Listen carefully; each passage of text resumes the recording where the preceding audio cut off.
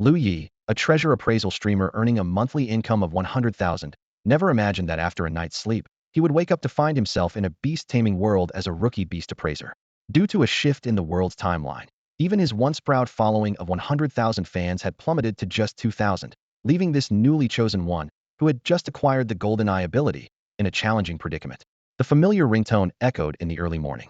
Lu Ye instinctively grabbed the phone beside his pillow, his heavy eyelids catching sight of the reminder for his nightly 8 p.m. livestream. As a treasure appraisal streamer on the Dole platform, he had grown accustomed to the routine of streaming from 8 p.m. until 2 a.m. every day. Several shocking news headlines on the phone screen caught his attention. Chen Yu, president of the Chongqing Beast Taming Association, advances to legendary beast tamer, becoming the 9th legend of our time, and Chongqing's number 47 mystic realm to open within 6 months. Experts detect the presence of an S-rank bloodline beast, the heavenly Earth Chicken King. With a look of disbelief, he clicked into the news, only to find that all the reports came from the official Chongqing Blue verified account, with over 5 million followers. At that moment, a surge of unfamiliar memories flooded his mind, causing intense pain that distorted his expression. 50 years ago, a massive asteroid approached Blue Planet, but shattered into countless fragments before impact. The resulting purple light that enveloped the globe caused widespread mutations. Humanity gained access to soul spaces, enabling them to form contracts with mutated creatures and become beast tamers. 40 years ago, bloodthirsty exotic beasts emerged from mystic realms, triggering a 3-year war to save the world. To protect humanity, dangerous mystic realms were sealed, the Blue Planet Federation was established, and a pet beast ranking system was devised.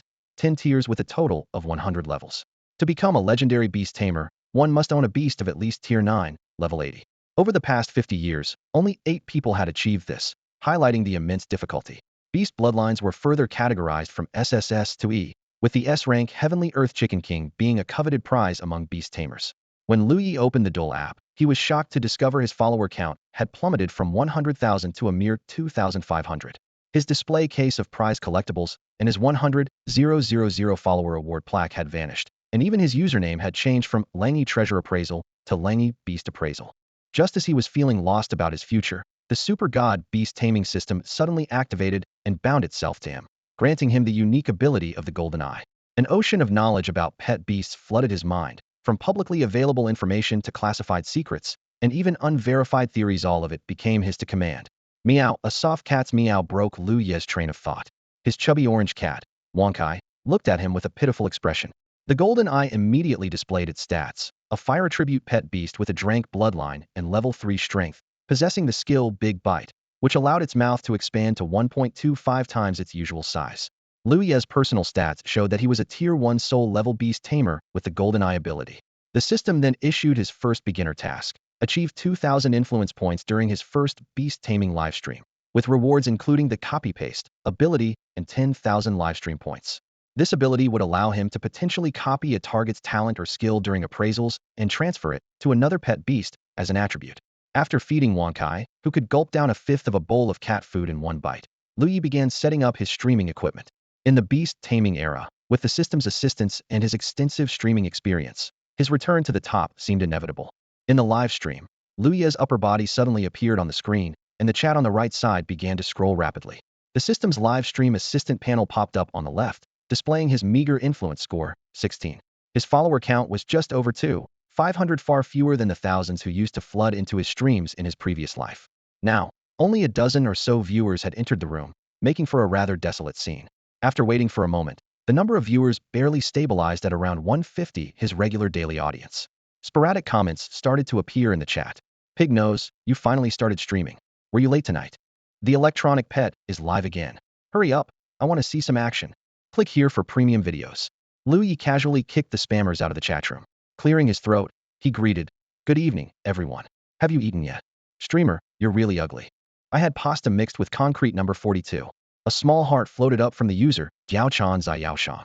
Seeing the chat filled with random chatter, Lu Ye didn't say much and directly clicked the co-stream button. Alright, same rules as always, let's start identifying beasts. As soon as he finished speaking, a connection request popped up. Yao Yao fanbadge LV.5 is requesting to co-stream. Lu Ye paused for a moment, the name striking him as oddly familiar. Clicking on her profile, he suddenly remembered. She seemed to be a minor fan from his previous life who often brought rare and expensive artifacts to his treasure appraisal streams, significantly boosting his viewership. She was practically a little heiress. Now that Beast Appraisal was in vogue, he wondered what kind of pet she would bring. After confirming the connection, the livestream screen split into two. On the left was Lu Ye's face, while on the right appeared a pink fox lying on a bed. It had a petite and delicate form, its fur a soft pinkish-white hue. Its fluffy tail curled beside it, and its half-closed eyes occasionally let out faint whimpers. The chat erupted instantly. Whoa, is that a Sakura fox? A Sakura fox of this quality would be at least 150,000. This stream is full of hidden gems, huh? Isn't that from our origin god lore? Even Lu Ye was secretly astonished. The Sakura fox, a special pet beast from secret realms, was prized as a decorative pet due to its adorable appearance. Its rarity made it difficult to breed, and its owners were typically wealthy or influential. The cheapest one on the market cost at least 100,000 Federation credits. This certainly matched the little heiress's style. Master Yi, can you hear me? A familiar soft and delicate voice came from the other side of the video. It sounded exactly as Lu Ye remembered, momentarily making him feel as if the world had remained unchanged. Yes, I can hear you. Lu Ye replied instinctively, rubbing his hands together out of habit. Your Sakura fox is quite impressive. Yao Yao sounded confused, clearly not understanding what he meant. Never mind. Lu Ye quickly corrected himself, realizing that his treasure appraisal catchphrases didn't quite fit with Beast Appraisal. Do you have a specific issue with it? I'm not sure what's wrong, but it hasn't been eating much the past few days, and it's been very disobedient. It won't even let me touch it, Yao Yao explained, cautiously extending her fair hand toward the fox. However, before her hand could reach the Sakura fox, it suddenly opened its eyes wide, slightly baring its teeth, and letting out a low hissing sound. Yao Yao immediately withdrew her hand. What a fierce Sakura fox, Lu Ye muttered to himself, frowning slightly as he began to ponder the cause of the pet's unusual behavior. Experts often describe cherry foxes as gentle and docile creatures, but no one expected this one to display signs of aggression. Lu Ye stared at the pink little fox on the screen, pondering silently. Suddenly, a panel popped up, listing the cherry fox's attributes in detail. Type, cherry fox. Level, 7. Bloodline, grade B. Attribute, psychic. Mental state, in love, rebellious, melancholy. Physical state, hormonal imbalance, poor appetite, suboptimal health. Talents, adorable, rare. Skills, psychological comfort. Lu Ye frowned slightly. The panel was perplexing. A grade B bloodline was already rare among ornamental pet beasts, not to mention the complex mental state and unusual physical condition. He speculated privately that Yao Yao's family background might not be ordinary. Feigning thoughtfulness, Lu Ye spoke slowly. Could you bring the phone closer? I think I hear it making a sound. Yao Yao complied, moving her phone closer. Instantly, a low, sorrowful whimper filled the live stream, tugging at the viewer's heartstrings. The comment section exploded. Cherry Fox-san, the cherry blossoms are blooming back home. That sound is so pitiful. Could it really have been mistreated? Sun Xiaochuan must have done it.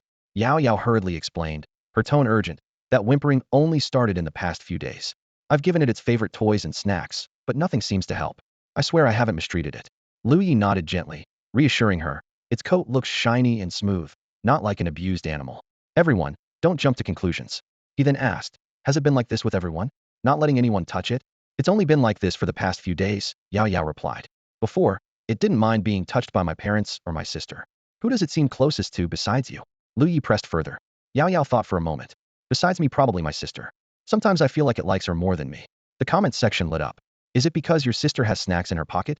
What is this, a snail story? Why is the streamer speaking in riddles? Can't you just say it already? Glancing at the comments and noticing the viewer count had surpassed 500, Lu Ye realized the cherry fox had drawn considerable attention. He thought to himself, evaluating rare creatures is an art. Even if you know the answer, you can't reveal it outright. You need to create suspense to keep the audience engaged and attract more viewers. Has it interacted with any other pet beasts? Lu Ye continued asking, furrowing his brow as if faced with a challenging puzzle. Yes, it gets along well with my sister's Songsun fox, Yao Yao answered promptly. Songsun fox? Lu Ye's mind conjured the image of a petite black fox, a unique pet beast from the Songqing secret realm, known for its speed and often used in combat. The comments went wild again. Even the weakest Songsun fox has a grade B bloodline. Wow, they must be loaded.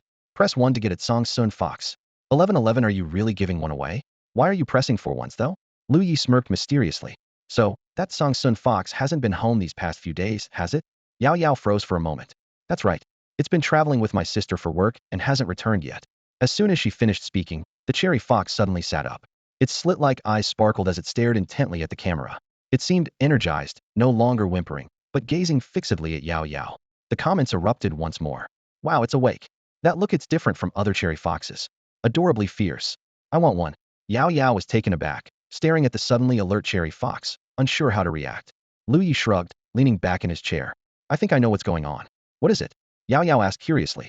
With a slight chuckle, Lu Ye said, everyone, give this livestream a like. Once we hit 1,000 likes, it'll reveal the reason. The comments were in an uproar. Seriously? Now we have to like the stream? Just tell us already. Unfollowing, unfollowing. 1. Seeing the comments about to spiral out of control, Lu Ye decided to stop teasing. With a casual gesture, he said, your Cherry Fox is experiencing its first love. As soon as Lu Ye finished speaking, the live stream fell into a brief silence. Yao Yao froze in place, and the barrage of comments paused for a few seconds. Then, as if a fuse had been lit, the chat in the live stream with 500 or 600 viewers exploded, flooding in like a tidal wave. Seriously? Puppy love now. This Sakura Fox doesn't even look like it's of age. How could it be in a relationship? No way, Sakura Foxes don't even have a concept of mates. At most, they'd go into heat. Where's the puppy love coming from? This streamer is desperate for attention. I'm out. Among the barrage of comments, there were both ridicule and rational discussions. But one thing was clear, everyone found the idea of early romance absurd. Yao Yao clearly didn't believe it either, but seeing Lu Ye's confident expression, she couldn't help but ask, are you saying, puppy love? Yep. Lu Ye nodded and began explaining. It has to do with your sisters, Sangshuan Fox. If I'm not mistaken, when your sister is home, that Sangshuan Fox is always out and not kept in her soul space. And this Sakura Fox must be sticking to that Sangshuan Fox all the time. I ruled out other spirit beasts because Sakura Foxes are naturally lazy and dislike moving around. The only one it could frequently interact with is that Sangshuan Fox. Yao Yao's eyes widened in surprise. You're absolutely right. It really likes my sister's Sangshuan Fox. Her tone grew complicated. But my Sakura Fox is only 3 months old. That doesn't make sense. Just then, the Sakura Fox's nose twitched. It suddenly leapt off the bed and darted out of the camera's view. Yao Yao let out a startled cry and quickly turned her phone to follow the fox. The little creature had rushed to the door and was pawing at the gap, as if eager to get out. What's going on with it? Foxes can see things we can't. Maybe there's something spooky in the room. Probably just stressed out. Before Yao Yao or Lu Ye could respond, the door suddenly opened.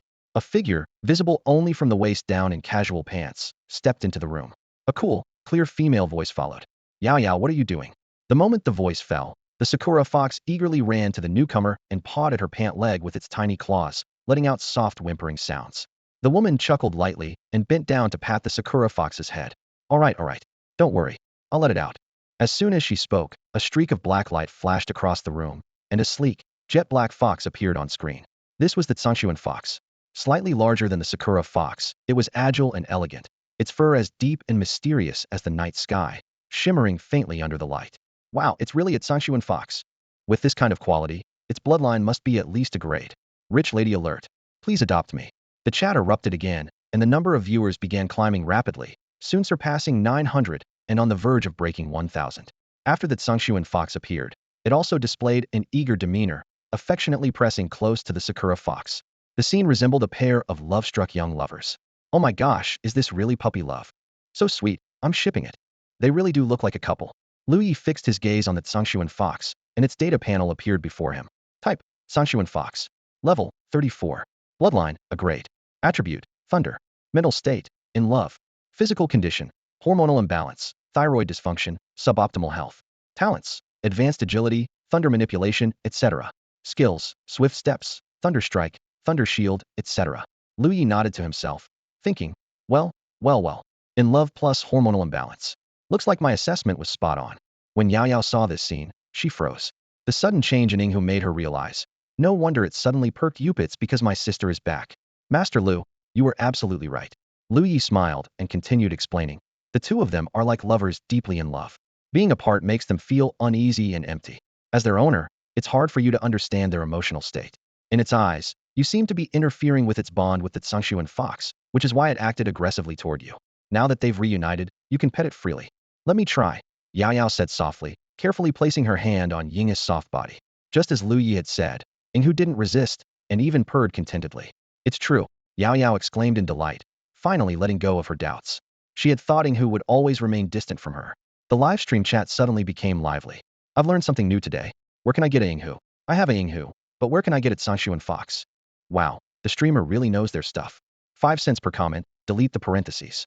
Seeing these reactions, Lu Ye felt quite satisfied. He turned to Yao Yao and asked, Yao Yao, is the person next to you your sister? Yao Yao hesitated for a moment, seemingly muting the mic to confirm, then replied, Yes, she's my sister. Lu Ye continued. Could you ask her if that Sangshuan Fox's behavior has also been unusual while separated from Yinghu over the past few days? Yao Yao muted the mic again to ask, then replied. My sister said it has been acting a bit off, and she's planning to take it for a checkup. It would be best to bring Yinghu along, Lu Ye began explaining. Unlike humans, companion beasts with independent consciousness lack self-control in matters like these. Being apart makes them miss each other even more, causing hormonal imbalances. Even in a grade bloodline, Sangshuan Fox can't avoid this. In severe cases, it could disrupt their normal lives and lead to unimaginable consequences. I've seen many similar cases, and most pet care centers have reliable solutions for this. They'll take her for a checkup, Yao Yao responded softly. The live stream chat became active again. That actually makes sense. Any PhD experts here want to chime in? I'm a grad student. While these symptoms exist, they usually wouldn't appear in an Yinghu. At that moment, Yinghu and Sangshuan Fox seemed to sense the mention of a checkup and turned to stare at the camera simultaneously. Lu Ye chuckled lightly. All right, if there are any issues later, feel free to reach out to me. This live stream isn't going anywhere. After we go offline, I'll also reach out to you about something related to Ying Hui's not suitable to discuss here. He knew exactly what he needed to address. Ying's bloodline. Upgrade bloodline Yinghu was extraordinarily rare, almost non-existent. Revealing this during the live stream could attract unwanted attention, which was something Lu Ye wanted to avoid. Okay, Yao Yao replied sweetly. Should I end the call now? Sure, bye-bye. As soon as the call ended, the live stream chat exploded. Wow, the streamer's about to hit the jackpot with a rich lady. How could you do this to us? We agreed to stay single together. All right, it's over. The streamer's going to live off a sugar mom now. What's the secret? I'm dying to know. Remember to record this. The streamer's career is about to end. Seeing these comments, Lu Ye almost choked. Seriously, where do you people come up with this stuff? He rolled his eyes. To address the chat's curiosity, he wiggled his eyebrows mysteriously and said, all I'll say is, those who know, know. If you don't, I won't explain. Just let it go, it's better for both of us. Pretend you don't know anything. Before he could finish, a flurry of gift notifications appeared on the screen. Lu Ye immediately perked up and exclaimed, whoa. Thank you, Yao Yao, for the 2 sports cars. Much appreciated. Each sports car was worth 500 Federation credits, making the total 1,000, a generous gesture indeed. The chat grew even more envious. Damn, I'm still living paycheck to paycheck, and this happens. Throwing 1,000 just like that? Rich lady, please adopt me. They'll chip in $1 to crowdsource the streamer's address. Who's in? Meanwhile, the number of viewers in the live stream soared to 1,100, with influence points hitting 5,000. Clearly, Yao Yao Xing, who served as an excellent draw. 10,000 followers were now within reach. After sending gifts to 2 streamers, when Yao Yao quickly turned off her phone screen and glanced at her sister, when Ishi, who was seated on a chair, she gave an embarrassed smile, her chubby cheeks making her look even cuter. Sis, when did you get back? When Yao Yao asked softly, a hint of nervousness flashing in her eyes. When Ishi, tall and elegant with long, silky hair draped casually over her shoulders, looked at her younger sister with a mix of exasperation and concern. Her refined features exuded maturity and an air of aloofness. Did you just send him gifts again? She asked bluntly. Oh, come on. It's just my allowance. It's no big deal. When Yao Yao replied nonchalantly, tapping her fingers lightly on the desk. When Ishi sighed softly. She was 8 years older than Wen Yao Yao, and their family spoiled her younger sister immensely, giving her a hefty 5-figure monthly allowance. While the money wasn't a concern for their affluent family, when Ishi couldn't help but worry about her sister's carefree spending habits. Look, sis, Wen Yao Yao said, grabbing Wen Yix's hand and pointing at the screen, where 2 animated foxes were interacting. He just explained why the little fox was upset with me, and even gave me a solution. Sending him some gifts isn't a big deal, right? When Ishi frowned slightly. She had overheard Lu Ye's commentary about the foxes earlier. While the situation he described was somewhat accurate, as a graduate student specializing in pet beast research, she was skeptical of his words. To her, Lu Ye gave off a charlatan-like vibe, far from trustworthy. With that thought in mind, she asked cautiously, did he say he would tell you more about the cherry fox after the live stream? When Yao Yao hesitated for a moment. Well, yes. Did he add you on any social platform? When Ishi pressed, her disapproval evident in her gaze. No, we just followed each other on dual platform. That's all. When Yao Yao hurriedly explained, waving her hands nervously. I'm really worried you'll get scammed one day. When Ishi said helplessly, turn on your computer. I want to see if his live stream is legit. Seeing her sister getting more entangled, she decided it was time to intervene. When Yao Yao didn't dare refuse.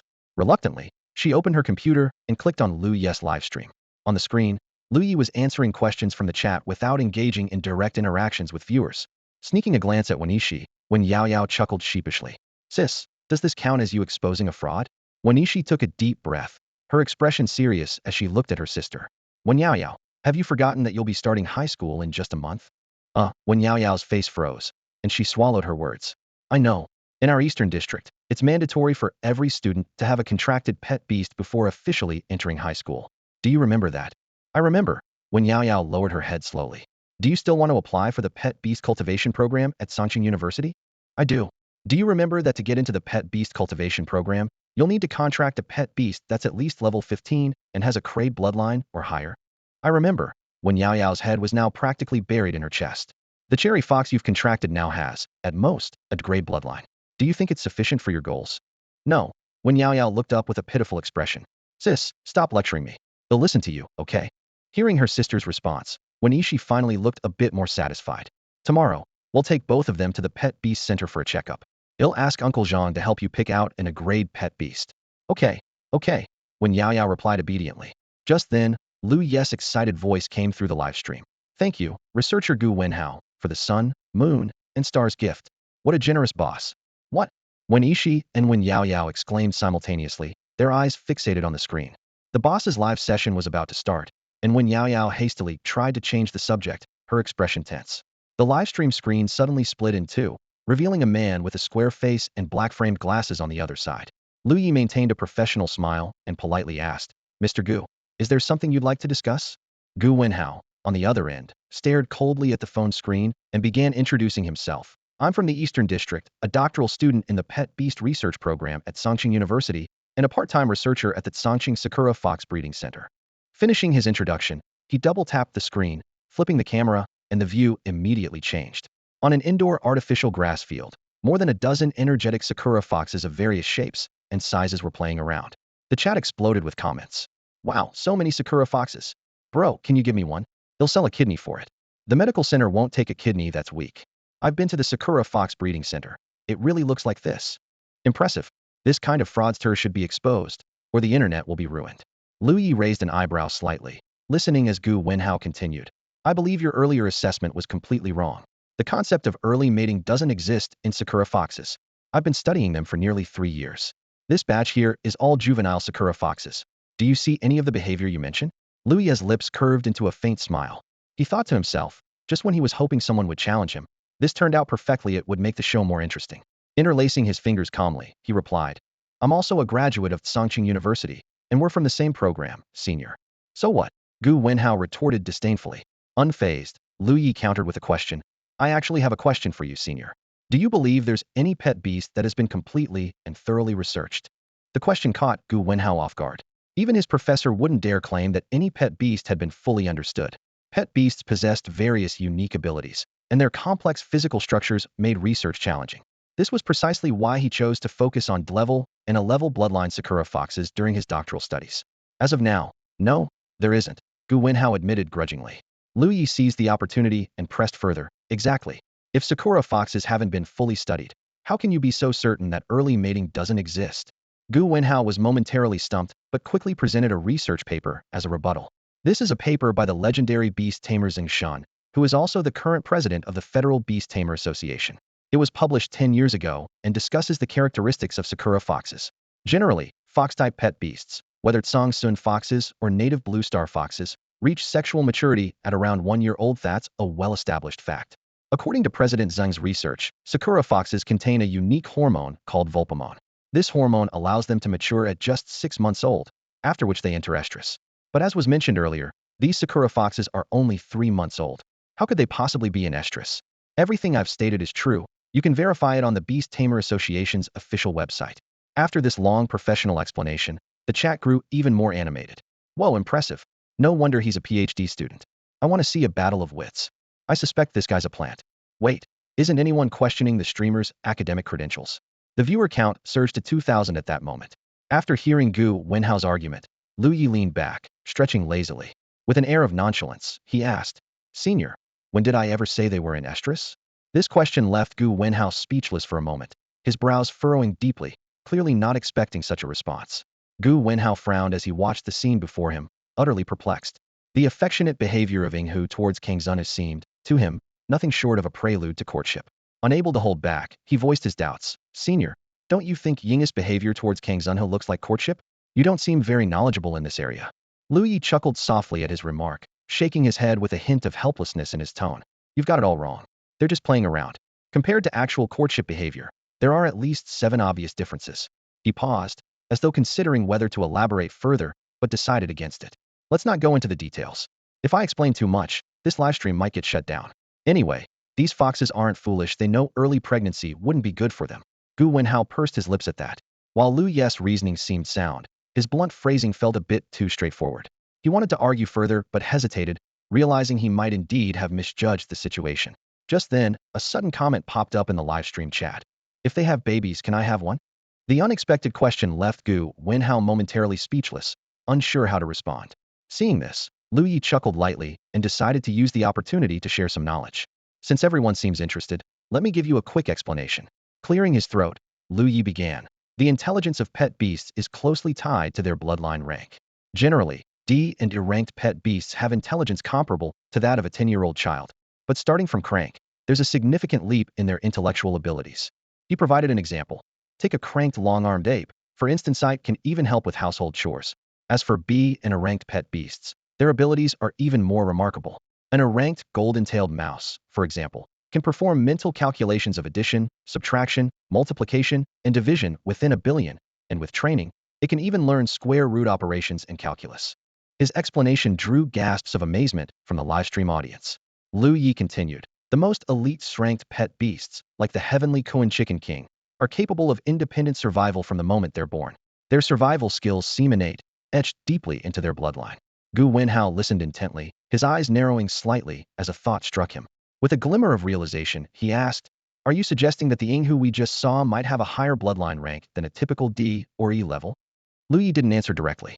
Instead, he shrugged nonchalantly and replied ambiguously, that's just my guess. But if I had to estimate, I'd say that Ying's bloodline rank is at least clevel. He deliberately avoided elaborating further, likely out of consideration for Yao Yao's privacy. The livestream chat exploded with excitement, with viewers spamming 6,666 in admiration. One comment read, I had no idea about any of this. This explanation is top-notch. In Wen Yao Yao's room, an unusual scene was unfolding. When Ishi stood at the door, her brows slightly furrowed, her gaze fixed on the pair of affectionate foxes inside. The 2 cherry foxes, with their sleek fur, were grooming each other, occasionally touching noses, like a couple deeply in love. When Ishi recalled Lu Ye's explanation and couldn't help but fall into deep thought. Cherry foxes were known for their low intelligence, yet this one seemed exceptionally clever, even knowing how to kiss. Could it have learned this from watching TV dramas? She mused to herself. When Yao Yao, however, was too excited to dwell on such details. She eagerly proposed, sis, let's test Xiao Hu's bloodline. When Ishi hesitated for a moment before finally nodding. All right, they'll go get the bloodline stones. She explained that there wasn't a specialized instrument for testing bloodline quality yet, so they had to rely on bloodline stones sourced from secret realms.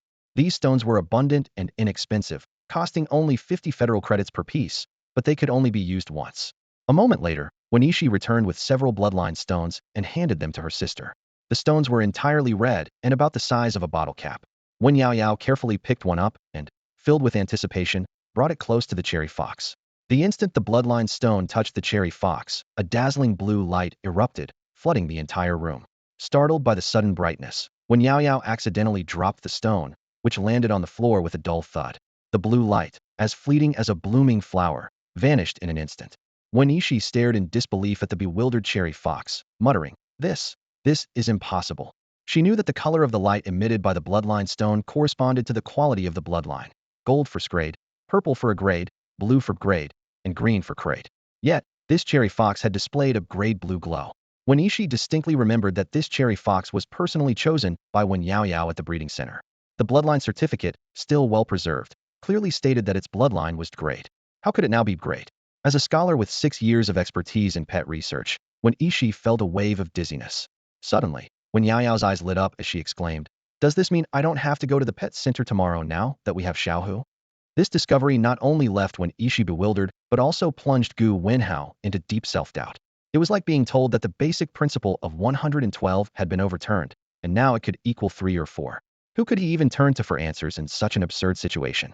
His elementary school teacher? However, as a top student of an academic authority, Gu Wenhao resolved to get to the bottom of this. He was about to argue that he hadn't witnessed the cherry fox's bloodline test himself and couldn't trust such claims. But just then, a special comment caught his attention. It was a premium image comment worth 50 credits, sent by someone with the ID YaoFanBadgeLV.7. The comment confidently declared, "The picture is real. Xiaohu is a grade bloodline." With trembling fingers, Gu Wenhao clicked on the image, and the sight before him made him gasp. The picture clearly showed the early dating cherry fox, with a bloodline stone beside it glowing intensely blue. "It's actually grade?"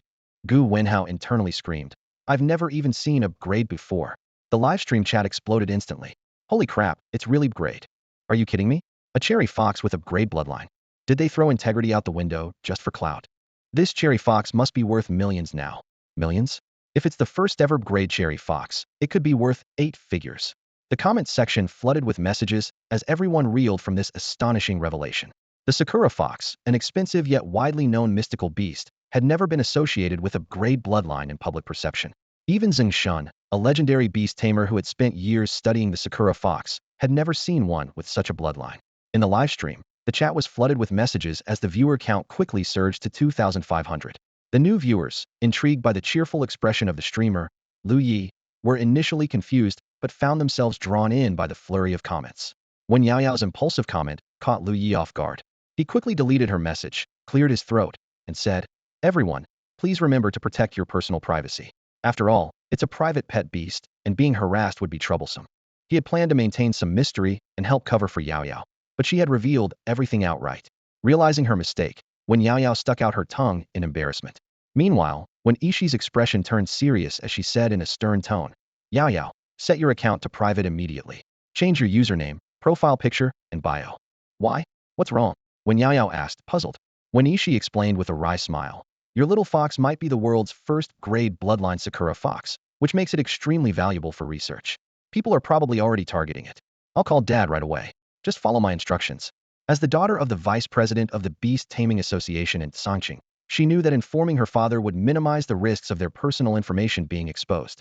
When Yao Yao nodded in agreement, quickly exited the livestream, and began updating her account details. Within just 3 minutes, her follower count had increased by over 300, and her inbox was flooded with messages inquiring about the Sakura fox and offers to purchase it. A shiver ran down her spine as she finally grasped the gravity of the situation, prompting her to work even faster. Seeing Yao Yao leave the livestream, Lu Ye let out a small sigh of relief and immediately shifted the topic to prevent the chat from spiraling out of control and revealing more of her information. At that moment, Gu Wenhao, who was connected to the stream, suddenly sighed and said, "Sigh. Master Lu, you were absolutely right. I owe you an apology." Lu Ye's eyes lit up, remembering that Gu Wenhao was still online. He responded with a smile, "It's no problem, senior. In academia, maintaining a spirit of skepticism is commendable." Then, he asked tentatively, "Senior, are you about to graduate?" "Yeah, why do you ask?" Gu Wenhao replied, "I'm guessing your thesis topic is related to Sakura foxes?" Lu Ye continued probing. Gu Wenhao hesitated for a moment. With nearly 3,000 viewers in the livestream, he felt a bit self-conscious. Nonetheless, he admitted, "Yes, it involves Sakura foxes, but my research focuses on fox-type pet beasts." Someone in the chat scoffed, "I thought PhD students researched dragons or tigers or something." "This is it. Honestly, I was studying bone dragons back in college." His topic seems so low-level. "Don't dismiss it like that. Do you even know that Songqing University is one of the top schools in the Eastern District?" Another viewer countered. Noticing the successful shift in the chat's focus, Lu Ye chuckled softly and continued steering the conversation. "If that's the case, and you're working at the Sakura Fox Breeding Center, why not test the bloodlines of the foxes there? If you discover a grade or crade bloodline Sakura fox, it would align perfectly with your thesis topic, wouldn't it?" Gu Wenhao's eyes lit up when he heard Lu Ye's words, as if he had just discovered a breakthrough in his research. He exclaimed excitedly, "What a genius! I was struggling to find a topic for my paper, and now I've got inspiration." His mind raced, and his excitement was palpable. Gu realized that sudden phenomena like the Sakura fox had yet to be studied in academia. If he could be the first to explore it, he might even get published in the premier Beastmaster journal. The thought made his heart race and his breathing quicken. "Thank you, Master Yi," Gu Wenhao said eagerly. "I'll start preparing right away." He hurriedly ended the call, his fingers flying across the screen. Just before leaving the livestream, he unhesitatingly sent several luxury car gifts, draining his account balance in one go. Lu Ye noticed the gift notification and grinned. "Thanks to Senior Gu for the 2 sports cars. Such generosity," he said, secretly marveling at the researcher's lavishness. The chat room quickly veered off topic, and Lu Ye decided it was time to wrap things up. "All right, folks, today's been quite a ride. Let's call it a night. Sleep well, everyone," he said casually. The chat exploded with complaints. Only an hour. The streamer's so lazy. I just joined. And you're leaving already? Ignoring the grumbles, Lu Ye clicked the End Livestream button. The screen went dark, and the chat came to an abrupt halt. A system notification chimed, summarizing the stream's results. Stream duration, 49 minutes. Peak viewers, 3,305. Gift earnings, 1,202. Federation credits platform takes half. Influence converted to stream points, 11,976. The system continued. Beginner task 1 completed. Reward, host ability, copy-paste, and 10,000 stream points. Current stream points, 21,976. The copy-paste ability activated automatically, replicating the talents or skills of the pet beasts identified during the stream. The system confirmed the successful replication and displayed the rewards: talent, valuable, and talent, thunder manipulation. This brief yet efficient live stream not only brought Lu Ye substantial rewards, but also inadvertently pointed Gu Wenhao toward a promising research direction. It was truly a win-win outcome. Lu Ye's gaze was fixed on the last system notification, and his heartbeat quickened involuntarily. 2 talent entries? His luck was simply unbelievable. He couldn't even recall appraising that Song's son Fox, yet somehow, he mysteriously obtained its entries. While still in astonishment, the system promptly displayed the detailed descriptions of the 2 talents before him. Expensive, this talent entry made Lu Ye's expression turn peculiar. Once applied, it would make the pet beast's digestive system fragile and prone to minor ailments, but it would also increase its mental strength by 20. Wasn't this the perfect embodiment of the word expensive? A mental image of Wang Kai frequently falling ill and racking up medical bills flashed through Lu Ye's mind, and he couldn't help but chuckle. In contrast, the lightning manipulation entry made his eyes light up. Though the literal meaning seemed a bit off, this was a rare special talent exclusive to Thunder type or Shrank and above beasts. Lu Ye's gaze instinctively shifted to Wang Kai, who was sound asleep. Sensing its master's unusual stare, Wang Kai opened its sleepy eyes and let out a confused meow. With a mischievous grin, Lu Ye asked, Wang Kai, do you want to shatter the darkness with thunder? This question reminded Wang Kai of its master's frequent outbursts while playing mobile games, and it immediately grew wary. It shook its head repeatedly, clearly uninterested in any so-called thunder power. Surprised but respectful of Wang Kai's choice, Lu Ye decided to tempt it with food. All right, how about this 3 canned treats? Seeing Wang Kai still hesitating, he upped the stakes. And 3 more cat sticks. At last, Wang Kai reluctantly agreed. Good, sit still and don't move, Lu Ye instructed, then silently commanded in his mind. System, apply the lightning manipulation talent to the orange tabby Wang Kai. As soon as the words left his thoughts, a faint current of electricity coursed through Wang Kai's body. Its eyes widened, and its orange fur instantly stood on end. However, instead of causing harm, the current brought an unprecedented sense of comfort. Wang Kai let out a contented purr, unable to suppress its delight. The system notification followed shortly. Talent successfully applied. Orange tabby Wang Kai has acquired the lightning manipulation talent, level 3, and gained the skill Thunderfire Shield. Gazing at the transformed Wang Kai, Lu Ye couldn't help but anticipate its future potential. What kind of remarkable transformation would this ordinary orange tabby undergo with such a unique talent? The Thunderfire Shield, a powerful defensive skill that fuses the forces of fire and lightning, forms an impenetrable barrier on the user's body when activated. This unique combination not only significantly enhances resistance to fire and lightning attributes, but also left Lu Ye utterly amazed. So many bonuses? A flicker of surprise flashed in Lu Ye's eyes. Initially, he thought he had merely gained the ability to manipulate lightning, but it turned out to come with a level boost and a brand new skill. As the foundation of every pet beast's strength, a level increase directly translated to a leap in power. Wang Kai, the stray cat Lu Ye had been raising since his high school days, was currently experiencing an unprecedented surge of energy within its body. It cautiously extended a paw, only to discover faint currents of electricity and sparks coursing through it. This revelation made its eyes widen in disbelief, its face a picture of astonishment. Seeing Wang Kai's bewildered expression, Lu Ye couldn't help but laugh. This cat, due to its breed's nature, had always been a complete homebody, utterly disinterested in physical activity. Even after the advent of the era of beast tamers, it had never taken the initiative to train. At 5 or 6 years old, its level was still a pitiful 3. But now, with the system's assistance, it was experiencing the shock of growing stronger for the first time. Let's try the new skill, Lu Ye instructed. Wang Kai, use Thunderfire Shield. Meow, Wang Kai responded lazily, not moving an inch. Lu Ye sighed and added a tempting offer. They'll give you 3 more cat treats. That condition clearly won Wang Kai over. Satisfied, it nodded and began to activate the Thunderfire Shield. Closing its eyes, a faint glow quickly enveloped its entire body. Moments later, a shield interwoven with electricity and fire slowly emerged, wrapping entirely around Wang Kai. Perhaps due to its lack of proficiency, Wang Sai's fur stood on end once more, puffing up like a porcupine bristling with static electricity. You look so chubby, Lu Ye teased. Wang Sai's eyes widened at the remark, and it nearly charged at Lu Ye in retaliation.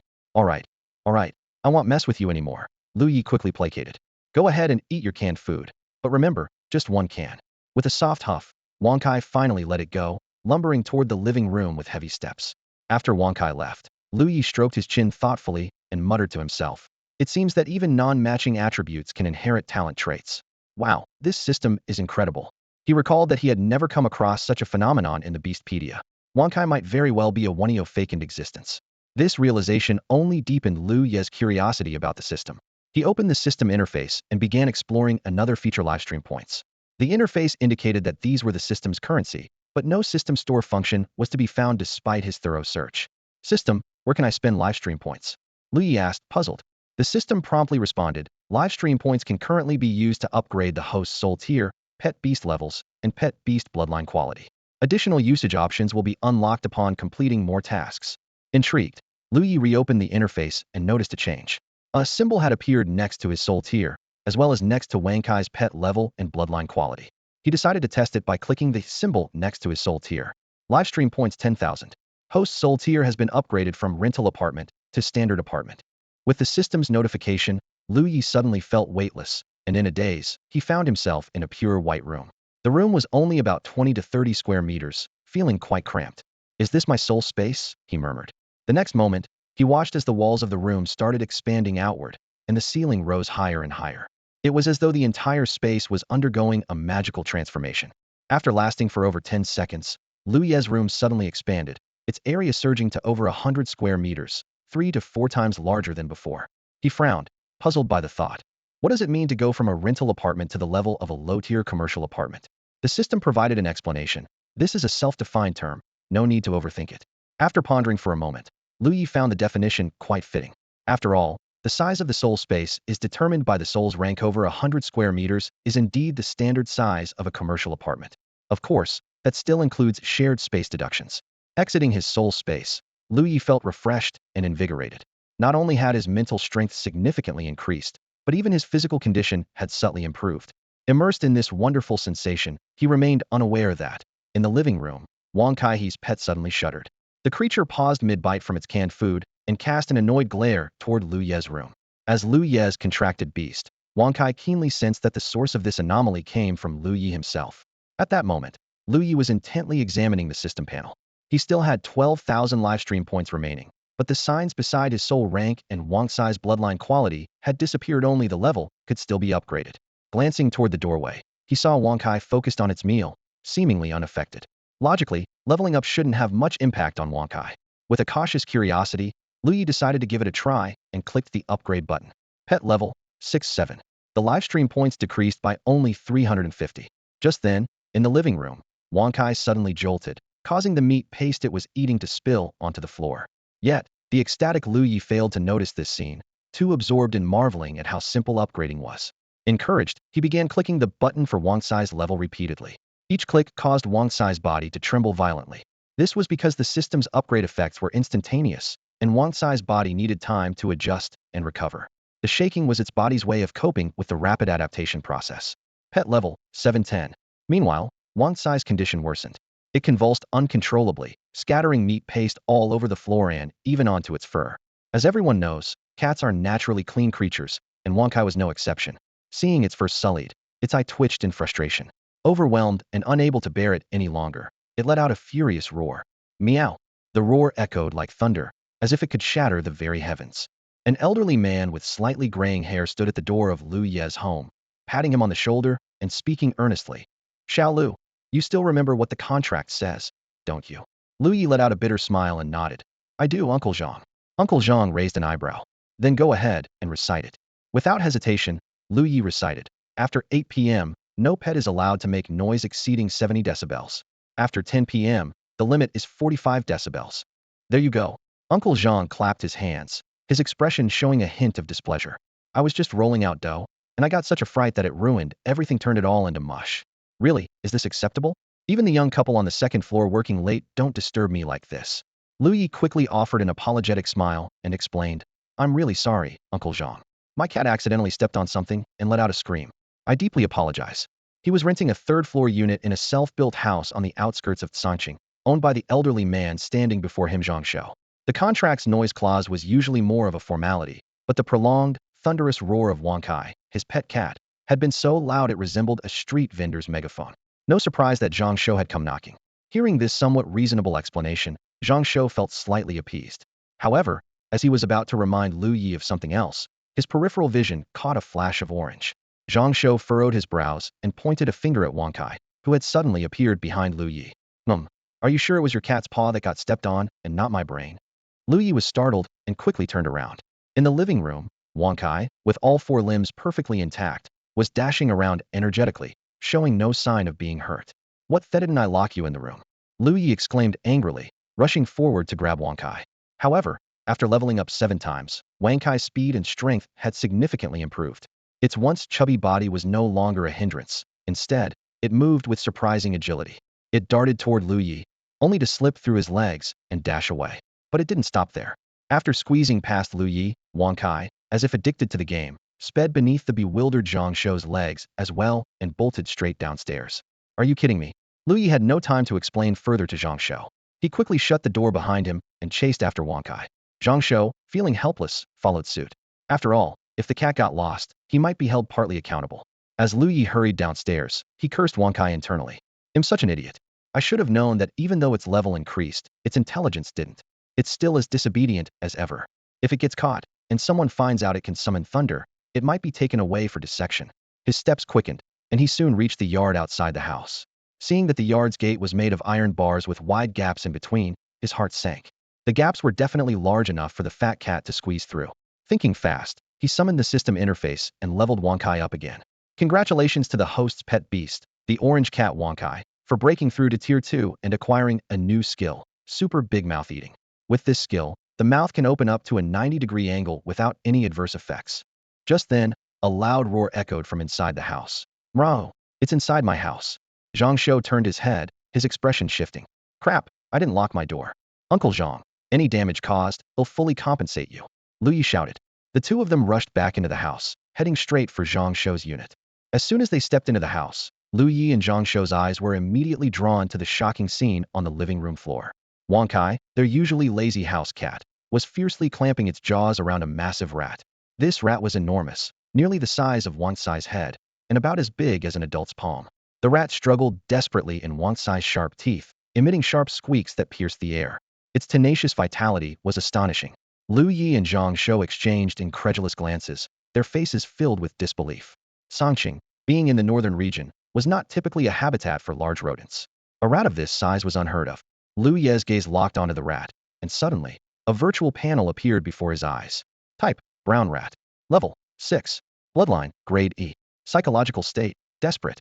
Physical state, severely injured, extremely hungry. Talent attribute, none. Level 6. Lu Ye was startled. No wonder even Wang Kai, who was at level 11, couldn't finish it off in one bite. Acting decisively, Lu Ye grabbed a rolling pin from nearby and rushed forward. Wang Kai, let go. Lu Ye commanded. The clever cat immediately understood, releasing the struggling rat from its jaws. With a swift motion, Lu Ye raised the rolling pin and struck the rat precisely on its head. A crisp crack echoed through the room, and the rat was instantly killed. Wang Kai, seeing this, had a gleam of satisfaction in its eyes. It licked its lips and made a move to grab the rat's corpse. Lu Ye, annoyed, grabbed the scruff of Wang Sai's neck and lifted it. You greedy little thing, didn't you just eat 2 cans of cat food and 3 cat treats at home? While Lu Ye scolded Wang Kai, Zhang Shou crouched down to examine the unusual rat closely. His brows furrowed as he turned to Lu Ye. Xiao Lu, you graduated from Changqing University, right? What kind of rat is this? Setting down the rolling pin, Lu Ye pinned the still struggling Wang Kai to the floor and crouched beside Zhang Shou. From what I can tell, this should be the brown rat commonly found in our northern region. Brown rat. Zhang Shou's confusion deepened. How could it grow this big? Under normal circumstances, it couldn't. Lu Ye replied after a moment of thought. Although most creatures on Blue Star have undergone mutations since the Beast Taming Era, species as widespread as the brown rat rarely have the conditions to grow to this size. In the Beast Taming Era, biological mutations and upgrades primarily occur due to the special energies found in secret realms. Without proximity to a secret realm, It's nearly impossible for a creature to surpass level 5 through natural means. Lu Ye glanced around the room and added, but there isn't any secret realm within 10 miles of here. The most likely explanation is that it consumed something unusual, which caused its abnormal growth. Zhang Shou rubbed his chin, looking puzzled. But I haven't bought any petrolated supplements or medicines. Just then, Wang Kai suddenly broke free from Lu Ye's grasp and darted into the kitchen like an arrow. The two men followed closely behind, only to find Wang Kai perched on the kneading board, with an even larger rat clamped in its jaws. Lu Ye's eyes widened as he realized this new rat had reached level 7. Its virtual panel was similar to the previous one, but what shocked him was the talent attribute displayed, lightning manipulation. The rat squirmed violently, faint currents of electricity crackling across its body, as if it was preparing to unleash some hidden ability. Just as Lu Ye started to worry, Wang Cai's mouth suddenly sparked with electricity, delivering an unexpected, pain-free electrotherapy to the rat that left it stunned. This time, Wang Kai seemed to have learned its lesson. It didn't hold onto the rat's corpse, but instead dropped it on the floor. Then, it sauntered over to Lu Ye, rubbing against his pant leg as if seeking praise. Lu Ye gently patted Wang Cai's head, his tone carrying a hint of apology. All right, I was wrong to blame you. How about I give you an extra meal when we get back? Wang Kai let out a satisfied meow and rubbed against its owner's hand. Zhang Shou's voice suddenly turned shaky, a trace of fear flickering in his eyes. Xiao Lu, if that rat bites someone, would it leave bruises all over? He shuddered at the thought of the electricity-emitting rat he had just witnessed. I'm all alone here, without a pet beast to keep me company. It's terrifying. Lu Ye's expression grew serious as he nodded slowly. That's likely. Even an ordinary brown rat can pose a certain threat to regular people, let alone a level 7 giant one. It could potentially kill someone. He glanced at Zhang Shou, a tone of relief in his voice. Good thing Wang Kai noticed it in time. Otherwise, Uncle Zhang, you might have been in real trouble tonight. Zhang Shou swallowed nervously, still shaken. Should I call the police? It's better to contact the Beast Taming Association, Lu Ye suggested. They're more equipped to handle situations like this. Zhang Shou nodded repeatedly and immediately pulled out his phone to call the Beast Taming Association. After reporting the situation, he turned to Lu Ye with a pleading look. Xiao Lu, can you ask Wang Kai to check my house again to make sure there aren't any more big rats? Lu Ye looked down at Wang Kai. Are there any more? Wang Kai let out a soft meow, indicating that the house was clear. Still uneasy, Zhang Shou asked. Are you sure we don't need to look around one more time? After a moment of thought, Lu Ye said to Wang Kai, go and check thoroughly once more. Though slightly reluctant, Wang Kai obediently walked off to inspect the house again. At that moment, Zhang Shou gripped Lu Ye's hand tightly, his eyes filled with gratitude. Xiao Lu, I really don't know what would have happened tonight without you. Thank you so much, and thank your cat too. Lu Ye smiled as he gently withdrew his hand. It's nothing, Uncle Zhang. We should help each other out. Zhang Shou's eyes lit up as he made a suggestion. How about this? I'll waive your rent and utility bills for this month and next month as a token of my appreciation. Lu Ye gladly accepted. Thank you, Uncle Zhang. He couldn't help but calculate in his mind. Unlike his previous life, he had only managed to save a few thousand yuan after a year of live streaming here. Rent in this place was steep 3,000 to 4,000 a month. Skipping 2 months' rent was definitely a significant relief for him. Watching Wang Kai patrol the house one more time, Zhang Shou finally felt at ease. The room fell silent, leaving only the quiet tension of 2 people waiting. Suddenly, Wang Kai brushed against Lu Ye's pant leg, his eyes filled with a pleading hunger. Hungry already? Lu Ye asked in surprise. Wang Kai nodded pitifully. Although leveling up by 8 ranks relied on the system's energy, it still drained much of his own reserves. Lu Ye was about to take Wang Kai home to eat his cat food, but Zhang Shou grabbed his arm, still visibly shaken. With no other choice, Lu Ye sighed and went back alone to fetch the cat food. After all, he couldn't refuse after receiving such benefits. Soon, Lu Ye returned to Zhang Shou's house, dragging half a bag of cat food. The moment Wang Kai saw it, his eyes lit up, and he eagerly dove into the bag, devouring the food in large bites. The crunching sounds coming from the bag stirred a flash of nostalgia in Zhang Shou's eyes. Xiao Lu, I heard you do live streaming? Does it pay well? Zhang Shou suddenly asked. I used to earn 70 to 80,000 a month, but now. Lu Ye shrugged. It's okay, just enough to get by. Zhang Shou shook his head and sighed. That's not great. Life moves fast these days. Buying a house, a car, getting married, low income makes it tough. Lu Ye was about to argue but stopped himself when he remembered that Zhang Shou owned over a dozen properties. He wisely kept quiet. Noticing Lu Ye's hesitation, Zhang Shou pulled out a set of keys from his pocket. Here, these are the keys to a few of my rental properties. If you help me collect rent at the end of each month, they'll give you 20 as your pay. How about it? Lu Ye was stunned. The rent from these self-built houses easily added up to 40 to 50,000 a month. 20% was incredibly generous. As he hesitated, Zhang Shou glanced at the bag of cat food and explained, I used to have a cat-like beast that stayed with me for 30 years. After it passed, I never raised another. Your Wonkai reminds me of it. Since Wonkai saved me, I should show my gratitude to both of you. That 20 use it to buy snacks for Wonkai. As soon as Zhang Shou finished speaking, the crunching sounds in the bag abruptly stopped. A bizarre head emerged. Wankai's head had swollen to nearly double its size. His upper jaw stretched to a 90-degree angle, with his lower jaw stuffed full of cat food. His ears extended to the back of his head, stiff and upright, while his eyes were squinted into slits, his pupils glaring intently at Zhang Shou through the narrow gaps. The grotesque sight was a stark contrast to Wang Kai's previously adorable demeanor. Zhang Shou's eyes widened in disbelief. Suddenly, he clutched his chest, tilted his head, and collapsed. Hey, Uncle Zhang! Lu Ye quickly caught the unconscious Zhang Shou. Wang Kai, sensing something was wrong, forced himself to swallow the mouthful of cat food and let out a puzzled meow. Meow, my foot. Do you realize you scared him half to death? Lu Ye scolded Wang Kai, exasperated. That was Wang Sai's special skill and extraordinary ability to devour food. Lu Ye watched in disbelief as the seemingly ordinary house cat displayed a hippo-like capacity for eating, his eyes widening in astonishment. While the rare scene startled him, the young man quickly regained his composure, his mental resilience proving strong. Wang Kai glanced at Zhang Shou, who had collapsed on the ground, then looked innocently at Lu Ye, as if to say, "This has nothing to do with me." Without missing a beat, the cat resumed its feast. Lu Ye sighed helplessly, crouching down to check on Zhang Shou. Seeing that he had merely fainted, Lu Ye lightly patted his cheek, calling out, "Uncle Zhang, wake up." After a few gentle pats, Zhang Shou's face twitched slightly, and his eyes slowly opened. Groggily, he asked, "Why did I pass out?" Lu Ye, keeping a straight face, fabricated an explanation. "Probably low blood sugar, Uncle Zhang. You should have more sweets." Zhang Shou rubbed his temples, puzzled. "Is that so? I didn't know you had some medical knowledge, Xiao Lu." Judging by his expression, it seemed he had already forgotten the events that had just transpired. Lu Ye silently breathed a sigh of relief, thinking it was better this way. Just as Zhang Shou gathered himself, his phone rang. It was someone from the Beast Tamer Association. Zhang Shou quickly answered the call and directed them. Yes, it's here. You can come right in." The two of them stepped out into the yard. A vehicle bearing the Beast Tamer Association's emblem was parked just outside. From the car emerged two young individuals in uniforms, one man and one woman. Accompanying them was a pet Biasta canine with dark gray fur. The dog surveyed its surroundings with alert eyes, exuding intelligence. Recognizing the breed, Lu Ye noted that it was a spirit tracker hound, renowned for its exceptional sense of smell and a standard asset for the Beast Tamer Association. After the four met, the two staff members presented their credentials and introduced themselves. "Hello, we're Beast Tamer specialists from the Chongqing Beast Tamer Association. My name is Luo Qingyu, and this is Lu Siyu. Here are our IDs." Zhang Shou nodded enthusiastically, greeting them warmly. Great, please come in."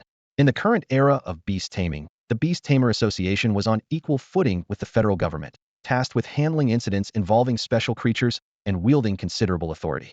Standing aside, Lu Ye's gaze settled on the spirit tracker hound. Quietly, he activated his unique ability to observe. Type, Spirit Tracker Hound. Level, 24. Bloodline, Class C. Attribute, Wind. Mental state, Alert. Physical state, Early stage Shadow Syndrome, Pre-disease phase. Talents, Moderate super speed, Wind manipulation, Enhanced smell. Skills, Intimidating roar, Gale strike.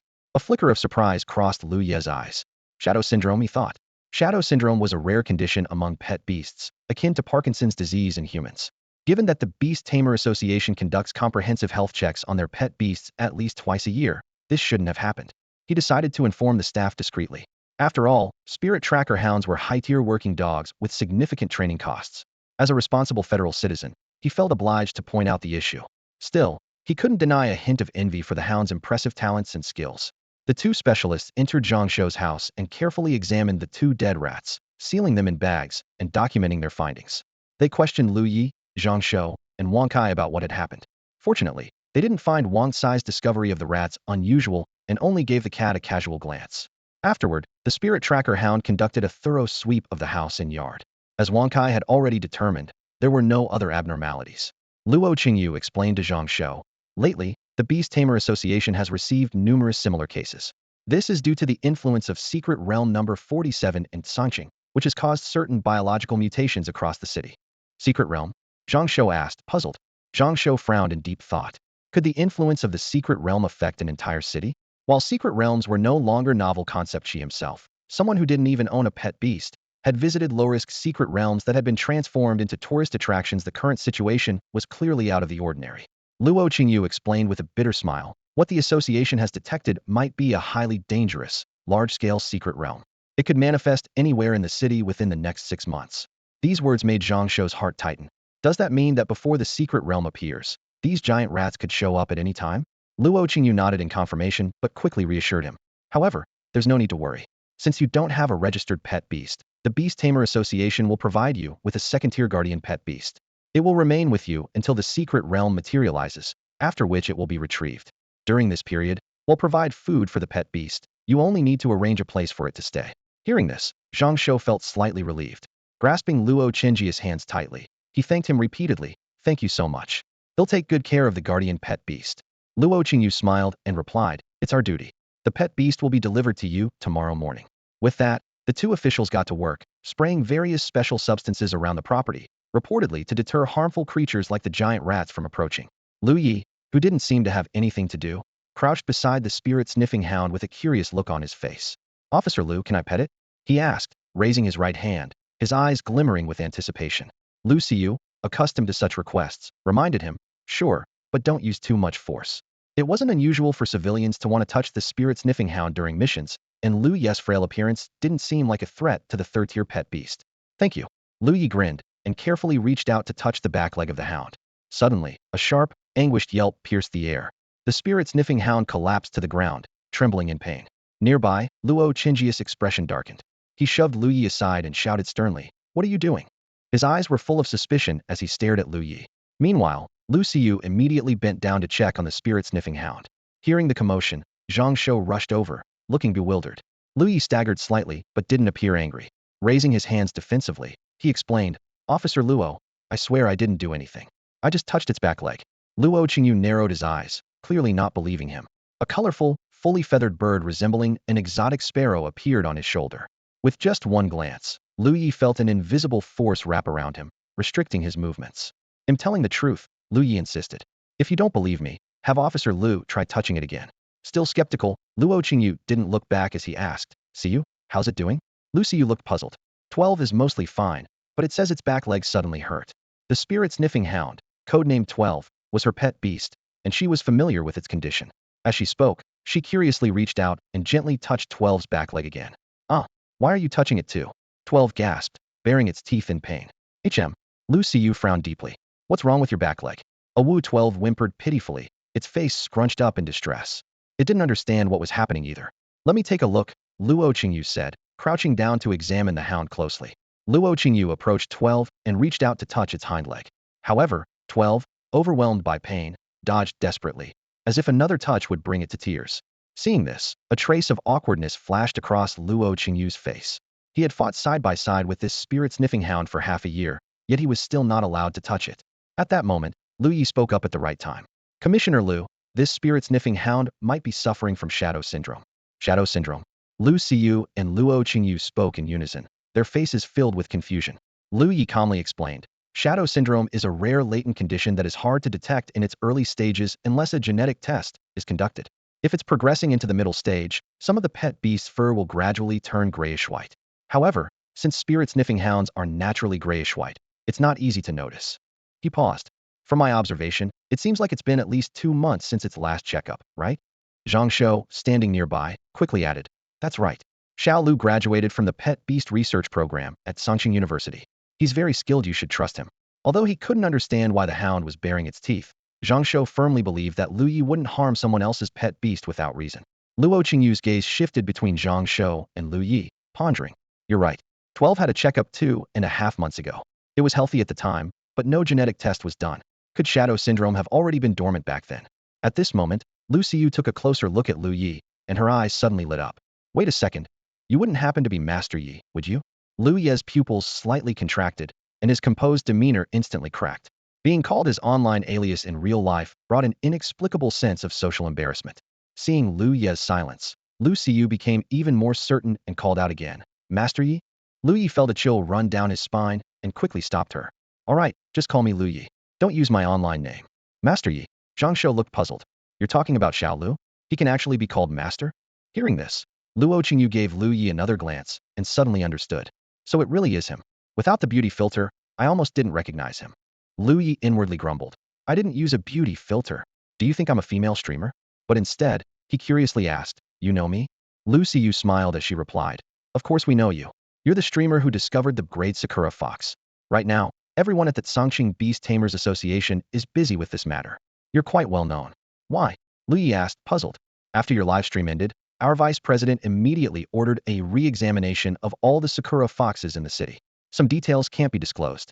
Because of your stream, the entire association had to work overtime in the middle of the night. Do you think you wouldn't become famous?" Lu Ye said with a sly grin. She and Luo Qingyu were on the night shift, so they had luckily avoided the chaos. Ah, this. Lu Ye felt a chill down his spine. What kind of fame is this? Don't worry, no one's going to retaliate against you. Lu Ye reassured him. But someone will probably come looking for you later, so be prepared. The way you say it makes me even more worried. Lu Ye said, looking at Lu Ye with a hint of unease. I hope you're right. After this unexpected exchange, the two commissioners began to trust Lu Ye and loosened their guard around him. Lu Ye, you said 12 has shadow syndrome. Is it serious? Lu Ye asked, gently stroking 12's head with concern. It's still in the early stage, so it won't affect its overall health, and the chances of recovery are high, Lu Ye answered. But it still needs a comprehensive checkup and genetic testing. After all, I'm not a professional pet beast veterinarian. Thank you, Lu Ye said sincerely, and Luo Qingyu also gave him a grateful look.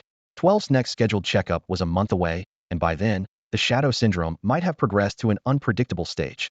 After sending off the two commissioners, Lu Ye noticed Zhang Shou looking at him with a curious expression. What's wrong, Uncle Zhang? Zhang Shou pulled out his phone. Xiao Lu, which streaming platform are you on? I'll follow you. Lu Ye scratched his fingers awkwardly. Well, he had known Zhang Shou for so long that he felt too embarrassed to reveal his actual online alias. Oh, come on. Despite being nearly 60, Zhang Shou was a tech-savvy man. He skillfully navigated his phone. Master Yi, right? Let me search for you. After a moment of loading, a few related search results popped up. Whoa, you're even trending. Zhang Shou exclaimed in surprise. Trending. Lu Ye leaned over to look at Zhang Shou's screen, where a trending topic was displayed. Shocking. Upgrade Sakura Fox actually exists. The topic was ranked 20th on the trending list, with its popularity still climbing. Zhang Shou curiously clicked on it, and the first thing that appeared was a clip from Lu Ye's livestream. This is you, isn't it? He said with a chuckle, giving Lu Ye a follow. Glancing at his follower count, Lu Ye noticed it had already reached 4,000. In other words, his 1-hour livestream had gained him 1,500 new followers. Had he gone viral? In the age of the internet, creating viral moments is crucial for the growth of content creators. Lu Ye recalled his previous life, where it had taken him an entire year to barely reach the threshold of 100,000 followers. Even his most successful video back then had only managed to gain 2,000 new followers. But the situation now was completely different. In just over 2 hours, Lu Ye's follower count had skyrocketed by 1,500. He stared at the screen in disbelief, refreshing it repeatedly to confirm the astonishing numbers. The related trending video was going viral, with the highest number of likes exceeding 20,000 and shares reaching over 40,000. The Tsangqing Beast Taming Association's official account released a statement that sparked even more discussion. The Brank Sakura Fox is confirmed real. The comment section exploded instantly, with buyers flocking in from everywhere. Is the owner of the Brank Sakura Fox here? I'll pay 1 million for it. I'm from the Western District Beast Taming Association. I can offer 2 million. Damn, since when did Sakura Foxes become so expensive? Some were bidding, others were lamenting, and someone even posted a picture of a blue glow Sakura Fox, inquiring about a trade. It was hard to distinguish the real from the fake amidst the chaos, but with the official endorsement, the hype was only going to grow. Lu Ye estimated silently that by tomorrow, his follower count might break the 10,000 mark. Just as Lu Ye was immersed in the data, Zhang Shou's voice pulled him back to reality. Xiao Lu, you're really blowing up, huh? Weren't you just saying you could barely make ends meet? Now it looks like your income might surpass mine. Lu Ye brushed it off with a few vague remarks, unwilling to explain further. He turned to pick up the bag of cat food for Wang Kai, but immediately noticed something was off. The bag felt much lighter than it should. Opening it, he found only a fat orange cat inside. The cat food was completely gone. You ate the rest of the cat food? That was a 10-pound bag. Lu Ye exclaimed in shock. Hearing this, Zhang Shou's expression froze as if something had just occurred to him. Before he could say anything, Lu Ye had already grabbed Wang Kai and left in a hurry. Back home, Lu Ye locked Wang Kai in its cage and spoke sternly. You've eaten all the cat food. For the next couple of days, you're eating less. Wang Kai gave him an innocent look, meowing pitifully as if it were expressing regret. Lu Ye sighed helplessly, thinking he'd need to save up some points to upgrade its bloodline. This second-tier, level 11 cat was not only lacking in intelligence, but also had an insatiable appetite. A 10-pound bag of cat food used to last 2 months. Now it was gone in just 2 days. At 150 yuan per bag, that would mean over 2,000 yuan a month. Who could afford that? Still puzzled, Lu Ye opened the system and checked Wang Kai's stats. Type, orange cat. Level, 11. Bloodline, drank. Attribute, fire. Mental state, slightly depressed. Physical state, healthy, full. Talents, gluttony, basic agility, thunder manipulation. Skill, massive food consumption. Sure enough, the stats had undergone significant changes. Leaving aside the slight depression, the most striking addition was the new talent. Gluttony possesses 10 times the food capacity and digestion speed. The energy from digested food is converted into upgrade energy, resulting in an increased appetite. Staring at this seemingly noble talent, Lu Ye fell into deep thought. What other hidden potential could this seemingly ordinary orange cat possess? Lu Ye stared at his phone screen, his brows furrowed. The description of pet beast levels in the system encyclopedia left him stunned. The 10-tier system wasn't a rigid framework, but rather a human-devised classification. The true milestone levels were at Tier 2, Tier 4, Tier 8, and Tier 10. His gaze lingered on the description of Tier 2. Pet beasts would randomly awaken a talent or skill. Lu Ye's heartbeat quickened. Wang Kai had just advanced to Tier 2. Could it have awakened the legendary Tao Tai talent? Impossible. He shook his head, dismissing the absurd idea. The Tao Tai talent was universally recognized as Tier 0 and only appeared in class or higher pet beasts. Wang Kai was just a small class kitten. How could it possibly possess such a rare talent? Rubbing his temples, Lu Ye tried to make sense of Wang Kai's unusual appetite. Eventually, he attributed it to the influence of Secret Realm number 47 in Songqing, which might have caused some kind of mutation in Wang Kai. With that thought, Lu Ye felt a sense of relief. At least he now understood why Wang Kai could eat so much. He was grateful he'd locked Wang Kai in its cage. Otherwise, the snacks at home would have been completely devoured. Suddenly realizing how little food was left at home, Lu Ye got up and went to the living room. He gathered the remaining cans and cat treats and brought them back to his bedroom. Lying on his bed, he began browsing on his phone for cat food for Wang Kai. Ordinary cat food was no longer sufficient for a Tier 2 pet beast, so Lu Ye had to consider buying higher-grade options. However, when he saw the prices, he couldn't help but gasp. The cost of high-grade cat food was 10 times that of regular cat food for the same 10-pound quantity. Just as he was about to grit his teeth and place the order, his phone suddenly rang. The caller ID displayed, Professor Wenming. Lu Ye froze, his mind racing. Wenming had been his history professor in college, but in this world, he was a professor specializing in pet beast research. Before graduation, they had shared a close, mentor-mentee relationship. However, after Lu Ye declined to pursue further studies, a rift had formed between them. Lu Ye stared at the screen, recalling that it had been over 3 months since they last spoke on the phone. Taking a deep breath, he hovered his finger over the answer button, hesitating over whether to take this unexpected call. When Lu Ye received Wenming's call, he was a little surprised. He hesitated for a moment, but still pressed the answer button. Professor Wen? Lu Ye asked tentatively. On the other end, Wenming's deep voice, tinged with slight dissatisfaction, replied, What did you just call me? Professor Wen, Lu Ye answered indifferently. Wenming sighed helplessly. It's only been 6 months since we last met, and that's how you're addressing me now? Lu Ye explained defensively. Didn't you say that in public? I should address you by your title? Wenming countered. Well, I'm also the vice president of the Beast Taming Association, but I don't see you calling me vice president. Lu Ye froze for a moment, suddenly recalling that Wenming indeed held the position of vice president in the Beast Taming Association. He couldn't help but marvel silently. That title was certainly more prestigious than professor. Clearing his throat, Lu Ye tried to smooth things over. Ahem. Didn't you once say that positions of power are fleeting, and teaching and nurturing talent is your true calling? Wenming's expression turned a bit peculiar. Did I really say that? Still, those words struck a chord with him. He chuckled. After a year away, you've certainly learned to sweet talk. Without further small talk, Wenming got straight to the point. I heard that during your live stream tonight, you came across a great Sakura fox. Lu Ye immediately understood it was indeed about that matter. Considering Wenming's role, it made sense that he'd be interested in the great Sakura fox.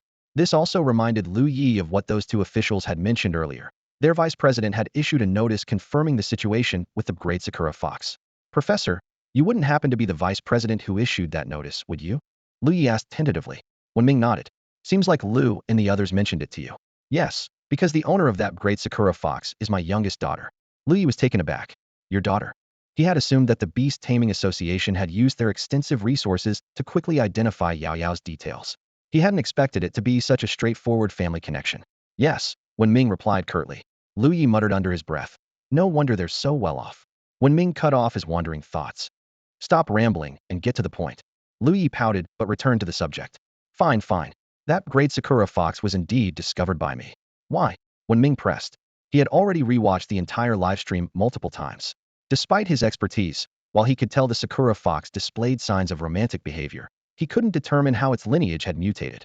Perplexed, he had no choice but to seek out Lu Ye directly. I've explained this before, Lu Ye began. Bloodlines affect intelligence. The higher the quality of the bloodline, the smarter the creature and the faster it grows. When I observed the Sakura fox, its fur was far smoother than that of an ordinary Sakura fox, and its gaze was incredibly lively, almost on par with that of the Sun fox. He slowed down slightly, adding, however, there's actually a hidden condition as well. When Ming listened closely, intrigued. What is it? He hadn't heard of any hidden conditions related to Sakura foxes. Lu Ye gave a sly smile and revealed the key. Ordinary 3-month-old Sakura foxes can't understand human speech. When Ming's eyes narrowed as his thoughts raced. As D or grade beasts, Sakura foxes were akin to ordinary animals.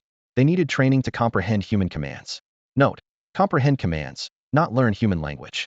To learn human language, a beast would need at least grade bloodline intelligence. This reminded Wen Ming of how, back at home, that Sakura fox had often accompanied the Sun fox in watching early education videos designed to teach beasts language. Everyone had assumed it was just keeping the other company, but it turned out it had been learning too. So that's it. When Ming's furrowed brow finally relaxed. What you said makes a lot of sense. You could write a paper on this. Lu Ye replied earnestly. You can write the paper, Professor. I've been out of school for so long, and I have no interest in touching that stuff again. He recalled the grueling experience of writing papers in his archaeology major, which had nearly exhausted him. Since then, had vowed never to deal with them again. When Ming sighed, who would have thought that after over a year away, you've become even more capable than me? Lu Ye responded humbly. Oh, no way. I'm just making a living through live streams and picking up some unconventional skills along the way, not even close to your level, Professor. Suddenly, Wen Ming asked, how's your income these days? Before Lu Ye could answer, Wen Ming changed the subject. Why am I even asking? With that great Sakura fox, you've already gained quite a bit of fame. Making money should be easy for you now. But, if live streaming doesn't work out in the future, come find me at the Beast Taming Association. We have plenty of positions that would suit you. Slightly surprised, Lu Ye nonetheless accepted the offer. All right. Well, it's getting late. Get some rest. The Beast Taming Association won't bother you further, Wen Ming said as he prepared to end the call. Suddenly, Lu Ye remembered something and hesitated. Wait, Professor, there's actually something I wanted to ask you. Go ahead, Wen Ming said straightforwardly. No need to hold back. Encouraged, Lu Ye asked directly. Does the Beast Taming Association have any high-grade cat food? How much does it cost? I want to buy some for my cat, but the prices online are ridiculous. For a moment, Wen Ming was speechless. Cat food. Although Wen Ming found it speechless, he couldn't overlook 4 years of teacher-student bond and agreed to Lu Ye's request. He promised to help purchase 50 pounds of high-grade cat food from the Beast Taming Association at nearly half the market price. Even so, the total cost still amounted to 3,500 yuan. After their call ended, Lu Ye reluctantly transferred the money and sighed as he lay back on his bed. The night was still young when Lu Ye opened the system interface. After one size upgrade, his live stream points balance stood at 7,726. From level 3 to level 11, he had spent over 5,000 points, which he considered acceptable. As he browsed through the interface, a system notification suddenly popped up. Host followers on a single video platform have reached 5,000, unlocking newbie mission 2. Mission objective: conduct a second Beast Appraisal live stream and achieve over 20,000 influence points. Rewards: 10,000 live stream points, 1 low-tier pet beast blind box, and access to the pet beast blind box purchase page. Lu Ye raised an eyebrow, pleasantly surprised by the rapid growth of his follower count. The mission seemed straightforward, and with his current momentum, he was confident he could surpass his performance from tonight. What intrigued him most were the rewards, especially the low-tier pet beast blind box. The blind box probability chart showed SSS level 0.001, SS level 0.01, S level 0.1, A level 1, B level 5, C level 15, D level 25, and E level 53.889. This is such a scam. Lu Ye couldn't help but complain, noting that a level accounted for more than half. Still, he was eager to try his luck and couldn't wait to start streaming to earn more points. Considering the peak audience would be tomorrow, he decided to schedule the live stream for the following evening. With his plans set, Lu Ye drifted off to sleep. The next morning at 8 a.m., Lu Ye woke up naturally. After washing up, he walked into the living room and found Wankai lying sprawled out in its cage with a dejected look. Behaving so well last night, huh? Lu Ye approached and checked Wankai's stats. Level 12. Mental state: anxious. Physical state: healthy, full. Level 12. Lu Ye noticed something unusual and turned toward the kitchen. A faint fishy smell reached his nose, and he strode over to the fridge, yanking the door open. His face was instantly filled with shock. Wankai, where's the meat and braised food I bought yesterday? You even ate the broccoli and leafy greens? And the leftovers too? Are you the fridge cleaning expert, or what? Meanwhile, In the courtyard on the first floor, Zhang Shou beamed as he accepted a cage from Luo Qingyu. Specialist Luo, rest assured, I'll care for the Skyfire mouse like it's my own child, he said, smiling warmly at the small mouse inside the cage. Luo Qingyu advised, there's no need for that. The Skyfire mouse is a second-tier pet beast. You only need to keep it in its cage most of the time. It'll come and go as it pleases. If you encounter danger, it will ensure your safety with incredible speed. For food, just feed 1 pound of this every day, Luo Qingyu said as he leaned a hefty 30-pound bag of grain against the wall with a dull thud. Zhang Shou nodded repeatedly, like a chicken pecking at grains. His attention was drawn to a nearby large bag labeled cat food, and he curiously asked, who's the 50-pound bag for? It's high-grade cat food ordered by Lu Ye. I brought it over for him, Luo Qingyu explained. Just as he finished, a furious roar erupted from upstairs, followed by a series of loud crashes and the anguished yowls of a cat. Zhang Shou, seemingly unfazed, kindly advised, I think you might want to wait a bit before heading up. Luo Qingyu nodded in agreement, showing no sign of concern. 2 minutes later, the sharp clinking of a metal chain dragging along the ground echoed through the hallway. 2 figures emerged into view. Lu Ye, expressionless, held a thick iron chain in his hand, while the other end was tethered to a plump, orange tabby cat. The collar around the cat's neck was snug. The scene was bizarre, but the mischievous expression on the tabby cat's face seemed to suggest, a pitiful cat always has its reasons for being disliked. At that moment, the cage in Zhang Shou's hands began to shake violently, accompanied by frantic squeaking. A fiery red blur shot out of the cage like an arrow and darted straight toward Lu Ye's cat, Wang Kai. The speed was so astonishing that even Luo Qingyu, a third-tier soul beast tamer, couldn't react in time. Watch out, he shouted, quickly summoning his own beast. Lu Ye turned his head in confusion, still trying to grasp the situation. Wang Kai, however, lit up with excitement. The plump cat suddenly leaped into the air. In midair, the 2 figures, one large, one small, collided as if destined to meet. With a soft plop, Wang Kai landed lightly on its short limbs, even tossing its head theatrically. In its mouth was a small, fiery red creature resembling a hamster. Hey, don't eat that. Luo Qingyu rushed over to stop it, with the bewildered Zhang Shou trailing behind. Lu Ye finally snapped out of his daze, his gaze fixed on the creature in Wang Kai's mouth. His system immediately displayed the information. Type, Skyfire mouse. Level, 11. Bloodline, Crate. Element, fire. Mental state, confused, fearful. Physical state, healthy. Abilities, basic agility, fire manipulation. Skills, speed burst, combustion. The Skyfire mouse's inner monologue at that moment. Who am I? Where am I? What the heck, why am I in a cat's mouth? It began struggling desperately. Wang Kai, spit it out, Lu Ye commanded. Though reluctant, Wang Kai obediently opened its mouth and let the Skyfire mouse drop out. Luo Qingyu quickly caught it, letting it tremble in his hands. This? Lu Ye asked, puzzled. Luo Qingyu gave a wry smile and explained, this Skyfire mouse is a second-tier beast given to Grandpa Zhang by the Beast Taming Association for self-defense. It has a certain ability to sense danger. When it saw Wang Kai on a chain, it instinctively mistook him for a monster, which led to all this. Lu Ye glanced at Wang Kai, then at the Skyfire mouse, thinking to himself, aside from being a bit chubby, how does Wang Kai look like a monster? But looking at the Skyfire mouse now, it was clear it had been utterly terrified. The system updated the Skyfire mouse's mental state.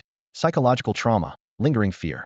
If the Skyfire mouse could put its fear into words, it would describe being in Wang Kai's mouth as staring into a horrifying black hole, one that somehow even contained its great-grandmother. It was utterly petrifying. Luo Qingyu placed the Skyfire mouse back in its cage, covered it with a black cloth, and handed it to Zhang Shou to take home. After giving a few more instructions, he returned, apologizing. I'm so sorry about what happened. I didn't expect this. It's fine. I understand, Lu Ye replied. Seeing that Lu Ye wasn't upset, Luo Qingyu sighed in relief and pointed to the large bag of cat food. Lu Ye, this is the high-grade cat food you ordered yesterday. I've brought it over. That was quick, Lu Ye said, glancing at Wang Kai, who was already eyeing the bag eagerly. Sit still, or you'll never get to eat it. Wang Kai froze in place, staring blankly as it obediently sat down, not daring to move. Need help bringing it upstairs?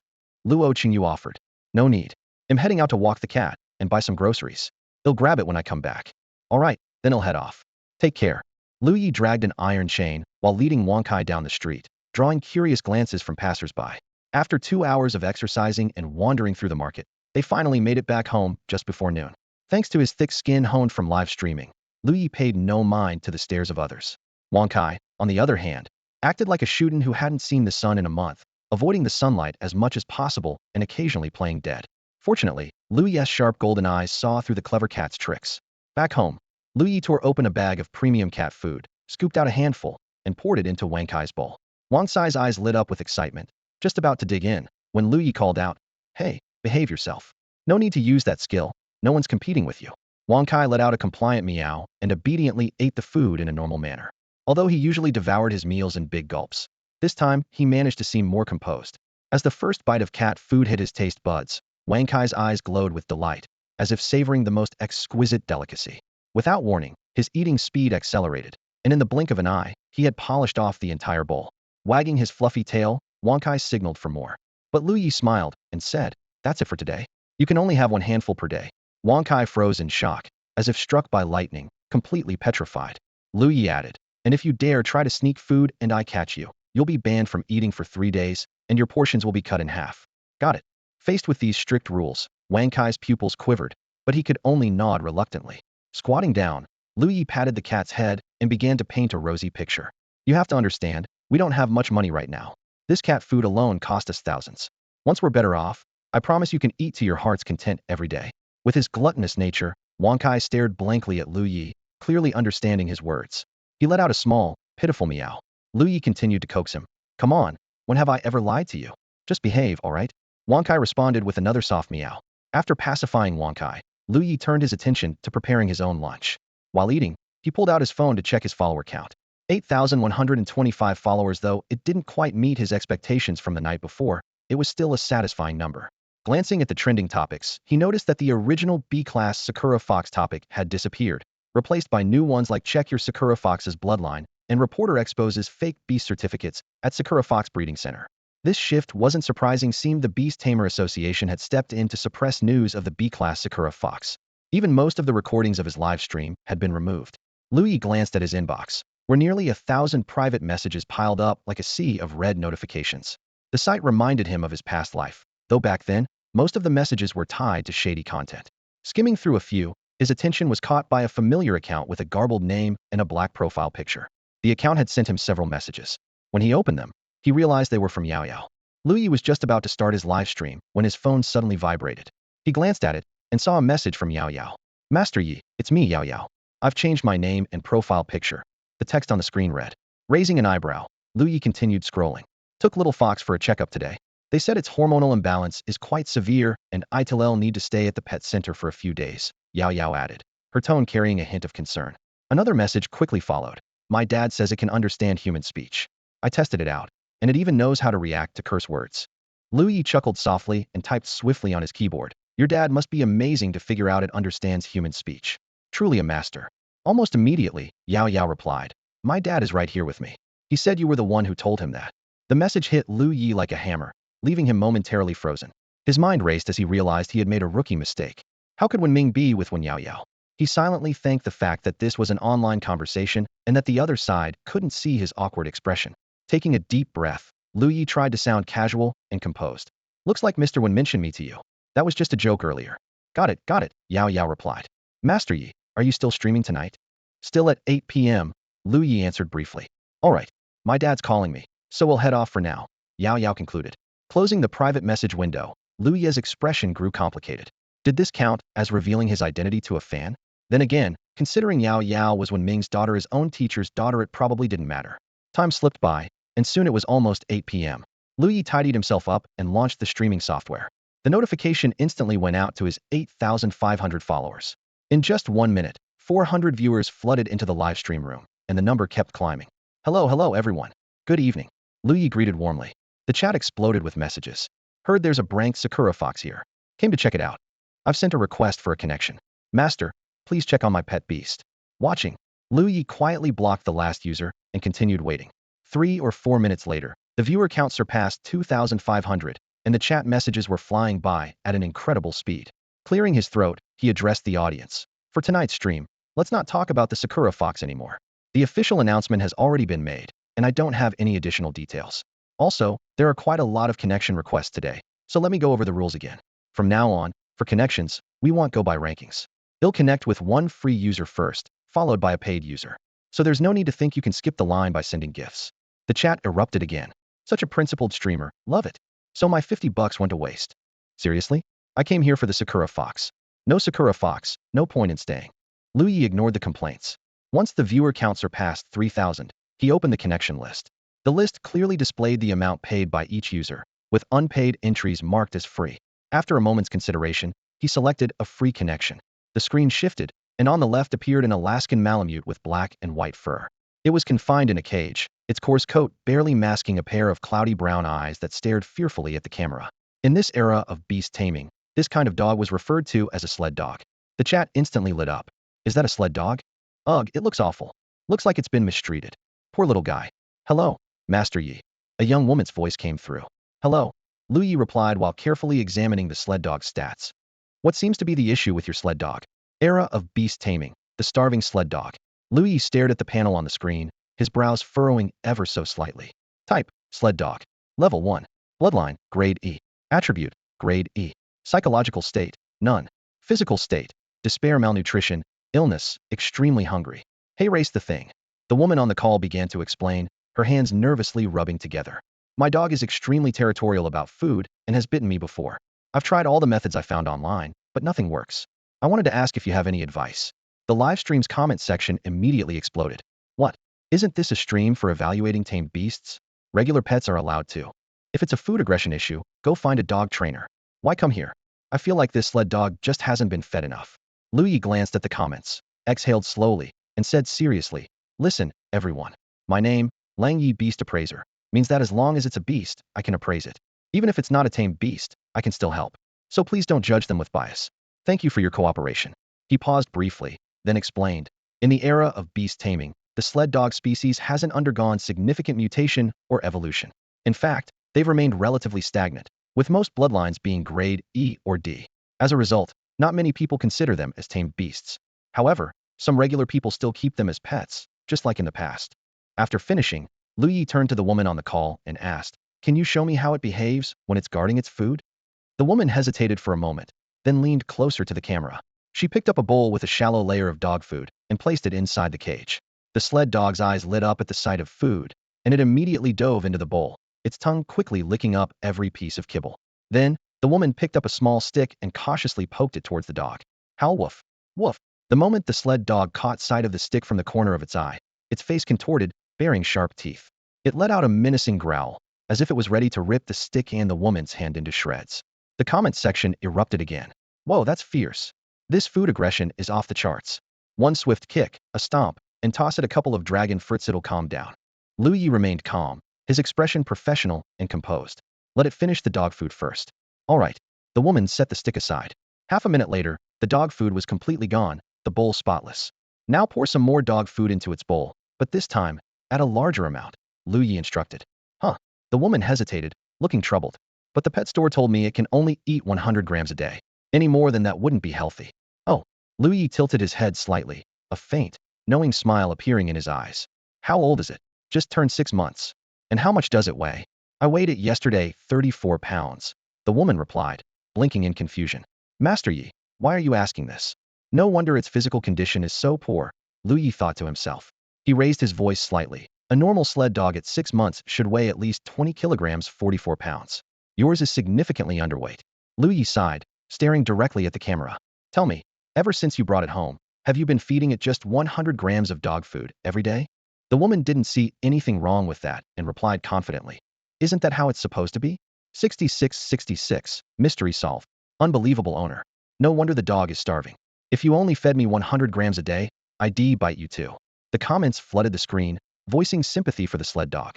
Seeing that the owner still didn't grasp the issue, Lu Ye patiently explained. Friend, my cat weighs 18 pounds. Guess how much I feed it every day? The woman thought for a moment, then hesitantly answered, 50 grams?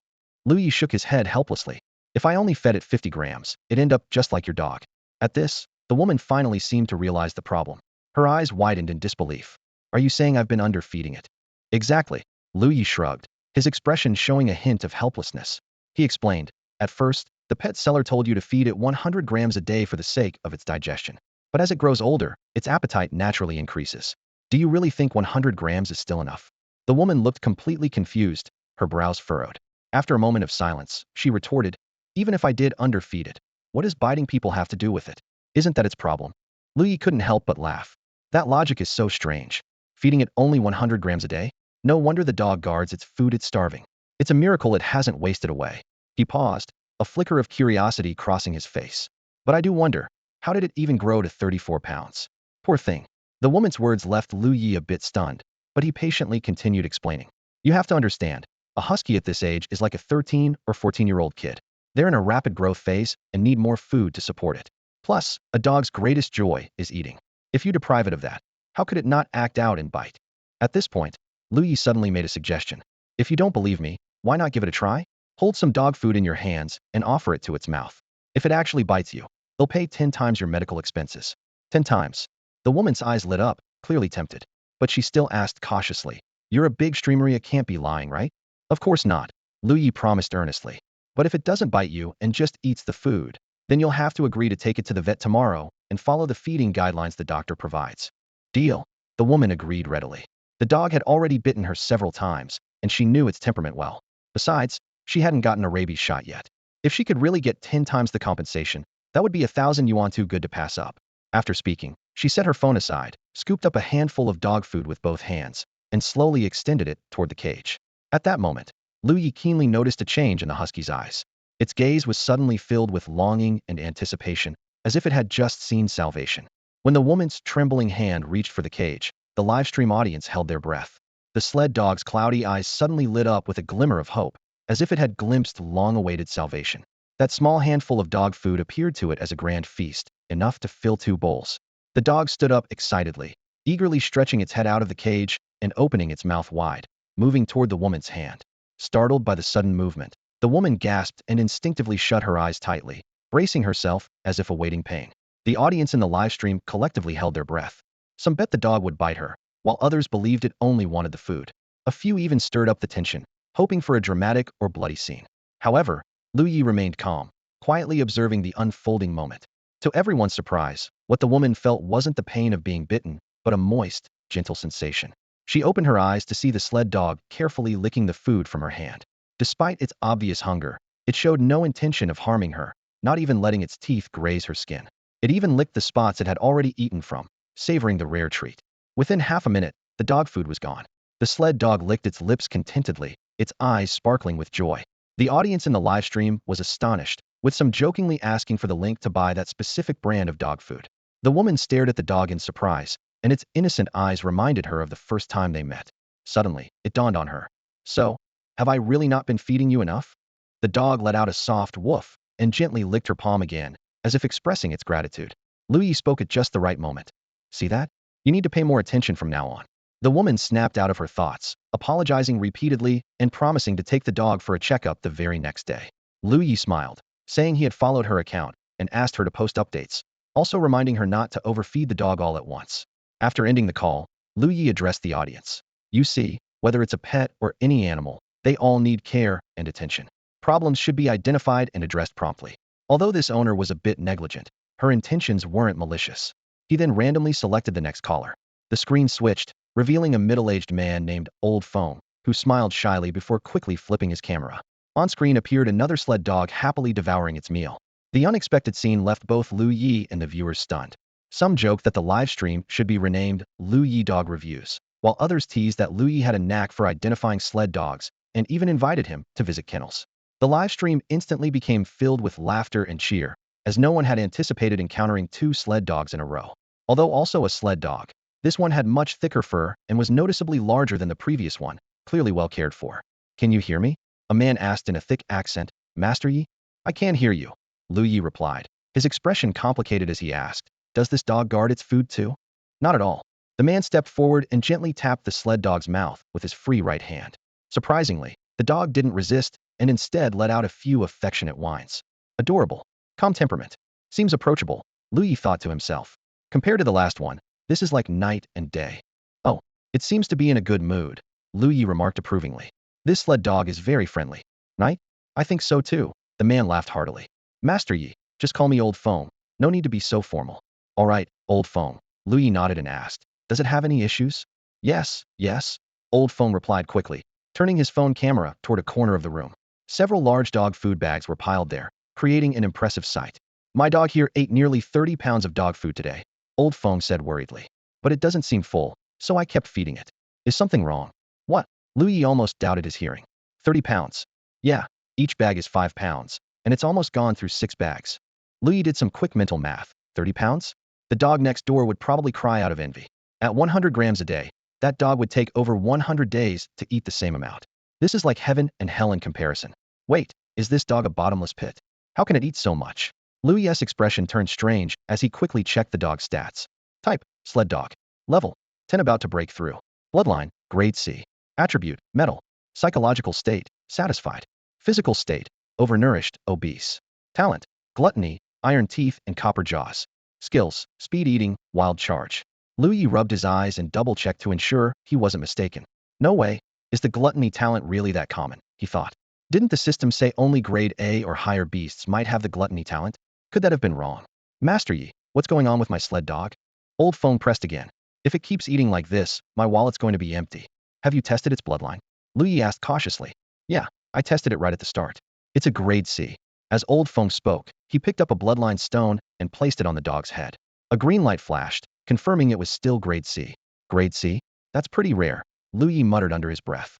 Could it really have the gluttony talent? But how could a grade C sled dog possess such a talent? To shift the topic, Lu Ye pretended to be deep in thought and asked, Old Feng, what do you do for a living? I work construction, Old Feng explained. I found this dog at the site, half-starved, so I brought it home. For the first 2 months, it ate normally, but recently it's been eating more and more. Today, it finished all the dog food at home in one go. It started a few days ago? How many days exactly? Lu Ye asked. Old Feng thought for a moment. About 5 days ago. That day, it ate a whole 5-pound bag. 5 days ago earlier than Wang Kai, Lu Ye mused, before asking the key question, Old Feng, are you in Sancheng? If you are, this might actually be related to the secret realm. No, I'm from Nanyu and work locally, Old Feng replied, dashing Lu Ye's speculation. After the Federation was established, the world was divided into 6 major united regions, each overseeing multiple municipalities. People got used to referring to locations with terms like Eastern Region XX City. Nanyu City, neighboring Sancheng, inevitably experienced some influence from its proximity. After listening to the explanation, Lu Ye nodded thoughtfully. Suddenly, a mysterious smile appeared on his face. Turning to Old Feng, he asked, Old Feng, have you ever considered becoming a beast master? Old Feng was taken aback, clearly not expecting such a question from Lu Ye. He quickly waved his hand and said, a beast master? That's a job for rich folks. I'm just a poor guy without even a decent pet beast. Master Yi, don't tease me. Lu Ye shrugged nonchalantly. That's not necessarily true. Isn't your sled dog already a ready-made pet beast? Old Feng scratched his head in confusion. Aside from eating a lot, it doesn't seem to have any special abilities.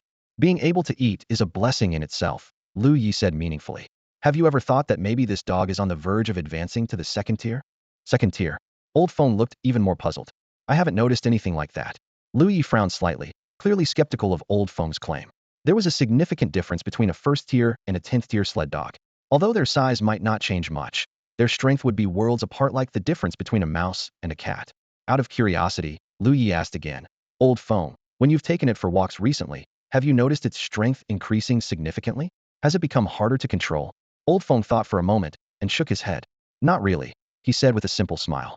But maybe that's because I'm a second-tier martial artist, so I can't feel how strong it really is. As soon as he said this, the livestream chat exploded. What the heck, a wild martial artist? So martial artists really exist in this world? No way. How could a martial artist be working on a construction site? Martial artists were an extremely rare profession that had emerged during the Beast Era, classified as a type of human mutant. Through prolonged training, they could significantly enhance their physical strength. Ordinary martial artists were even capable of physically competing with pet beasts of the same tier. However, this strength came with a steep price. Their soul tier could never exceed the first tier, making them particularly vulnerable to mental attacks. Although there were fewer than 100,000 martial artists worldwide, the Beastmaster Association had established a detailed ranking system for them. However, due to their limitations, the highest level a martial artist could achieve was the 5th tier. This explained why the livestream audience was so shocked. Lu Ye rubbed his forehead in exasperation. So you're a martial artist. No wonder you didn't notice a 2nd-tier martial artist's strength completely overwhelms a 1st-tier pet beast. No wonder this sled dog listens to you so well. I thought it might be territorial over food, but it seems it doesn't even have the guts. Old Feng chuckled honestly. Yeah, I'm just a martial artist. How could I ever hope to become a beastmaster? Lu Ye replied calmly. Under normal circumstances, it's indeed unlikely. Even intermediate beastmasters need at least 2 pet beasts. You only have 1 sled dog, so it's practically impossible. He paused, a glimmer of intrigue flashing in his eyes. But your sled dog isn't just any ordinary pet. It's a Tautai dog. Meanwhile, in the large conference room of the Beast Tamers Association in Songqing, a monthly preparation meeting regarding the 47th Secret Realm was underway. High-ranking officials from Songqing and nearby cities had gathered, and the air was thick with a solemn atmosphere. At the long conference table, Vice President Wen Ming sat on the right side. His expertise lay in pet beast research, and he had little interest in meetings that discussed the locations of secret realms and corresponding measures. If not for his responsibilities, he would probably be lounging comfortably on his sofa at home. Wen Ming had a Bluetooth earpiece in his ear, and his phone under the table was quietly playing Lu Ye's livestream. When he saw the first sled dog fiercely guarding its food due to hunger, he couldn't help but smile. However, upon hearing that the second sled dog consumed 30 pounds of food in one sitting, his brows furrowed deeply and his mind raced. In the conference room, the other executives were attentively listening to the report, but Wen Ming was clearly distracted. Even when the association president hosting the meeting called his name, he seemed oblivious. Everyone turned their attention to the usually composed and genteel vice president, only to find him frowning intently, his expression unusually serious. Just as the president was about to have someone remind Wen Ming, he suddenly slammed the table and shouted loudly, "Quick! Put his live stream on the screen. There's a gluttonous dog here." A gluttonous dog. The strange term immediately cast an odd atmosphere over the room. Everyone exchanged confused glances, unsure why their typically calm vice president had suddenly become so agitated. Ignoring their puzzled expressions, Wen Ming didn't bother to explain. He directly operated his phone to wirelessly project the livestream. The projector in the conference room lit up, and the visuals from Lu Ye's livestream appeared clearly on the screen. The newly appointed president of the Songqing Association was about to speak, but was stopped by a sharp look from Wen Ming. "Don't say a word, just watch," Wen Ming commanded sternly. "This is unprecedented, a sled dog with a Kraid bloodline, but possessing the gluttonous beast trait." The president, startled by Wen Ming's sudden outburst, stiffly turned to look at the screen. The others, intrigued by Wen Ming's unusual behavior, also shifted their attention to the projection. The video started from the part where Old Feng took out the bloodline stone. However, it wasn't long before Meng Shan, the president of the Non-Yu Association seated across from Wen Ming, lost his patience. As a hot-tempered battle pet tamer, he had always been at odds with Wen Ming. "Vice President 1, Meng Shan said irritably, "I understand your enthusiasm for sharing, but this is a high-level meeting. If you want to watch live streams, you can do so at home. Isn't this disrespectful to everyone here?" Wen Ming didn't back down, replying firmly, "What's the rush? You'll understand in a moment." Meng Shan wanted to argue further, but seeing that no one else backed him up, he reluctantly fell silent. At that moment, Lu Ye's voice came from the projection, "But your sled dog is a gluttonous dog." This statement immediately drew everyone's attention. All eyes turned to the screen. "A gluttonous dog? What's that?" Old Feng's confused voice echoed. "As the name suggests, it's a dog with the gluttonous beast trait," Lu Ye explained. "No way, are you serious? A gluttonous trait? I don't believe it," Old Feng said skeptically. "What even is a gluttonous beast trait?" Old Feng was still baffled. What does that even mean? The atmosphere in the conference room grew increasingly tense due to this exchange. Everyone held their breath, eagerly awaiting further clarification. Lu Ye once again explained in detail to Old Feng the meaning of the Taotai bloodline. This time, Old Feng finally understood. Excited, he asked, "Does this mean my dog doesn't need to rely on my soul rank? It can just eat and grow stronger?" Lu Ye nodded in confirmation and suggested that Old Feng touch the dog to see if its body was heating up. Curious, Old Feng reached out and felt the warm fur of the dog, surprised to find it was indeed warmer than usual. At that moment, the sled dog's body suddenly emitted a blinding white light, illuminating the entire room. Old Feng was dumbfounded and instinctively blurted out, "What the heck? Why is it glowing all of a sudden?" In the conference room, the senior leaders of the Beast Taming Association also widened their eyes, holding their breath as they watched the scene unfold. When the white light faded, the original sled dog was nowhere to be seen. In its place stood a massive dog with fur as tough as steel, like a suit of meticulously crafted armor. Around its eyes was a thin layer of silvery white metal, giving it an indestructible appearance. The only thing that hadn't changed was its innocent, wide-eyed expression, now slightly more spirited than before. Lu Ye quickly checked the dog's new status panel, and the information made him gasp. Type, sled dog. Level, 11. Bloodline, grade. Attribute, metal. Mental state, satisfied, curious. Physical state, healthy. Talents, Taotai, iron teeth and bronze claws, titanium alloy eyes. Skills, speedy feasting, savage charge, armored howl. Snapping out of his shock, Lu Ye urgently called out, "Old Feng, do you have a bloodline stone at home?" Test it again. With trembling hands, Old Feng picked up a bloodline stone nearby and cautiously brought it close to the dog. Instantly, a dazzling blue light shot into the sky, just as awe-inspiring as when the Sakura fox's bloodline was tested the previous night. The livestream chat exploded with excitement. "OMG, This live stream is a treasure trove of mythical beasts. My mom asked why I was kneeling while watching the stream. She took one look and joined me on her knees. Seeing a Krayt dog evolve to grade with my own eyes, turns out my biology teacher wasn't lying about bloodline evolution. Viewers frantically shared the livestream link, causing its popularity to skyrocket. The number of viewers surged past 7,000, double yesterday's count, all drawn in by this miraculous Tao-Tai dog. Old Feng's hand shook so much he almost dropped the bloodline stone. Stunned, he asked, "Master Yi, what's going on here?" Taking a deep breath, Lu Ye explained with a wry smile. "Isn't it obvious? Your dog is exceptional. It just ate its way to a breakthrough. Not only did it gain new talents and skills, but its bloodline evolved too." He shook his head, still finding it hard to believe. After all, his own dog, Wonkai, despite having the Tao-Tai talent, had never managed to evolve its bloodline. Overwhelmed with excitement, Old Feng tried to pet the dog, but its steel-like fur deterred him. Sensing this, the dog quickly retracted its metallic fur, reverting to its original appearance, though the silvery metal around its eyes remained. Only then did Old Feng joyfully stroke it. Lu Ye chuckled and concluded, "Old Feng, now you understand why your dog eats so much. As you can see, it's already at the second tier, and its progress has little to do with your soul rank, even though you're a martial artist." Old Feng nodded repeatedly, finally grasping the unique nature of his extraordinary dog. Old Feng's eyes sparkled with excitement, his rough hands clapping his knees in exhilaration. "So you're saying even an old rough guy like me can become a beast tamer?" His voice trembled slightly with joy. Lu Ye nodded with a smile. "That's right. I suggest you check out the Beast Tamer Association. The pay there is quite decent." He paused, a sly glint flickering in his eyes. "But if that sounds like too much trouble, you could always start a live stream. Let your dog do eating shows. It would definitely make big money." "Honestly, I'm pretty interested in a gluttonous dog's eating stream." A viewer chimed in, their eyes brimming with curiosity.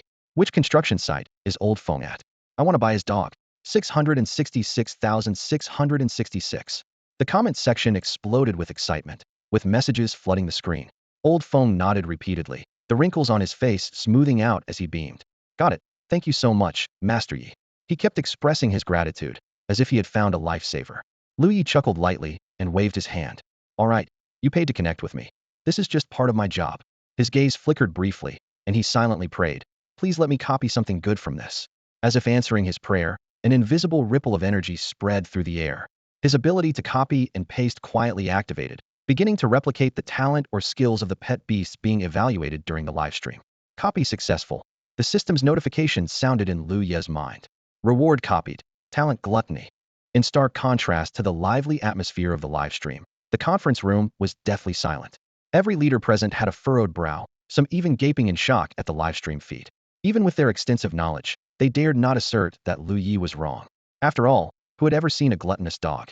Or a sled dog that evolved its bloodline upon breaking through? Wenming adjusted his glasses and broke the silence. "So, do you think it's real?" A vice president from Songqing asked skeptically. "Isn't this the same streamer who discovered the brank Sakura fox yesterday?"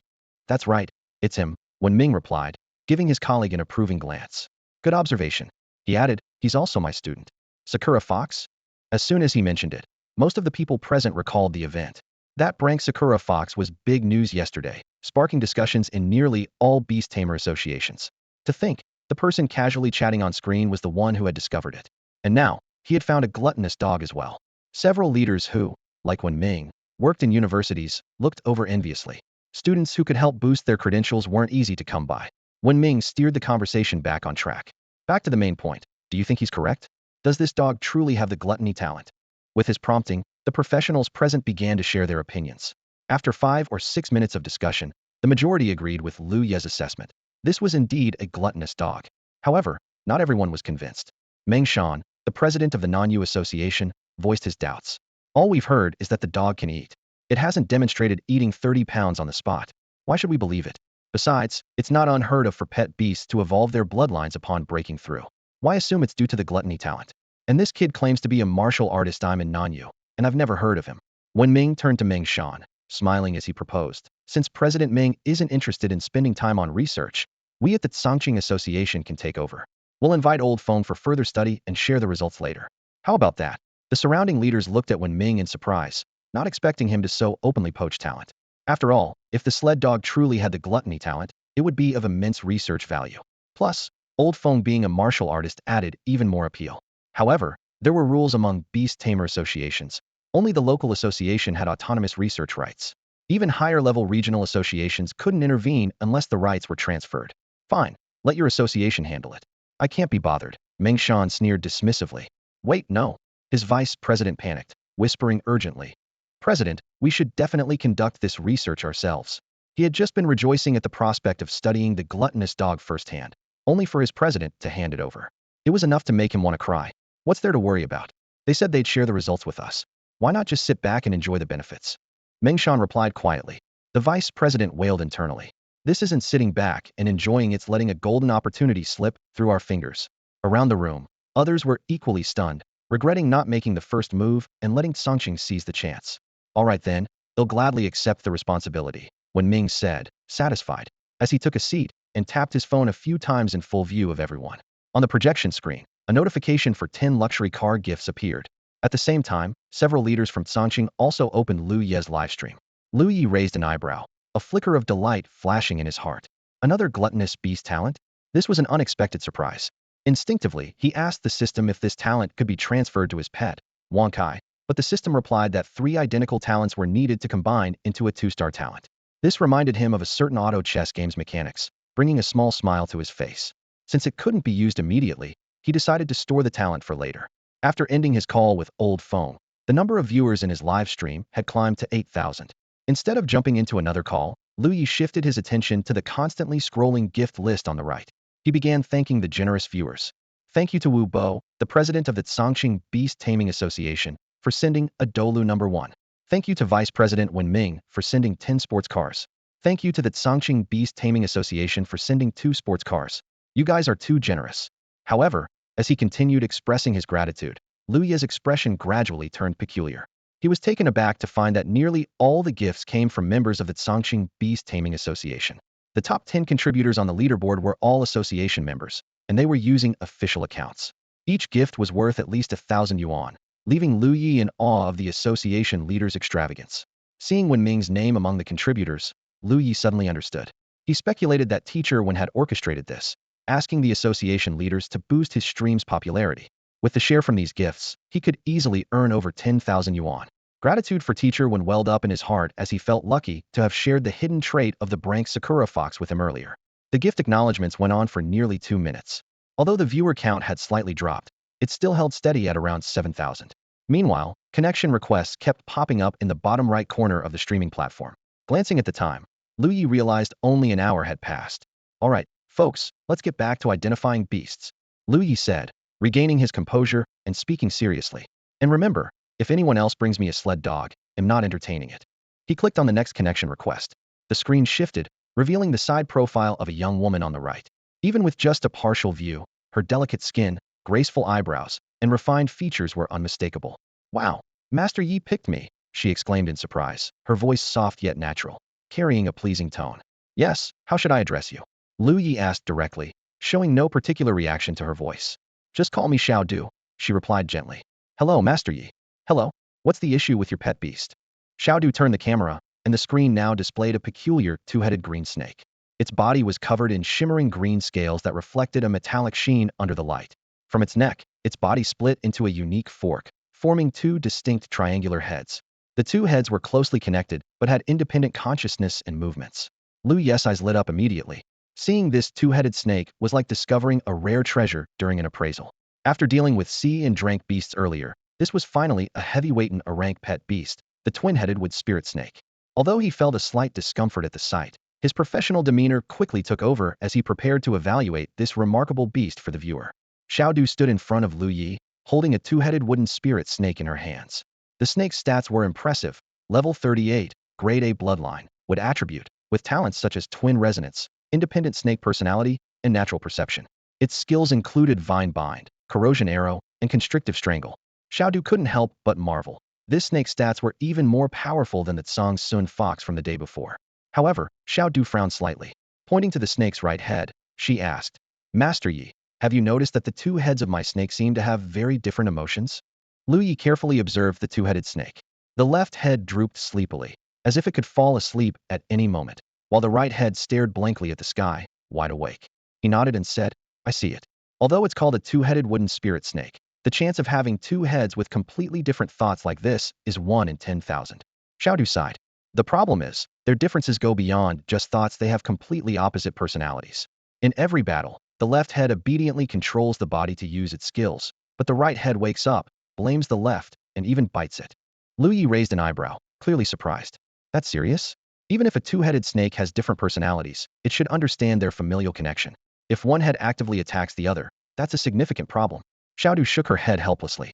The vet said the right head seems to have some form of depression, but the cause is unclear. When I try to ask it, it just looks hopeless and refuses to answer. My mentor advised me to give up on it, but this is my first pet beast, and I don't want to give up on its treatment. Lu Ye pretended to be deep in thought, while secretly opening up the detailed stats of the two-headed wooden spirit snake, searching for the cause of its depression. After a long review, he found only one complication: appearance obsession syndrome. Staring at this rather peculiar condition, Lu Ye fell silent. For the first time in his 2 days of live streaming, he was unsure how to steer the conversation. Meanwhile, comments flooded the live stream chat. What a caring sister, can we date? Poor little snake, it's actually feeling miserable. I get it. After feeling down, it's ready to quit the internet. Wait, wrong scene, my bad. Just sprinkle some realgar powder and it'll behave. Dude above, this isn't a grade snake, at least tier 3. What are you even thinking? Maybe this is its talent. Independent snake personality. How could a snake be associated with looks? Lu Ye frowned in thought, lightly tapping his fingers on the table. Though the symptoms before him were simple, they pointed him in the right direction. He understood Xiaodu's special attachment to her first pet beast, which made him even more focused on finding a breakthrough. At that moment, the snake head on the right suddenly opened its eyes.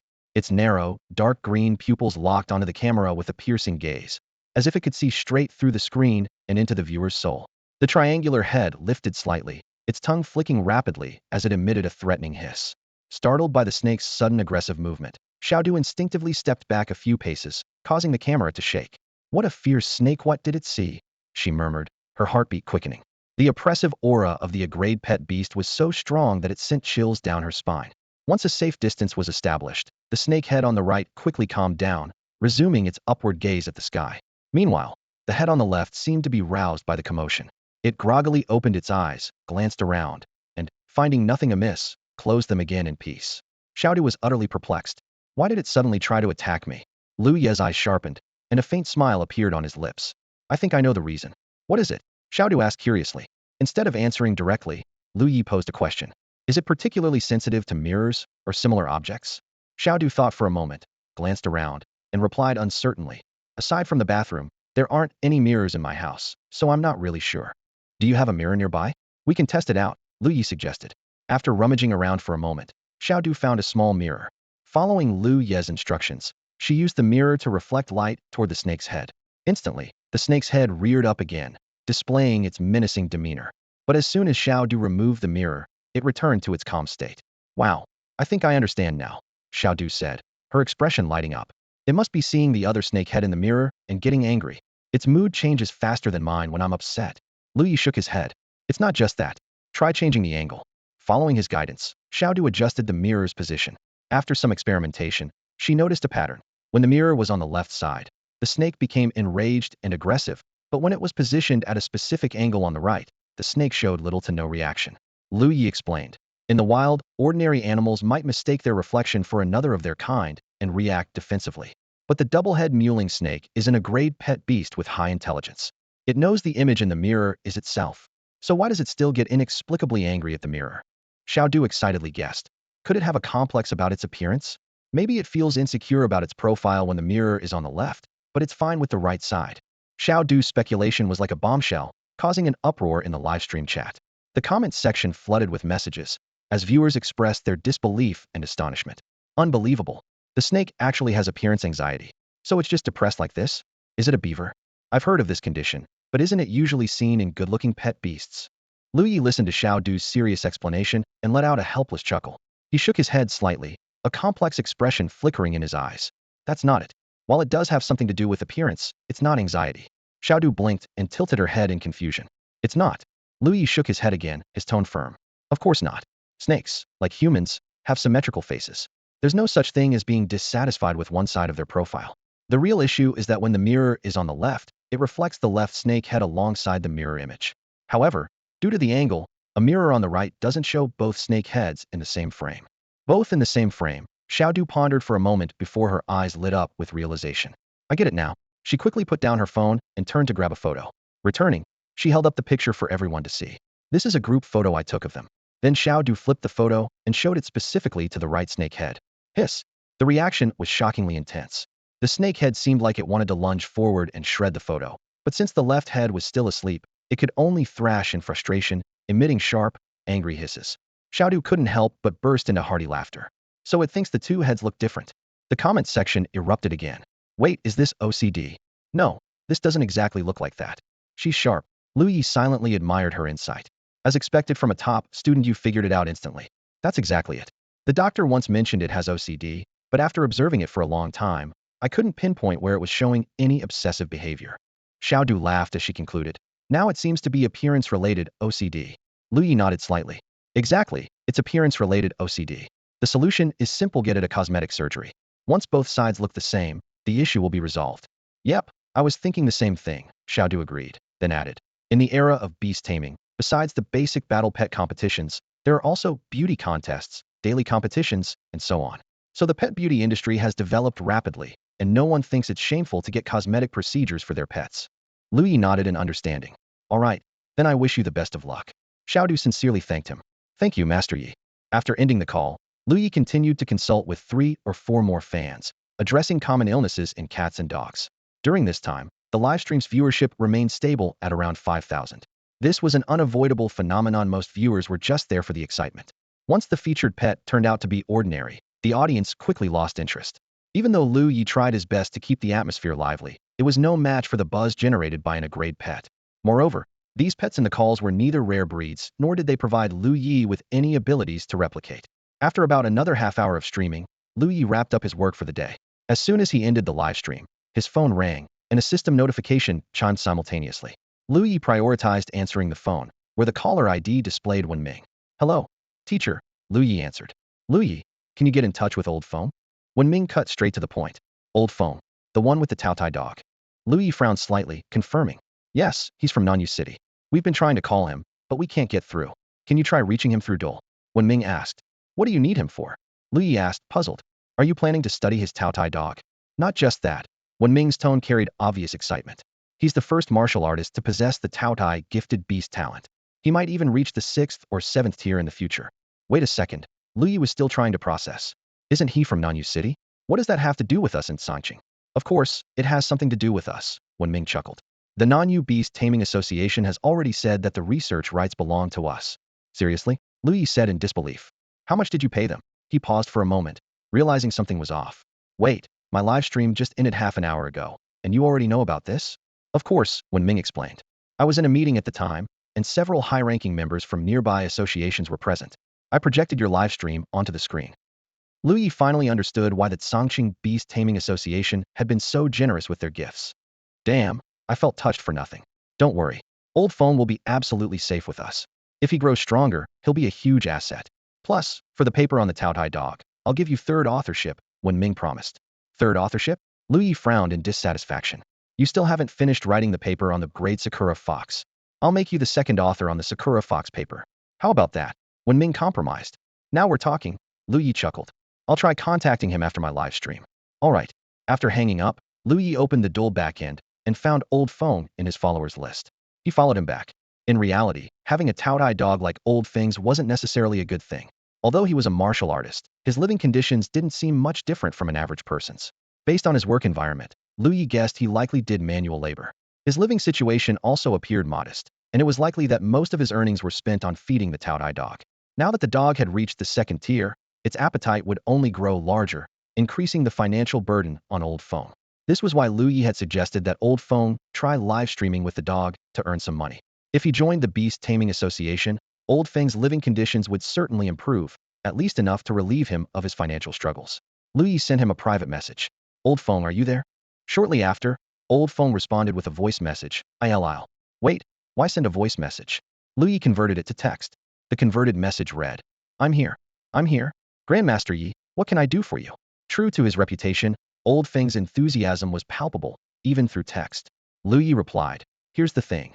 My teacher is the vice president of the Sangqing Beast Taming Association, and he wants to invite you to work with us.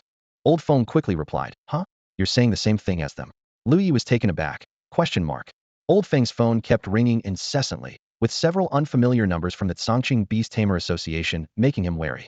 I'm afraid it's a scam, so I didn't dare answer, he muttered to himself, only to realize that this might be the reason the teachers couldn't reach him. Just then, Lang Yi, the beast identifier, spoke up, his tone carrying a hint of urgency. Don't worry, it's real. If you take up the position here, the salary will be more than enough, and your dog will also have great opportunities for growth. Old Feng's eyes lit up, and he quickly responded. All right, I'll call them back right away. Thank you, Master Yi. Lang Yi, still a bit concerned, added. If you ever face any grievances at the association, don't hesitate to come to me. I'm also in Chongqing. All right, Old Feng replied again. This last remark was actually Lu Ye's way of cautioning him about potential issues within the Beast Tamer Association. However, thinking of Wen Ming's character, Lu Ye figured such situations were unlikely. After ending the conversation with Old Feng, Lu Ye briefly greeted Wen Ming, and this little episode came to an end. The system then initiated the live stream summary. Live stream ended. Duration, 175 minutes. Peak viewers, 8,302. Gift earnings, 13,521 Federation coins. Influence, 37,386. The system's cold voice reported the stats. Newbie Task 2 completed. Rewards, low-grade Beast Blind Box 1, 10,000 live stream points, and a new feature unlocked. Current live stream points, 55,112. Over 50,000. Lu Ye licked his lips, feeling a surge of joy. This live stream alone had earned him nearly 40,000 points, which was quite the haul. Eagerly, he opened the system's newly unlocked featured a Beast Blind Box purchase page. The page displayed only 3 items. Low-grade Beast Blind Box, 10,000 live stream points. Mid-grade Beast Blind Box, 100,000 live stream points. High-grade Beast Blind Box, 1 million live stream points. Although the prices increased tenfold or more, the probabilities improved accordingly. The mid-grade blind box wouldn't contain D or A-grade beasts, with the lowest being crate. The high-grade blind box wouldn't have anything below crate either, with the lowest being grade, and a 10 chance of obtaining an grade beast. Unfortunately, Lu Ye only had just over 50,000 points at the moment, not enough to afford the mid-grade or high-grade options. However, he still had the low-grade blind box gifted by the system. Would you like to open the low-grade beast blind box now? The system inquired. Yes, Lu Ye answered without hesitation. In an instant, his surroundings transformed. It felt like he was standing in a dazzling starry sky, with a sophisticated card-drawing interface suspended in the air. Silhouettes of countless beasts, glowing faintly, floated around the interface. Below it were 2 golden buttons, Draw and Draw 10. Wait a second, a card-drawing interface? Lu Ye's eyes widened in disbelief. The system replied coldly. This interface has been adapted to suit the host's preferences. Lu Ye's attention was drawn to a line of small text in the top right corner. Guaranteed grade beast within 10 draws. Guaranteed grade beast within 100 draws. Greatly increased drop rate for grade beast suspended water moth. Don't you think this is ridiculously low value for money? Lu Ye couldn't help but complain. 10 draws cost 100,000 points, and 100 draws cost 1 million. If I had that kind of capital, why wouldn't I just go for the high-grade blind box? Despite his grumbling, he still clicked the draw button.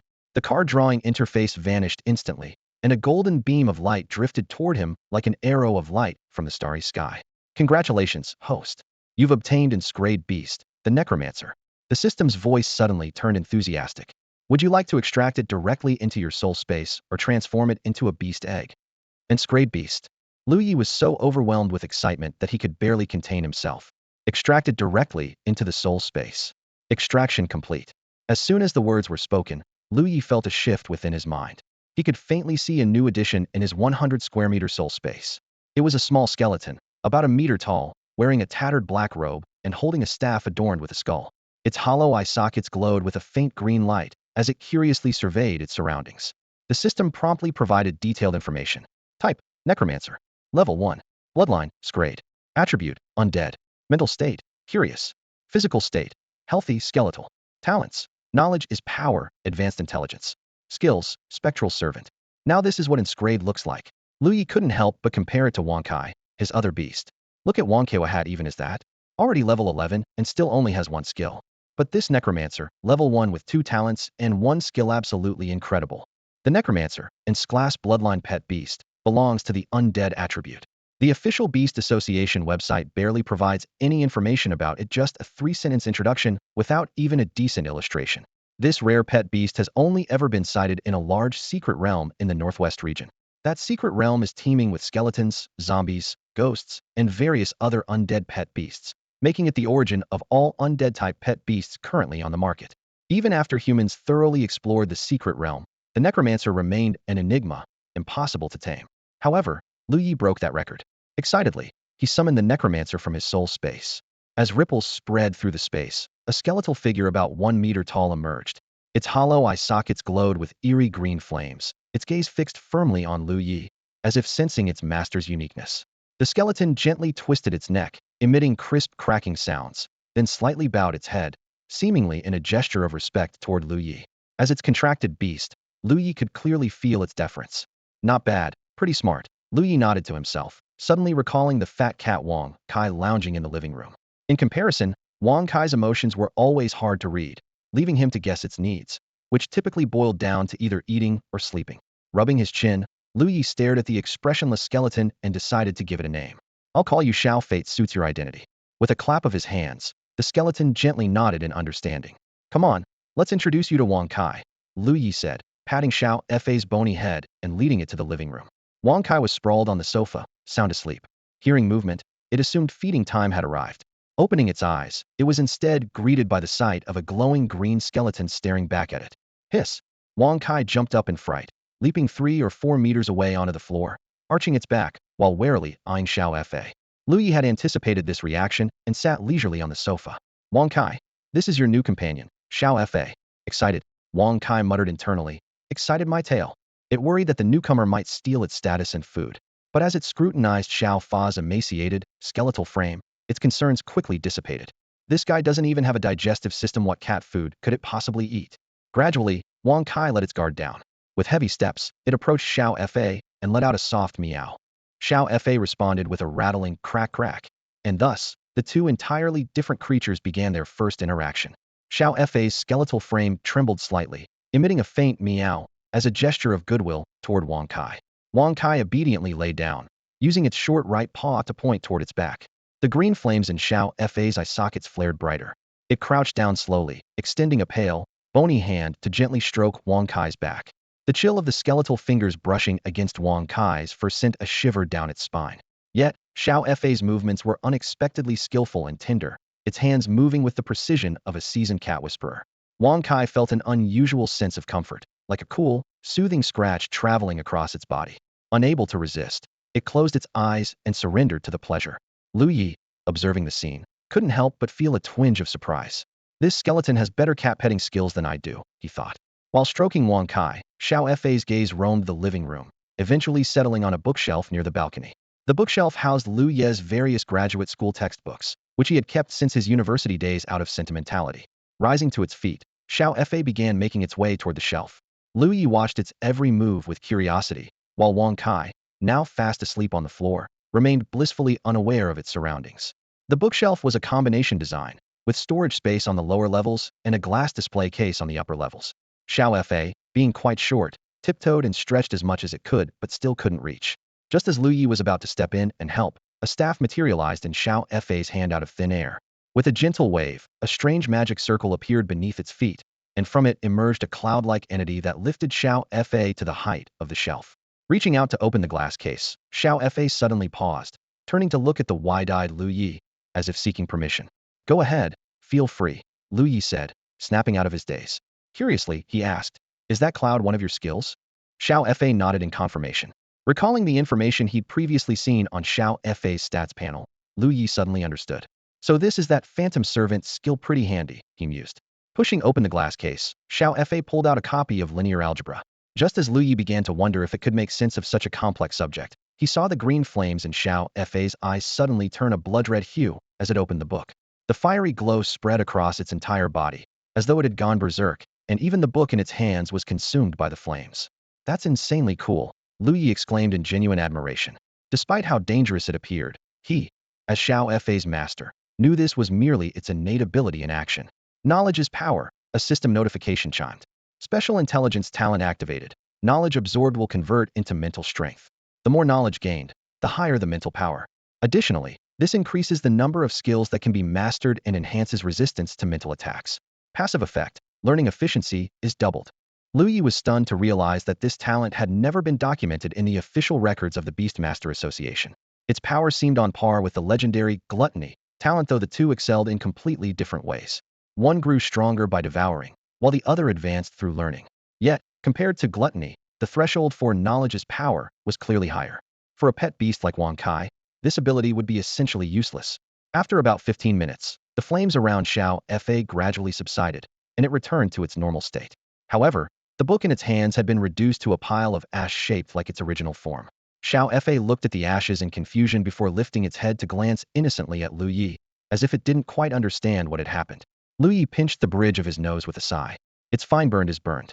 No big deal. He had assumed it would simply read the book, not incinerate it entirely. That linear algebra textbook likely never imagined its fate would be to serve as a one-time consumable. Xiao Fa nodded, seeming somewhat reassured. Moments later, the ashes transformed into wisps of black threads that floated up and adhered to Xiao Fa's skeletal frame. Outwardly, there was no noticeable change, but on its stats panel, one value had quietly shifted. Evolution progress, 0.16. Rubbing his chin thoughtfully, Lu Ye murmured, so the more books it reads, the more it evolves. Unlike other pet beasts that required specific levels to evolve, Xiao Fa seemed to grow simply by absorbing knowledge. Xiao Fa reached for another book from the shelf, Probability Theory and Mathematical Statistics. Feel free to read, just don't cause a scene, Lu Ye instructed. Xiao Fa nodded again, quietly opening the book. Even the chubby cat snoring away on the floor remained undisturbed. Lu Ye's gaze fell on Xiao Fa, who had just finished flipping through 2 more books at an astonishing speed. He frowned thoughtfully. Xiao Fa's reading pace seemed proportional to the thickness of the book, but regardless, each one was completed within 15 to 30 minutes. At this rate, it could easily read at least 2 books per hour. Scanning the bookshelf, Lu Ye made a quick calculation in his mind. With less than 60 books available, Xiao Fa would probably finish them all in less than 3 days. He sighed softly. You're going to be expensive to keep, aren't you? Wait, only 6 yuan per book. Lu Ye's eyes widened in surprise. He quickly opened the cheapest online store and discovered he was already a regular customer there. Memories surfaced back in his past life. When money was tight, he had purchased numerous books on pet beast studies from this very shop. Although most were now lost, a few still remained in his room. The books, with their coarse paper, blurry text, and unclear illustrations, were far from high quality. But Lu Ye figured Xiao Fa wouldn't mind. Knowledge is knowledge. It doesn't matter if it's expensive or cheap, he thought to himself. At first, Xiao Fa appeared delighted, eagerly reaching out for the books. But suddenly, it froze mid-motion. Its green eyes flickered faintly, revealing a trace of disdain. It quickly withdrew its hand. Huh? Lu Ye blinked, puzzled. You don't want these? Xiao Fa shook its head hastily, waving a hand in front of its face to indicate that the books smelled unpleasant, clearly expressing its distaste. Lu Ye immediately changed his approach. All right, I'll head to the library tomorrow and get you some books. He decided to support his little companion. What kind of books do you want to read? The green flames in Xiao Fa's eyes flickered briefly before it decisively pulled out a book. Advanced Mathematics. Well, I'm impressed. You truly are part of the Lu family, Lu Ye said, giving a thumbs up in admiration. Tomorrow, I'll go to the library and grab some math books for you. With that, Lu Ye let Xiao Fa stay in the living room to continue reading while he carried Wang Kai back to the couch. Then, he turned and headed to his room. Just then, a system notification sounded. Congratulations, host. Your follower count on a single video platform has reached 10,000. The final beginner mission is now unlocked. Mission name, Final Beginner Mission. Mission description, conduct your 3rd Beast Appraisal livestream and gain over 30,000 influence points during the broadcast. Mission reward, 50,000 livestream points and host ability enhancement. Lu Ye wasn't particularly surprised. Before the last livestream, he already had over 8,000 followers, and with the help of the gluttonous dog, his follower count had naturally skyrocketed. While the mission reward seemed straightforward, the skill description left him momentarily stunned. Enhancement, host ability, allows the host to receive feedback power from pet beasts based on the host's soul rank multiplied by a factor of 2. Current feedback ratio, 4. The concept of feedback wasn't unique to the system. When a Beastmaster's soul rank reached the 5th tier, they would awaken a fixed ability called power sharing, which worked similarly to feedback, but only provided about 5 of the pet's power. Lu Ye, however, could achieve up to 20. More importantly, he could gain this ability simply by completing a task, while others had to reach the 5th soul tier. That's both broken and overpowered, Lu Ye mused to himself. Just as he closed the system panel, his phone rang. It was his teacher, Wen Ming. Hello, teacher? Still up? Lu Ye answered the call, a hint of curiosity in his tone. Lu Ye answered the call, the corners of his mouth lifting into a slight smile. Do you think I can sleep like this? On the other end of the line, Wen Ming's voice carried a playful tone of mock complaint. Then, in a calmer manner, Wen Ming reported, I've already taken care of things with old phone. He agreed to our proposal. What proposal? Lu Ye asked curiously. Clearing his throat, when Ming elaborated, we looked into his background and found out that he's living alone with just a dog for company, and his house is in pretty bad shape. So, we arranged a job for him at the association, along with a 60 square meter apartment. Once he signs the contract, the property deed will be his. Lu Ye nodded slightly, commenting, not bad at all. That's quite a decent offer. Joining the association is equivalent to gaining a permanent position, and with the value of the Taotai dog, Old Feng probably won't have to worry for the rest of his life. After wrapping up the main topic, Wen Ming suddenly suggested, do you have time tomorrow? Come over to my place for a meal. It feels like we haven't caught up in a while. Lu Ye thought for a moment before replying. Tomorrow I think I can make it, but I have a live stream in the evening. How about during the day? Let's do lunch then. Wen Ming responded readily. If you're running late, I can send someone to pick you up. Lu Ye didn't stand on ceremony, saying frankly, I have to go to the library in the morning. I'll send you the address later. After all, he didn't have a car, and carrying so many books wouldn't be easy. The two happily finalized their plan. Lu Ye knew that Wen Ming's invitation was largely related to the matters of the Sakura fox and the Taotai dog. It had only been a day since the discovery of the Sakura fox, but it had already caused a sensation in the academic world. Several Sakura fox breeding centers had begun extensive testing to identify grade bloodlines for further research. As for the Taotai dog, it had left Wen Ming so thrilled that he even made dozens of senior members of the Beast Taming Association watch Lu Ye's livestream. Lu Ye calculated that if these two discoveries could result in a paper, it would likely make it into the Beast Taming Journal, the top-tier publication in the field. This journal, published monthly, had an extremely rigorous review process. Even Wen Ming, who had been in the industry for 2 or 3 decades, had only managed to get published there once and not as the first author. But even so, that one paper had earned him the title of associate professor, making him the youngest associate professor at Songqing University at the time. As the vice president of the Beast Taming Association and a professor at Songqing University, Wen Ming now urgently needed a paper that could be published in the Beast Taming Journal to further his career. Without Lu Ye, it was unlikely he'd have such an opportunity even after another decade of effort. Lu Ye didn't think Wen Ming was a selfish person. After all, relationships between people often revolved around mutual benefit. Besides, Lu Ye and Wen Ming had already agreed that if a paper were published, Lu Ye would at least be credited as the second author. For someone who didn't enjoy writing papers, this was a fantastic deal. Some might wonder why Lu Ye, who had already graduated, would care about a paper. In the field of artifact and beast appraisal, the more fans one accumulated, the more scrutiny one faced. While he could ignore the criticism, there was always a risk of troublemakers causing issues. In such cases, being the second author on a Beast Taming Journal paper would be enough to silence most doubters. With 2 such papers, he could be officially recognized as an authoritative beast appraiser. Of course, this would depend on Wen Ming's efforts. The saying, hoping the teacher succeeds, really applied here. Lu Ye figured he could make it to Wen Ming's place in the morning. After finalizing his plans for the next day, he lay down and scrolled through the news for a while. Sure enough, the Taotai dog had quickly climbed to the top of trending topics. One headline boldly proclaimed, shocking. This sled dog eats 30 kilograms in 1 May. Is this a loss of humanity or a collapse of morality?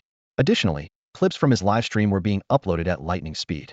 An account named Lang Yi Beast Appraisal Recording Group had even popped up, filled entirely with clips and recordings of his beast appraisals. Noticing the late hour, Lu Ye yawned and decided it was time for bed.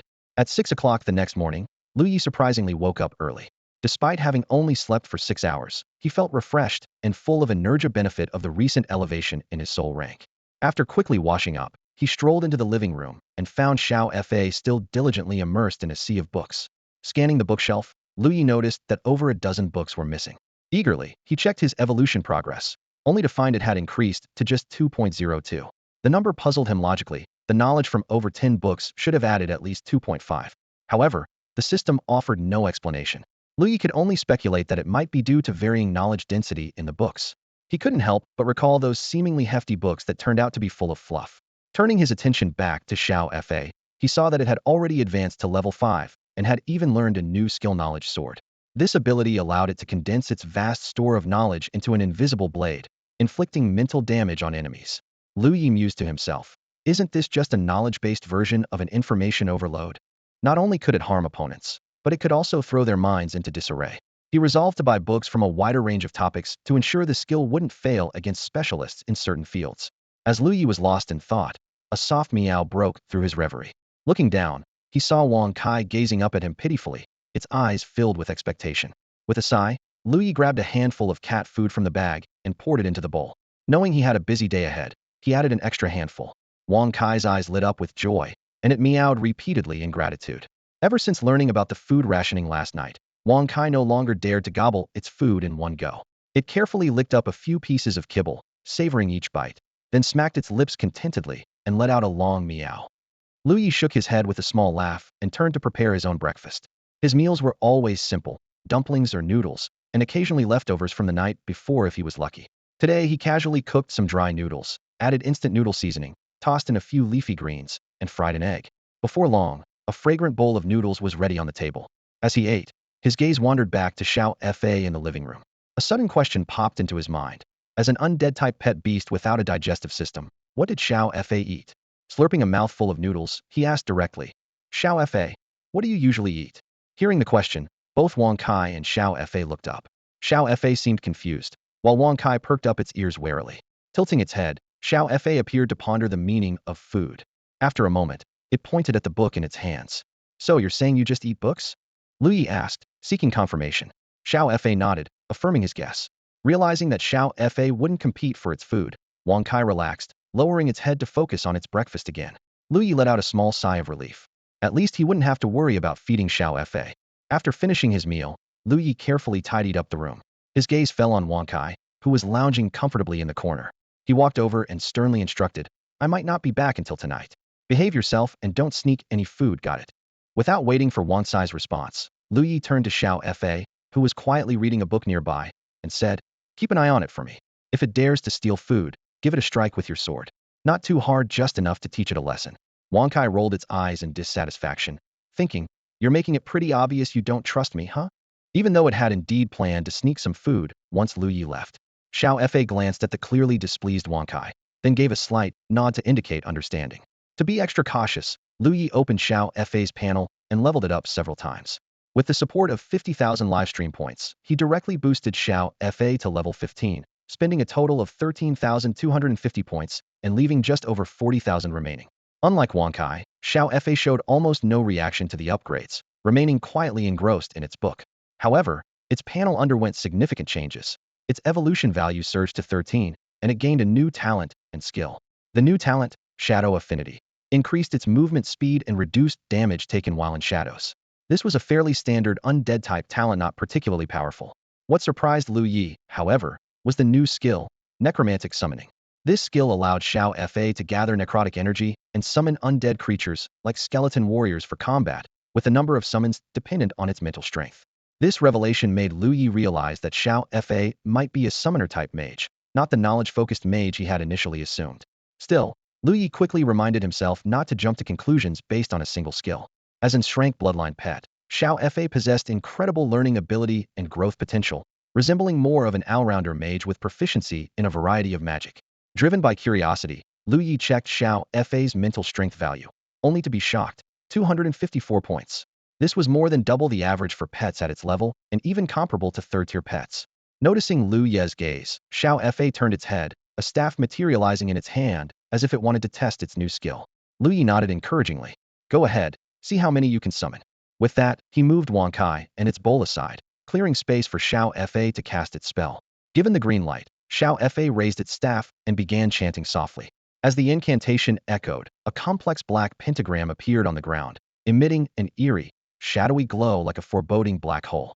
A few seconds later, the black hole began to crack and collapse, releasing a swirling black mist. Amid the sound of bones clashing, the mist dissipated to reveal two towering skeleton warriors. Their massive frames nearly touched the ceiling, their sturdy bones clad in tattered armor. Dim green flames flickered in their eye sockets, exuding an overwhelming sense of menace. Lu Ye stared at the skeleton warriors in astonishment and discovered they even had their own panels. Type: Summon Creature Skeleton Warrior. Level: 15. Bloodline: a rank. Attribute: Undead. Body state: Gaunt. Talents: Shadow Stride, Skeleton Fusion, Low-tier Martial Arts Mastery. Skills: Bone Blade Slash, Undead Roar. Since they were controlled by Xiao Fa, they lacked independent thoughts, and thus had no psychological state listed. This is insane, Lu Ye muttered to himself. Two level 15 rank skeleton warriors had become Xiao Fa's minions, significantly boosting its combat capabilities. However, Xiao Fa soon waved its staff, dismissing the skeleton warriors. It had noticed that Wang Kai was on the verge of passing out from fright. Unlike Xiao Fa, the skeleton warriors couldn't conceal their powerful aura, and their high bloodline and level were overwhelming for Wang Kai.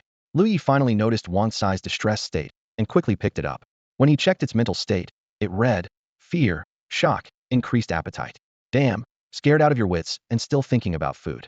Classic you. Lu Ye said, shaking his head in exasperation.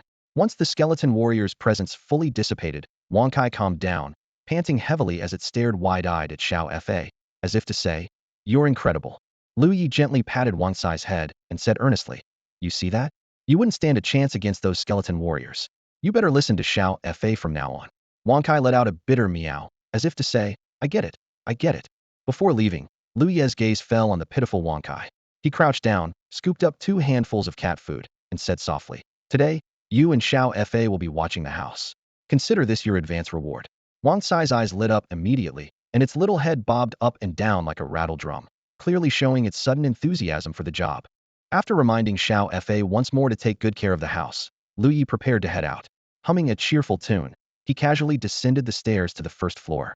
In the yard, Zhang Shou was lounging comfortably in a rocking chair, basking in the sunlight with an air of leisure. He wore sunglasses, and on the small table beside him sat a cage containing a Tianrong mouse. Every now and then, Zhang Shou tossed a few unidentified nuts into the cage. Curious, Lu Ye glanced at the Tianrong mouse and suddenly frowned slightly. He noticed that the mouse's emotional state displayed fear, confusion, and unease. Could it have sensed the presence of the skeletal warrior? Lu Ye wondered to himself. But judging from its reaction, it hasn't reached Wang Sai's level of being completely overwhelmed. It probably hasn't figured out exactly what it's sensing. "Hey Xiaolu, heading out so early? Where are you off to?" Zhang Shou lifted his sunglasses and asked with a cheerful smile. "I'm going to the library to buy some books," Lu Ye replied honestly. "Buying books, huh?" Zhang Shou nodded approvingly. "No wonder you're so skilled at identifying BCV. You've been studying all along. I watched your live stream last night from start to finish. You were truly impressive." Just as Lu Ye was about to respond modestly, Zhang Shou sat up straight, pulled a few 100 yuan bills out of his pocket, and tried to hand them to him. "I figured, since we live so close, I might as well just give this to you directly." "Wait, why does that sound so strange? Are you trying to cut out the middleman?" Lu Ye's expression turned a bit awkward as he quickly declined. "Uncle Zhang, that's really unnecessary. You've already waived 2 months of rent for me. Watching the live stream is an author's no need to pay me." Despite Lu Ye's firm refusal, Zhang Shou reluctantly put the money away. With a wry smile, Lu Ye didn't linger any longer. He left and got into the rideshare car he had booked, heading to the Songqing Library. 20 minutes later, Lu Ye arrived at the sprawling Songqing Library. In addition to its regular book collection, the library boasted an even larger section dedicated to pet beast knowledge. Given society's current emphasis on the development of the Beast Taming Era, the library even offered free access to and copies of pet beast research papers, with no subscription or purchase fees. However, Lu Ye didn't head to the pet beast section. Instead, he went straight to the higher mathematics area. The book titles there alone could intimidate most people. Thomas's Calculus, Calculus on Manifolds, and so on. Without hesitation, Lu Ye grabbed whatever caught his eye, quickly filling his arms with books. "Sir, are you sure you want to buy this many?" a library staff member asked hesitantly, noting that he had already picked up 30 or 40 books. "It's fine. Just help me check out these first. I still have more to get," Lu Ye said nonchalantly, pointing to a nearby cart. "You can just place them on that." He then hurried off to the chemistry and physics sections, grabbing another 3 or 4 dozen books and piling them onto the cart until it was completely full. While the process of buying books thrilled him, Lu Ye couldn't help but gasp when he saw the final total price. It was just over 80 books, yet they cost nearly 5,000 yuan. Lu Ye was stunned. Knowledge was so expensive, yet so invaluable. Gritting his teeth, he paid the bill and pushed the cart loaded with books toward the exit. In the library's first-floor lobby, ignoring the curious glances from those around him, Lu Ye focused on dialing Wen Ming's number. "Teacher, could you come pick me up?" he asked, a hint of anticipation in his tone. "Sure, where are you?" Wen Ming responded readily. "At the north entrance of the Songqing Library. Make sure to bring a big car. I might have bought a bit too many books," Lu Ye added, sounding slightly embarrassed. About 10 minutes later, an SUV pulled up steadily in front of Lu Ye. The driver's side window rolled down, revealing Wen Ming's smiling face. His gaze quickly shifted to the cart piled high with books beside Lu Ye, a flicker of surprise crossing his eyes. "Why did you suddenly buy so many books?" Wen Ming couldn't help but ask. Lu Ye shrugged, half-jokingly replying. "Didn't you say life is short, and we should keep learning as long as we live? I've always kept that in mind." Wen Ming rolled his eyes, clearly unimpressed. "I never said anything like that." His eyes landed on one of the books. "Introduction to Quantum Mechanics? Are you venturing into physics now?" "Oh, just curious and wanted to take a look," Lu Ye explained with a grin as he pushed the cart toward the trunk. "Teacher, could you open it for me?" Wen Ming didn't press further and unlocked the trunk. Lu Ye quickly loaded the books inside, returned the cart, and then climbed into the passenger seat. As the car started moving, Wenming kept his eyes on the road but suddenly said, "Do you remember the two-headed with spirit snake we came across last night?" Lu Ye immediately thought of Xiao Du, the snake's owner. "What about her?" "She's my junior. She'll be a sophomore after the summer," Wenming explained. "Only a sophomore?" Lu Ye pondered for a moment. "So, is she part of the Battle Pet Society?" Wenming nodded in confirmation. He briefly introduced the Battle Pet Society and mentioned that Xiao Du would be representing Songqing University in the upcoming Federal University Beast Taming Tournament. However, his tone shifted. Unfortunately, just over half a month ago, Herwood's spirit snake was diagnosed with schizophrenia and depression, significantly reducing its combat capabilities. The school even held a meeting recently to discuss whether to revoke her qualification for the competition. Lu Yi frowned, incredulous. "Are you saying that with all the experts at the school, no one could figure out what's wrong with her snake?" Wenming gave a bitter smile. "Of course they tried. Professors from both our department and the breeding department took turns examining it for half a month, but none could pinpoint the exact cause." Lu Yi was stunned into silence. Wenming continued. "She was about to give up, but at the last moment, she watched your live stream. Following your diagnosis, she went to the pet center that very night for a checkup. Guess what?" He paused deliberately. "Turns out it was just a case of appearance anxiety. All the snake needed was cosmetic surgery." Lu Yi felt a little embarrassed. The professionals couldn't diagnose the issue, yet he had casually identified it during a live stream. He couldn't help but imagine a professor somewhere right now meticulously studying his live stream footage. Wenming drove through the city streets with Lu Yi seated beside him, the atmosphere inside the car heavy with unspoken words. After a moment of silence, Wenming finally spoke in a low voice. "Right now, it's not just the professors in our school's Pet Beast program, but even some of the higher-ups in the association who are studying the recordings of your live streams." Lu Ye's heart skipped a beat, but he maintained a calm expression. He chuckled lightly, rubbing his nose as he modestly replied, "Oh, I was just guessing. It was all luck that I happened to get it right." Hearing this, Wenming's lips curled into a knowing smile. As the traffic light turned red, he glanced over at Lu Yi, his sharp eyes gleaming with insight. "Luck? I watched your entire live stream last night, and there wasn't a single mistake. You're calling that luck?" Lu Yi forced himself to meet Wenming's gaze, though his heartbeat quickened involuntarily. He wondered to himself, could Wenming have figured something out? However, Wenming quickly dispelled his concerns, speaking with certainty. "This is clearly a reflection of your own abilities." Lu Yi blinked in confusion. "Huh? Is that how I see it?" Wenming let out a soft scoff, his tone tinged with exasperation. "What? Did I say something wrong? Don't even think about being modest in front of me, kid." Lu Yi gave a wry smile and shook his head. "I'm really not trying to be." Wenming sighed, his expression turning serious. "Actually, there's something I need to bring to your attention regarding this matter." "What is it?" Lu Yi immediately grew alert. Wenming explained slowly. "The people I mentioned earlier, some of them are starting to pay attention to you. But let me tell you, they're as cunning as foxes. Be careful not to let them take advantage of you. I know live streamers often have to sign contracts, and I've seen cases where streamers end up owing millions and are banned from streaming for life. You need to watch out." Lu Yi felt a warmth in his heart, touched by his teacher's concern. He nodded earnestly. "I understand." The tension in the car eased slightly as Lu Ye's thoughts wandered back to his university days. Back then, his family had been struggling financially, and Wenming had generously covered nearly 100,000 yuan for his tuition and living expenses. Wenming had claimed it was simply because he saw potential in Lu Yi, never asking him to sign an IOU. Even after Lu Yi graduated and their interactions became less frequent, Wenming never brought up the matter of repayment. This act of kindness had left a lasting impression on Lu Yi, and he held deep respect for his teacher. Before long, the car entered a villa district on the southern edge of Songqing, stopping in front of a familiar building.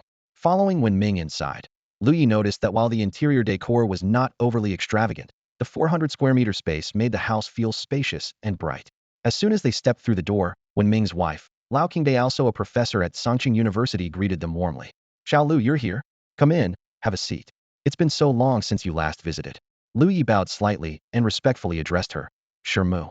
Standing behind Lao Qingdai was a tall, slender girl with a fair complexion and a hint of baby fat on her cheeks. She studied Lu Yi curiously before suddenly exclaiming, "Master Yi, is that you?" Lu Yi froze for a moment, finding her voice oddly familiar. Tentatively, he asked, "Are you Yao Yao?" The girl's face lit up with a brilliant smile as she nodded. "You guessed right, it's me." Lao Qingdai, seemingly unsurprised by their interaction, turned and said, "You two catch up. They'll go check on the ribs in the kitchen." Meanwhile, Wenming turned to the girl and asked, "Where's your sister?" Yao Yao shook her head. "She's not back yet. She said there's still some work to do at the Pet Beast Center, so she'll be late." Wenming nodded in acknowledgement before turning to Lu Yi. "You know my elder daughter, right? She was a year ahead of you and Ishi." Lu Ye's eyes widened in surprise. "Her? He recalled when Ishii, who was a year older than him and had been his senior in the same program. Despite their connection through Wenming, the two hadn't interacted much during their university years. If anything, Lu Ye thought, when Ishii might not have recognized him during his live streams if she had no strong impression of him back then. Lu Ye didn't mind the way when Yao Yao addressed him, as there was nothing special between them to begin with. They moved to the living room, where Wenming went to the kitchen to help, leaving only Wen Yao Yao and Lu Ye behind. Before Lu Ye could say anything, Wen Yao Yao called upstairs, "Little Hu, come here, quick." As soon as her words fell, a round, plump little cherry fox came bounding down from the second floor. Its fluffy tail wagged joyfully behind it, and the whole fox looked lively and cheerful. With a leap, it jumped into Wen Yao Yao's arms, nuzzling affectionately against her cheek. Lu Ye looked at the obedient and adorable little fox in front of him, recalling its fierce and menacing demeanor during the live stream 2 nights ago. It was like two completely different creatures. Despite his surprise, he maintained a calm exterior and asked, "Is this the grade cherry fox?" "Yes, that's it," Wen Yao Yao replied with a smile, gently stroking the fox's back. "Hee, it's so well behaved now." Lu Ye raised an eyebrow slightly. "It recovered this quickly?" "Yeah," Wen Yao Yao explained. "The pet center identified the cause of its illness and prescribed a few remedies. After just a day, it showed significant improvement." Lu Ye's gaze lingered on the cherry fox, and he suddenly felt an inexplicable urge to snatch it away. Fortunately, the impulse wasn't strong, and he easily suppressed it. Then he frowned and began examining the fox's stats. Type, cherry fox. Level, 7. Bloodline, grade. Attribute, psychic. Mental state, in love. Physical state, subhealthy. Talent, expensive, very expensive, adorable. Skill, psychological comfort. Compared to before, there weren't many changes in the stats. The mental state now only displayed in love, and the physical conditions had cleared up. What puzzled Lu Ye the most was the addition of very expensive under the talent section. How is it different from expensive? He opened the description for the very expensive talent. Very expensive, a unique talent derived from real-world phenomena. When a pet's exclusive price is inflated far beyond its actual value, this talent is unlocked. Effect, causes surrounding humans to develop an inexplicable desire for ownership. The longer the interaction, the weaker this desire becomes over time. This grade cherry fox keeps awakening these bizarre talents, Lu Ye thought. Even his initial urge to copy and paste its stats had vanished. Noticing Lu Ye's unusual expression, Wen Yao Yao curiously asked, "What's wrong?" "Nothing," Lu Ye replied, waving it off. "I'm just surprised at how quickly it recovered." Although Wen Yao Yao was a bit skeptical, she chose to believe him out of respect for his status. Lu Ye decided to discuss this peculiar talent with Wenming later in private, as even the pet encyclopedia lacked any documentation on it. Great, another research paper, he thought to himself. Afterward, Lu Ye and Wen Yao Yao chatted casually about the cherry fox in the living room. During their conversation, Lu Ye politely declined Wen Yao Yao's habit of calling him Master Yi. It felt as awkward as being addressed by your online username in real life. While some usernames like Flourishing Flowers or Boundless Ocean might be tolerable, Master Yi was just too socially embarrassing. Though Wenming and his wife might not mind, the thought of Wen Yao Yao adopting the nickname and calling him that as well was a scenario Lu Ye couldn't even bear to imagine. Wen Yao Yao was playing in the living room when Lu Ye quietly signaled Wenming to join him in the study for a talk. The study door closed softly, and Wenming looked at Lu Ye in confusion. "What's the matter?" Lu Ye frowned slightly. "Haven't you noticed that there's something unusual about that Sakura fox?" Wenming rubbed his chin, trying to recall. "It doesn't seem particularly different to me." Lu Ye shook his head, his gaze turning serious. "The moment I first saw it, I felt an intense desire to possess it, even an urge to take it for myself." Wenming was momentarily stunned before his expression turned a bit strange. "Are you sure this is about the Sakura fox?" Lu Ye spread his hands. "I wouldn't have such feelings toward a fox." Wenming suddenly remembered a humorous incident from Lu Ye's school days and couldn't help but laugh. "Do you remember? There was a senior who wanted to hold a wedding with a Sakura fox at school. Such things were quite common during the age of Beastmasters." After laughing, Wenming grew thoughtful. "So, could it be that the Sakura fox has awakened some special trait? Something that makes people feel drawn to it? Could it be a charm-related skill or innate talent? But it doesn't quite seem like that to me." Lu Ye shrugged. "You'll have to study it yourself." The two continued discussing the Sakura fox's peculiarities and ultimately decided to keep it out of public view for now to avoid causing a commotion. As Lu Ye was preparing to leave, Wenming stopped him and took a few exquisite books off the shelf to hand to him. "These are advanced materials on pet beast research. They should be helpful to you." Lu Ye accepted the books, feeling the smooth texture in his hands, and quickly expressed his gratitude. Around noon, Wen Yao Yao received a call from Wen Ishii, who told her she was too busy with work to come home for lunch. No one was surprised by this when Ishii had always been a workaholic. The four of them sat around the dining table, enjoying the delicious meal prepared by Lao Qingdai. Lu Ye couldn't stop praising the chef's cooking, chatting with everyone as he savored the food. Suddenly, when Yao Yao asked, "Dad, when are we going to the pet beast center? Didn't you say yesterday that you'd help me pick a pet beast?" When Ming smacked his forehead. "I almost forgot. All right, I've got some free time recently. Let's go take a look. We can also check on what your sister's been working on." When Yao Yao beamed with delight. "Great. Curious," Lu Ye asked. "What is senior when currently researching?" When Ming explained, the pet beast field is divided into three main categories: research, breeding, and training. At the graduate level, students need to choose their own research topics for further studies, rather than being confined to just one category. The era of beast tamers has only been around for half a century, and during that time, it endured the Great Invasion. Many aspects of it remain unexplored. When Ming calmly explained, her research topic is pet beast eggs. Pet beast eggs? Lu Ye asked, slightly surprised. When Ming elaborated, these pet beast eggs aren't your typical oviparous offspring, but rather a unique kind of pet beast embryo. They originate from secret realms and are about the size of ostrich eggs. Their shells appear as if someone splashed random ink across a palette, with patterns that are wildly diverse. Too are ever identical. The beasts they hatch are as unpredictable as their appearances. Before the embryo fully forms, it's impossible to determine what kind of pet beast is inside. You can only make a rough guess based on the associated attribute type. It's somewhat like a blind box system for pet beasts. He continued, tests have shown that only half of these eggs produce healthy pet beasts. The other half are often afflicted with various congenital conditions.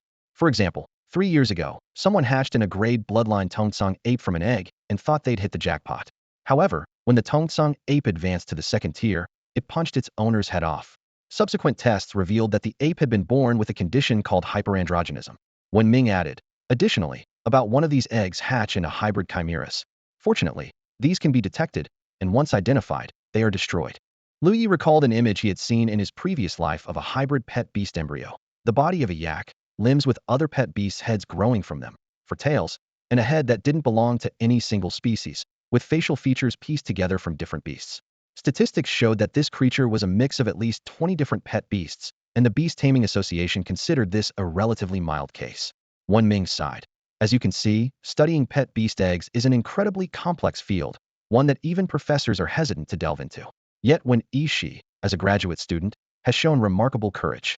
Yeah, I didn't want her to choose this topic, but she was insistent, Wen Ming said helplessly. Lao Qingdai, standing nearby, glanced at Wen Ming and said, "It's her own choice. Why do you keep sighing about it? As parents, we should support her. When haven't I supported her?" Wen Ming retorted, "I just don't want her to overwork herself." Listening to their bickering, Lu Ye silently pondered. "I wonder if my golden eye ability could discern the quality of pet beast eggs? If it can, this might open up a whole new path for the future." Just then, Wen Ming received a phone call. After responding briefly, he hung up, his expression turning serious as he looked at Lu Ye. "What's wrong?" Lu Ye sensed it might have something to do with him. Wen Ming cleared his throat, took a deep breath, and said, "Old Fong just arrived at the association. His dog ate too much and devoured all the food meant for the other pet beasts. Now there's a conflict." Huh? Lu Ye was stunned. "How much did it eat?" Wen Ming set down his chopsticks and stood up, explaining with a wry smile.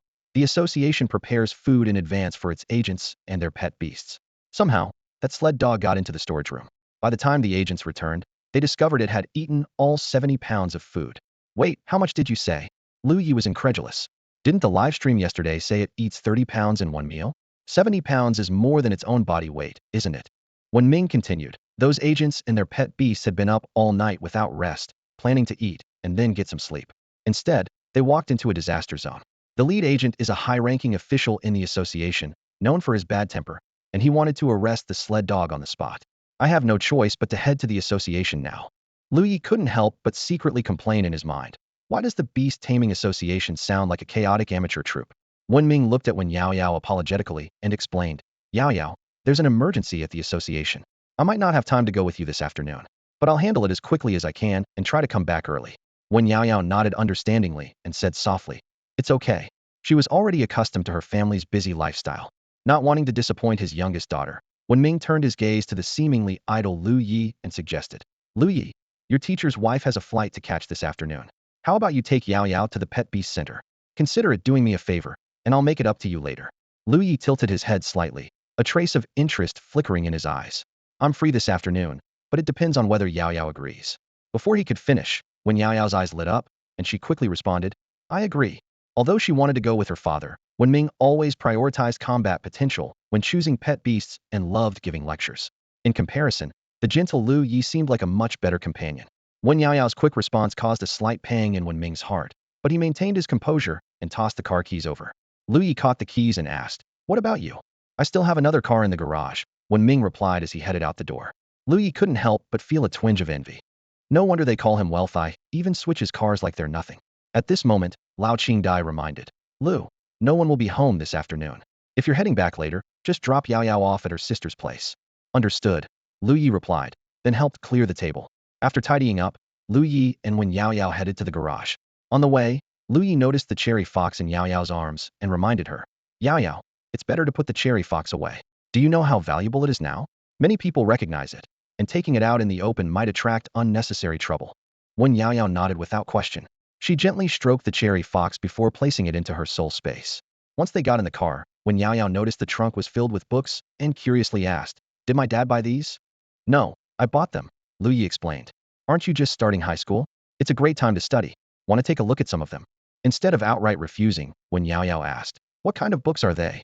"Math, physics, and chemistry. You know the saying, master these subjects, and you can go anywhere in the world," Lu Yi chuckled. "Which subject do you like?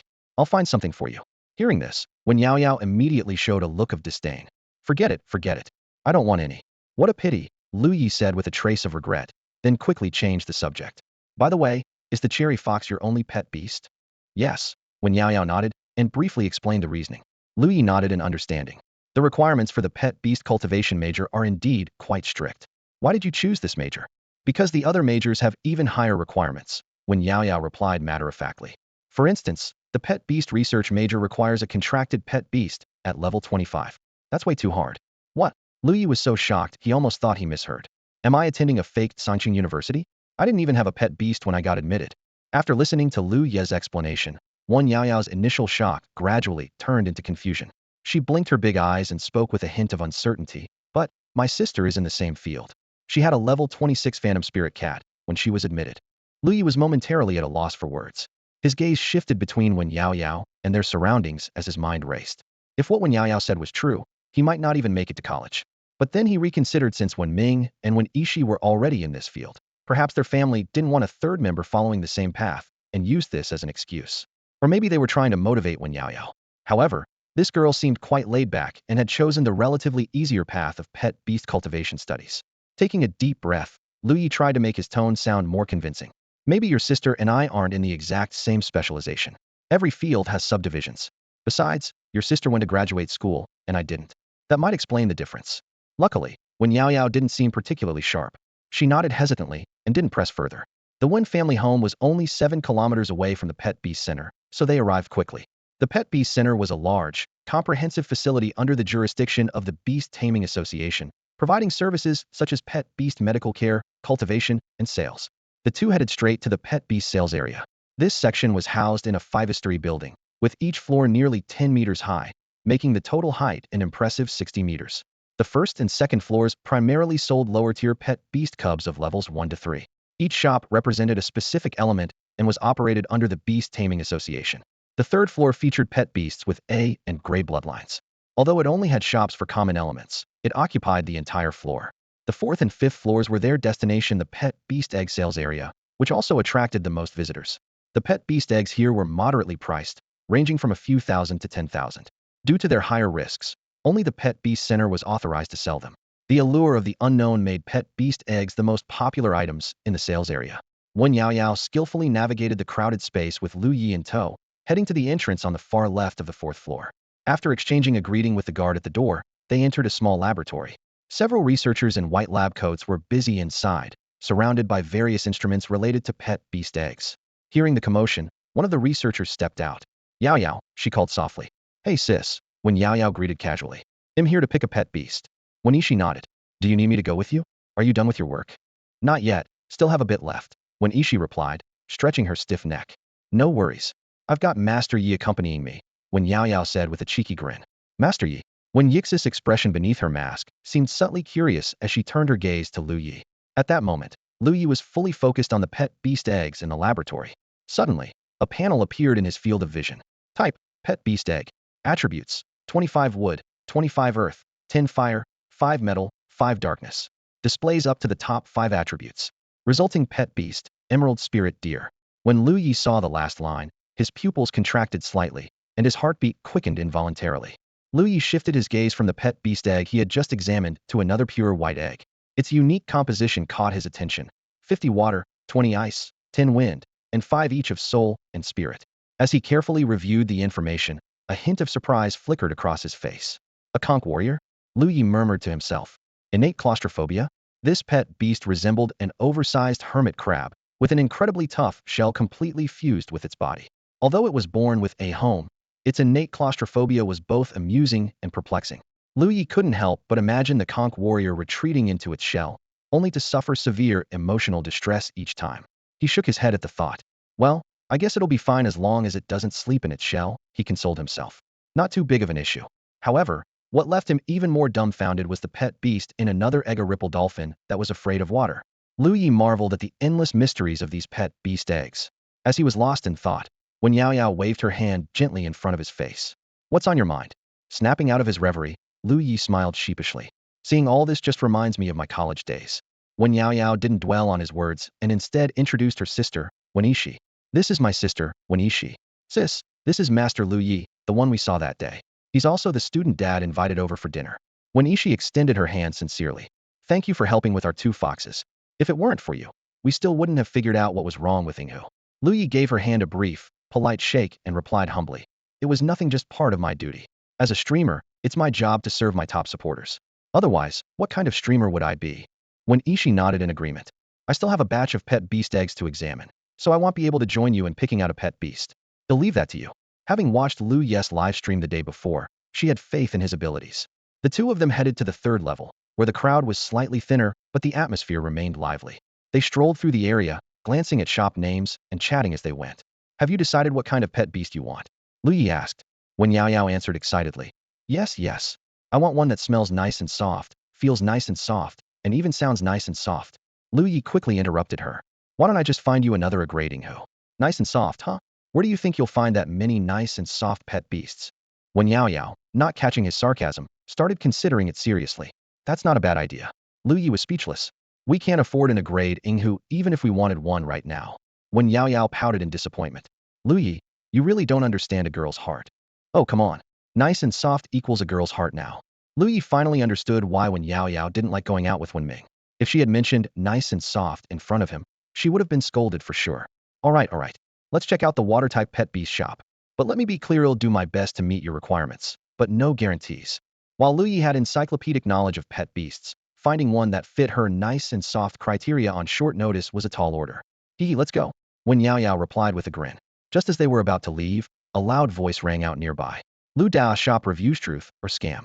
Let me tell you. They turned to see a man with a round figure and a cheerful smile standing at the entrance of a wood-type pet beast shop. Holding a selfie stick aimed at himself, he was clearly live streaming. This was Lu Dao, a well-known content creator on the Dole platform.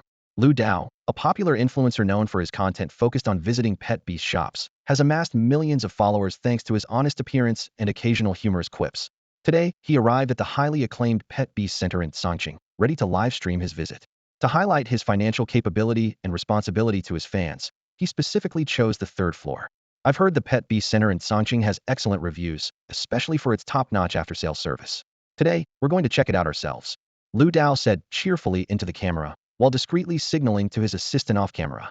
Understanding the cue, the assistant slipped into the store during a brief camera shift, while Lu Dao continued interacting with his audience outside. Despite it being a weekday afternoon, more than 30,000 viewers were online in the livestream. The chat was buzzing with comments, with some urging. Hurry up and go in. What are you waiting for? Others, more observant, speculated. Looks like he sent his assistant in to negotiate some kind of deal. Do you guys believe it? Suddenly, one particular comment caught Lu Dao's attention. As it's Songqing local, I can vouch for their after-sales service. I bought a crate pet beast once, and when they found out it had a genetic illness, they compensated me 3 times the original price. Lu Dao's eyes lit up, though he quickly masked his reaction. Instead, he gave an exaggerated thumbs up and said, That's some impressive service, for sure. Not long after, his assistant returned and whispered a few words into Lu Dao's ear. Lu Dao's expression shifted subtly as he muted his microphone and asked, Did you say they refused to give even a 50 discount? The assistant shrugged helplessly. Yeah, I told them we could promote their store, but the manager wouldn't budge at all. You didn't say anything too pushy, did you? Lu Dao pressed. No, no. The assistant quickly reassured him, waving his hands. I told them we're fair and unbiased. I only suggested the discount to show how friendly they are, which could attract more customers. Unbelievable, Lu Dao scoffed. Fine then. I just saw someone mention that if a purchased pet beast is sick, they'll compensate 3 times the price. Let's pick an expensive one later. The assistant nodded in agreement. The two conversed in hushed tones, unnoticed by those around them. Lu Dao wasn't particularly concerned about the discount itself. Rather, as a content creator with millions of followers, he believed he deserved special treatment. For the pet shop to deny him a discount felt like an affront to his status. Casually, he reached into his pocket, releasing a few tiny spiders onto the ground. The spiders scurried unnoticed into the Wood-Element Pet Beast store. Then, Lu Dao and his assistant turned their attention to the adjacent Water-Element Pet Beast shop. With his microphone back on, Lu Dao enthusiastically addressed his audience. Take a look, everyone. The shop names here are so simple and down-to-earth. This one's just called Water. I've seen a lot of you talking about Water-Element Pet Beasts, so today we're going to buy a grade Water-Element Pet Beast and see how it goes. With that, he strode confidently into the Water-Element Pet Beast shop. Inside, the decor was a refreshing blue theme. Near the entrance were rows of meticulously arranged aquariums, home to various aquatic pet beasts. Further inside, there was a section for land-dwelling water-element pet beasts, showcasing a wide range of species. While the shop wasn't crowded, most visitors seemed to treat it like an aquarium, with only a few seriously considering a purchase. Lu Ye stood inside the water-type pet store, his sharp gaze scanning the dazzling array of A and grade bloodline pet beasts. The information panels of each pet beast flickered continuously, almost overwhelming him, while he couldn't help but secretly covet them. These pets truly lived up to their reputation as the flagship of the pet center. Each one boasted at least 1 innate skill. The thought of being able to replicate those skills filled him with excitement. The store clerk's explanation of their rotation system caught Lu Ye's interest. All pet beasts were showcased and sold on a rotating basis, staying in the store for no more than a week before returning to their habitats to rest. They would then return to the store after half a month. This system effectively safeguarded the mental well-being of the pets. Lu Ye nodded silently, approving of this approach. He noticed the pets were in excellent condition, and their prices were below market rates, which earned his quiet admiration. After 3 or 4 minutes, neither Lu Ye nor Wen Yaoyao had found a pet beast that matched the soft and cuddly characteristics they were searching for. Suddenly, Wen Yaoyao nudged Lu Ye with her elbow and whispered, "Lu Ye, I think I know that guy." Following her gaze, Lu Ye saw a chubby man holding a selfie stick, accompanied by a skinny man with a sharp face. Wen Yaoyao explained in a low voice, "That's Lu Dao, a popular store review blogger lately. Are you a fan of his?" Lu Ye asked curiously. Wen Yaoyao widened her eyes and retorted angrily, "Of course not. He has a ton of scandals. I've only watched him once." Lu Ye's interest was piqued. "Tell me about it." Pulling Lu Ye aside, Wen Yaoyao whispered, "He often uses his status to bully store owners, demanding discounts and freebies. If they refuse, he posts videos spreading false accusations and incites his fans to harass them online. Several pet stores have shut down because of him." Lu Ye raised an eyebrow. "That disgusting? Sounds like he has quite a few tricks up his sleeve.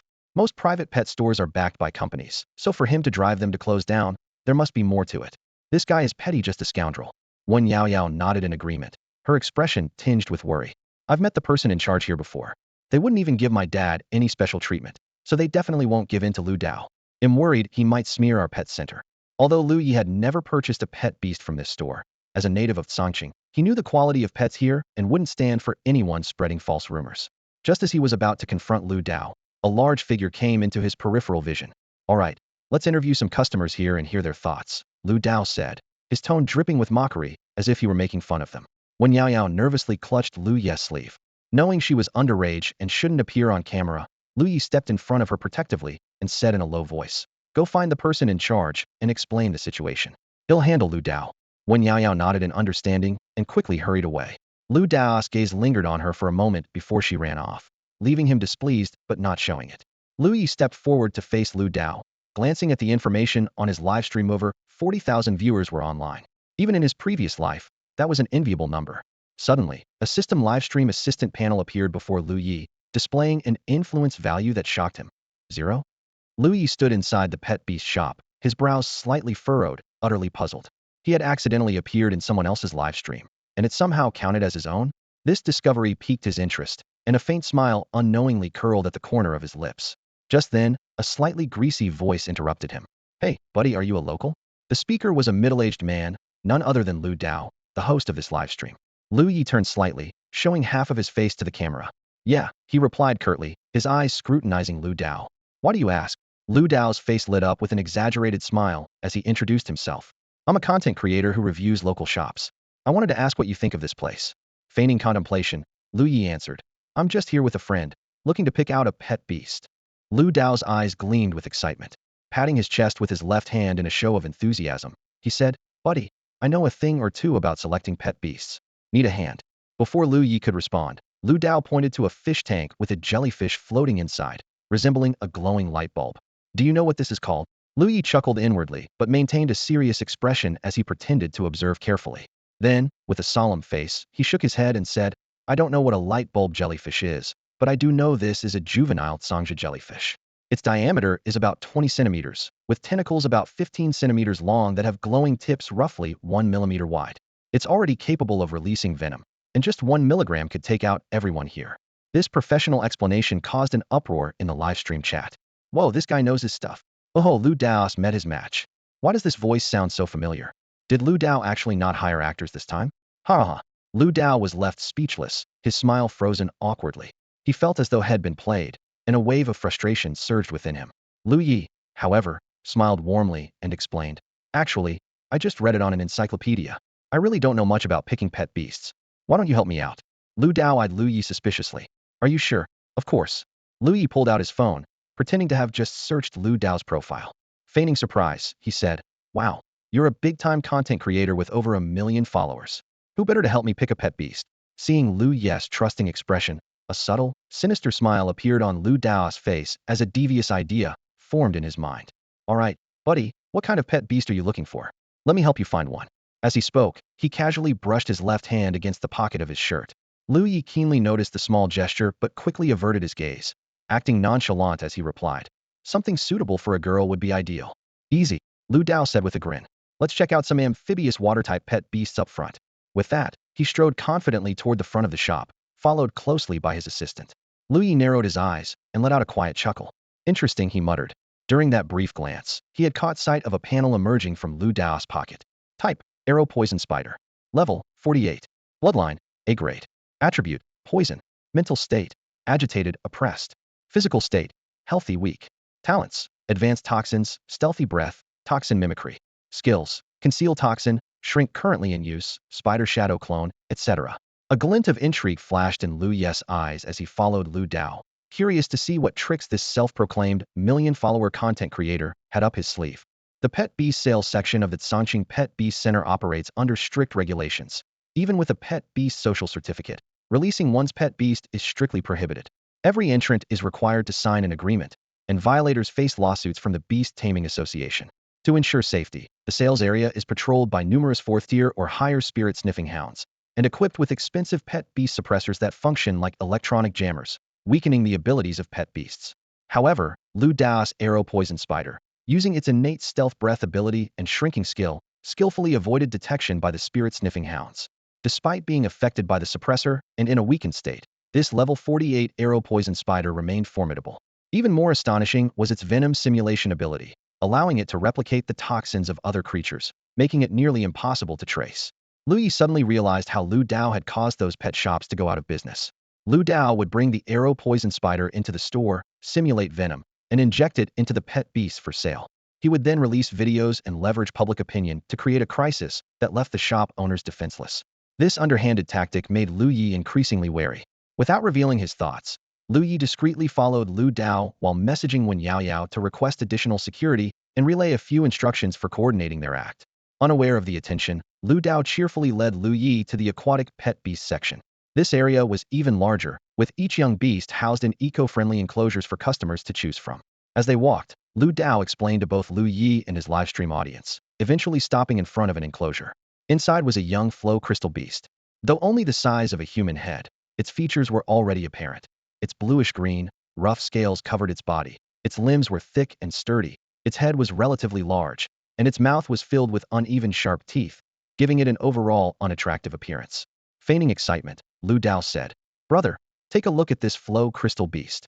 Don't you think the glow from its scales is pretty bright? Lu Ye remained vigilant, but outwardly appeared thoughtful as he nodded. It is a bit bright. Lu Dao immediately added, The brighter the scales of a flow crystal beast, the better its potential. Why don't you take it out? I can help you examine it more closely. For some harmless young beasts, it's allowed to take them out for a better look. That way, customers don't feel dissatisfied after purchasing. Lu Ye stared at the sleeping flow crystal beast, casually glancing at Lu Dao's pocket, where the arrow poison spider was hidden. He noticed the spider's status panel had changed. Talent, Venom Simulation. Skill, Stealth. Venom Ready, Tumor Salamander. Lu Ye's heart sank. The tumor salamander was a highly renowned and rare venomous pet beast. He realized the situation might be far more dangerous than he initially thought. The toxin of the tumor shrivel salamander was like an invisible curse, silently corroding the nerves of the pet beasts. It not only disrupted cognition, but also made the infected pets obey the salamander's every command in the later stages. The most terrifying part was that this toxin could spread through tears. Even more insidious, it was colorless and odorless, capable of infecting without direct contact. Lu Ye smirked inwardly, thinking to himself, Lu Dao is getting impatient. He understood Lu Dao's intention in asking him to bring out the flow crystal beast while the ecological cage could block the toxin. Once the beast left its protective enclosure, Lu Dao would make his move. Even more cunningly, with Lu Ye handling the beast, Lu Dao could frame him without ever coming into contact with it. This game of chess was meticulously planned. However, Lu Ye was already prepared. He nodded slightly and agreed to Lu Dao's request. A staff member promptly arrived and opened the ecological cage. Lu Ye carefully cradled the flow crystal beast in his arms, silently apologizing in his heart. Sorry, little guy. Lu Dao squinted his eyes, raised his phone, and began snapping photos of the flow crystal beast while muttering meaningless phrases like, not bad looking, and decent potential. Lu Ye ignored him, focusing instead on the flow crystal beast status panel. In just a few seconds, the words, tumor shrivel salamander toxin infection, appeared under its physical condition. After rambling on for a bit, Lu Dao suddenly sighed and shook his head. Brother, this flow crystal beast won't do. Sure, it looks okay, but its limbs are too short, and its eyes are small. These traits will hinder its growth in the future. Besides, aren't you picking this for a girl? This one's ugly and clumsy, clearly not suitable. How about we put it back and keep looking? Lu Ye smirked inwardly. Keep looking? So you can keep poisoning it. He suppressed his urge to retort and replied, Big streamer, to be honest, my sister likes ugly ones. Taking this one out will only make her look even more beautiful. This is the one. Lu Dao froze. Didn't you say you'd listen to me? And come on, your sister is so pure and adorable. How could she like something this ugly? What do you mean make her look more beautiful? Shouldn't beauty be compared between people? Why compare with a pet beast? Growing anxious, he added, Brother, take a closer look. This flow crystal beast ranks low among grade bloodlines, and it's not very intelligent. Buying it would just be asking for trouble. But Lu Ye was unyielding. It's fine. My sister likes a challenge. I've set my mind on this flow crystal beast. Damn it, you're not playing by the rules, are you? Lu Dao cursed inwardly, his forced smile nearly faltering. Brother, I get what you're saying, but there are better options ahead. Why don't we take another look and choose again? Narrowing his eyes, Lu Ye took a cautious step back with the flow crystal beast in his arms. Big streamer, you're not thinking of snatching this flow crystal beast for yourself, are you? Trying to trick me into picking another one so you can secretly buy it. I wouldn't want this ugly thing even if. Lu Dao nearly exploded in anger, barely holding back a stream of curses. If it weren't for the fact that he was live streaming, he would have given Lu Ye a piece of his mind as a big-time influencer with 1 million followers. Meanwhile, the viewers in the live stream were already in hysterics. Finally, a real customer who wasn't an actor appeared in the live stream, sparking heated discussions among the viewers. The comment section flooded with messages. Some were surprised by the store's location, some recognized Lu Ye's identity, and others questioned the host's sense of aesthetics. However, most viewers didn't know who Lu Ye was, so the comment mentioning his identity quickly got lost in the sea of messages. Lu Ye stepped back a few paces and called out towards the store in trance. Hey sis, come here. Moments later, when Yao Yao came running in with a flushed face, Lu Ye skillfully blocked the camera, ensuring only when Yao Yao's shadow was visible on the screen. Excitedly holding the crystal beast in his arms, he gave her a knowing look while pretending to be affectionate. Sis, this is the pet beast I picked for you. Satisfied?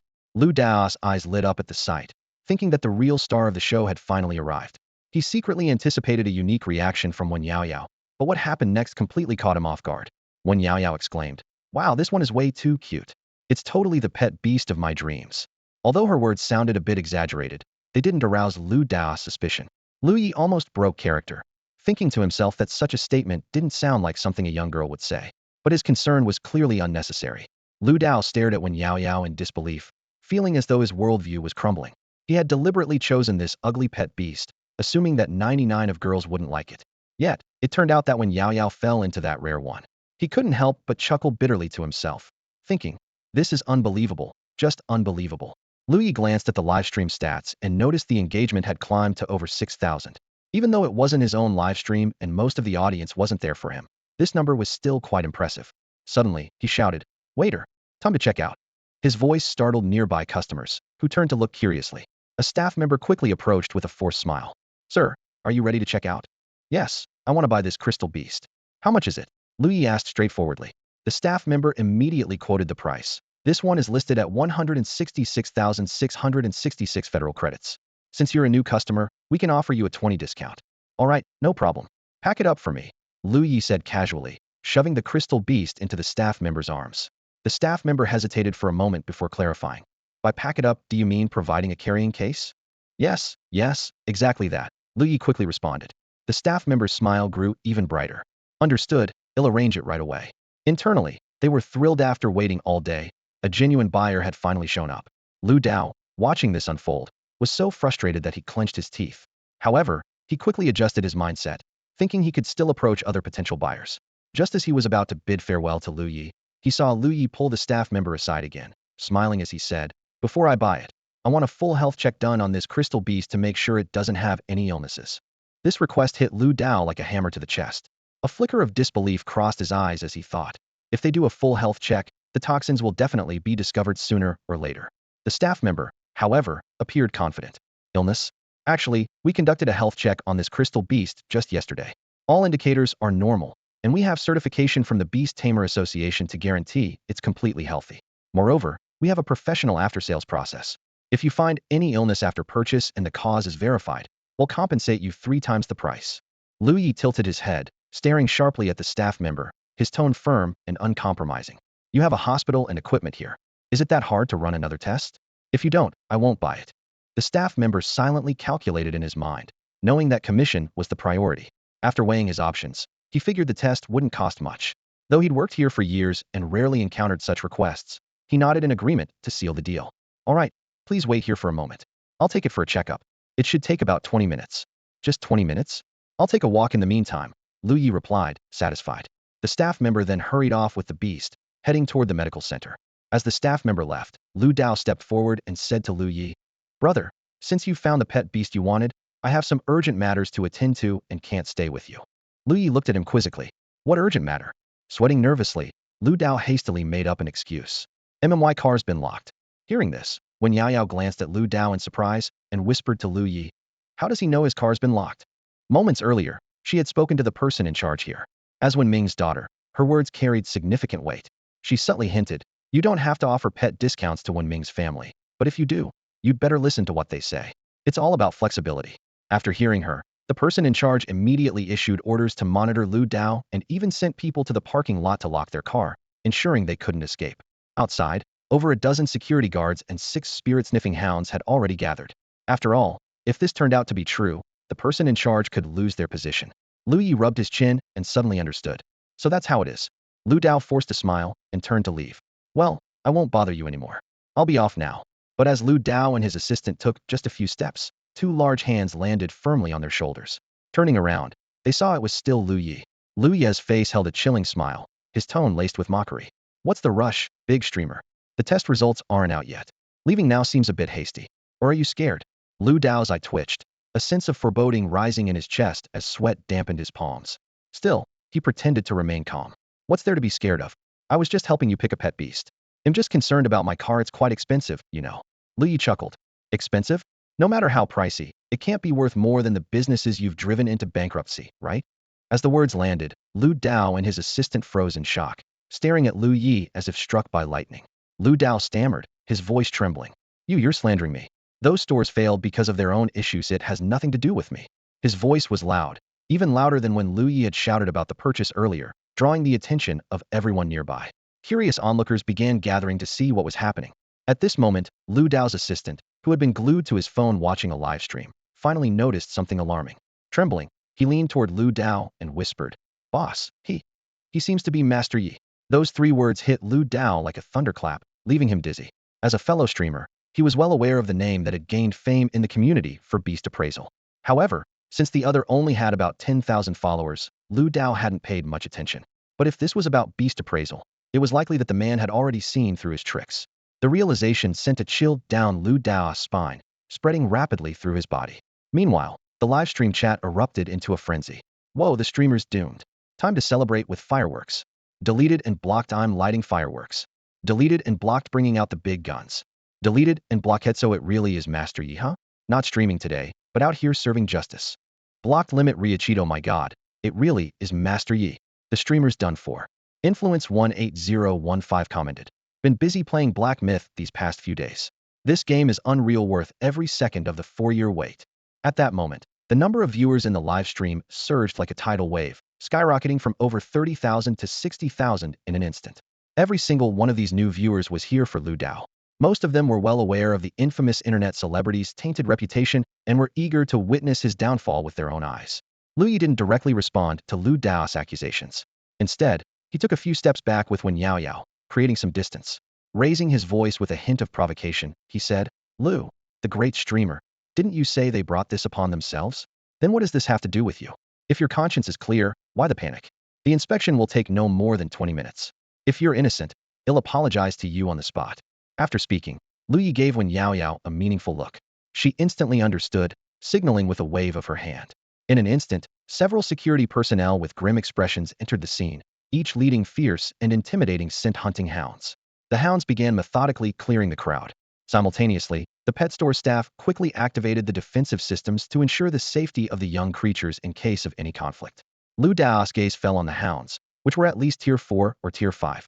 A chill ran down his spine as he realized there was no way out now, even if he wanted to flee. These hounds were equipped with special devices that could resist the effects of pet suppression tools, making each one a formidable force. In his despair, Lu Dao's mind turned to his last hope, secretly recalling his spider. However, he knew all too well that recalling a pet, especially the arrow poison spider that had already activated its shrinking ability, would cause a noticeable spatial fluctuation, making it impossible to hide. Fortunately, the custom-made clothing he wore allowed him to silently recall the spider with just a touch. Trying to maintain his composure, Lu Dao steadied his selfie stick and turned to the livestream audience, his voice filled with righteous indignation. Brothers, you have to bear witness for me. The people from the Tsang City Pet Center are falsely accusing me and refusing to let me leave. This is already illegal detention. Everyone, record this, report it. And for those of you nearby, please call the police for me. His passionate plea painted him as a victim. The livestream chat exploded with comments. Some people echoed his call. Got it. I've already reported the livestream for suspected illegal activity. Others chimed in with 1. Yet, a larger portion of the audience expressed a different sentiment. Don't report it yet. I'm not done enjoying the show. While Lu Dao did have a few diehard fans, the number of haters far outnumbered them. Many of the newly joined viewers were relentless in spamming the chat, turning it into a frenzy of mockery.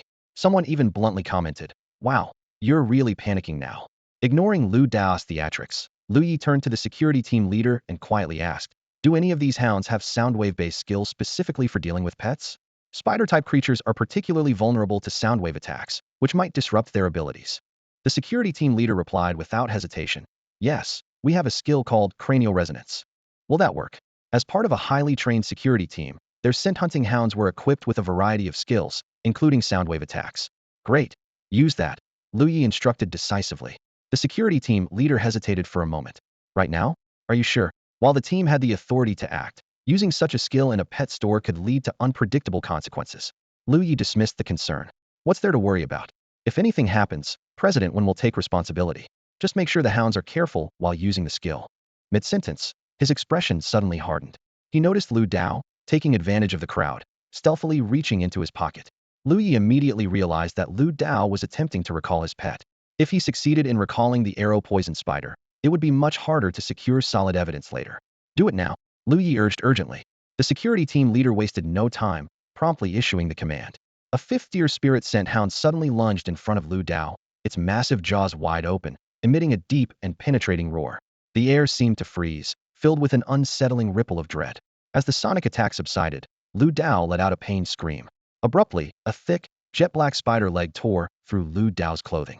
Its surface was covered with a gleaming black exoskeleton, resembling frozen darkness, exuding a menacing aura. Then, a second and third spider leg emerged in quick succession. In the blink of an eye, a pitch-black arrow-poisoned spider, writhing in agony, materialized before everyone's eyes. The spider planted its 8 limbs firmly into the ground, and pushed off Lu Dao, who stood there stunned. It landed lightly on the floor, its crimson eyes scanning the room with a manic glint. If not for Lu Dao's desperate attempts to restrain it, the spider might have already attacked someone. The security captain's face turned pale as he shouted, "Stay alert." He could hardly believe someone had the audacity to bring a pet beast inside, let alone a venomous arrow-poison spider. This was a disaster. Could already see his next 2 months' salary slipping away. Furious, he charged forward with the spirit-sent hound, and the other team members quickly followed suit.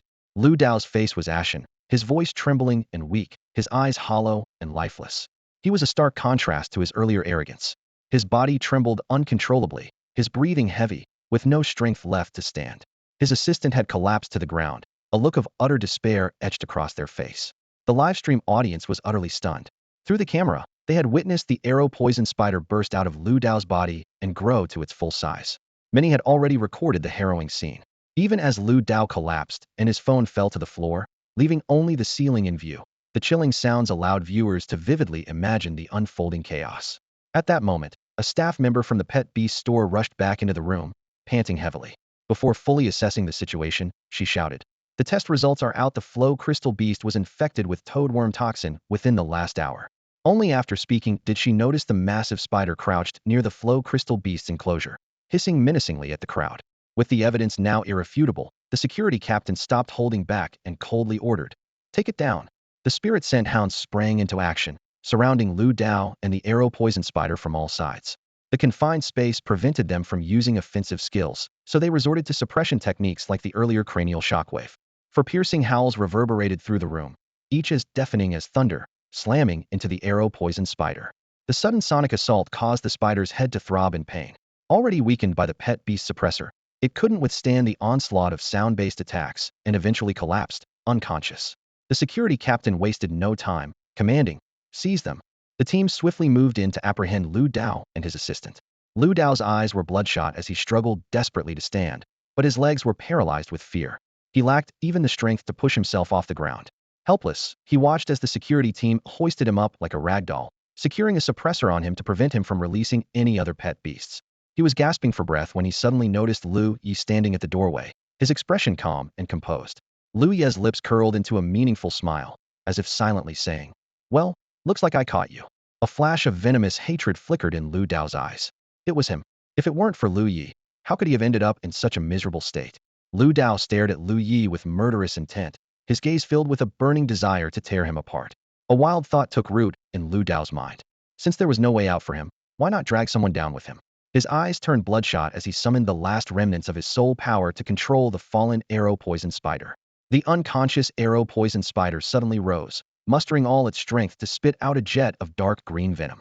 The venom shot forth like an arrow, hurtling toward Lu Ye and Wen Yaoyao with such speed that it caught everyone off guard. "Watch out." The security captain's pupils contracted as he instinctively shouted. Wen Yaoyao turned her head, her eyes widening in terror as fear overtook her expression. At that critical moment, Lu Dao's livestream was forcibly terminated. A system notification echoed in his ears. Livestream ended. Total broadcast duration, 52 minutes. Peak viewers, 122,569. Average viewers, 49,654. Gift earnings, 0 Federation coins. Influence, 157,282. Newbie task, 3 completed. Rewards, feedback ability, 50,000 livestream points. Current livestream points, 249,144. Host feedback ability has been automatically activated. You have gained 4 of the total power of your pet beasts and randomly acquired 1 pet skill, Necromancer's Summon. To Lu Ye, the system message sounded like celestial music. Time seemed to freeze at that instant. Without thinking, he instinctively shouted in his mind, "Necromancer's Summon." In response to his call, a complex black pentagram appeared on the ground. A towering skeletal warrior materialized beside Lu Ye, intercepting the venomous attack just in time. The entire sequence unfolded in a flash, almost too fast to comprehend.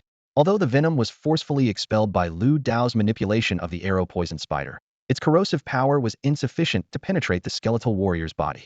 The skeletal warrior tilted its head, seemingly puzzled, as it glanced at the venom. Holy crap!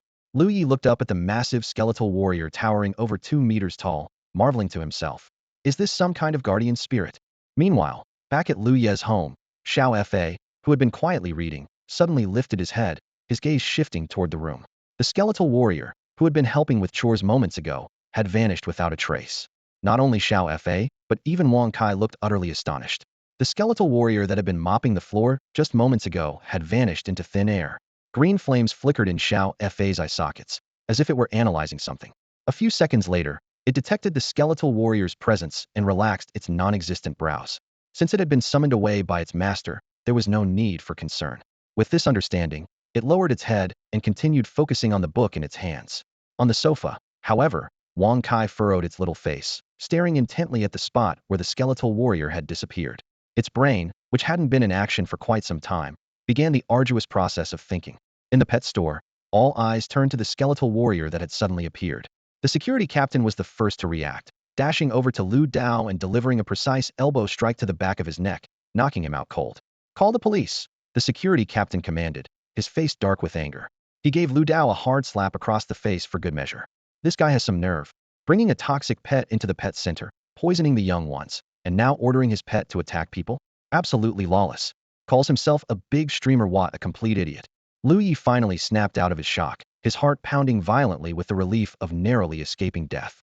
If not for suddenly completing the third novice mission and gaining a feedback ability, he and Wen Yaoyao might not have made it out alive today.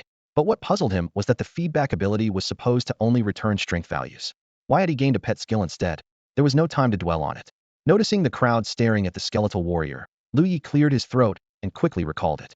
Back at Lu Ye's home, Wang Kai felt the space around it tremble, and the skeletal warrior that had disappeared suddenly reappeared. Meow? Wang Kai straightened up, as if it had uncovered some earth-shattering secret. The skeletal warrior, still looking confused, realized it was back in the room and instinctively picked up the mop again. Xiao Fa, now in ghostly form, floated over to the skeletal warrior and noticed the corroded mark on its body. Green flames flared in Xiao Fa's eye sockets, and a layer of green fire enveloped the skeletal warrior. When the flames dissipated, its body was completely restored. The curiosity surrounding the skeletal warrior stemmed from the fact that it was not only an A-rank pet, but also extremely rare in the Eastern District. As previously mentioned, skeletal warriors and other undead pets currently originated from only one secret realm, making them scarce in the market. Additionally, the realm's location was far from the Eastern District, so almost no one owned one. Lu Ye turned to the stunned Wen Yaoyao. "Yaoyao, are you okay?" "I'm fine," Wen Yaoyao replied, her voice trembling slightly. "Was that a skeletal warrior just now?" "Yes," Lu Ye answered briefly, avoiding any detailed explanation. "It's one of my pets." "Skeletal warriors are actually so cool," Wen Yaoyao murmured to herself. In her impression, undead pets were typically dark and terrifying, but Lu Ye's skeletal warrior seemed adorably clumsy. At that moment, the manager of the pet sales area hurried over, looking nervous. "Mr. Lu, Miss Wen, are you both alright?" "We're fine," Lu Ye said with a wave of his hand. "You should check the surveillance footage later to see what this guy did in the pet center. We need to prevent any further impact on other pet stores. We've already evacuated the area, and the sales section has been sealed off. I'll have someone investigate immediately," the manager replied, pulling out his phone to make a call. A sharp curse pierced the air, accompanied by hurried commands. Clearly, someone was enraged. When Ishi rushed out of the laboratory, drawn by the commotion downstairs, she hurriedly approached her younger sister. "Yaoyao, are you okay?" When Yaoyao grasped her sister's hand and managed a weak smile. "I'm fine, really. Don't worry, sis." When Ishi carefully examined her, and after confirming that her sister was unharmed, she felt slightly relieved. She then turned to Lu Ye. "What happened here?" Before Lu Ye could respond, Wen Yaoyao quickly gestured to explain. When the words, "arrow poison spider," came up, when Ishi's expression grew even more serious. She abruptly raised her head, her gaze sharp as a blade, and directed it at the person in charge nearby. "Where's Lu Dao?" The person in charge, intimidated by Wen Ishi's piercing glare despite being older, wiped the sweat from his forehead and stammered. He's been detained. The Beast Taming Association and the police are on their way." "Where exactly?" When Ishi pressed, the man took a deep breath. "In the security room on the first floor." Upon hearing this, when Ishi turned on her heel and walked off, her clenched fists making an unsettling sound. The man weakly called after her. "You'll need to register and give a statement later. Please go easy on him." When Ishi paused for a moment and replied without looking back, "I have a healing pet beast." The man could only force a bitter smile. As a subordinate of the Wen family, he knew better than to offend the Wen sisters. Lu Ye watched Wen Ishi leave and remarked to Wen Yaoyao in surprise. "I didn't expect your sister to be so fierce. She didn't seem like this back at school." Wen Yaoyao pouted. "Don't be fooled by her cold demeanor. She's really scary in private." She was about to say more when Ishi suddenly turned her head, her sharp eyes sweeping over them. Startled, Wen Yaoyao immediately fell silent. After handling the situation, the person in charge approached Lu Ye. "Mr. Lu, Due to the severity of the incident and the live broadcast, you will need to accompany Ms. 1 to the Beast Taming Association for an investigation. I hope you understand. Lu Ye didn't seem bothered. That's fine. I have plenty of time. He had originally planned to complete his third task during his evening live stream, but it seemed Lu Dao's broadcast had already fulfilled that goal. Tonight's stream no longer seemed necessary. Besides, Lu Dao's actions were outrageous, and as a direct participant, Lu Ye expected the investigation to take some time. After all, whether the arrow poison spider was indeed responsible for poisoning the flow crystal beast was still uncertain. The two were escorted to the first floor to wait. Not long after, they saw when Ishii emerged from another area. Her expression was noticeably more relaxed, suggesting she had vented her frustration sufficiently. She was accompanied by a security guard who held the leash of a spirit-sniffing hound. A closer look revealed the hound's hind legs trembling, as if terrified of something, not even daring to glance at Ishii. When Ishii approached the two without mentioning Lu Dao, instead, she asked, Yao Yao, have you picked out a pet beast yet? Found one you like. When Yao Yao nodded enthusiastically. I have. Which one? When Ishii asked with interest, assuming her sister wouldn't be impressed by the beasts here. A skeleton warrior. Hey, skeleton warrior. When Yix's expression turned complicated. I don't think they have that here. Lu Ye, standing nearby, rubbed his forehead in exasperation. This girl had just said she liked soft and cuddly beasts. How did a skeleton warrior fit that description? Was this the so-called suspension bridge effect? They don't. When Yao Yao admitted, then turned to Lu Ye. But Master Yi has one, and I want one too. Him. When Ishii looked at Lu Ye in surprise. It wasn't that she doubted him, but even the Beast Taming Association in Songqing only had 2 skeleton warriors, both of which were great. Lu Ye scratched the back of his head. Haha, I bought a pet egg a while back and hatched it myself. I guess I just got lucky. The person in charge suddenly appeared out of nowhere. Mr. Lu, is your skeleton warrior in a grade or grade bloodline? Lu Ye studied him for a moment. Grade. Would you be willing to sell it? The man pressed. I can offer 800,000 Federation credits. 800,000. Lu Ye was a bit taken aback. Even most grade pet beasts didn't fetch such a price. Unfortunately, this wasn't a pet beast but a summoned creature, so even if Lu Ye wanted to sell it, he couldn't. Sorry, this pet is very important to me. I'm not planning to sell it for now. I see. The man said regretfully, nodding. Although the pet beast egg of the skeleton warrior was unavailable, the person in charge was still unwilling to give up and continued to question Lu Ye about the appearance of the egg he had seen before. Left with no choice, Lu Ye fabricated a description on the spot, describing an egg with blue and white stripes. Only then did the person in charge leave, seemingly satisfied but with a mix of regret and anticipation on his face. The Wen sisters immediately left and climbed the stairs to the 3rd floor. When Ishii gently held Wen Yao Yao's hand, trying to comfort her. It's okay, we can choose a new pet beast, she said softly. Wen Yao Yao pouted, her eyes shimmering with tears of disappointment. When Ishii added, let's pick one you like first, and then we can go to another pet beast center to get it. That way, we can avoid any potentially infected beasts. When Yao Yao reluctantly nodded and followed her sister upstairs. Lu Ye didn't follow them. He knew when Ishii understood her sister's feelings better. Standing still, he watched the sisters' figures disappear around the stairwell corner.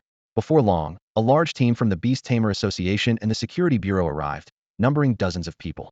They worked with clear division of labor and swift precision. Several experienced specialists immediately began interrogating Lu Dao, their sharp gazes and pointed questions leaving no room for escape. Meanwhile, a few researchers in white lab coats carefully sealed the venomous arrow spider into a specially designed container, preparing it for further study. The rest of the team quickly spread out. Some conducted thorough inspections of the pet beast sales area, meticulously checking each beast for signs of toxin infection. Others focused on collecting evidence, taking photos, gathering samples, and documenting everything with meticulous detail. The scene was orderly yet filled with an underlying tension. Lu Ye stood off to the side, silently observing the entire process. He noticed that, despite the heavy workload, most people wore faint smiles, showing no signs of irritation. This unusual atmosphere puzzled him. At that moment, when Ming emerged from the crowd and approached Lu Ye, his expression was serious, with a slight furrow in his brow. Yao Yao has already told me everything, but I still need to say a few words to you, he began. Taking a deep breath, he continued, we're in the Beast Taming Era now, which means almost everyone wields a potential deadly weapon. When people are pushed to the edge, they can do anything. If you hadn't summoned the skeleton warrior in time to block that attack, the consequences would have been unimaginable. You need to be more cautious and not act so impulsively next time. Lu Ye nodded earnestly, reflecting on his actions. He had been too focused on showcasing his strength to the livestream audience, neglecting the potential dangers around him. I understand. He'll be more careful in the future, he replied sincerely. Seeing Lu Ye's serious attitude, Wen Ming didn't press further. Instead, he chuckled and teased. You really have a knack for stirring up big news wherever you go, huh? Lu Ye was momentarily taken aback. This made it to the trending list already? He asked, puzzled. When Ming didn't answer directly, merely gesturing for him to check for himself. Lu Ye pulled out his phone and saw that Lu Dao Band had already climbed into the top 30 trending topics. Following closely were Songqing Pet Beast Center and Lu Dao forced Master Yi into a relationship. Upon reading the last headline, Lu Ye's forehead wrinkled in disbelief, and he murmured to himself, forced into a relationship? What on earth is this nonsense? As someone directly involved in the situation, he couldn't help but find the claim absurd. Not only was his righteous action overlooked, but such a bizarre story had also been fabricated. When Ming, seeing his reaction, simply chuckled and explained, what else could it mean? Lu Dao's company is behind this, obviously. Hearing this, Lu Ye suddenly understood. Lu Dao, as a controversial video creator, had done many questionable things in the past. Without the backing of his company, he wouldn't have come this far. Clearly, this was their PR strategy to suppress and divert public attention. However, by now Lu Dao's livestream recordings had already gone viral online. No matter how powerful his company's PR team was, it would be nearly impossible to reverse the situation. As Lu Ye stared at his phone screen, he couldn't help but shake his head and sigh, reflecting on the complexity and absurdity of the world. Lu Ye shrugged, indifferent to Wen Ming's reassurance. Instead, he turned to ask, Teacher, why do you all seem so cheerful? A trace of smugness appeared on Wen Ming's face. Of course, we're happy. Seeing Lu Ye's puzzled expression, he cleared his throat, leaned in slightly, and lowered his voice to explain. The main reason is that nothing major has happened in Songqing for the past 10 years. The Beast Taming Association and the Security Bureau have only been dealing with trivial matters. No one has had a chance to make any significant contributions, so we've all just been waiting around to build up seniority. This Lu Dao case is a rare opportunity for merit. Even before we could decide on the assignments, a pile of applications had already been submitted. Lu Ye suddenly understood, his mind flashing back to an experience in his past life when he encountered tomb raiders while appraising artifacts. Back then, several uncles had eagerly called him, asking him to stall the raiders and extract information. That case eventually led to the recovery of artifacts worth over $1 billion and became a major achievement. When Ming seemed to recall something and asked, by the way, why were you so sure he was suspicious? I know the entire process, but I can't figure out how you determined Lu Dao was up to something. Lu Ye had already prepared his response and answered calmly.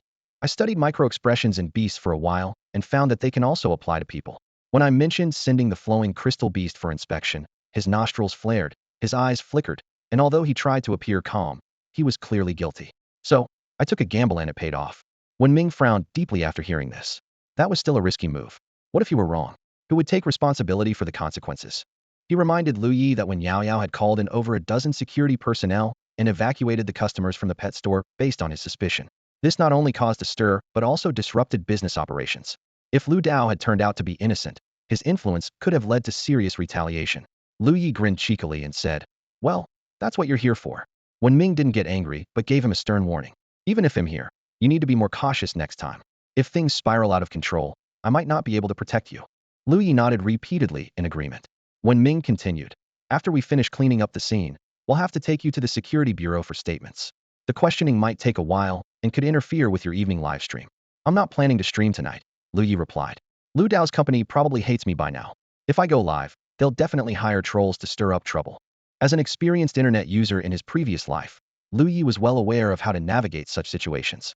After trending for 3 consecutive days, the attention was already high, and rivals were jealous. On top of that, angering Lu Dao and his associates would undoubtedly lead to chaos in his livestream. He decided to take a 2-day break. After all, riding on the popularity of Lu Dao's case, his livestream points had already reached nearly 250,000 enough to last for a while. As they were chatting, when Ishi returned with Wen Yao Yao, her expression blank. When Ming asked, how did the pet beast evaluation go? When Ishi took a deep breath. You should ask her yourself. When Ming turned to Wen Yao Yao with a questioning look. The young girl pulled a pitiful face and asked, Dad, can I really have a skeleton warrior beast? Her father froze for a moment, then glared angrily at the innocent-looking Lu Ye. Damn it, it's all your fault.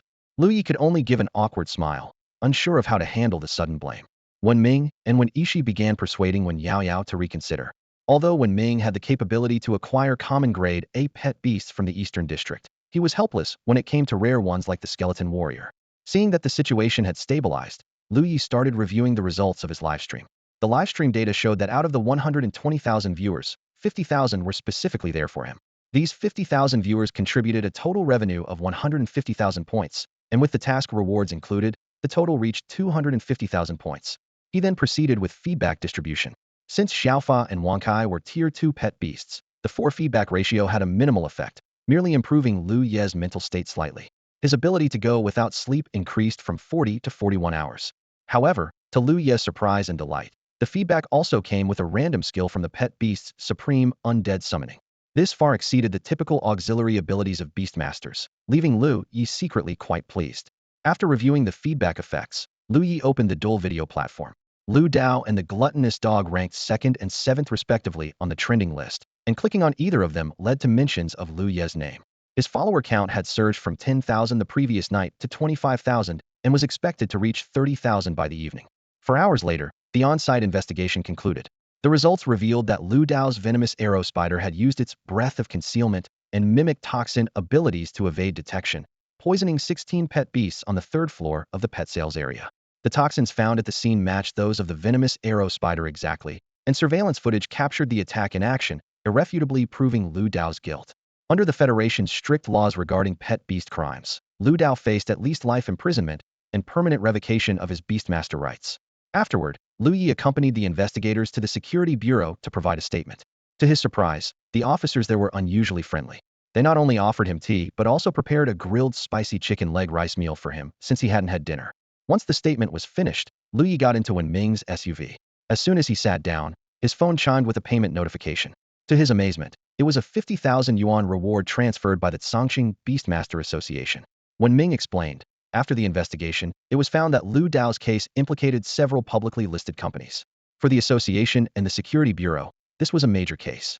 Since you were the one who discovered it, the association decided to reward you. Lu Ye took the money when Ming handed over and secretly felt relieved. 50,000 yuan was just enough to cover the cost of the books he had bought that morning. He was about to express his gratitude when Ming reminded him, "By the way, one more thing.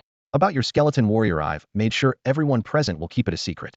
But you shouldn't summon it too often, otherwise, it might cause unnecessary trouble." Lu Ye nodded solemnly. "Don't worry, he'll be careful." As night fell, Lu Ye returned home. Both the 1st and 2nd floors were dark. On his phone, Zhang Shou had left a message saying he had gone out for dinner. With a thought, Lu Ye summoned the skeleton warrior, which appeared out of thin air. He stacked the books on the skeleton warrior's long, bony arms, filling them to capacity. Just then, upstairs, Wankai suddenly woke up, looking around in confusion. Annoyed, it glanced at Xiao Fa. "Where did the skeleton that was scratching my itch go?" Xiao Fa tilted its head, sensing the skeleton warrior's location. Its gaze seemed to pierce through the floor and landed on Lu Ye and the skeleton warrior in the yard. With a flicker of green flames, the skeleton warrior suddenly appeared in the living room, its arms still piled high with books. Both Wankai and Xiao Fa froze in surprise. From downstairs came Lu Ye's puzzled voice. "Hey, where's my skeleton warrior?" Before he could finish speaking, the skeleton warrior vanished from the living room again. Xiao Fa, deep in thought, summoned the skeleton warrior back once more. When Lu Ye entered the house, he irritably questioned the system. "Is there something wrong with this skill?" The system remained silent. Xiao Fa approached Wankai and gestured for it to grab onto the skeleton warrior's leg to teleport together. Wankai's eyes lit up and it immediately complied. As Lu Ye summoned the skeleton warrior again, it reappeared at the stairwell, with Wankai clinging to it. Lu Ye was dumbfounded. "Wankai? What are you doing on it?" Equally bewildered, Wankai meowed in confusion, trying to explain to Lu Ye but failing to convey its thoughts. Finally, it flopped onto the ground, signaling for Lu Ye to ask Xiao Fa instead. Back at home, Xiao Fa was waiting at the door.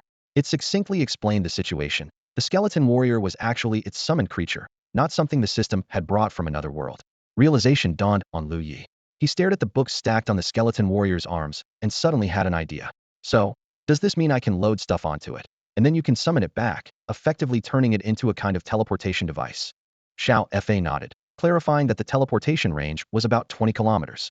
Beyond that, the items on the skeleton warrior would remain where they were. Lu Ye was thrilled. "Wow. So, does this mean we've kind of found a loophole in the system?" Although Xiao Fa didn't fully understand, it nodded anyway, happy to see its master in high spirits. Lu Ye returned to the 1st floor, gripping tightly the leg bone of the skeletal warrior. Holding his breath and focusing intently, he waited for Xiao Fa to summon the skeleton back. In an instant, a strange force surged around him. Lu Ye felt the world spin, and in the blink of an eye, he was back in his original spot. "Holy crap, what a divine skill!" Lu Ye exclaimed in awe. This kind of teleportation ability was typically exclusive to space-type pet beasts. Space-type pets were all of Scrade bloodlines, and incredibly rare. Since the beginning of the age of beast tamers, there had only been a little over 10 confirmed cases of such beasts. Each one was a strategic-level asset of the Federation, worth more than gold. Although the teleportation synergy between Lu Ye and Xiao Fa couldn't compare to a pure space-type pet, he knew that as Xiao Fa's strength grew, the distance limitation would inevitably be overcome. However, a crucial issue suddenly surfaced in Lu Ye's mind. The communication range between a tamer and their pet depended on the strength of their soul connection. For now, their effective communication range was only about 1 kilometer. Without hesitation, Lu Ye decided to upgrade his soul tier through the system panel. Instantly, 50,000 livestream points were consumed, and his soul space expanded from 100 square meters to 300 square meters.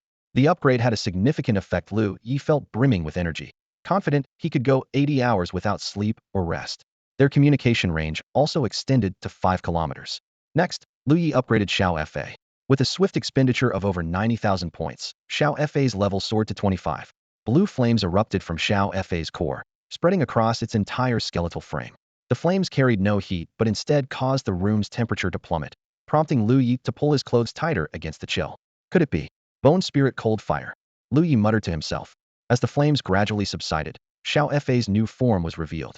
Lu Ye was astonished to see that Xiao Fa had grown 10 centimeters taller, and the flames in its eye sockets had shifted from emerald green to a mesmerizing mix of blue and green, exuding a newfound vitality. Eagerly, Lu Ye opened Xiao Fa's updated status panel. Type: Undead Mage. Level: 25. Bloodline: Scrade. Attribute: Undead. Mental state: Calm. Physical state: Healthy skeletal. Innate abilities: Knowledge is power, Advanced Wisdom, Shadow Affinity, Knowledge Suppression. Skills: Spectral Minions, Sword of Knowledge, Undead Summoning, Spectral Flame. Evolution Progress: 31.02. Mental Energy: 368. The panel left Lu Ye stunned. Xiao Fa had awakened new innate abilities and skills. His heart swelled with both excitement and anticipation, curious about the opportunities these newfound powers would bring them. Lu Ye stared at the talent description, drawing a sharp breath. The talent Knowledge Suppression left him utterly stunned. It not only imposed absolute dominance over pets with a lower knowledge reserve than its own, weakening their strength, but also reduced its own power when facing opponents with superior knowledge reserves.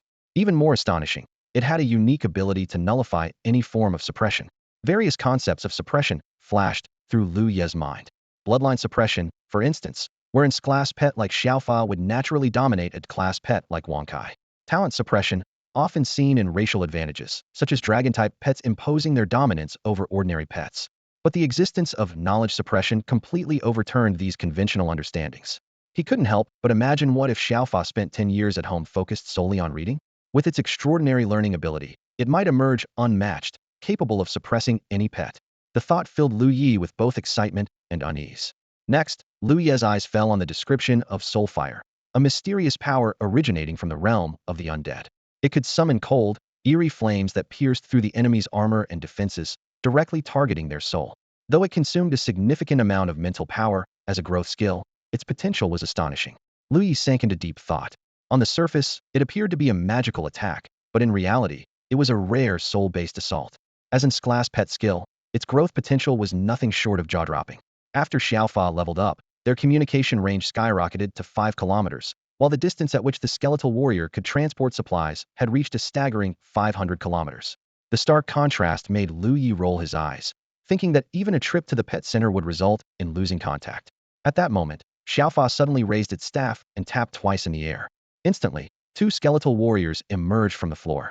Combined with the one already arranging books in the living room, there were now 3 level 25 skeletal warriors. Lu Ye was surprised to see an extra one. Xiaofa explained that the number of summoned skeletal warriors depended on mental power, with every 100 points allowing for an additional summon. Observing Xiaofa's mental power of 368 points, Lu Ye began to ponder.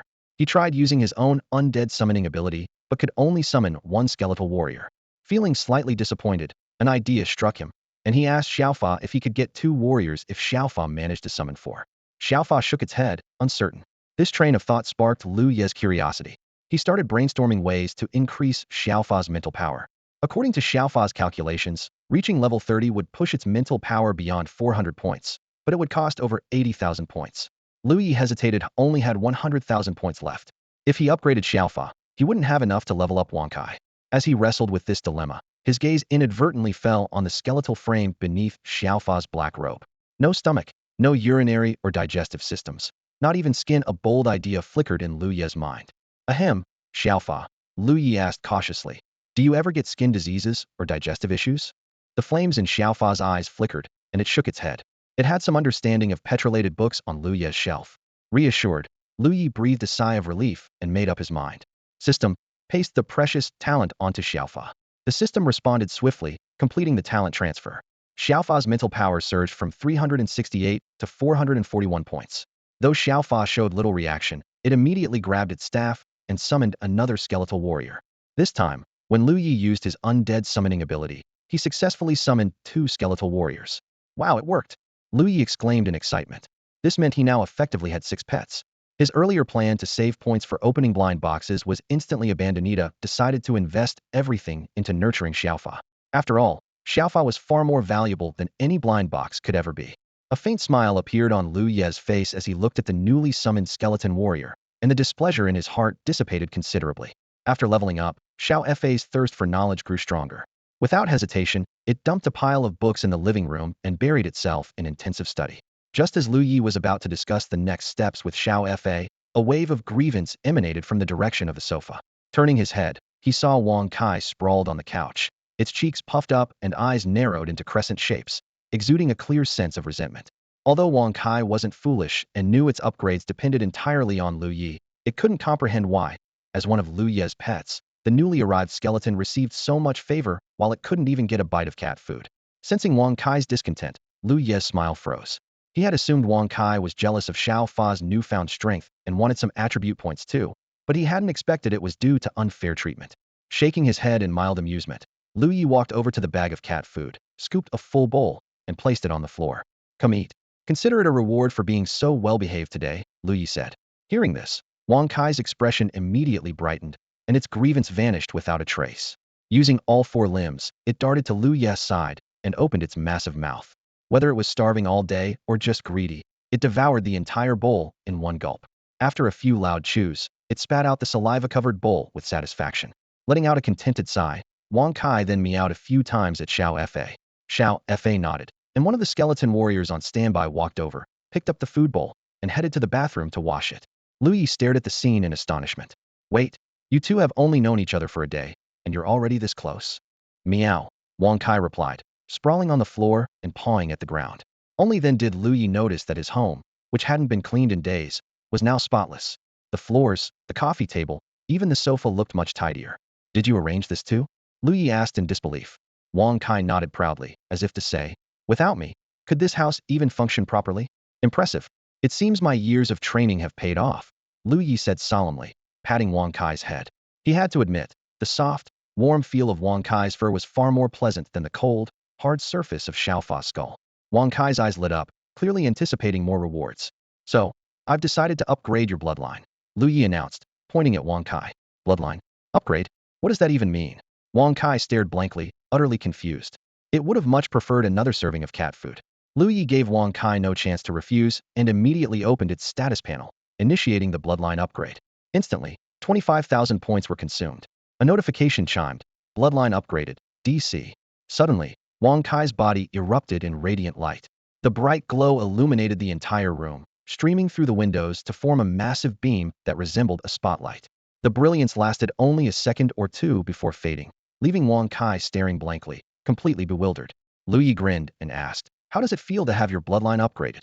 Wang Kai looked at its body in confusion, remaining silent, utterly at a loss for words. Lu Ye racked his brains and finally managed to blurt out 2 words to describe the scene before him. So bright. He rubbed his forehead in exasperation, muttering to himself, weren't they saying that a bloodline upgrade would enhance intelligence? Why can't I see any signs of it in Wang Kai? He dared not voice this thought aloud, fearing it might hurt Wang Kai's self-esteem. His gaze swept over the skeleton warrior who was busy washing a bowl. Taking the bowl, Lu Ye scooped another serving of cat food for Wang Kai.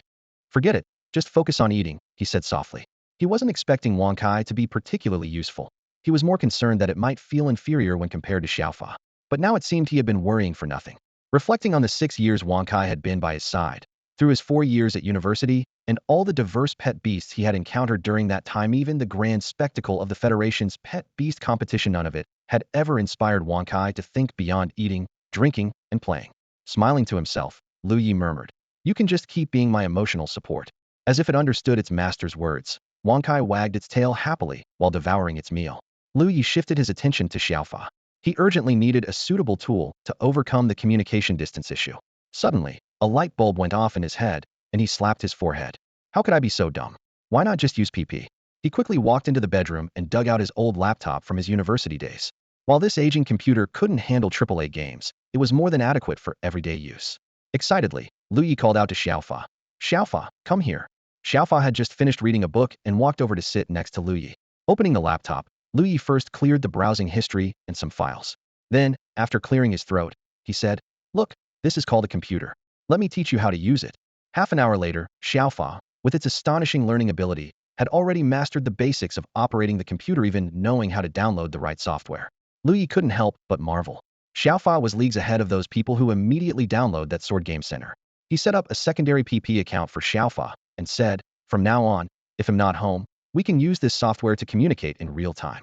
Stretching lazily, Lu Ye found great satisfaction in teaching Xiaofa. No matter what he explained, Xiaofa grasped it instantly and could even infer more from the lessons.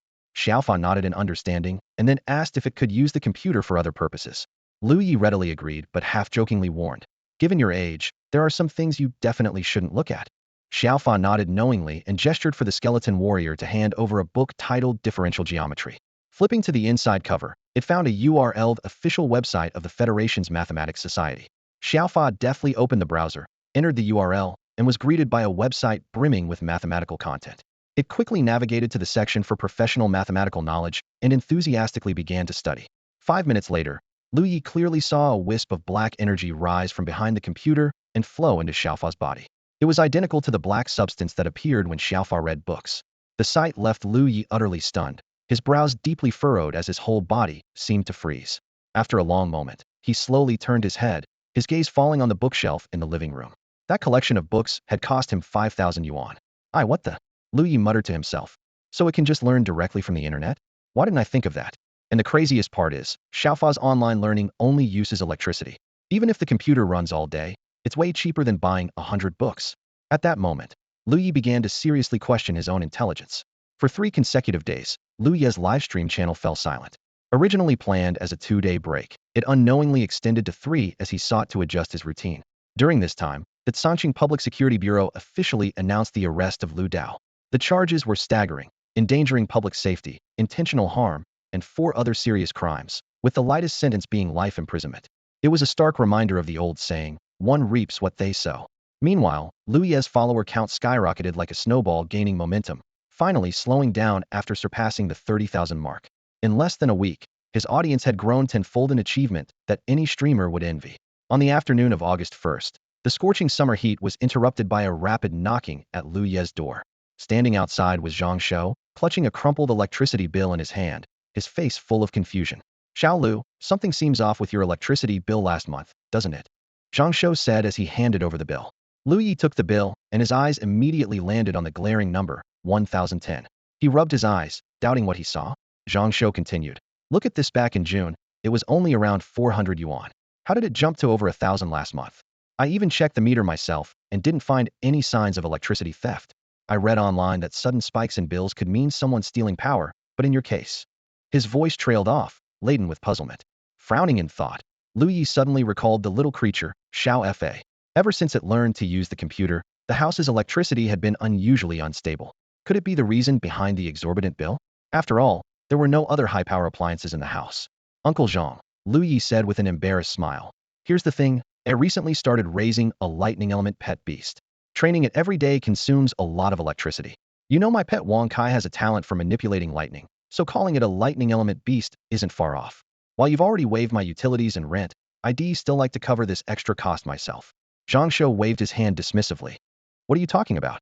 We agreed on fizzy or exempt from those fees, period. Even if it were tens of thousands, it wouldn't matter to me." Lu Ye felt a warm surge of gratitude. "Thank you, Uncle Zhang." "No need for thanks," Zhang Shou replied with a casual wave of his hand. Then, as if it were an afterthought, his gaze drifted to the ceiling. "By the way, Xiao Lu, why haven't you been streaming these past few days?" Lu Ye raised an eyebrow, instantly understanding the real reason for Zhang Shou's visit. He admitted, "Well, you've probably heard about the Lu Dao news, right? That incident is somewhat connected to me. There's a big company backing him, and I've basically offended them. So, I decided to lay low for a few days. What?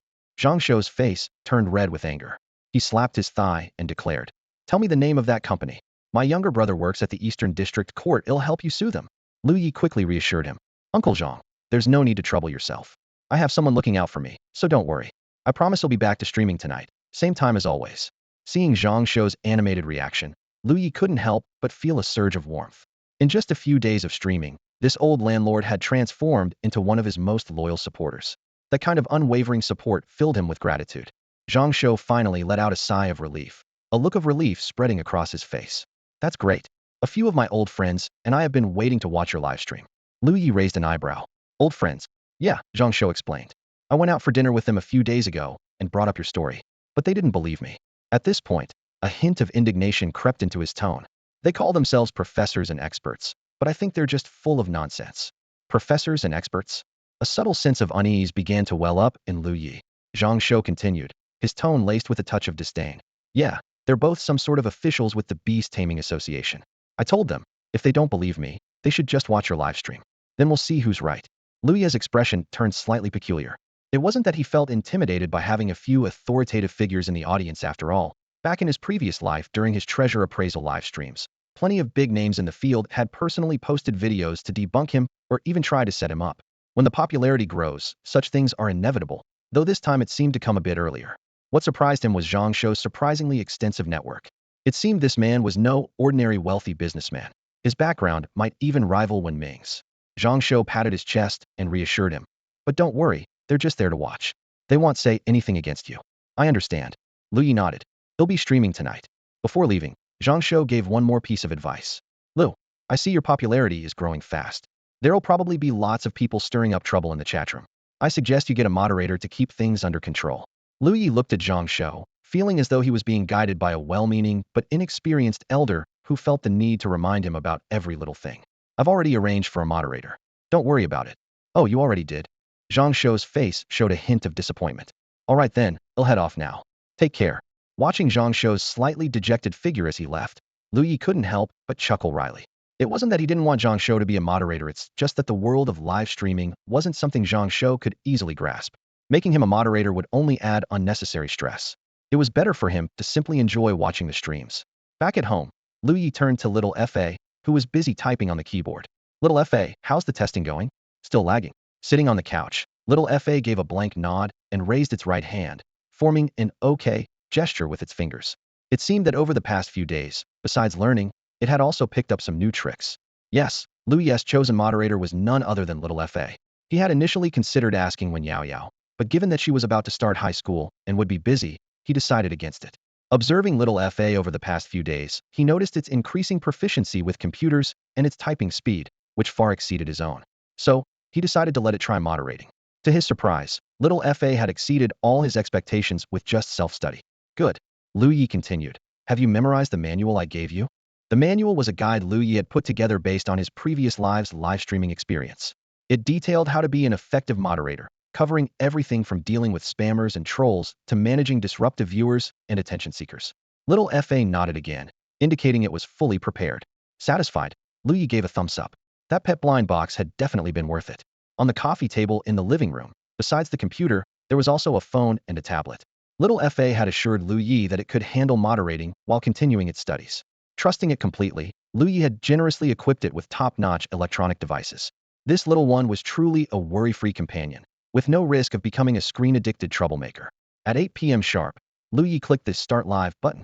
As soon as the stream went live, over a dozen viewers joined immediately, quickly escalating to 3 digits, and then 4. Within 3 minutes, the viewer count had reached 4,000. Finally, you've been MIA these past few days, huh? Hey streamer, is that thing about Lu Dao true? Watching clips, kicked out by the moderator. Legendary streamer, bring back my Dao Dao. Kicked out by the moderator. Lu Ye glanced at the chat and nodded in approval. Little Fa's efficiency was astonishing. Comments were removed almost instantly, with reaction times under a second. Its performance was on par with professional gamers in a Shanghai major.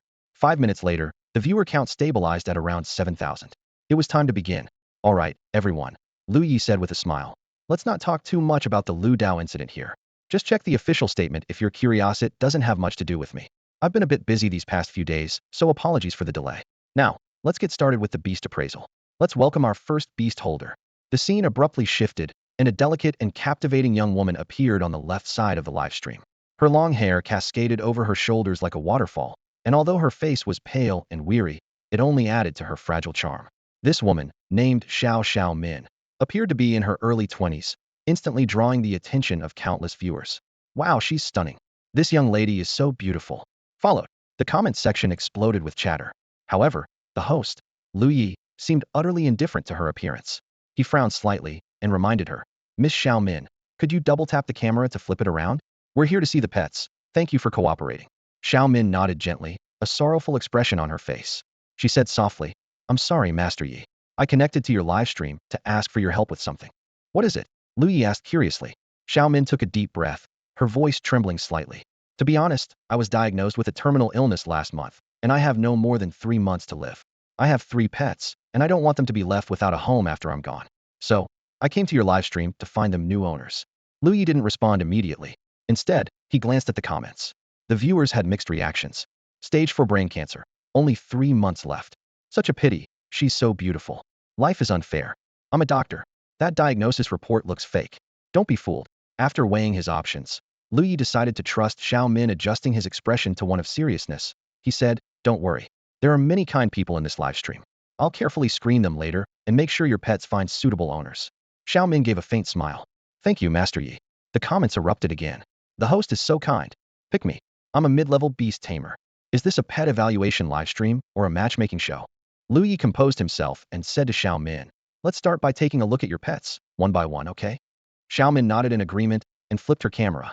In the open space of her home, 3 pets were summoned, a large white dog, a turtle, and a white snake. It was certainly an unusual combination. Xiao Min softly introduced them. My family is relatively well off, and all 3 of these pets have at least Kraid bloodlines. Let me give you a detailed introduction. Lu Ye nodded, refraining from activating his golden eye for now, as he wanted to hear her descriptions first. First, this big dog, Xiao Min said, stroking the dog's head.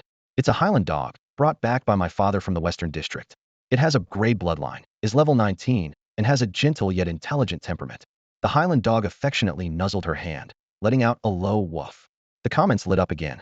Highland dogs are super expensive. This is a pretty solid battle-type pet, easily worth 200,000. I'm an elementary school student, and I need a pet. Pick me. Lu Ye commented. That's indeed a very impressive Highland dog.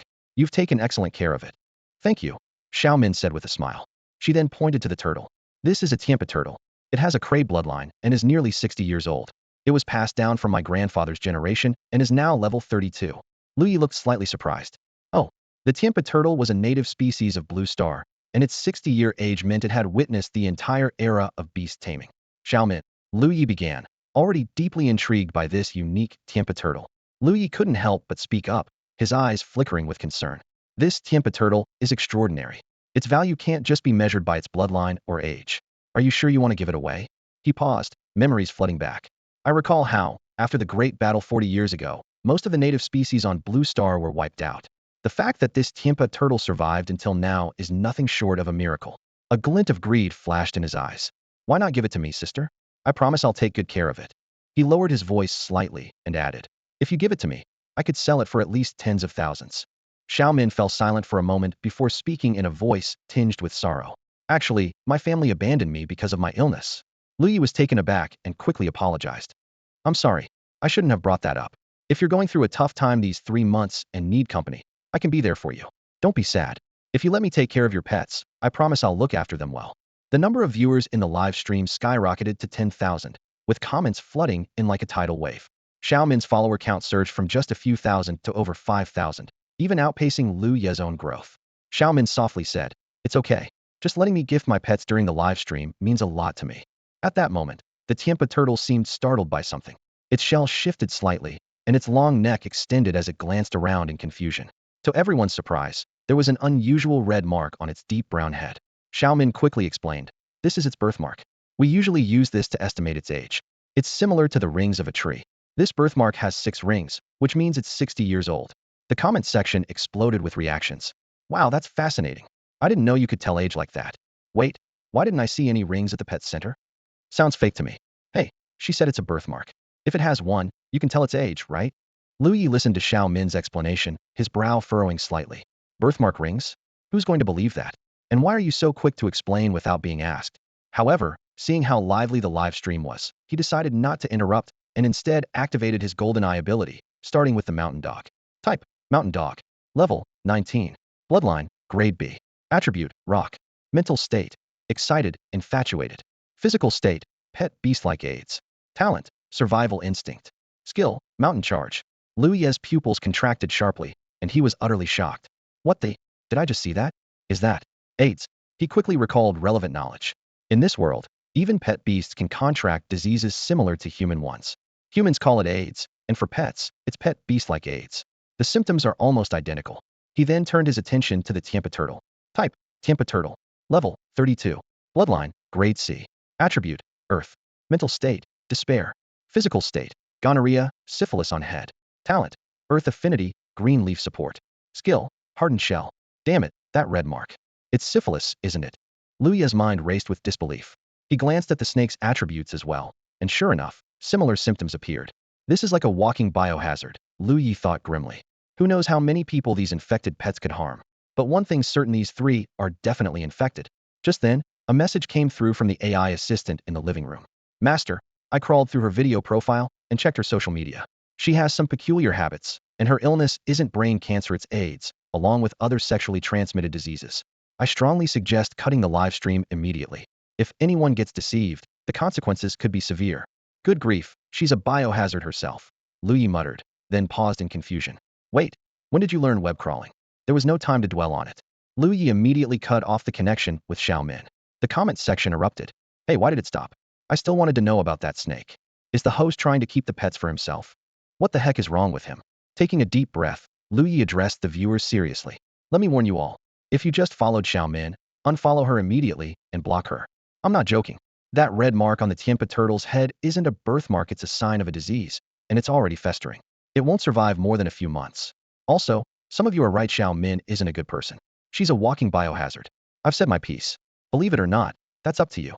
But if you end up infected and turn into some biozombie, don't say, I didn't warn you. Regret filled Lu Ye's heart. If only I'd used my golden eye earlier. I was too careless. He could only hope that his audience would take his warning seriously and avoid falling victim to greed. In the living room of Zhang Shou's house, three elderly men were lounging lazily on the sofa, surrounded by the rich aroma of alcohol. The coffee table was cluttered with beer cans and snacks, while the TV screen displayed a live stream hosted by Lu Ye. Old Zhang, did you really have to drag us here to watch this live stream? Complained a thin, white-haired elder, his tone full of discontent. He was dressed in a dark suit, looking out of place in the casual setting. Exactly. I think old Zhang has been duped by that young guy, chimed in another elderly man sitting next to him. This one was muscular, his taut physique contrasting sharply with his aged face, giving him the air of a suit-clad tough guy. Some older folks are just too easily fooled, like those who buy into health supplement scams. Zhang Shou, smiling cheerfully, walked over with a few bottles of aged liquor in hand, unfazed by their jabs. You guys don't believe me, huh? This kid's live streaming skills are actually impressive. Haven't you seen the news lately? Ren Fuchen rolled his eyes, grabbed a bottle of liquor, and twisted it open to take a swig. A moment later, he exclaimed in surprise. Wow, old Zhang, isn't this from your private collection? What's the occasion? You're actually willing to share it today? Xianhua, equally intrigued, picked up a bottle. The liquor bottle seemed tiny in his broad, sturdy hands. He took a sip, and his eyes immediately lit up with excitement. This really is good stuff. Just for this liquor, he'll stay and watch the live stream with you tonight. These two were none other than the Beast Tamer Association officers Zhang Shou had mentioned, hailing from the headquarters in the Eastern District. They had come to Changqing to handle some business and took the opportunity to catch up with their old friend, Zhang Shou. Ren Fuchen straightened up and remarked seriously, even though you've tempted us with good liquor, I still have to tell you this online beast appraisal thing is just for entertainment. If you really want to understand your pet beast's condition, it's better to go directly to a pet center or the Beast Tamer Association. Relying on some young guy online is just grasping at straws. That's true, Xianhua agreed. Zhang Shou scoffed dismissively. Your places charge thousands just to book an appointment. Who can afford to go there for an appraisal? It's ridiculously expensive. This seemed to hit a nerve with Ren Fuchen, who immediately retorted. That's because the more professional it is, the more it costs. I only take 10 appointments a day, and I'm fully booked every single time. Besides, the consultation fees aren't something we decide. At that moment, Lu Ye on the TV finally started speaking, drawing Zhang Shou's attention. He stopped arguing with Ren Fuchen and focused on the live stream. Despite their initial reluctance, the two friends respectfully joined him in watching. What was that condition on the turtle's head the other day? Zhang Shou asked Ren Fuchen curiously. And what on earth is a biochemical baby? Of the three, Zhang Shou was just a wealthy businessman. Xianhua was a battle pet trainer, and only Ren Fuchen was a legitimate pet beast expert. Ren Fuchen's expression turned serious. I'm not sure about the biochemical baby, but the condition on that turtle's head looked like symptoms of some kind of venereal disease. A venereal disease? Zhang Shou was taken aback. Pets can get that. They can, technically, Ren Fuchen replied with a complicated look. But I've never seen it manifest on the head before. And those dog and snake pets didn't seem right either. Especially the snakehide looked like it was in a twisted state, probably trying to mate. He turned to Xianhua. Old Xian, did you notice that too? Zhang Shou's gaze followed Xianhua's line of sight, noticing Xianhua's furrowed brows and prolonged silence. A tense atmosphere filled the air until Xianhua finally spoke, his voice carrying a trace of barely detectable worry. I know the person behind that connection, Xianhua said slowly, his tone tinged with complexity. She's the granddaughter of the Public Security Bureau chief in Chenin City, and she doesn't have a good reputation in the circle. He paused, seemingly choosing his words carefully. It's said that she's been diagnosed with multiple STDs and has infected quite a few of the young elites in Chenin City's political circles. Xianhua's words landed like a bombshell, instantly thickening the tension in the room. He continued, the scandal caused a major uproar, leading to the dismissal of several city officials. I remember Gao Xiaoman and her few contracted beasts were later detained. Ren Fuchen and Zhang Shou exchanged stunned looks, their faces full of disbelief. That's explosive, Zhang Shou blurted out. Xianhua said nothing more and silently took out his phone, dialing a number. Zhang Shou, noticing this, quickly reminded him. Old Xian, put it on speaker. Reluctantly, Xianhua complied. When the call connected, Xianhua's voice turned stern. Did you release Gao Xiaoman? A panicked voice answered from the other end. Wasn't it Chief Gao's request? We couldn't refuse. And those contracted beasts? Was that also Chief Gao's request? Xianhua pressed further. Yais, the voice stammered, clearly growing more nervous. Xianhua erupted in anger, his voice thunderous. Are you kidding me? Does that old fool not realize this disease is contagious? Now she's out there trying to gain attention and give those beasts away. Are you all blind? The person on the other end was clearly flustered, stammering. Give them away? Didn't she say they were for her own use? Why would Xiao report this to the vice president immediately? Report. Xianhua roared. You go get her back right now. I'll deal with the vice president. If even one of those beasts goes missing, your entire department can kiss your jobs goodbye. With that, he slammed the phone down, his fury still simmering. Ren Fuchen mused aloud. Chief Gao's granddaughter? Xianhua let out a cold laugh. No, his mistress. Ren Fuchen nearly spat out his drink. That old guy sure knows how to play. He coughed, trying to catch his breath. Wouldn't that mean he's infected too? Xianhua replied seriously. He's a master-level beast tamer. His body can probably resist this sort of thing. It's likely just his preference. Ren Fuchen frowned in thought before explaining. Beast STDs can be transmitted through physical contact, unlike the more complex ways human diseases spread. But beast STDs can only be transmitted by humans carrying the pathogen, which is why the Beast Tamer Association banned them ages ago. His tone grew graver. If Gao Xiaoman manages to distribute them, the beast taming community will be in chaos. Xianhua nodded in agreement and added, I've already instructed the publicity department to issue a notice, listing Gao Xiaoman and her 3 beasts as Class 3 wanted targets. He glanced at the others present. This shouldn't affect our young friend here. If it were just Lu Ye's claim, some might still have doubts. But with an official announcement from the Eastern Region's Beast Tamer Association, most people will understand the gravity of the situation. Anyone who still falls for it and accepts her beasts can only blame themselves. Ren Fuchen thoughtfully bit into a skewer. That kid's got a sharp eye? At first glance, I thought it was just a birthmark. If he hadn't pointed it out, I wouldn't have noticed. Xianhua nodded in agreement. Without his livestream, I wouldn't have known Gao Xiaoman had been released. Zhang Shou couldn't help but gloat. See? Earlier, you guys were calling it a scam. Now you see his skills. Xianhua stood up, his expression serious. You guys keep watching. I'm going to call the vice president. As for Gao Peng, that old fool, he's done for in the association. Lu Ye was fully engrossed in explaining the mystery behind the red spots on a turtle's head to his livestream audience, completely unaware of the commotion happening on the first floor. He spoke enthusiastically, but within just a few minutes, the platform issued him a warning for violating the rules. Guys, I can't continue with this topic, it's too sensitive, and it might get the stream shut down. Lu Ye said helplessly, spreading his hands. Anyway, just remember, don't ask her for those 3 pet beasts. Alright, let's move on. Next up please. The screen transitioned, but the right side suddenly froze, followed by a piercing static noise. Hello? Yi, can you hear me? My connection isn't great. The chat exploded with comments. Next. This is so annoying. If your internet is bad, don't waste time, okay? I was just dozing off, and that sound scared me awake. Come on, maybe they've got something urgent to say. Lu Ye frowned and responded bluntly. Even if their connection is bad, I was the one who brought them on. If anyone starts insulting others, I'll kick you out. He glanced at the username of the caller. I always like Ali. Hey, I can hear you speaking, but there's no video on your end, Lu Ye reminded. There was a brief silence before a smoother voice came through. Master Yi, my network is really bad over here. I've asked my uncle to adjust the base station. It should be fixed soon. Adjust the base station? Lu Ye thought to himself, that's a pretty niche term. Though he wasn't entirely sure if the base station meant what he thought, he replied politely, all right, no rush, take your time. Half a minute later, the video finally came through. The camera had flipped, but the scene revealed was a dark, desolate area with only faint, flickering lights in the distance. The chat erupted again. Whoa, is this in the mountains? Could be an expedition, maybe they found some rare pet beasts. Yikes, this is kind of creepy. Master Yi, just call me Xiao Wang. The caller said apologetically. I'm in the mountains, and the network here is terrible. Sorry about that. No problem, no problem. Lu Ye waved it off. So what's on your mind? Any issues? Yes, definitely. Xiao Wang replied immediately, struggling to navigate the rugged mountain path. This is the southwestern mountain range of the Eastern District, which used to be my hometown. The villagers have all relocated, leaving only my uncle behind. Since it's summer break, I came back to visit. I see. Lu Ye nodded in understanding.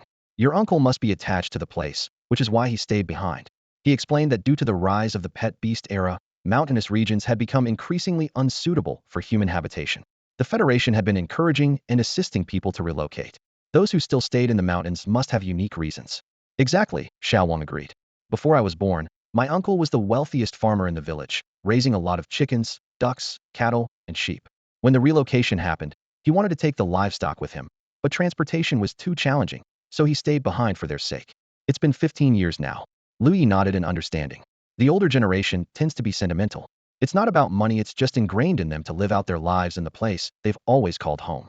Lu Ye frowned and said, living in a remote mountain village for decades? I couldn't handle that. He shook his head and suddenly thought of his grandmother. Take my grandma, for instance. She has a big house in the city, but she insists on staying in her old home and won't move. Realizing he had gone off topic, he quickly asked, by the way, Xiao Wang, what kind of pet beast are you going to show me? Xiao Wang paused for a moment, then said mysteriously, it's my second granduncle's flock of chickens, but I think they've transcended the category of ordinary livestock. They don't look like regular chickens at all. I'm not very knowledgeable about pet beasts, so I wanted you to take a look. Chickens. Lu Ye's interest was piqued. Interesting. Take me to see them. Soon, they arrived at a simple shed.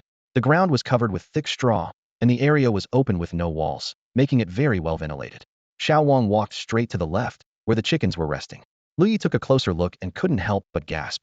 These chickens had predominantly red bodies, with their heads showing a gradient of pale yellow, almost like highlights. The most striking feature was their long tail feathers, which blazed with fiery colors, resembling a burning flame. Are these Fongi flametail chickens? Lu Ye's mouth fell open in shock, and he instinctively leaned forward. He quickly scanned the area and counted. My goodness, there are 19 of them, and they're all branch bloodlines. His voice trembled as he spoke. You have to understand, the Fongi flametail chicken was classified as a Category 2 endangered pet beast 7 years ago. There are fewer than 50,000 left worldwide, and there are 19 of them here. The livestream audience erupted in excitement. No way, is this really that Category 2 endangered pet beast? No wonder they look so amazing. I remember one being sold at the Pet Beast Center last year for 1.7 million. Sold? Are you kidding? That Pet Beast Center got shut down later. Selling endangered pet beasts is illegal. Where does this second granduncle live? I need to find him. With this many Fongi flametail chickens, he's sitting on a fortune. Downstairs, Ren Fuchen and his two companions, who had been watching the livestream, were equally stunned. Xianhuan nudged the dazed Ren Fuchen with his elbow. Old Ren, are these really Fongi flametail chickens? Ren Fuchen's face was filled with disbelief. Yes, they are. Our association only has 3 of them. He recalled his time working at the Pet Beast Center over a decade ago, when he had been involved in breeding a batch of Fongi flametail chickens. They had paired 6 males and females, but after 3 months, the 3 females showed no signs of laying eggs. He had realized back then that some pet beasts were endangered for a reason. How did this second granduncle manage to raise 19 of them? Ren Fuchen muttered to himself. This is unbelievable. Zhang Shou, seeing Ren Fuchen's bewildered expression, burst out laughing and clapped him on the shoulder. See, old Ren, I told you his live streams always come across rare finds. I looked into if this flock of chickens is worth at least 8 figures. There's no way he spent money to stage this for show, right? Zhang Shou's smug expression made Ren Fuchen seethe with anger, his beard practically bristling in fury. He retorted sharply. That kid just got lucky and stumbled upon something good. Anyone can recognize a Fongi tailflame chicken. You call that strong beast identifying skills? I beg to differ. Xianhua, seated on the sofa between the two, looked serious. He knew full well that he hadn't recognized the Fongi tailflame chicken at first glance, but that was something he'd never admit out loud. Zhang Shou let out a contemptuous TCH and continued to provoke him. Even if you can't see his talent, let me ask Yuri at the association every day, identifying pet beasts for others. Has anyone ever brought you a group of Fongi tailflame chickens for appraisal? Ren Fuchen was momentarily speechless, a wave of helplessness washing over him. He had to admit that Zhang Shou had a point. Most of the beasts he appraised at the association belonged to wealthy families and were fairly common. A rare species like the Fongi tailflame chicken was something he might never encounter in his lifetime. Sensing his advantage, Zhang Shou pressed on. Speaking of talent, just a few days ago, it was him who discovered that brank Sakura fox and the Taodai dog. Surely you can't say you didn't know about that. Ren Fuchen's lips moved, but he couldn't find a rebuttal. Seeing the tension, Xianhua quickly intervened to mediate. All right, that's enough. There's no need to argue. We're here to watch the live stream together, let's not ruin the mood over this. At this, both Zhang Shou and Ren Fuchen reluctantly sat back down without another word. While their eyes remained fixed on the television, Ren Fuchen couldn't help but wonder to himself, is livestream Beast Appraisal the new trend now? On the screen, Xiao Wang, hearing the name, Fongi tailflame chicken, froze in shock. His voice trembled as he asked, Master Yi, are you referring to that endangered pet beast? That's right, it's the one, Lu Ye replied, adjusting his posture. Where's your second grandfather? Can you get him on camera? I have a few questions for him. Lu Ye thought to himself that this second grandfather must be a reclusive expert of extraordinary skill.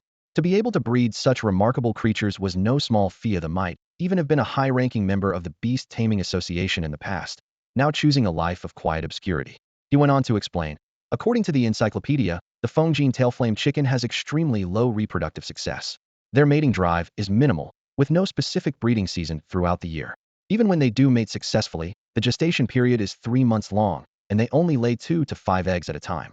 To make matters worse, if a hen is unwilling to reproduce, it may choose to lay prematurely, regardless of whether the embryos are viable. Under such challenging conditions, the Fongi tailflame chicken has gone from being a Category 3 endangered species fewer than 50,000 worldwide to a Category 2 endangered pet beast. According to data compiled by Xiao FA, only 2 pet breeding centers on the entire blue planet possess more than 20 Fongi tailflame chickens. So I'm very curious, who exactly is this second grandfather, and how did he manage to single-handedly raise 19 of them? Xiao Wang responded, I'll go get my second grandfather right now. With that, he raised his voice, shouting in a thickly accented dialect, Second grandfather, come over here. Moments later, an aged yet robust voice replied, Coming, coming. A slightly hunched figure slowly emerged from the shadows, leading 2 dog-like creatures as he approached the camera step by step. An ordinary elderly man arrived, his face weathered with wrinkles, wearing a brand new blue t-shirt and a trendy baseball cap. As soon as he got there, he scolded, Didn't I tell you this area is dangerous at night? You need to walk with a dog, or what if some wild animal from the mountains snatches you away? Xiao Wang, pointing the camera at the old man they called Second Grandpa, replied with a hint of grievance, Second Grandpa, it's not my fault. The 2 dogs you keep look so fierce, I don't even dare to touch them. Second Grandpa retorted indignantly, Fierce? How fierce can they be? Are they fiercer than wild boars or wolves? Xiao Wang insisted. Honestly, they're scarier than wild boars or wolves. Lu Ye, who had been silently observing their exchange, suddenly interjected with a chuckle. Puffed. Let us see those dogs. Are they really that scary? I mean, I've been scared of dogs since I was a kid, so I get it if someone's afraid of them.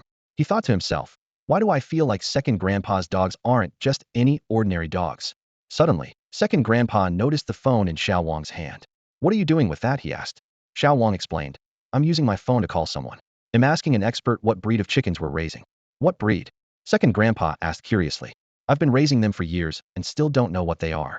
They're called Fongi chickens, Xiao Wang said excitedly. I heard that out there. Just one of these chickens can sell for millions. Millions? Second Grandpa exclaimed, taking a step back in shock. That's ridiculous. Don't try to fool me. It's true. This expert is the real deal. When have I ever lied to you? Xiao Wang pulled Second Grandpa closer to look at his phone. See? These are all people talking about if you're so envious. Second Grandpa stared at the scrolling comments on the screen. Though he could read, he didn't quite understand the abstract language of online chatter. When he saw someone mention buying the chickens, he quickly stepped back. These chickens have been with me for 2 or 3 years now. I've grown attached to them. I'm not selling them no matter the price. Xiao Wang laughed, trying to reassure him. Second Grandpa, they're just joking around. Nobody's going to take your chickens. Really? Second Grandpa's eyes were still filled with suspicion. At this moment, Lu Ye finally spoke up again. Xiao Wang, you said you're scared of Second Grandpa's dogs. Are they with him now? Xiao Wang snapped out of his thoughts. Yes, they're here. Can we see them? Lu Ye leaned forward. He had been discreetly using his golden vision and had caught a glimpse of a faint, glowing panel in the darkness, with the letter A on it. Of course, Xiao Wang replied promptly. After a moment's thought, he handed the phone to Second Grandpa. Second Grandpa, this expert wants to see our dogs. If they're sick or something, he can tell. Don't worry, it's all free. Second Grandpa took the phone, muttering, Really? I think our dogs are perfectly healthy. Following Xiao Wang's instructions, he clumsily operated the smartphone and pointed it toward the two dogs hidden in the shadows. What appeared on the screen were two massive beasts, each about half the height of a human. Their bodies were long and lean, completely hairless, with deep red skin that seemed to glow as if molten lava flowed beneath it. The most terrifying part was their faces, which looked as though they had been ripped apart by something. The mix of orange and red hues gave them an intensely menacing appearance.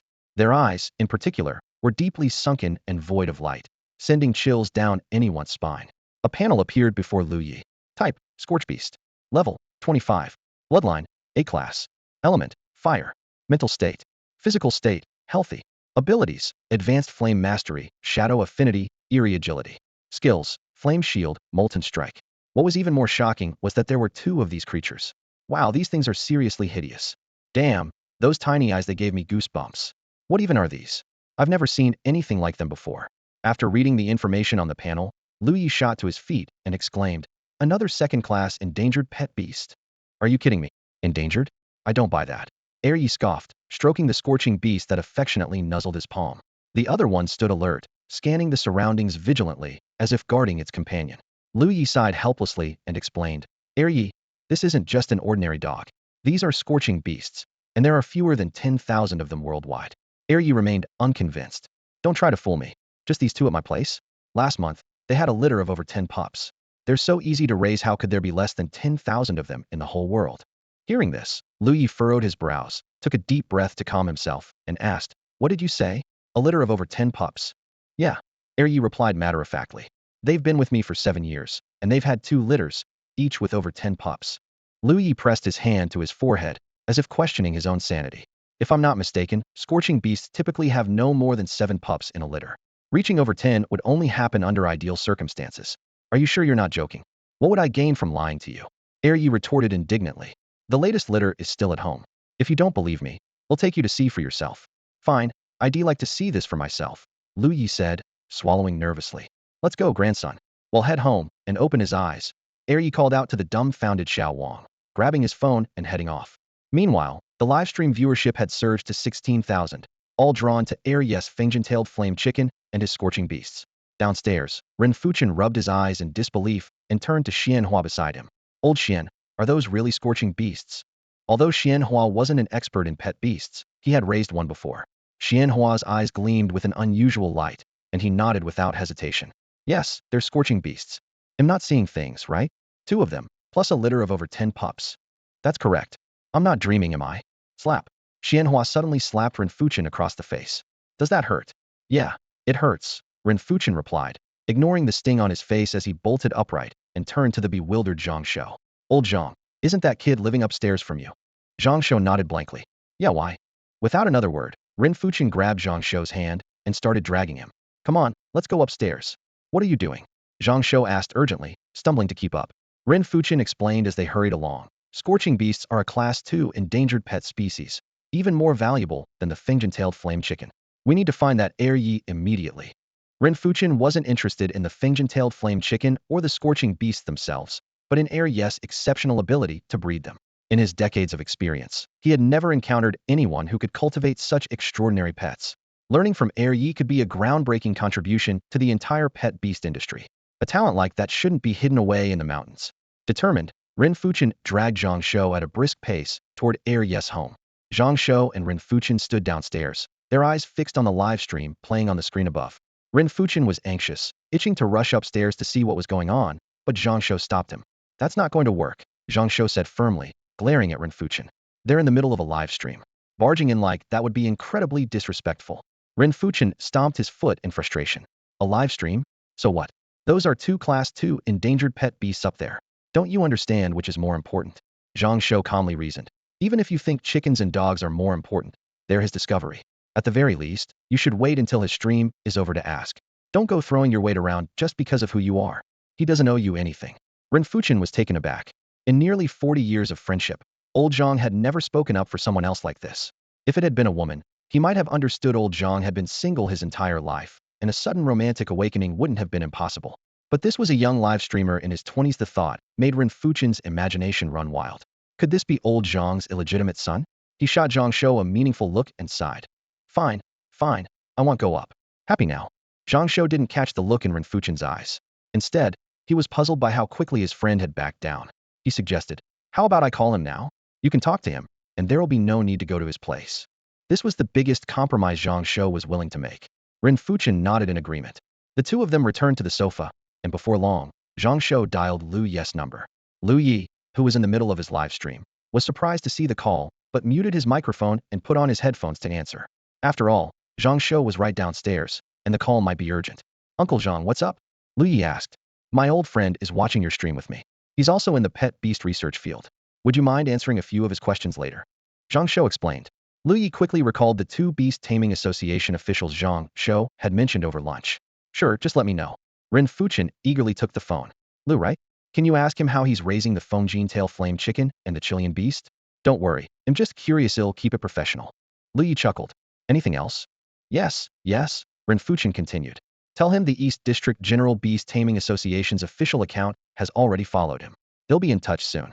Lu Ye's heart skipped a beat. The East District General Beast Taming Association? Such a high-ranking entity. That certainly made the request more reasonable. Endangered pet beasts are similar to protected animals, rare and strictly regulated by the Federation. One law explicitly prohibits the sale of endangered pet beasts or using them in combat. If someone saw the live stream and decided to sell them for profit, it could lead to serious legal consequences.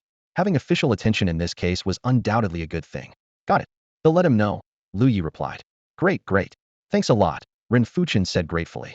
No problem. He'll get back to my stream now. Lu Ye hung up and returned to his live broadcast. At that moment, Yi came home with Xiao Wang and two adult Chilean beasts. They walked into another empty room. The room was dimly lit, the ceiling fan creaking softly. A layer of soft cotton padding covered the floor, and in the center lay a pile of sleeping Chilean beast cubs.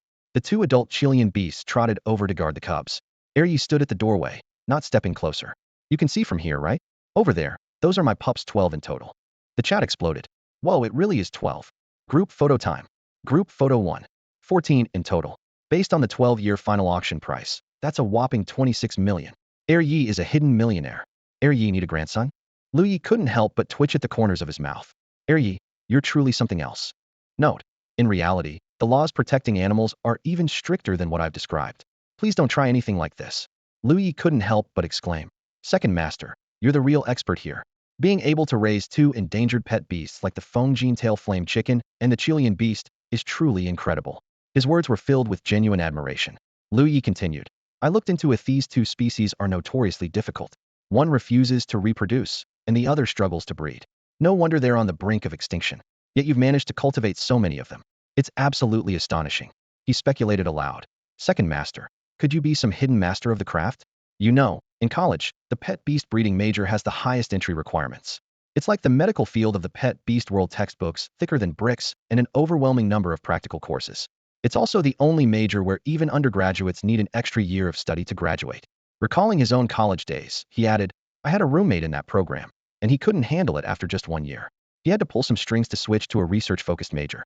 But here's the thing, anyone who graduates from that program, even with just a bachelor's degree, can easily earn a monthly salary over 10,000. Graduates with master's or doctoral degrees are even more sought after. The Federation directly assigns them high-ranking jobs. Looking at the Second Master with awe, Lu Ye's eyes sparkled with respect. With your level of expertise, you must at least be a doctoral advisor or a university professor. Just your techniques for raising Fongi tail flame chickens and Chilean beasts could land you several publications in the Beast Mastery Journal. The Second Master, however, seemed puzzled by all this praise. I don't get it. What's so hard about raising a dog or a chicken? You must be joking. Then he shifted the topic, asking, by the way, didn't you say you were going to check if they have any health issues? What did you find? Lu Ye shook his head and reassured him. Second Master, don't worry. They're all perfectly healthy, no issues at all. Both the Fongi tail flame chickens and the Chilean beasts are in great physical condition, and even their mental states are excellent. Hearing this, the Second Master's expression instantly fell. No issues. Then shouldn't you refund me the money I paid for the checkup? Lu Ye looked confused. Money. Xiao Wang quickly chimed in. Second master. He checked them for free. We didn't pay anything. The second master suddenly realized his mistake and awkwardly laughed. Oh haha. It's free? Sorry, expert. Just kidding, just kidding. The live stream chat exploded with comments. LOL. Does the second master do this all the time? The streamer looks so confused. Did I ever charge him? Second master is so adorable. Can I be your grandson? Even an honorary one. Lu Ye laughed along to ease the awkwardness. No problem, no problem. By the way, second master, I'm really curious about your methods for raising dogs and chickens. Could you share them with us? The second master dismissed the idea. What's there to share? Just ordinary methods, nothing special. At that moment, Xiao Wang suddenly shouted excitedly. Second master, someone just sent us a gift. A gift? The second master looked around, bewildered. Where? Who's here now? Xiao Wang explained. It's from the live stream. Someone sent a carnival gift and said they want to learn your methods for raising chickens and dogs. And what exactly is that? The second master asked impatiently. Xiao Wang, still thrilled, replied. A carnival gift is worth 1,500 bucks, and that person sent 3 of them 6,000 in total. Second master, you should really share your methods. That's enough money to last you a while. The second master raised an eyebrow, clearly intrigued. People are actually willing to pay to learn how to raise chickens and dogs. How bizarre. Curious. Lu Ye glanced at the profile of the person who sent the gifts and was stunned. Whoa, this person's account has 10 million followers. It's the official account of the Eastern District's General Beast Mastery Association. No wonder they're known for going all out. Unbelievable.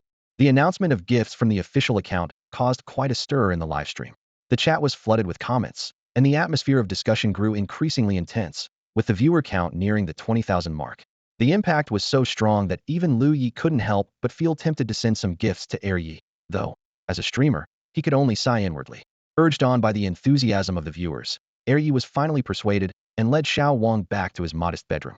The room contained only a bed, a desk, and 2 chairs, with almost no other furniture. Ye sat boldly on the bed, his eyes gleaming with anticipation, ready to share his story. Which one do you want to hear first? Ye asked, a trace of expectation in his voice. Lu Ye thought for a moment and replied. Whichever one stayed with you the longest, start with that. Ye nodded, a hint of nostalgia flashing in his eyes. All right, then I'll start with the 2 dogs. Clearing his throat, he began his tale.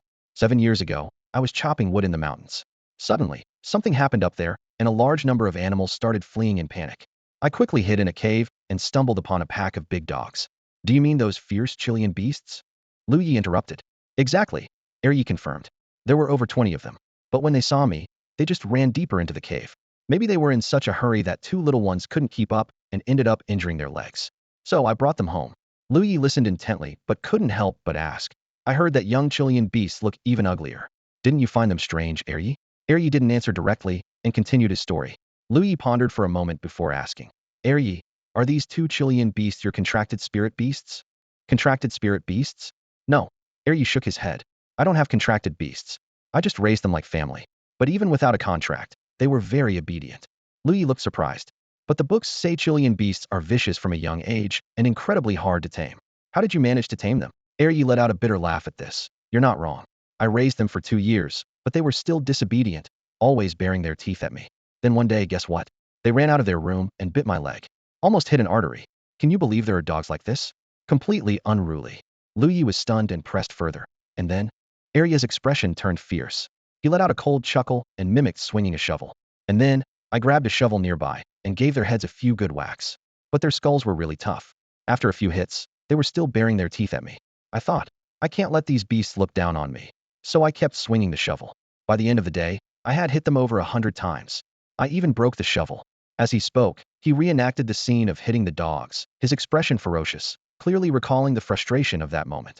Both Lu Ye and the audience were stunned by this unexpected turn of events, and the livestream erupted into chaos. Lu Ye was stunned after hearing what Second Master said. He asked in disbelief, Second Master, are you saying you tamed those 2 ferocious Chilean beasts just like that? Second Master waved his hand, a hint of pride flashing across his face. It's not that easy. Back then, I used a shovel to beat them until their heads were bleeding. They didn't dare bare their teeth at me anymore, but they still didn't submit. So, I had to let them go. He paused for a moment, then continued. The next day, I fed them a meal of meat. But who would have thought those ungrateful creatures tried to bite me again? Without a second thought, I grabbed a new shovel and gave them another good beating. A fierce glint appeared in Second Master's eyes. And so it went on for a whole month. Every day, I taught them a lesson with the shovel until they started trembling at the mere sight of it. Only then did I stop. At this point, he couldn't help but laugh. Even now, they're still scared of shovels. Lu Ye listened, his mouth agape. Then he gave a thumbs up and sincerely praised. Amazing, second master. This physical discipline method is spot on. Disobedient beasts need to be taught a tough lesson. Your approach is genius. Lu Ye's astonishment stemmed from the fact that second master's method was practically unheard of in modern times. For members of the Beast Taming Association, Chilean beasts were legally protected endangered creatures. Who would dare to hit them with a shovel? Most people treated them with the utmost care, providing the best food and accommodations. Any mistreatment could result in losing one's job at best, or facing legal consequences at worst. Meanwhile, downstairs, Renfuchen sat in a daze, muttering to himself. Old Xian, have I been researching for so many years that I've become stupid? I never even thought to try this. Xianhua was silent for a moment before responding in a low voice. You're not the only one. I've never tried it either. A complex mix of emotions welled up in his heart as he recalled the Chilean beast he had once cared for.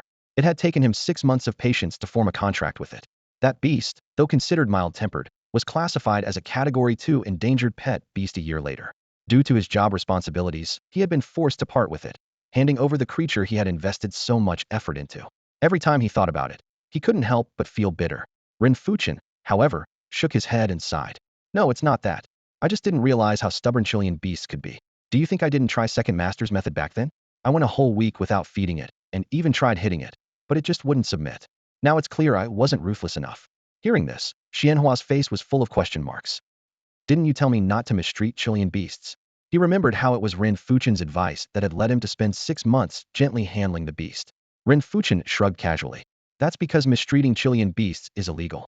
Given my position at the time, if I got caught, I would have been fired for sure. Xianhua retorted irritably. Oh, so now you're proud of it? Do you think I want to expose you right here and now? Renfuchen replied nonchalantly. What's there to fear? I'm not some low-level employee anymore. Second master really is impressive. I've learned something new today. Get lost. I paid for all of this out of my own pocket. Second master grumbled in dissatisfaction. Renfuchen immediately countered. What are you worried about? The association will reimburse you.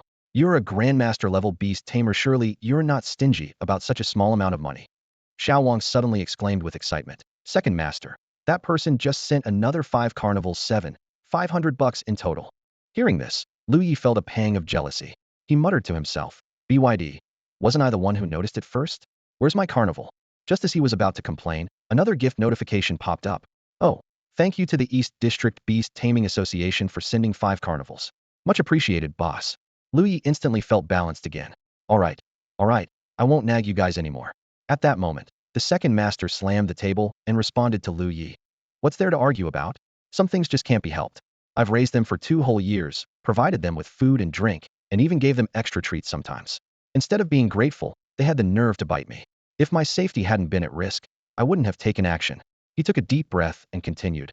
The main reason I discipline them is because, deep down, they're just ungrateful. They ignore kindness, but respond to discipline. It's as simple as that. After finishing, he let out a long sigh. Lu Ye nodded seriously, sending a sports car to the second master. It's not easy out there in the mountains. Think about it. If the second master gets hurt out there, who's going to save him? He might even get eaten by the feral beasts. Learned something new today. I'm currently studying beast taming myself. Tomorrow, I'll go discuss this with my teacher. Truly impressive, second master. We've never had methods like this before. It's nothing special. The second master replied nonchalantly, shifting to a cross-legged position. Seeing this, Lu Ye quickly changed the topic to the Fingin-tailed flame chickens. So, second master, tell us how you raised those chickens. The second master gave him a strange look. You want to learn that too? Of course, Lu Ye replied earnestly. Out here, we don't have any professional chicken raising methods. These chickens are so troublesome, they don't like laying eggs. It's driving us crazy. All right, they'll teach you, the second master said with a smile. But don't go sending me any more carnivals. It's just a chicken raising method. No need to waste money. Back in my younger days, if someone in the village dared to sell their farming techniques, they'd get their legs broken. Second master, you're amazing, perfect grandpa material, Lu Ye blurted out. Shut up. That's my grandpa. Xiao Wang immediately shot back. BYD, what is this, a group of Calabash brothers now? Lu Ye shook his head helplessly. All right. He turned to the livestream audience. You all heard that, right? Don't send too much. Then he turned back to the second master. All right, second master, your turn. The second master took a sip of water and began speaking slowly. Actually, raising these chickens was quite simple. 3 years ago, I was fetching water on the mountaintop when I stumbled upon a nest of 4 large, red eggs. They looked unusual, So I took them all home. You took all of them? Lu Ye asked in surprise. Did they all hatch? Of course. I gave them to my hens to incubate, and they hatched just fine. The second master said matter-of-factly. Lu Ye couldn't wait to ask. So how did 4 of them turn into a whole flock? The second master's expression turned sour. Don't even get me started. From my observations, they reach maturity at 1 year old. But even when they were old enough to lay eggs, they just wouldn't. I've been craving their eggs for so long. But turns out they're barren hens. That's rough, second master. Lu Ye said sympathetically. Rough? You're the one eating them, and now you're acting like it's my problem. The second master retorted grumpily. At that moment, another voice joined in. What's everyone chatting about? Be careful with your words. Lu Ye broke into a cold sweat and quickly shifted the topic. So, second master, you didn't end up eating them, right? They've only laid 1 clutch of eggs in the last 2 years. Do you think I ate any? The second master said disdainfully. Then he added, but they're all about to start laying soon. If you want some, I can send you a few. Before he could finish, Lu Ye and Xiao Wang both interrupted in unison. Second master, that's not something you should say. Xiao Wang quickly leaned in and whispered something to the second master, advising him to be more cautious with his words. Second master raised an eyebrow slightly, showing a hint of surprise at Xiao Wang's words. But he quickly regained his composure, cleared his throat, and said in a casual tone, just joking. How could I possibly eat one of our endangered pet beasts? Let's continue talking about the chickens.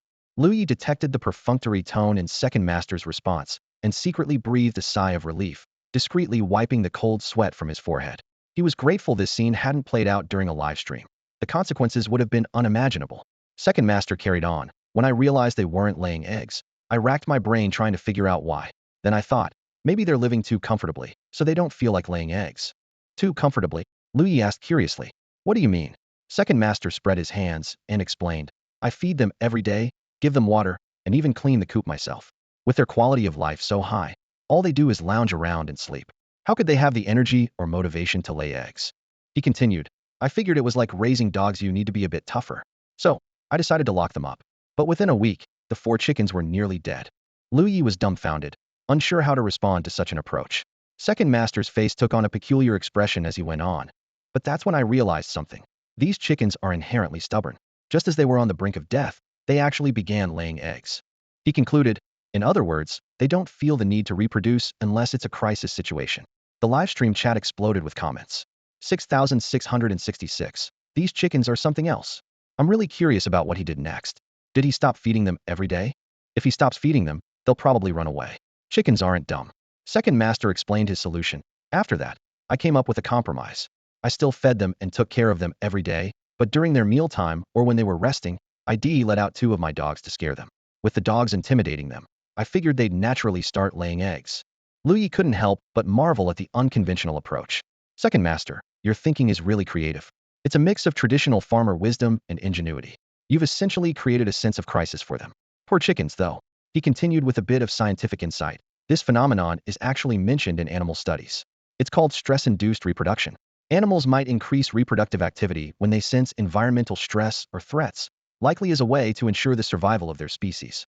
And with the fierce appearance and higher-tier bloodline of the scorch beast, it's a clear case of bloodline suppression for the Fongi tailfire chickens. Even just seeing a scorch beast would instinctively make them want to flee. After a few encounters, they might start thinking about reproducing. Second master waved his hand, his expression hinting at something deeper. It's not over yet. It's not that simple. Lu Ye was surprised. Huh? There's more to it. The livestream viewers began speculating. This cliffhanger is better than what most authors can write.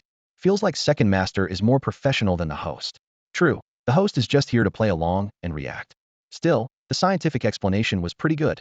Adopting the demeanor of a storyteller, second master turned to Lu Ye and asked, what I just shared was my theory, but it turned out to be true. After a few scares from the dogs, the chickens obediently started laying eggs. But think about it, what if the chicks hatch and then encounter the dogs? Won't they just run for their lives too? Lu Ye found the question reasonable and nodded. Yeah, that makes sense. Suddenly, second master slapped the table, his tone laced with excitement. But guess what? After those 4 chickens hatched 4 chicks, when they encountered the scorch beast again, they didn't run away. The reaction of the chickens was absolutely jaw-dropping.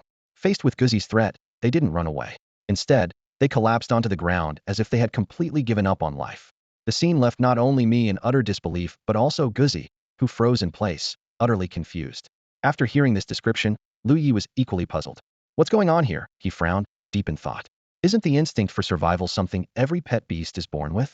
Could it be that the survival genes of Fongi tail flame chickens are somehow disappearing over generations? There's nothing about this in the Pet Beast Encyclopedia. After some contemplation, I suddenly understood.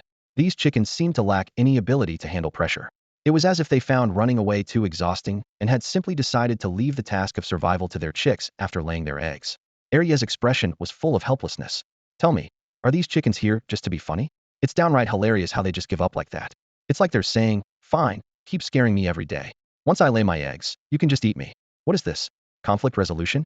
It's ridiculous. These chickens really have a one-o-fakin' personality. No wonder they're an endangered pet species. I couldn't help but remark. Lu Ye nodded slowly with a complex expression. Indeed, this is completely different from what's recorded in the Pet Beast Encyclopedia. The books say that most Fongi tail flame chickens are classic examples of stress-induced reproduction, but their survival genes are supposed to grow stronger with each generation, not disappear. This group of chickens raised by Ye is truly an anomaly. No doubt about it, these chickens must have mutated, Lu Ye mused. It seems like there's something unusual going on in the mountains. With that thought, he asked, Ye, is it just these 4 big ones acting this way? Are the chicks they hatch behaving normally? Ye raised an eyebrow and smiled. Oh, you're sharp, like a real expert. That's right, only these 4 big ones act like this. The others, even after laying eggs, would still run away when scared by Guzzi. I just can't figure it out. As I suspected, Lu Ye's heart sank, his suspicion that something was wrong in the mountains growing stronger. But outwardly, he maintained a light-hearted tone and said, well, every pet beast has its quirks. A bit of mutation is normal. So, Ye, is this how you managed to raise 19 Fongi tail flame chickens? Not just 19. Ye shook his head with a hint of regret in his voice. Counting the ones that Guzzi scared off and never came back, there were at least 30 of them. 30.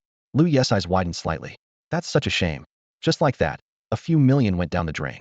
It's a huge loss, Ye sighed. Lu Ye thought to himself. Ye's experiences are nothing short of legendary, truly an indomitable Ye with a fleeting stream of Fongi tail flame chickens. Meanwhile, Xiao Wang, who had been quietly listening, suddenly had a peculiar expression on his face. He recalled how, when he first arrived, Ye had served him a bowl of aromatic chicken soup, and he had eaten 4 bowls of rice with it. Hiss! Xiao Wang quickly shook off the thought and reassured himself. That had to have been regular chicken. The Fongi tail flame chickens had probably all run away by then. Ah, back then, I didn't even know they were an endangered species, Ye said, his deeply lined face filled with regret. If I had known, I would have gone out to find them. Ye, you've already done an amazing job, Lu Ye comforted him. This could be considered a contribution to the Federation. You're right, Ye nodded lightly. Who would have thought that these old bones of mine could still be of some use? Not just some use, Ye, Lu Ye corrected him. This is a significant contribution. After pausing for a moment, he continued. Ye, to be honest with you, the person who just delivered you the gift is from the Eastern District's General Beast Taming Association. They'd like to make contact with you. What do you think? At this point, with the association's gift already delivered, Lu Ye felt it was time to come clean with Ye. Hearing the words, Beast Tamer Association, Second Grandpa's pupils suddenly contracted, and a fleeting trace of panic crossed his weathered face. Although he hadn't left this forgotten mountain village for over a decade, he had heard of the Beast Tamer Association, which was established 3 or 4 decades ago. Beast Tamer Association? Second Grandpa asked with a slight tremor in his voice, uncertainly. Are they coming to arrest me? Lu Ye immediately shook his head, his tone firm. Of course not. Your contributions are well known. How could they possibly arrest you? If they really intended to, with their resources, their agents would have already broken down the door by now. Is that so? Second Grandpa scratched his graying hair, a hint of relief flashing in his eyes. All right then. Meanwhile, the livestream's comment section was in an uproar. Some speculated that there was some unspeakable secret hidden in Second Grandpa's fridge, while others went as far as to claim that Lu Ye was an insider from the Beast Tamer Association. After all, the scandal involving the high-ranking members of the Beast Tamer Association in Song City was still fresh in everyone's memory. Second Grandpa's voice carried a barely detectable trace of tension as he continued. So, when are they coming? I live alone most of the time, and this place is a mess. You'll need some time to tidy up. Lu Ye glanced at the increasingly wild comments and felt the need to clarify. I'm not part of the association. They asked me to help, which is why I brought it up to you. As for when exactly they'll come, you'll have to ask them. They've already followed Xiao Wang's account, so you can have him contact them when the time comes. Second Grandpa glanced at his eager grandson nearby and gave a slight nod. All right. Well then, Second Grandpa, we'll end the call here. Wishing you a long and healthy life, Lu Ye said, bowing respectfully to the screen. All right. And I wish you a happy marriage and many children, Second Grandpa replied with a hearty laugh. Lu Ye chuckled helplessly, thinking that such a blessing was entirely unnecessary, and promptly ended the call. Even though Lu Ye was now alone in the live stream, the comment section was still buzzing with discussions about second grandpa. Many were also speculating about Lu Ye's identity. Hey, you guys, can you stop with the wild guesses? Lu Ye said with exasperation. I don't mind if you think him an insider from the Beast Tamer Association, but where on earth did the idea that I'm second grandpa's illegitimate child come from? He's in his 60s or 70s, and I'm in my 20s though, I look like an illegitimate child? Alright, enough of this nonsense. Let's move on to the next Beast Tamer. The screen transitioned to the base of Tiankon Peak in the Yunying mountain range. A narrow path, almost swallowed by wild grass, wound its way toward a small mountain village that seemed forgotten by time. Though the village appeared somewhat dilapidated, with weathered rooftops and missing tiles, it did not convey a sense of complete desolation. At the far end of the village, a single house still glowed warmly with light. Second grandpa turned to his grandson, who was grinning foolishly at his phone, and gave him a light smack on the head. Stop staring at that, and come help me clean the house. Xiaowang looked up, confused. But isn't the house already clean? Clean, my foot, second grandpa said sternly as he stood up. Where did you leave those chicken bones from the other day? Chicken bones. Xiao Wang's eyes widened, and he began trembling so much that he nearly dropped his phone. Second grandpa, those weren't those chicken's bones, were they? Of course not. Second grandpa snapped. Those were wild chickens that the dog brought back from the mountains. What are you so scared of? Xiao Wang nodded repeatedly, visibly relieved. Right, wild chickens, just wild chickens. So where are the bones? Second grandpa pressed. I fed them to the dog, Xiao Wang admitted honestly. Good. Second grandpa sighed in relief. Later, take everything in the fridge and feed it to the dog as well. There's more in the fridge? Xiao Wang exclaimed in shock. I told you they're wild chickens. What are you so afraid of? Second grandpa barked. Yes, Xiao Wang stammered, quickly agreeing, though unease lingered in his heart. Xiao Wang's face turned bright red, and he nodded frantically like a startled rabbit. Second grandpa looked at the inexperienced young boy and let out a sigh. He spoke slowly. Give my number to the Beast Taming Association and have them contact me directly. You should go home tomorrow. Staying here won't do you any good. After a brief pause, he continued. The money for that gift? Consider it your high school tuition from me. If your parents ask, just say it's from me. Also, if they try to force you into any training classes, let me know, and I'll give them a piece of my mind. Xiao Wang felt a warmth in his heart. He knew that his grandparents had passed away shortly after his father was born, and it was second grandpa who raised the family, paving the way for the life they had now. Despite calling him second grandpa, Xiao Wang had always regarded him as his real grandfather.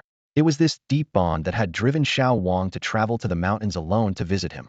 Xiao Wang hadn't expected second grandpa to send him away, and said with a forlorn expression, but I wanted to stay with you a little longer. Second grandpa pulled over a bamboo chair and sat down heavily. He sighed and said, do you think I'm sending you away because of something trivial? If it were just that, I could settle it myself without any trouble. But this year things haven't been peaceful around here. Xiao Wang's initial anxiety gave way to confusion. He asked, second grandpa, what's been happening? Second grandpa fixed his gaze on his grandson, his tone serious. You're 16 now. You should be able to keep a secret. What I'm about to tell you must not be shared with anyone. Xiao Wang swallowed hard and nodded solemnly. I promise I won't tell anyone.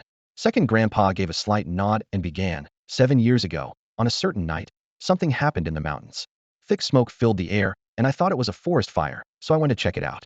Halfway there, I heard faint cries of anguish and followed the sound. A deep fear flickered in second grandpa's eyes, as if the memory alone sent chills down his spine. He continued. Eventually, I found the source of the noise in a clearing within the forest. Several creatures, their bodies emitting black smoke, were savagely attacking other animals. Their eyes were filled with madness and violence, devoid of any reason. Xiao Wang let out a soft gasp, his mind conjuring up the horrifying scene. Second grandpa went on. Suddenly, a pack of blood-red wolf dogs charged out and began fighting the creatures. Thinking back, those must have been adult Chilean beasts. The battle lasted over 10 minutes. In the end, all the Chilean beasts were killed, and the creatures vanished without a trace. He glanced at the Chilean beast standing guard outside the door, his tone tinged with regret. Just as I was about to leave and report it to the authorities, 2 Chilean beast cubs stumbled out. I couldn't bear to leave them to their fate, so I took them in. Unfortunately, these 2 are stubborn as mules and refuse to listen to me. Xiao Wang sniffled, and despite the summer heat, a chill ran down his spine. He couldn't help but ask, second grandpa, did you report it later? No, second grandpa said, shaking his head. Why not? Xiao Wang pressed. Second grandpa's voice grew distant. Because when I returned the next day, the mountain appeared completely normal. There were no signs of a fight, no creatures, no Chilean beasts. It was as if I had dreamed the whole thing. The night enveloped the mountain village, and the darkness concealed unknown dangers. Xiao Wang uneasily glanced outside into the pitch-black darkness, instinctively moving closer to Second Master for a sense of security. Second Master shook his head and sighed, admitting that he was as timid as a mouse. He had initially thought that the young beastling had wandered in on its own and hadn't even dared to call the police. He had hoped time would fade the memory, but an incident 4 years ago shattered that illusion. On that day, while returning home from the market, he noticed the tied-up dog barking incessantly toward a distant mountain peak. Following the dog's gaze, Second Master was horrified to see an enormous black smoke, even larger than what he had witnessed before, almost engulfing the entire mountain. Although he mustered the courage to take the dog and investigate, he was still too late. The monster had vanished without a trace, leaving behind only a field of corpses and an overwhelming stench of blood. It was in this desolate area that Second Master unexpectedly found an egg from a Fongi tail flame chicken. Hearing this, Xiao Wang gasped, a bold idea flashing through his mind. Second Master, could this be a secret realm? He couldn't think of any other plausible explanation. Second Master didn't deny Xiao Wang's speculation. Instead, he elaborated, it is indeed a secret realm. But unlike the ones in the Yunying Mountains, which have fixed portals and entrances, this secret realm directly overlaps with reality. It has no entrance and appears completely at random. I can only rely on the unusual behavior of the dog and the chicken to predict when it might emerge. Xiao Wang immediately connected the dots to the dog's and chicken's restlessness earlier in the day. It wasn't the heat, it was their sensitivity to the imminent arrival of the secret realm. His heart tightened, and he asked, so, does that mean the secret realm is about to appear again? Second Master nodded in confirmation. He had initially planned to go down the mountain and report it to the authorities in the next couple of days, but that was no longer necessary. They had already contacted the Beast Taming Association of the Eastern District, and this situation didn't require police involvement. Naively, Xiao Wang thought they could avoid danger simply by staying away from the mountain. But Second Master quickly dispelled that notion. Don't forget, this secret realm is expanding. The next time it appears, it might very well reach our home. Second Master patted Xiao Wang on the shoulder, his tone filled with concern. If it comes to it, you should go to the town for a while. Once it's safe, I'll call you back. Xiao Wang thought it over for a moment and agreed with a nod. All right. Relieved, Second Master added, good. He'll take you to the town tomorrow. For now, come and help me tidy up the house. Xiao Wang nodded and followed him. Meanwhile, Lu Ye, whose livestream runtime was still insufficient, connected with a few more viewers after finishing his call with Second Master. The first viewer brought a delightful surprise. This man held a palm-sized, crystal blue crystal butterfly, claiming to have purchased it at a pet beast shop a few days ago. Lu Ye initially thought the man wanted to verify its authenticity, as some unscrupulous sellers often passed off similar-looking creatures as the real thing. However, the man's question was completely unrelated to the pet beast.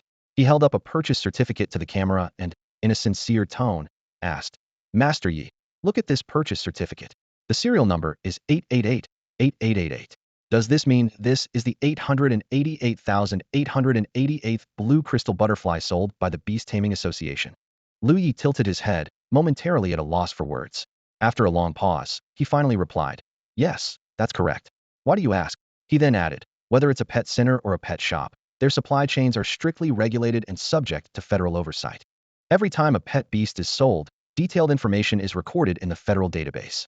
Additionally, the Federal Pet Beast Control issues a purchase certificate, which the seller provides to the buyer. This certificate not only serves as proof of ownership, but also as a crucial document for any future consumer rights claims. Lu Ye was deeply focused on his live stream when a viewer suddenly made a shocking statement. Does anyone want this blue crystal butterfly? Its serial number, 888888, is incredibly auspicious. I bought it for 10,000, but now you can take it home for just 100,000. Lu Ye froze for a moment, a massive question mark practically appearing on his forehead. He thought to himself, what's so special about that number? Even if it's 6/8, so what? I've got 114,514 myself.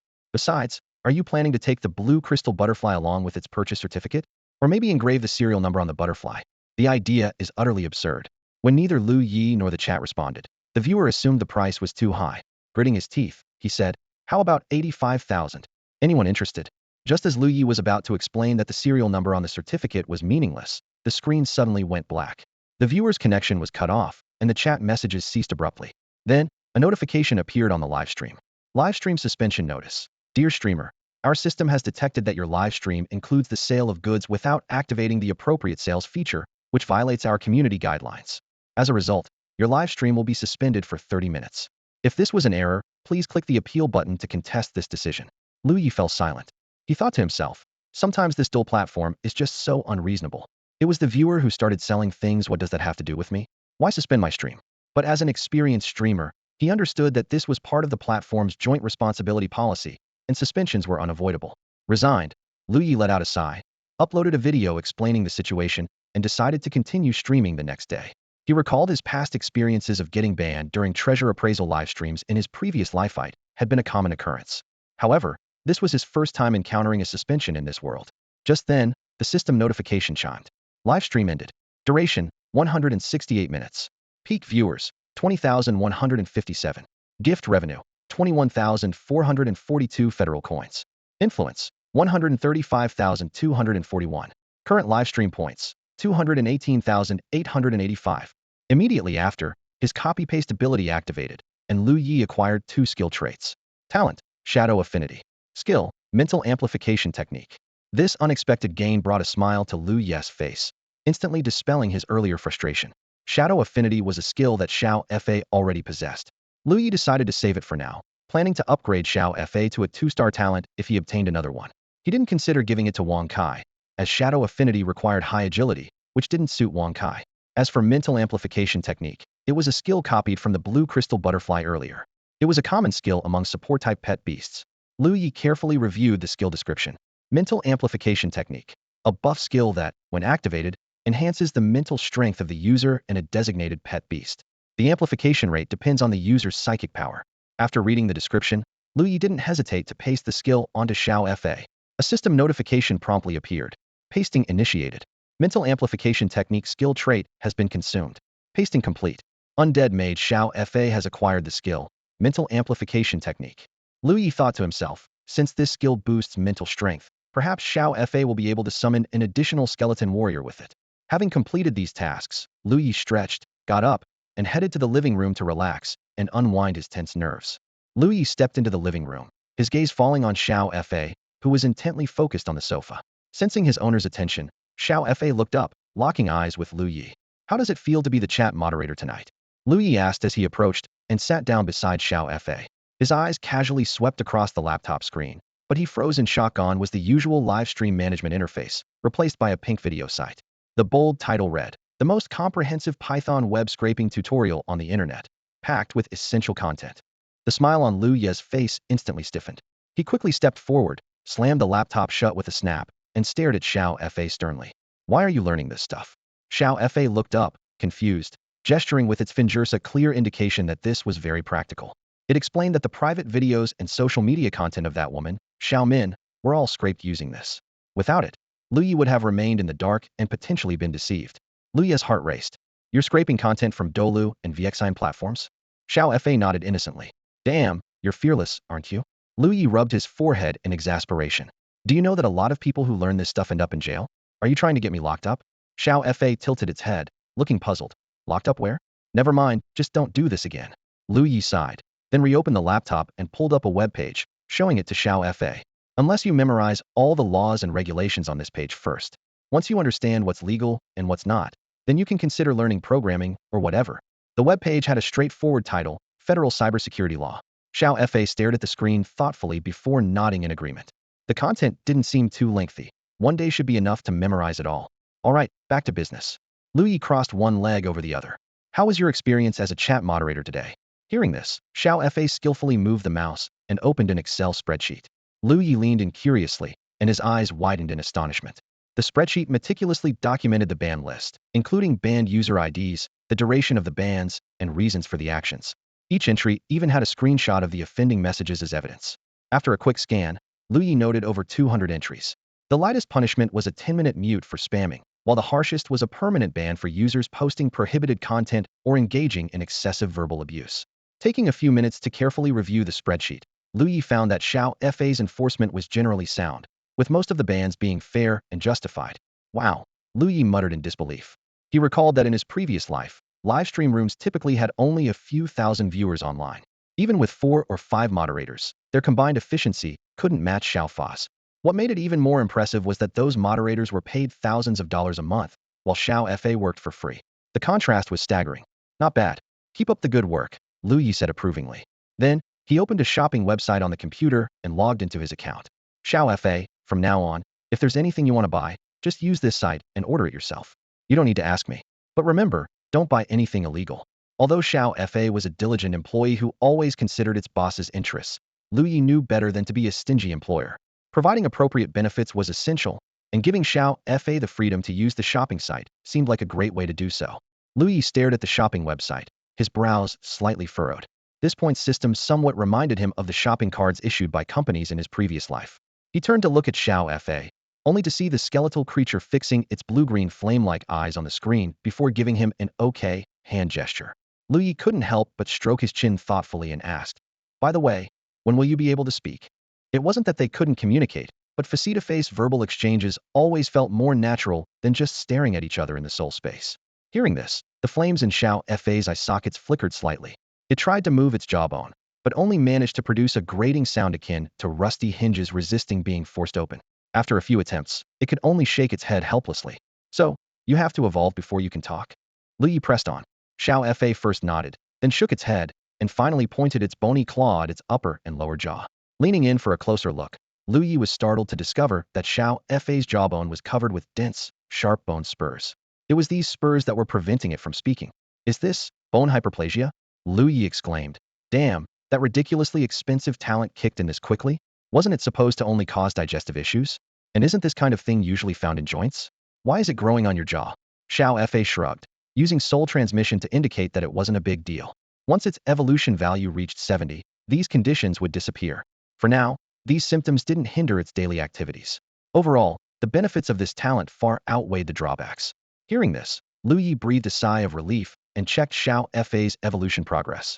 Thanks to several days of intensive online learning, its evolution value had already risen to 35. At this rate, with a daily increase of about 1, it would reach 70 in a month, and by then, it could start speaking. Looking at the evolution value, Lu Ye suddenly thought of something. Xiao Fa was currently at Tier 3, level 25. Normally, when a pet advanced to Tier 4, it would likely evolve. Lu Ye had enough points to push Xiao Fa to Tier 4, but after researching, he found that pets ranks class or higher didn't always follow this pattern. Xiao Fa's evolution still depended on its progress. Better to wait for now, Lu Ye mused. Just as he was about to get up to check on Wang Kai, who was sleeping, his phone suddenly rang. The caller ID showed it was Zhang Shou. "Hello, Uncle Zhang." Lu Ye answered. "Xiao Lu, are you resting?" Zhang Shou asked softly. "Not yet. What's up?" "About those questions I asked you to help with during the live stream earlier. Me too, old friends want to thank you in person. Are you free to come down to my place? There's also something else I'd like to discuss with you." "Something else?" Lu Ye asked, puzzled. He couldn't help but wonder if the two senior members of the main association had taken a liking to him and wanted to recruit him. "It's not something I can explain over the phone," Zhang Shou said in a lowered voice. "They mentioned something about a secret realm." "A secret realm?" Lu Ye raised an eyebrow. "Wasn't this about Second Master? How does a secret realm come into play? Is there a secret realm connected to Second Master?" "Exactly," Zhang Shou replied curtly. Lu Ye's interest was piqued. In his memory, he had only been to a secret realm once during a university field trip, and the experience had been thoroughly boring. But since Zhang Shou brought it up, it seemed likely that the other party wanted to invite him along. "All right, he'll come right over," Lu Ye agreed decisively, a sense of excitement bubbling within him at the prospect of an unknown adventure. As night fell, Lu Ye followed Zhang Shou to the latter's home. The moment he stepped into the living room, he was taken aback by the scene before him. Two elderly men, who seemed anything but ordinary, were seated on the sofa, their sharp eyes intently studying him. "Come on, Xiao Lu, have a seat," Zhang Shou said warmly, pulling Lu Ye over to the sofa. Just as he was about to make introductions, one of the elderly men suddenly stood up. "I've heard your Uncle Zhang mention you many times. Finally, I get to meet you today," the man said as he strode forward, enthusiastically shaking both of Lu Ye's hands. A kind smile spread across his face as he introduced himself. "Imran Fuchen, head of the research department at the Central Association. And this is Xian Hua, head of the External Relations Department." As he spoke, he took out an ID card, the association's anti-forgery emblem clearly visible on it. Lu Ye examined the ID carefully, astonished. A department head at the Central Association. This was a position far superior to that of the president of its Sanqing branch. What surprised him even more was that Xian Hua, despite his muscular build resembling a KFC colonel, was actually a civil department head.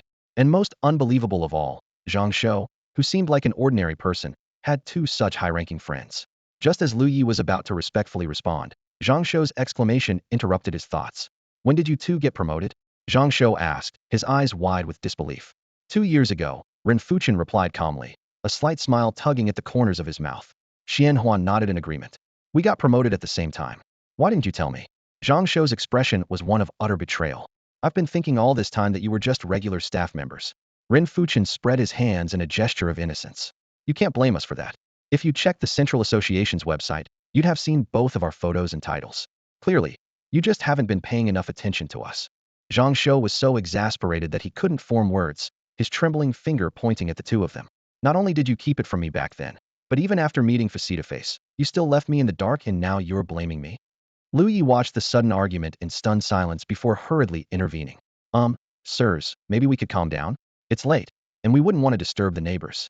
Hearing this, Xianhua gave Lu Ye an approving glance. The three men finally realized their behavior and sat back down, the atmosphere turning slightly awkward. Clearing his throat, Ren Fuchen straightened his posture and said seriously, let's get back to the main topic.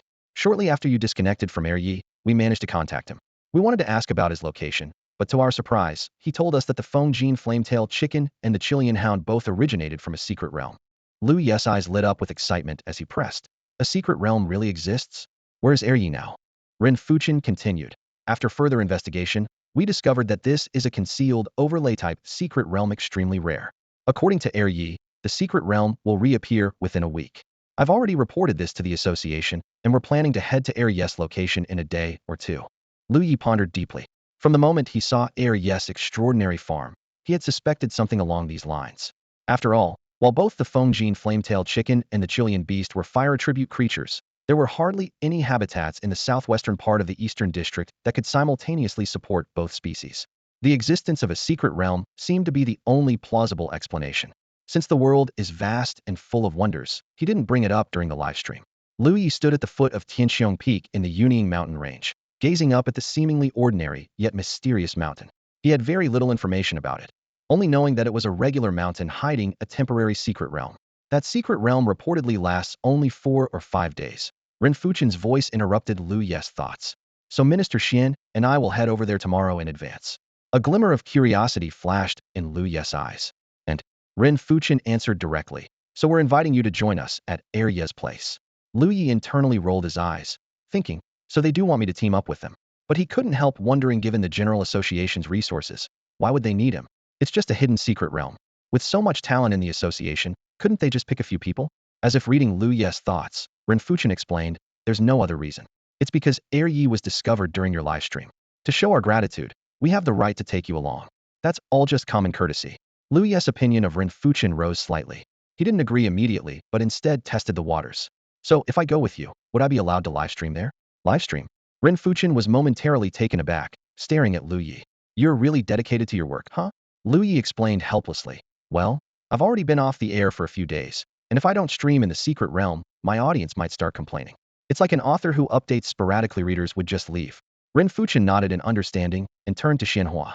What's the word from above? Xianhua narrowed his eyes slightly. According to the new regulations, live streaming is allowed in the secret realm, but certain content must not be disclosed.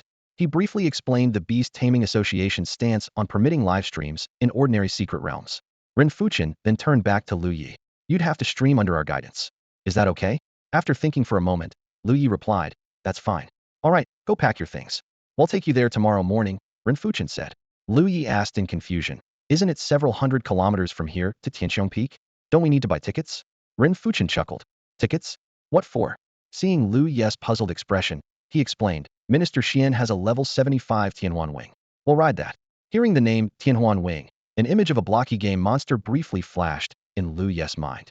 But soon, his golden eyes informed him that it was actually inscribed bloodline avian flying beast. All right, they'll go get ready, Lu Ye said, appearing not too surprised. After all, the man was a minister, and with his muscular build, owning a Tianhuan Wing seemed fitting. Once everything was settled, Ren Fuchen and the others watched Lu Ye leave. Xianhua took another sip of his drink and commented, this kid's not bad. Zhang Shou glanced at him. I've been saying that all along, but none of you believed me. Then he added, by the way, with all the alcohol you've had today, are you sure you won't get accused of drunk flying when riding the Tianhuan Wing? When Lu Ye got home, he immediately began preparing for his trip to see Yi. He glanced around, considering the issue of live streaming equipment. The desktop computer at home was obviously not portable, and relying solely on his phone for streaming could easily lead to lagging issues in crowded areas. After weighing his options, his eyes landed on Xiao Fa's laptop. Xiao Fa, they'll be heading out for a few days tomorrow. Can I borrow your laptop? Lu Ye asked softly. In the meantime, you can use the computer in my room. Without even looking up, Xiao Fa gave a casual okay gesture, his attention glued to the screen. Curious, Lu Ye leaned over to take a look, only to be greeted by a screen filled with dense mathematical symbols that instantly made him feel overwhelmed. All right, it's settled then, he said, clapping his hands before heading back to his room. He pulled out a suitcase and carefully packed 2 changes of clothes and essential toiletries. I checked, and Uri's place is less than 500 kilometers from here, so we can use teleportation, Lu Ye reminded Xiao Fa. After I leave, keep an eye on my PP messages. The area is mountainous, and supplies might be scarce, so if I want a soda or some snacks, they'll be counting on you. He paused, his expression turning serious. Most importantly, if I don't send a message for more than 12 hours, it could mean I'm in danger. In that case, immediately summoned the skeleton warrior back. Got it. Lu Ye explained that some secret realms had no signal at all, rendering wireless communication and satellite phones useless. PP messages wouldn't work either. Xiao Fa nodded solemnly, committing these instructions to memory. Lu Ye's detailed instructions stemmed from the unpredictability of this secret realm expedition. Due to time constraints, there had been no prior reconnaissance. Even though Xianhua and Ren Fuchen were leading the team, unexpected dangers could still arise. The skeleton summoning ability was Lu Ye's last resort for survival. Despite this, the calm demeanor of the 2 elders suggested they didn't see the mission as particularly dangerous. After finishing his preparations, Lu Ye took a shower and went to bed early. The next morning at 10, he packed the laptop and live streaming equipment into his suitcase and headed downstairs. Ren Fuchen and Xianhua were already waiting, having apparently spent the night there. Before leaving, Zhang Shou pulled Lu Ye aside and advised him earnestly. Xiao Lu, secret realms are unpredictable. You must be extra cautious. Before he could finish, Ren Fuchen interjected, Old Zhang, relax. With me and old Xian here, do you really think we'd let anything happen to the kid? You're worrying too much. Zhang Shou ignored him and instead asked Lu Ye. If you're going out, do you need me to help feed the cat? No need.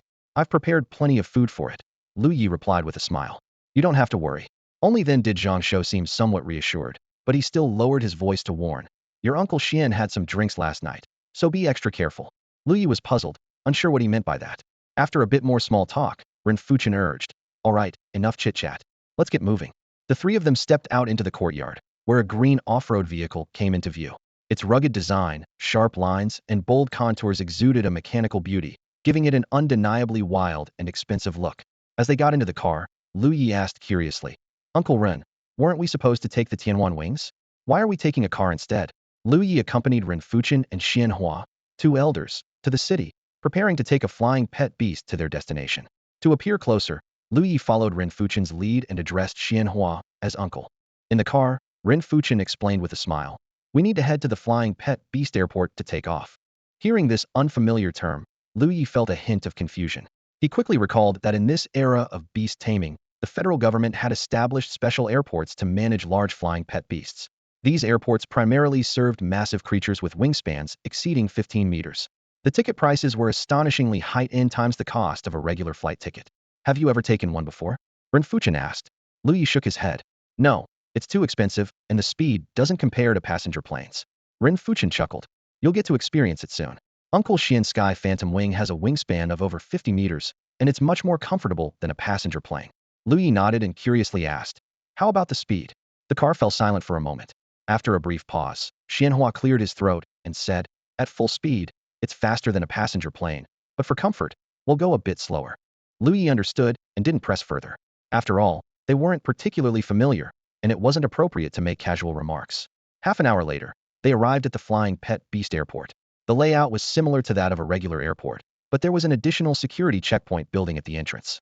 While Ren Fuchen and Xianhua carried minimal luggage, Lu Ye's suitcase was stopped. Sir, there's a laptop in your suitcase. We'll need to check it, the security officer said with a polite smile. Lu Ye was puzzled. Why do you need to check the laptop? It's a regulation to ensure there are no explosive materials hidden inside. Suddenly understanding, Lu Ye recalled an incident where someone had hidden a bomb in a laptop to threaten a flying pet beast owner, resulting in 2 buildings being destroyed. As Lu Ye was about to take out the laptop, Xianhua produced a credential and said, no need for the check. We're in a hurry. The security officer, upon seeing the credential, immediately stepped aside. Understood, please proceed. It turned out that Xianhua had shown the flight license for the Sky Phantom Wing. Even if Lu Ye had been carrying a bomb, it would pose no threat to the level 75 Sky Phantom Wing. They passed through without any further delays and arrived at the takeoff point. 2 ground staff members greeted them respectfully and provided some instructions in professional terminology. Xianhua nodded in acknowledgement with practiced ease. Then, with a casual wave of his hand, Xianhua summoned a small golden bird from a spatial ripple. Time to get to work, he said to the bird. Although the bird appeared a bit reluctant, it flew to the clearing and began to expand rapidly. In the blink of an eye, it had grown to the size of a medium-sized passenger plane, standing imposingly on the ground. Lu Ye tilted his head back to gaze at the massive creature, utterly astonished. He silently analyzed the attributes of the Sky Phantom Wing. Type: Sky Phantom Wing. Level: 75. Bloodline: S rank. Attribute: Wind. Mental state: Reluctant. Physical state: Healthy. Talents: Wind Perception, Wind's Blessing, Lightning Manipulation. Skills: Wind Blade Impact, Sky Sigh, Winged Storm. Domain Skill: Celestial Canopy. Lu Ye marveled inwardly, certain that this journey would be anything but ordinary. Until Tianhuanyi spread its wings and soared into the sky, Lu Ye was still in a state of shock. The massive creature's back was so steady it was almost unbelievable. If not for the rapidly changing scenery around them, it would be hard to even notice they were flying. What was even more astonishing was that they were still sitting in the off-road vehicle. Initially, Lu Ye thought they would have to exit the vehicle and climb onto Tianhuanyi's back. However, after passing through the security checkpoint, they had remained inside the car. When Tianhuanyi returned to its true form, Xianhua had simply driven the car up onto its back via its wings. This scene completely overturned Lu Ye's understanding of the world.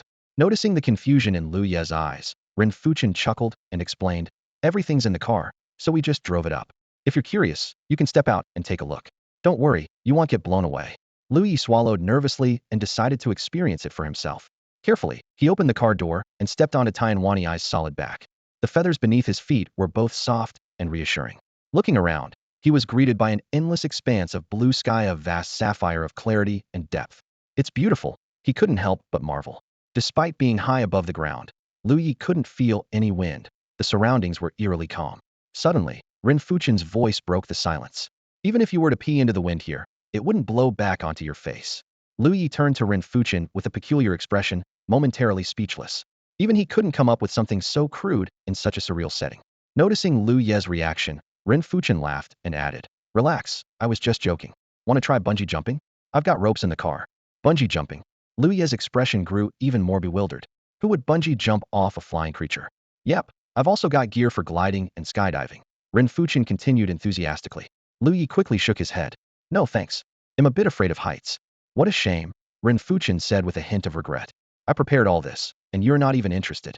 Lu Ye secretly felt relieved that Tianhuanyi's back was wide enough. Otherwise, his legs might have already given out.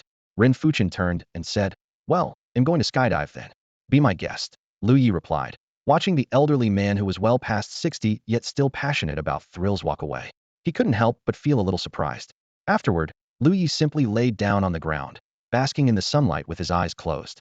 The peaceful atmosphere, free from the occasional noise of the city, made it the perfect spot for a nap. About 2 hours later, he was gently nudged awake. Opening his eyes, he found that the landscape had transformed into a dense forest. Ren Fuchen and Xianhua stood before him. "We've arrived," they announced. Lu Ye got to his feet, rubbing his eyes. That nap had been exceptionally refreshing. They grabbed their luggage and disembarked from Tianhuanyi, arriving at a wide, open clearing. Ren Fuchen explained that this was their campsite. Since Ye had mentioned that the secret realm might affect nearby villages, they had deliberately chosen a more remote location. Looking around, Lu Ye noticed scattered branches, soil, and uprooted tree stumps, realizing that this clearing had been man-made. Xianhua was still directing Tianhuanyi to further clear the area, creating a long stretch that resembled a runway. Lu Ye casually found a spot to sit, suddenly aware of his growing hunger. Checking the time, he saw it was already close to 1 p.m. Just as he was about to ask Ren Fuchen about lunch plans, the distant roar of an airplane engine reached his ears. The sound shattered the surrounding tranquility, prompting Lu Ye to instinctively look up in the direction of the noise. A small black dot in the sky gradually grew larger, soon revealing the silhouette of a military transport aircraft. The massive body of the plane stood out prominently against the open sky, leaving Lu Ye staring with his mouth agape. The transport plane slowed down as it taxied, and eventually landed smoothly on a newly constructed runway not far away. Lu Ye was quietly astonished, realizing he had underestimated the capabilities of the Beast Association. He had assumed they would use trucks to transport personnel and supplies nearby, never expecting them to deploy a transport aircraft. This was far from a resource shortage, as preparations the previous night now seemed laughable, though admittedly, he hadn't prepared much of anything. The rear cargo door of the transport plane slowly opened with a heavy mechanical hum. First to appear were several staff members in matching uniforms, lining up on either side. Following them was a team of 20 well-trained soldier ant beast companions, busily unloading supplies. Afterward, more than 30 individuals, also in association uniforms, disembarked from the aircraft. One of them immediately recognized Ren Fuchen and hurried over. Minister, he greeted. This was Ren Fuchen's deputy, Zhou Chang. Ren Fuchen nodded slightly. Take a team to survey the area around Tianxiong Peak and check for any anomalies. They'll head directly to Wangfu village with him. He gestured toward Lu Ye, referring to the village where Yi lived. Zhou Chang gave Lu Ye a quick glance and replied calmly. Understood. They'll head there right away. With that, he jogged off in another direction. Turning to Lu Ye, Ren Fuchen asked, Are you hungry? Lu Ye answered honestly, a little. Ren Fuchen chuckled. Then let's go? I've already arranged with Yi to have lunch at his place. He mentioned he's making wild chicken soup for us. The scene shifted as Lu Ye and Ren Fuchen arrived at the mountain village on a moth-like flying beast companion. Although the moth wasn't particularly large, it was more than capable of carrying 2 people. The village appeared somewhat desolate, with Yi already waiting at the entrance. Upon seeing the 2 approach, he waved enthusiastically, his face lighting up with a relieved smile. The flying beast circled gracefully above Yi before landing elegantly. Lu Ye and Ren Fuchen dismounted with ease, while the moth remained quietly nearby. Yi appeared even older and more weathered than he had in the video call, now wearing a fresh set of clothes. Minister Ren, Yi greeted warmly. Yi, Ren Fuchen responded. Ah, no need to call me Yi. Yi waved his hand dismissively. Just call me by my name, Wang Fong. Since we're about the same age, they'll call you Brother Wang, Ren Fuchen said amicably, retrieving a small box from the moth. This is a token of appreciation from the Association for discovering 2 endangered beast companions. Thank you for your contribution to the Federation. Well, thank you. Yi accepted the box with a beaming smile. Yi then turned his attention to Lu Ye and asked, You must be Master Yi, right? That's me, Yi. Please, just call me Xiao Lu. Lu Ye replied with a smile. Glancing around, he curiously asked, Where's Xiao Wang? I sent him to the town at the foot of the mountain. Yi explained. That secret realm might spread to our area. My life isn't worth much, but I couldn't let him suffer. Yi stepped aside enthusiastically. Minister Ren, didn't you say you wanted to try my cooking? I made extra today to make sure you have your fill. Huh, that sounds great. Ren Fuchen laughed heartily. I never say no to a good meal. As they entered the village, Lu Ye took in the dilapidated buildings around him, finding it hard to imagine how Yi had managed to hold out here alone for 15 years. At Yi's home, Lu Ye and Ren Fuchen noticed the 2 refining beasts. They lay at the doorway, their necks tied with thin ropes tethered to the entrance. Occasionally, they shook their heads. Given their strength, they could have easily broken free from the ropes, but the 2 shovels placed nearby seemed to instill a sense of fear, unease, and restless anxiety in them. Although Lu Ye was aware that the 2 refining beasts had some fear of the shovel, the complex emotions they displayed far exceeded his expectations. His brow furrowed slightly, but quickly returned to normal. He silently speculated that this unusual reaction was likely related to the imminent appearance of the secret realm. Following Yi's lead, Lu Ye stepped into a typical mountain wooden structure. The sturdy logs formed the house, and its simple, rustic furnishings came into view. At the center of the room, a round wooden table was already laden with several dishes exuding the flavors of the mountains. Most notably, a bowl of wild chicken soup stood out, its rich aroma filling the air. The scent stirred something within Lu Ye. Although he had grown up in the countryside and had tasted plenty of chicken soup, he had never encountered such an intense fragrance before. Yi enthusiastically explained. I specially caught this wild chicken in the mountains and made this soup. Please, both of you have a taste. As he spoke, he served a bowl to each of them. Lu Ye sneaked a glance at Ren Fuchen and noticed that his expression was also somewhat peculiar, clearly sensing something unusual as well. However, neither of them said anything, silently acknowledging the situation. Seeing Ren Fuchen drink the soup without hesitation, Lu Ye followed suit and took a sip. Not bad at all, Ren Fuchen remarked, finishing his bowl in one go, a glimmer of appreciation in his eyes. Lu Ye echoed his sentiment, and just like that, they joined in on the meal. During the meal, Ren Fuchen spoke up, Brother Wang, there's something I need to discuss with you. Yi gestured with his chopsticks for him to continue. Ren Fuchen explained that the secret realm might soon emerge and could extend into the village. He suggested that Yi accompany them down the mountain to the camp for a few days until the secret realm dissipated. Yi hesitated slightly. What about my dog and chickens? You can bring them along, Ren Fuchen assured him. That's good then, Yi said with relief before asking. Will the association take them away afterward? Ren Fuchen glanced at the bowl of chicken soup and clarified. Don't worry, we won't take your chickens or dog. We'll just implement some monitoring measures here. Since these are endangered spirit beasts, we hope you can understand. I understand, Yi said, finally putting his mind at ease. After lunch, the 3 of them helped clean up the dishes and headed to the greenhouse together. Unlike last night's stillness, the Fongi tail flame chickens were now moving about noisily, occasionally clucking, making the scene quite lively. However, much like the refining beasts, their behavior revealed a trace of unease.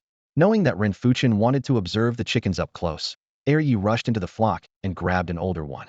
Minister Ren, this one hatched from an egg I found in the secret realm. Take a look. Ren Fuchen, unbothered by the surroundings, inspected the chicken carefully on the spot.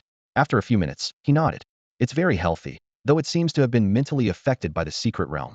Curious, Lu Ye leaned in to observe. The gaze of this grade bloodline Fongi tail flame chicken was even clearer than that of the Taotai dog, confirming Ren Fuchen's assessment. Ren Fuchen handed the chicken to Lu Ye. Want to take a look? Lu Ye quickly waved his hands. No need.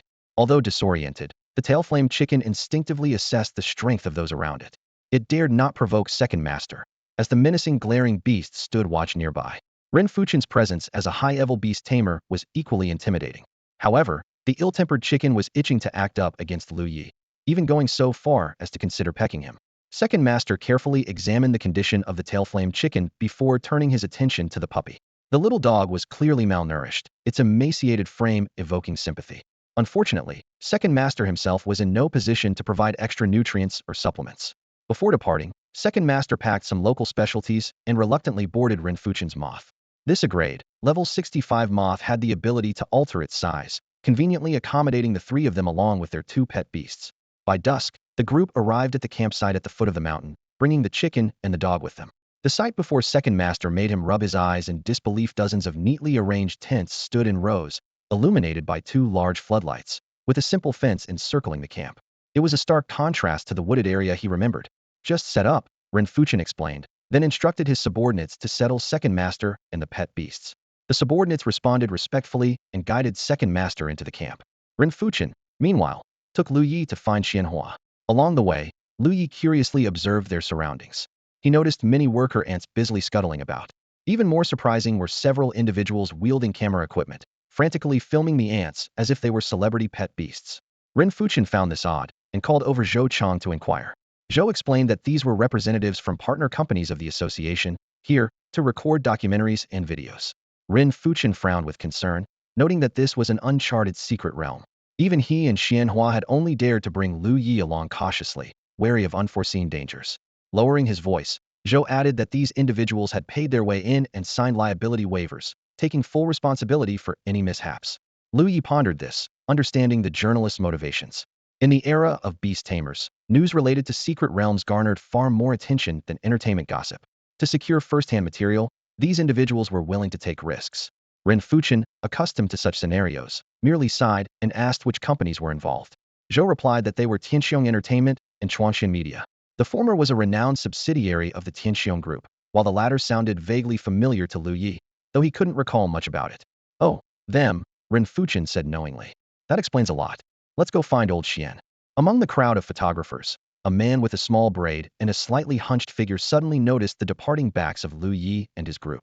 Beneath the partially obscured brim of his hat, his sharp eyes glinted. Lowering the camera in his hands, he subtly nudged his colleague beside him and whispered, Xiao Fong. Doesn't that person look familiar to you? Xiao Fong looked up at the mention and, after a brief moment, suddenly realized. Brother Du, are you talking about the young guy next to Minister Ren? Du Xing squinted his eyes, carefully observing the figure.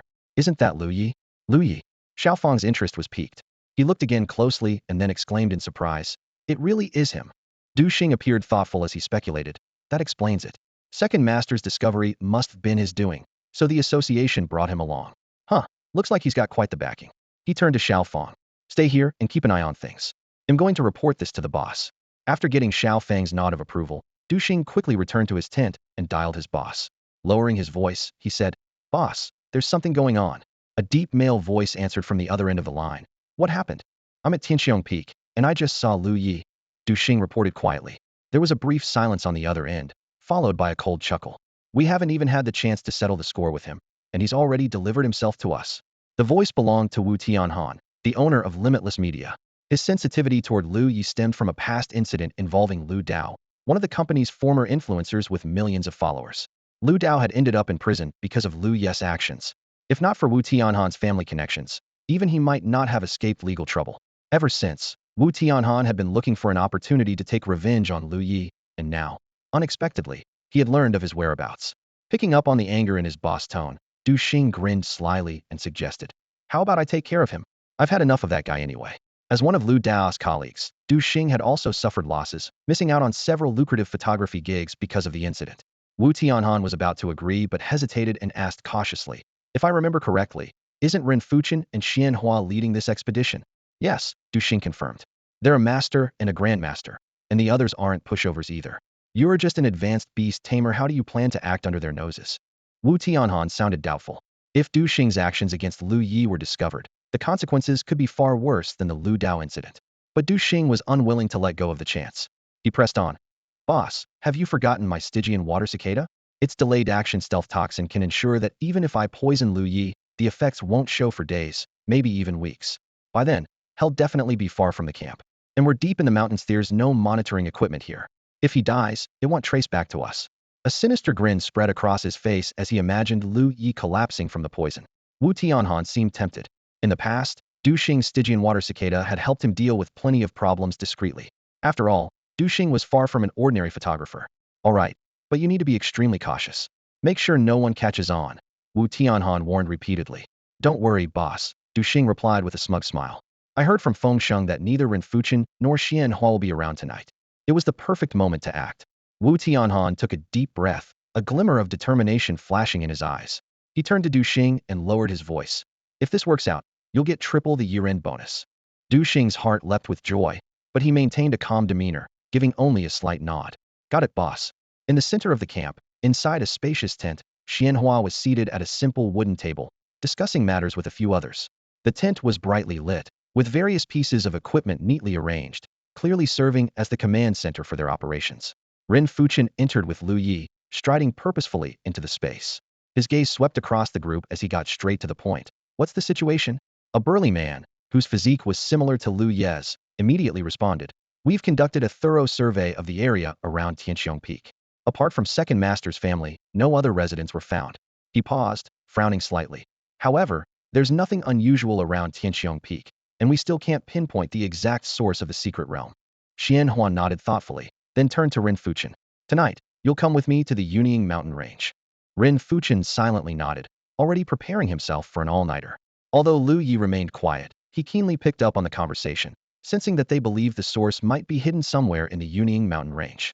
The Yunying mountain range stretched over 100 kilometers, and a thorough investigation would indeed demand a significant amount of time and effort. Xian Hua continued giving instructions, addressing the burly man. "Feng Sheng, you'll be in charge of camp security tonight." Feng Sheng immediately straightened up, his expression serious, as if ready to salute. "Understood, Minister Xian." "All right, that's all for now. You can go." Xian Hua waved him off. After Feng Sheng left, Xian Hua chuckled lightly, a complicated look in his eyes. "That kid is actually quite hardworking. It's just a pity he's one of Gao Peng's men." He briefly explained that Gao Peng had recently been suspended, which had introduced some uncertainty into the year-end vice president election. Ren Fuchen pulled up a chair and sat down, musing. "Let him gain more experience for a few more years, it won't hurt." Xian Hua shrugged and was about to continue the conversation when he noticed Lu Ye sitting silently nearby. He wisely decided to change the subject. Turning to Lu Ye, he asked, "Can you stay here tonight?" While Lu Ye was a bit disappointed that he wouldn't hear more insider information, he kept his composure. After glancing around the well-equipped tent, he nodded in agreement. He noticed several boxes of snacks and drinks stacked in a corner and couldn't help but ask, "How's the internet here?" Ren Fuchen chuckled. "It's excellent. You could stream live from here, and if it lags, that'd be an insult to the association's capabilities." Lu Ye's eyes lit up, and he rubbed his hands together, muttering softly, "Big streamers always have co-hosts. Never thought I'd have co-hosts one day too." Ren Fuchen's sharp ears picked up on his words and turned to Xian Hua. "What's a co-host?" Xian Hua shook his head, equally puzzled. Lu Ye hesitated before tentatively asking, "Would you two be willing to appear on camera?" Ren Fuchen shot him a glare, and Lu Ye quickly dropped the idea, silently lamenting that if these two big shots appeared on his stream, the viewership would undoubtedly skyrocket past 100,000. "He'll start streaming at 8, Lu Ye finally said. Meanwhile, not far from the tent, Feng Sheng, who had just left, suddenly stopped in his tracks. He had clearly overheard the conversation inside. A hint of resentment flickered across his face. He took a deep breath, forcing himself to remain calm as he walked away, though turmoil churned within him. "Be sure to support with some free gifts, everyone. Much appreciated." The ranks of beast tamers are as follows: beginner, intermediate, advanced, master, grandmaster, and legendary. This straightforward ranking system, while simple and unadorned, clearly outlines the path of growth for practitioners.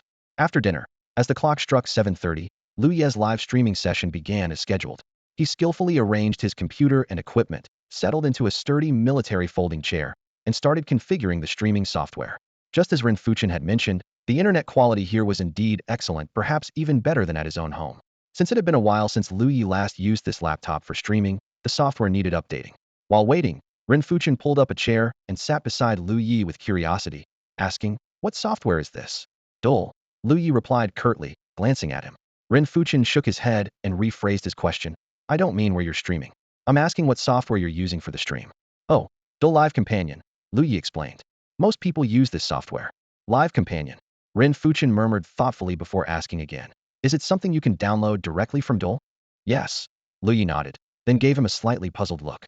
"Are you thinking about streaming too?" "Not at all," Ren Fuchen denied. "I just think this streaming setup could be promoted within the association in the future. I'm just observing for now." Ever since witnessing how Lu Ye managed to identify two endangered pet beasts through his streams, Ren Fuchen had come to agree with Zhang Shou's perspective. Among the people the association interacted with, it was rare to encounter someone like Second Master. Even the Taotai dog from a few days ago was an unlikely find. Individuals like Second Master and Old Feng typically wouldn't spend money to have their pets assessed at the association or a pet center unless absolutely necessary.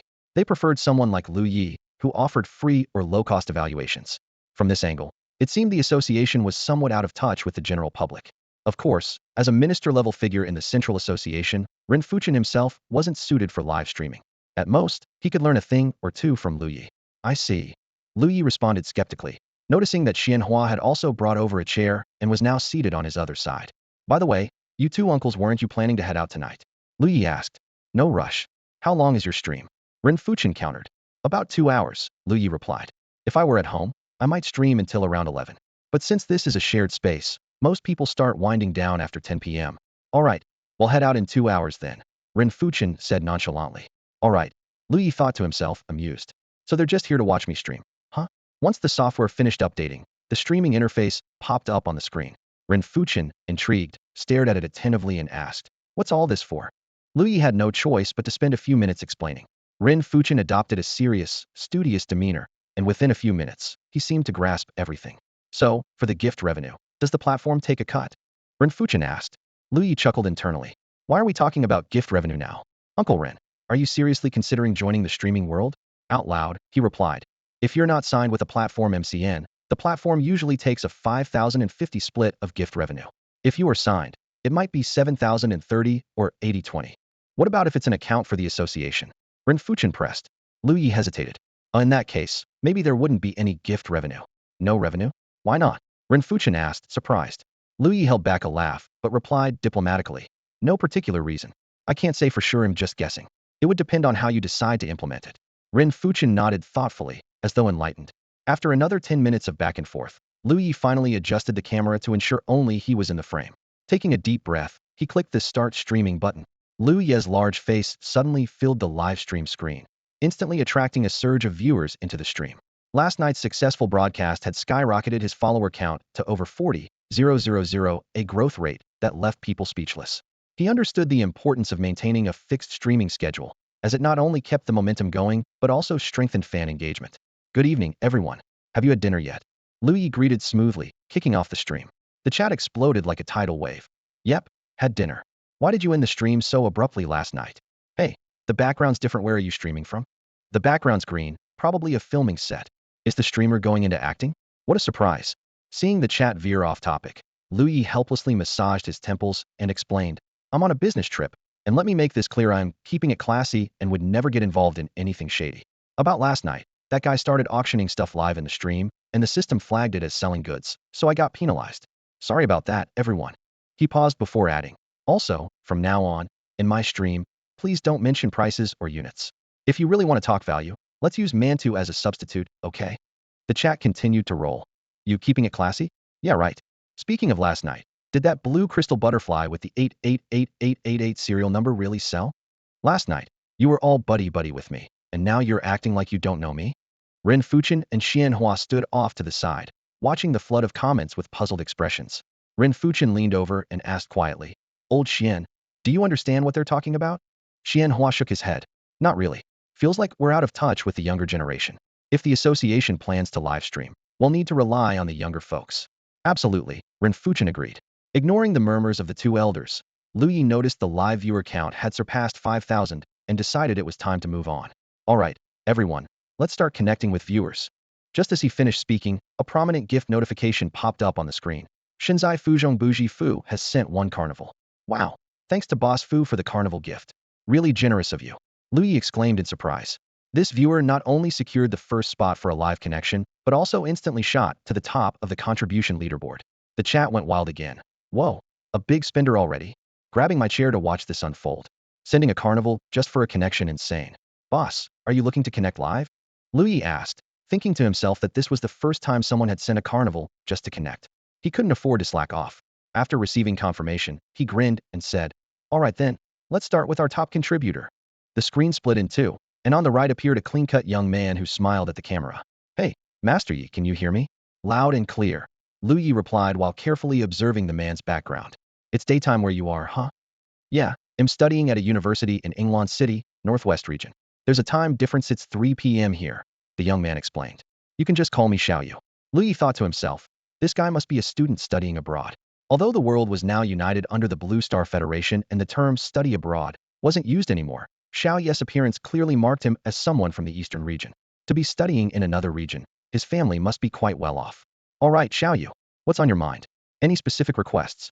Lu Ye asked. Yes, Xiaoyu replied, adjusting his camera. The screen shifted to reveal a unique scene.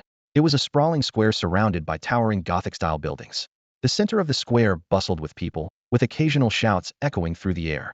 Xiaoyu was standing at the entrance of the square, above which hung a massive signboard that read, when translated, Pet Beast Trading Street. The Pet Beast Trading Street, a gray area filled with both opportunities and risks, is reminiscent of antique markets from a bygone era. Unlike legitimate pet beast centers and shops, this place is a haven for private trades and a gathering spot for rare pet beast items. Stalls of all kinds line both sides of the street, and the air is thick with the scent of pet beasts and the lively buzz of bargaining. Lu Ye stood at the entrance of the street, the scene before him evoking memories of those adrenaline-pumping videos he had seen on Dole. He glanced cautiously at the two elders beside him, and, seeing their calm expressions, let out a quiet sigh of relief. It seemed like this kind of place was still acceptable for live streaming. Xiaoyu, are you asking me to help you pick a pet beast? Lu Ye asked with a faint smile. Yes, Master Yi. Xiaoyu replied respectfully. I recently spotted a few grade A pet beasts here, but I'm not sure about their condition. I'm worried about getting scammed, so I'd like you to take a look for me. Lu Ye silently marveled at Xiaoyu's wealth. A few grade A pet beasts? This kid must be loaded. The Pet Beast Trading Street in Inglan City was ranked among the top 5 on Blue Star, and without tens of millions in your pocket, you wouldn't even survive the scams here. Deals worth hundreds of thousands, even millions, were common, something you typically only encountered during his live streams. Of course, Master Yi, don't worry, Xiaoyu added with a smile. If the pet beast you help me pick has any flaws, I won't blame you. I'll take full responsibility myself. You don't need to feel any pressure. Lu Ye was about to respond when Renfuchen, who had been staring at him, spoke up softly. If you can't figure it out, I can help.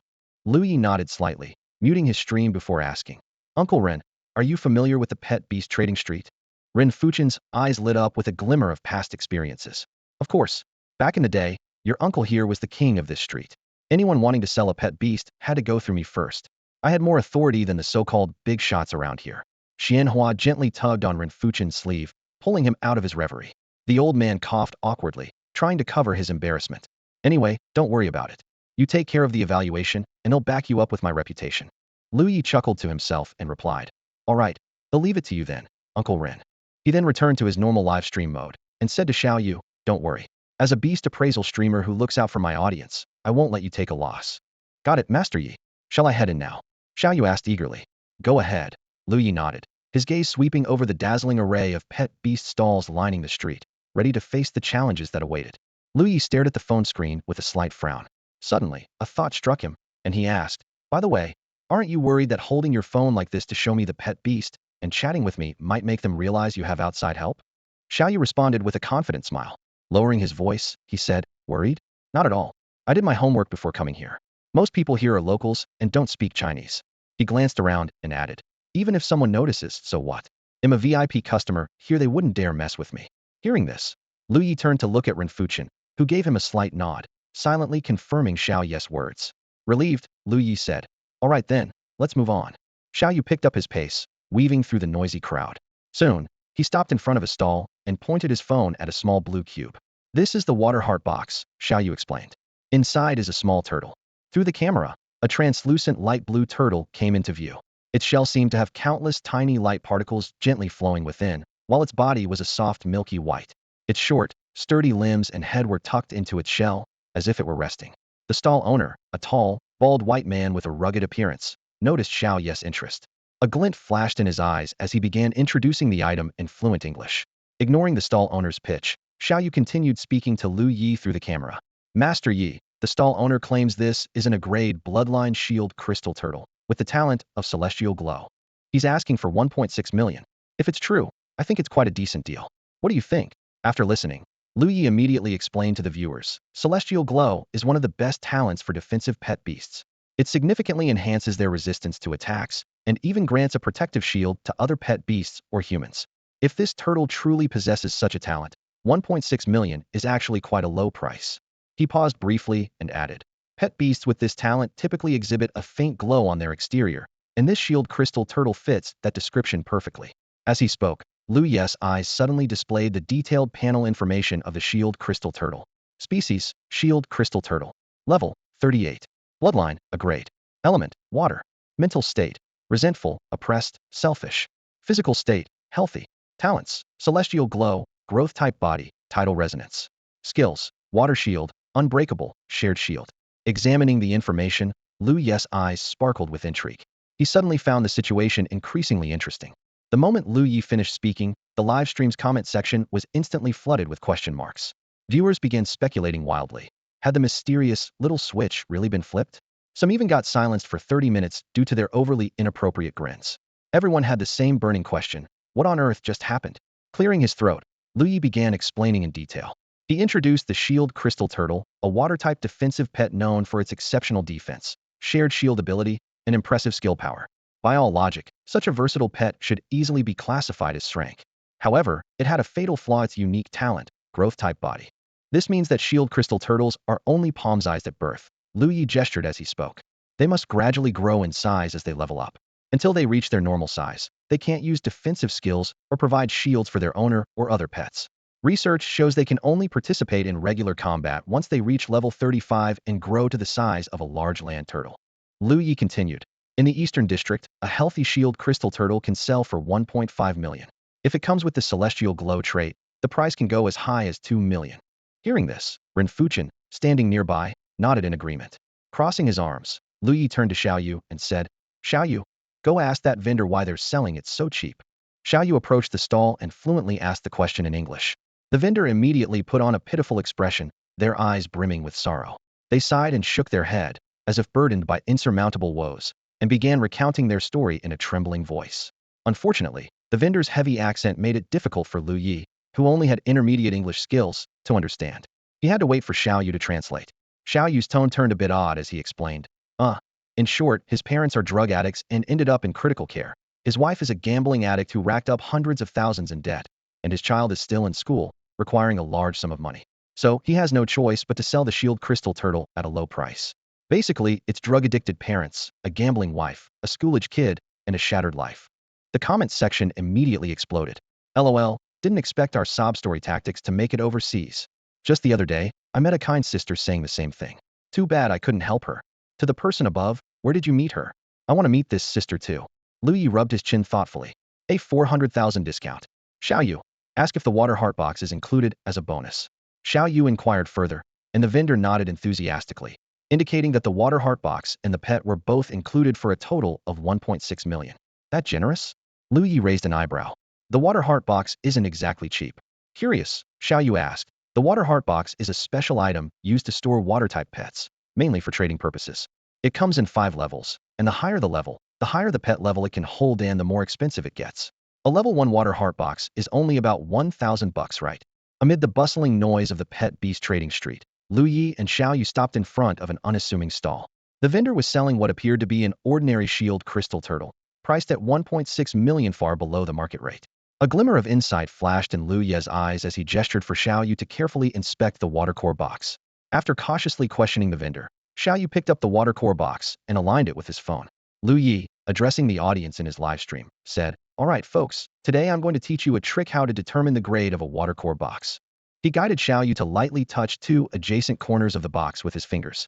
Following the instructions, Xiaoyu did so, and faint ripples appeared on the surface of the box. When he touched a different corner, the ripples slowly spread across the surface, eventually meeting and intertwining into three distinct waves, resembling musical notes in motion. With a smile, Lu Ye explained, "See that? The number of waves indicates the grade of the watercore box. This one is a grade 3 watercore box, worth about 50,000 on the market." He briefly outlined the uses and price differences of watercore boxes at various grades, pointing out that they were often overhyped items from secret realms. Xiaoyu, suddenly understanding, began to question the vendor's pricing. Flustered, the vendor handed over a certification document. Xiaoyu translated. He says this is the only watercore box he has, and he's selling it cheap because he urgently needs money. Here's the official certification. It shows the shield crystal turtle is grade 8, water type, and was just certified this morning. Hearing this, Lu Ye rolled his eyes, thinking that without his golden eyes, they might have fallen for the scam. Sarcastically, he quipped, "Xiaoyu, my friend, this is quite the golden opportunity, huh?" His tone left no room for doubt about his skepticism. The livestream audience erupted with banter. Some exclaimed that this was a rare find, while others joked about the straightforwardness of people in the Northwest District. Xiaoyu, deep in thought, was about to leave when a heavily accented voice called out from behind. "Hey, friend, I can lower the price to 1.5 million. Don't go yet."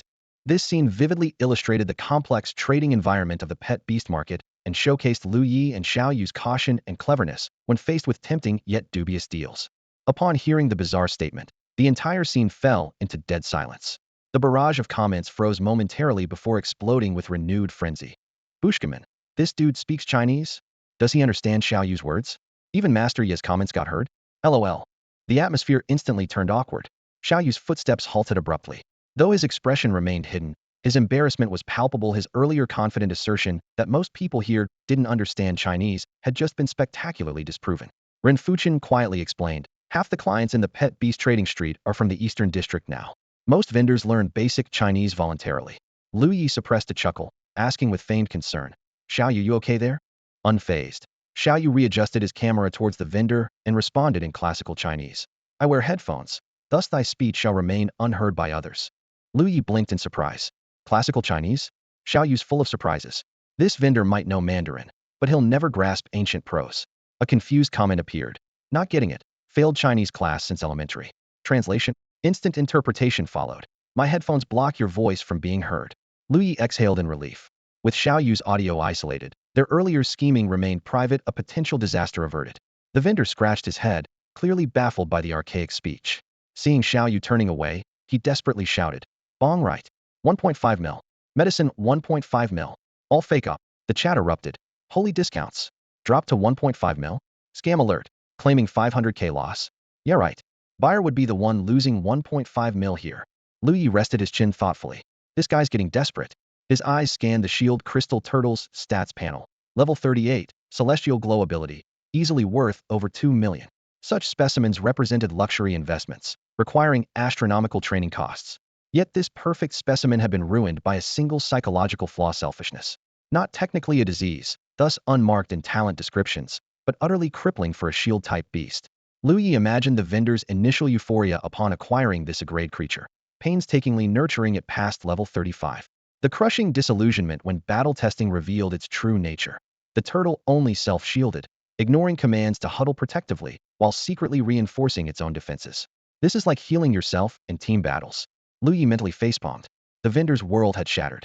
High intelligence didn't guarantee altruism. Now trapped, he needed to offload it quickly. Official pet stores would flag the behavioral defect during inspections, forcing him to this gray market street. Every moment's delay meant greater loss. Lu Ye smiled and said to Xiaoyu, "Just ask him directly if he'll sell it for 1.4 million. Although Xiaoyu was a bit puzzled, he followed the suggestion. He turned to the stall owner, cleared his throat, and asked, "So, will you take 1.4 million for it?" To his surprise, the stall owner only hesitated briefly before nodding decisively. "Sure, 1.4 million, deal on the spot." This left Xiaoyu utterly stunned. The price had dropped by 1/8 in an instant. It was almost unbelievable. He couldn't help but wonder to himself, is this some sort of scam? How could I possibly get such a good deal? Or am I just being completely outsmarted? Isn't everyone on this street supposed to be sharp and cunning? Why does this stall owner seem so naive? Meanwhile, the live stream audience was in an uproar. The chat was flooded with comments. "I don't get it. 1. This is way too crazy. Seeing this, Lu Ye continued directing. If he's willing to sell for 1.4 million, then ask him to bring out the level 8 shield crystal tortoise. It's only tier 1, it can't run far anyway. Xiao Yu nodded and turned back to the stall owner. Could you let us see the shield crystal tortoise? The stall owner's expression immediately changed. Reluctantly, he waved his hand and muttered a string of excuses. Essentially, he claimed that the tortoise wasn't bound by a soul contract, so releasing it from the water heart box could result in it escaping. Furthermore, he argued that the area wasn't very secure, and if someone else picked it up, it would cause a lot of trouble. Xiao Yu relayed the message. He says he won't release the shield crystal tortoise. That's utter nonsense. Ren Fuchen, who had been quiet for a while, suddenly exploded. He stood up and shouted. The rules of the pet beast trading street are crystal clear. If someone's pet beast escapes, the street management will help retrieve it. That's the basic protection for both vendors and customers. Even if it's really lost, as long as there's no foul play, they'll compensate you at full price. Stealing pet beasts here is a serious crime, at least 10 years in prison. Who would take that risk? And come on, it's a tortoise. How fast could it possibly run? Ren Fuchen's outburst left the live stream audience stunned. The chat exploded. Whose voice is that? LMAO, that actually makes so much sense. A tortoise running fast? I'm dying of laughter. Lu Ye paused for a moment, glancing at Ren Fuchen. He knew that a tier 1 shield crystal tortoise wasn't particularly fast, and that any adult could easily catch it. However, he wasn't familiar with the specific rules of the pet beast trading street, as had never been there before. Xiao Yu frowned slightly, feeling that the voice sounded familiar, but he didn't dwell on it. Instead, he repeated Ren Fuchen's words to the stall owner. As soon as Xiao Yu finished speaking, the stall owner erupted like a lit firecracker. His face flushed with anger as he frantically began packing up his things, shoving items from the table into a small cart behind him without caring if they got damaged. Seeing Xiao Yu standing motionless, the stall owner only moved faster, clearly eager to leave immediately. Xiao Yu asked calmly, "Are you leaving?" The stall owner couldn't understand him, but responded with a furious string of curses. Lu Ye, unfazed, said, "Offer him 1.5 million. He'll stop for sure." Xiao Yu chuckled and confidently followed through. "How about 1.5 million? Deal." Sure enough, the stall owner froze in his tracks, staring at Xiao Yu in disbelief. "You're not joking, are you?" Just as Xiao Yu was about to respond, the crisp sound of leather shoes clicking against the ground echoed from behind, breaking the tense atmosphere at the scene. Moments later, a patrol team dressed in uniform appeared on the outskirts. Their strides were firm, and their sharp, hawk-like gazes revealed they were prepared for action. The vendor's face changed drastically upon seeing the patrol team, a flicker of panic flashing in his eyes. He instinctively took a step back, and his previously arrogant demeanor vanished without a trace. One of the patrol members, seemingly the leader, stepped forward and spoke fluently in Chinese. "We've received reports of suspected information fraud here. We need to urgently inspect your goods. Please rearrange your items neatly." The vendor's face turned even paler. Hearing the leader speak Chinese, he cast a trembling glance at Xiao Yu, thinking to himself, "Damn it. Who is this guy? How powerful is he? I haven't even managed to scam him yet." Before the vendor could respond, the patrol team quickly surrounded him and began rummaging through his belongings. Lu Ye and Xiao Yu exchanged bewildered looks. "What's going on here?" Xiao Yu asked Lu Ye. "I have no idea either," Lu Ye replied, equally puzzled. Xianhua smirked slightly and whispered, "It was your Uncle Run who made the call." "What?" Lu Ye was even more confused. Meanwhile, viewers in the live stream chat flooded the screen with comments. "Whoa, this vendor got exposed for real. Where did this team even come from? Did Master Yi call them in? This is insane. Never seen anything like this before." After searching for a while, the leader pulled out the Shui Exine box, as if it were the very object they had come for. Ignoring the vendor's protests, he forcibly opened the box. Instantly, a flash of white light appeared, and a massive shield crystal turtle materialized before everyone, landing heavily on the ground and kicking up a cloud of dust. Its small eyes darted around curiously as it let out a roar that seemed to announce, "I'm free." Unfortunately, before it could run far, the team restrained it. The live stream chat exploded. "Oh my god, is this thing level 8? 666666, so it really was a scam. Master Yes' judgment is spot on, amazing." The leader's expression turned cold as he gestured to his team, who immediately grabbed the vendor to prevent him from escaping. This time, he addressed the vendor in English. "Mr. Carl, your certification states that this shield crystal turtle is level 8, but based on our assessment, it's clearly much higher. So, you'll need to come with us." The vendor's legs gave out, and he collapsed, wailing, "I spent 1.7 million on this turtle, another 300,000 to train it to level 38, and now this is what I get. I even spent 50,000 to bribe someone for that certification. This is a disaster, sob sob sob." Xiao Yu showed no sympathy for him, and instead translated the vendor's words for the livestream audience. The chat erupted again. "Ha ha, this guy's luck is terrible. Honestly, if he hadn't run into Master Yi, he might have pulled it off. Too bad, too bad. Xiao Yu turned to Lu Ye, barely able to contain his excitement. Master Yi, I might need to go with them for a bit. They said they'll compensate me. They'll be back soon. Lu Ye chuckled and nodded. All right, go ahead. After hanging up the call with Xiao Yu, Lu Ye let out a long sigh, beads of sweat forming on his forehead. He hadn't anticipated encountering such a tricky situation right at the start of his live stream. The chat was flooded with comments rolling in like a snowstorm. Staring seriously into the camera, Lu Ye cautioned, "Dear viewers, under no circumstances should you imitate this vendor's behavior. It's extremely dangerous, and if caught, the consequences could be severe." The chat immediately erupted. Master Yi, are you joking? Who would even dare to copy that? Please don't ruin our chance to watch the stream. Thanks. What's with that turtle anyway? Level 38 is no joke. Yeah, why was the vendor wailing? The turtle looks perfectly normal to me. Although most viewers mocked and ridiculed Lu Ye, a few were genuinely puzzled. Lu Ye patiently explained, if the vendor is willing to sell a shield crystal turtle so cheaply, there must be a reason behind it. However, we might have to wait for Brother Xiao Yu to return to uncover the full story. He paused briefly before adding, even the top beast research experts can't judge a shield crystal turtle's temperament at a glance. So, I wouldn't jump to conclusions, it's just too strange. At that moment, Ren Fuchen returned from his phone call. Sitting down, he remarked with a sly smirk, seems like you haven't explored many mystic realms, but you sure know your way around the pet trade streets. Lu Ye felt a little awkward. The comment sounded like, you act all innocent, but you've clearly been to those places plenty of times. However, he couldn't explain himself. After all, in his previous life, he had frequented antique markets and was well versed in their tricks. The pet trade streets operated in a similar way, making it easy for him to spot the vendor's scheme. While informing his viewers that he was selecting the next caller, Lu Ye turned off his microphone and quietly asked Ren Fuchen, Uncle Ren, were you the one who called in that patrol team? Ren Fuchen nodded slightly. Yeah, their leader used to be one of my subordinates. Subordinate. Lu Ye's eyes lit up as he gave an exaggerated look of admiration and a thumbs up. Uncle Ren, you're amazing. Ren Fuchen waved his hand dismissively, his expression calm. All right, I'm just following protocol. Get back to your stream. Over the next hour, Lu Ye connected with several viewers, most of whom sought advice on their pet beast's illnesses. He skillfully diagnosed the issues and provided optimal treatment plans, further earning Ren Fuchen's admiration.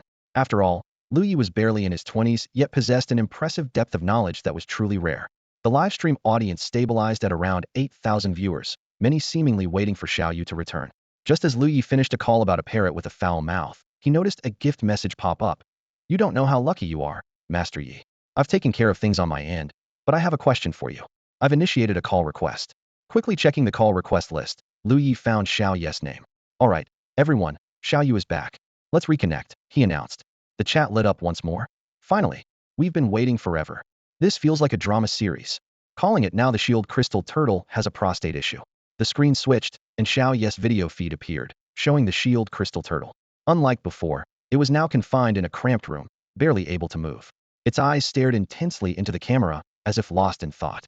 So this is the shield crystal turtle? Lu Ye murmured, his gaze fixed intently on the screen. The massive body of the shield crystal turtle moved slowly, its long neck stretching out slightly, with an unusual glint in its eyes. Xiao Yu stood nearby, explaining in detail, this shield crystal turtle has been professionally assessed and confirmed to be level 38, with the rare heavenly glow talent. However, the vendor revealed it has a fatal flaw. It's extremely selfish and never applies shields to its teammates, making it practically useless in battles. That's why the vendor had no choice but to sell it. Xiao Yu's tone grew peculiar.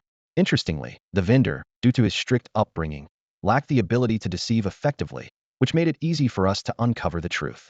The live chat exploded instantly, and the viewers finally understood the awkward expression Lu Ye had struggled to hide earlier. A team support pet that's selfish? That's absurd, someone exclaimed. No wonder the vendor was so eager to get rid of it. I'd do the same, another viewer chimed in. The discussion grew lively. Isn't the shield crystal turtle valued for its team shields? If you need a frontline pet, wouldn't the Azure Ridge beast be a better choice? Calling it an upbringing issue, what nonsense. Lu Ye was unfazed by the commotion and instead asked, so, how was the situation resolved in the end? Lowering his voice, Xiao Yu replied, according to the rules of the trading street, bribing internal staff is a criminal act. The vendor faced two options, accept punishment or forfeit all his goods. In the end, he chose the latter. Xiao Yu continued, to compensate us, the trading street offered two options. Either sell me this shield crystal turtle at 50 of its price, or provide me with 5 vouchers worth 20,000 each. Honestly, I'm tempted by the turtle. The price is reasonable. But I want to ask, Is there any way to intervene and change its selfish nature? The chat erupted again. 50 off? That's an easy 800,000 profit. The issue is its selfish nature. What if you invest in it and it never changes? Looks like the vendor was careless. Its personality traits should have been evident during its juvenile stage. Wait, a 1.6 million turtle and only 100,000 in vouchers as compensation? That doesn't seem fair. Hearing this, Lu Ye lowered his gaze, focusing on the shield crystal turtle. Even without activating his golden eyes, he noticed something unusual.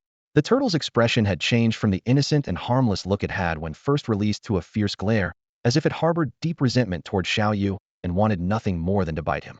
At that moment, Lu Ye realized he had no choice but to use the power of his golden eyes. Activating the ability, he instantly accessed the turtle's detailed information. Type: Shield Crystal Turtle. Level: 38. Bloodline: Grade A. Element: Water. Mental state: helpless, fearful, angry. Physical condition: healthy. Talents: Heavenly Glow, Growth Type Body, Selfish Spirit. Skills: Water Shield, Impenetrable, Shared Shield. Selfish Spirit. When using shared skills only on itself, the effect is increased by 30. When the target count exceeds 1, the effect decreases by 10 for each additional target, with no cap. Lu Ye's eyes widened slightly in surprise. Just an hour ago, selfishness had merely been a psychological trait, but now it had evolved into an actual talent. The speed of this transformation was unsettling. Noticing Lu Ye's sudden silence, Xiaoyu asked anxiously, Master Yi, what's your opinion? Taking a deep breath, Lu Ye replied solemnly, Xiaoyu, my advice is not to purchase this shield crystal turtle. Grade A bloodline turtles have intelligence comparable to middle school students and can comprehend many complex matters. Their selfish tendencies are almost innate. While it's not entirely impossible to change, the difficulty is extremely high. I'm certain the vendor must have tried various methods and ultimately failed. Lu Ye's tone grew more serious as he continued. What's worse is that it's already experienced the termination of a soul contract, making its psyche exceptionally fragile. If you mishandle it and further agitate it, its selfish tendencies could solidify into a talent called selfish spirit. If that happens, it will essentially become a useless turtle. In the world of pet beasts, it is not uncommon for psychological states to transform into innate abilities. In fact, it's quite a prevalent phenomenon. A typical example involves battle-type pet beasts with a courageous mindset. By engaging them in overwhelming battles, their psychological state can be converted into a talent, permanently enhancing their combat power. This not only strengthens their abilities, but also positively impacts their mindset, making them less susceptible to mental breakdowns. However, this transformation doesn't always lead to positive outcomes. Lu Ye was explaining a tricky situation to Xiaoyu. When a selfish psychological state transforms into a talent, the shield crystal turtle would turn into an irredeemable, selfish turtle. Even with Xiaoyu's considerable financial resources, Lu Ye advised against spending 800,000 to purchase such a pet beast. After listening to Lu Ye's analysis, Ren Fuchen, who was standing nearby, flashed a look of approval. Xiaoyu pondered for a moment before smiling wryly and saying, Master Yi, you're right. They'll just take the 50,000 discount vouchers instead. He was well aware that he wasn't skilled at nurturing pet beasts, let alone spending the time to correct the shield crystal turtle's personality. It made more sense for him to focus his efforts on finding a different shield crystal turtle. For him, any problem that could be solved with money wasn't really a problem. With that, Xiaoyu turned and left, giving instructions to the staff before receiving a stack of custom-made cards, clearly the discount vouchers. He gratefully said to Lu Ye, Thank you, Master Yi, for your help. Lu Ye responded, slightly embarrassed. It's nothing.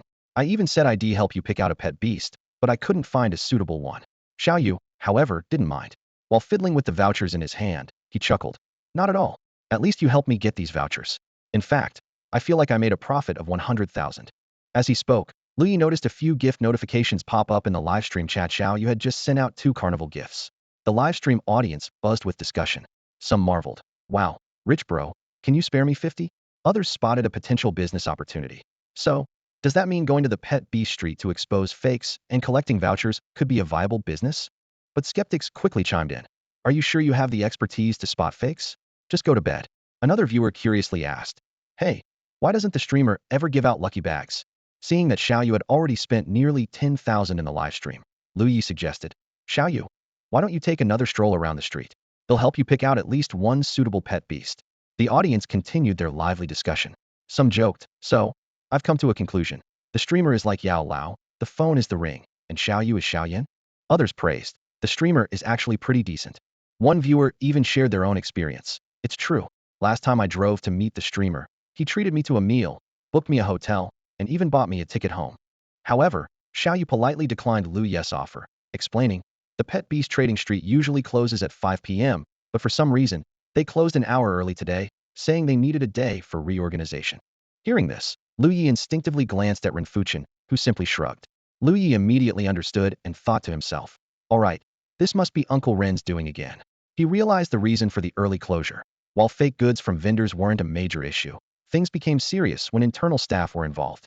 Moreover, this incident had occurred under the watch of the former boss of the street's management, so it had to be dealt with strictly. Xiaoyu smiled and said, so, Master Yi, we'll just come back next time. Lu Yi nodded in agreement. All right, see you next time. After ending the call, Lu Yi glanced at the time and noticed it was time to end the live stream. Facing the camera, he said, all right, folks, that's it for today's stream. Tomorrow night at 8-inch, he paused for a moment, reorganizing his thoughts before continuing. Lu Yi pressed the button to end the live stream, and the screen immediately displayed the statistics. Stream duration 115 minutes. Peak viewers 16,157. Gift revenue 11,421 federal credits. Influence score 95,241. And current live points 314,126.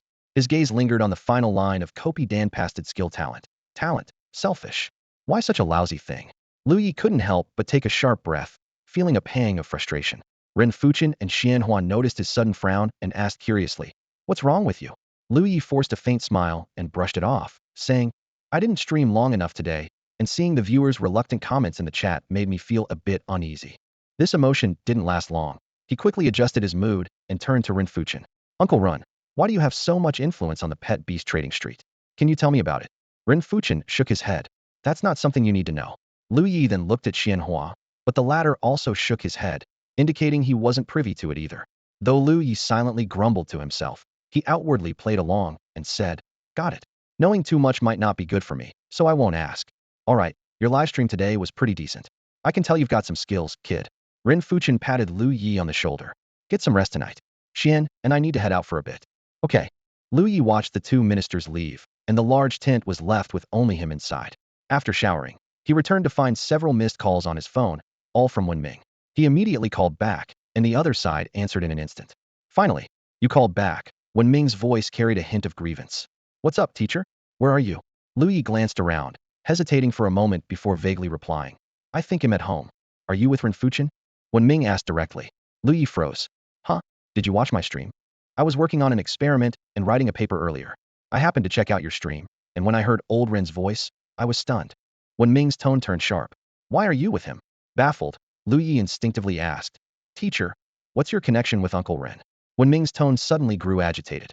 What did you just call him? Uncle. Oh. Lu Yi was momentarily dumbfounded. Do you even know? He was my former doctoral advisor. Wenming's voice was filled with disbelief. What? Lu Yi was completely stunned, his mind instantly flooded with countless question marks. Lu Yi was momentarily taken aback upon hearing that Renfuchen was Wenming's former doctoral advisor. He blinked, quickly calculating in his mind. Wenming was nearing 50, Renfuchen was in his 60s, and both worked at the Beast Taming Association.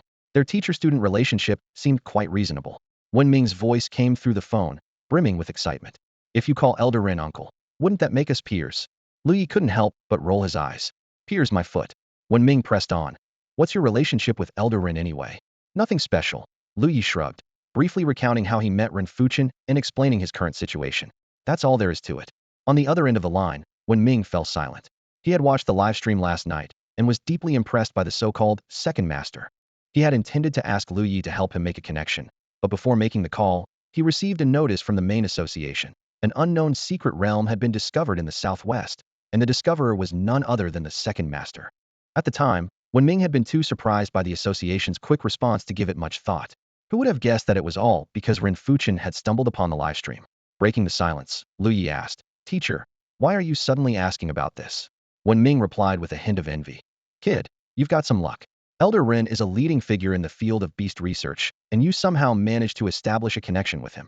Lu Ye's curiosity was piqued. Teacher, do you know him well? Wenming hesitated for a moment. Somewhat.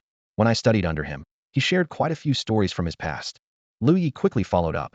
Do you know if Elder Ren ever spent time in the pet trading streets of England City? Wenming frowned, thinking for a while before answering slowly. Never heard of that. Really? Lu Ye's tone carried a hint of disappointment.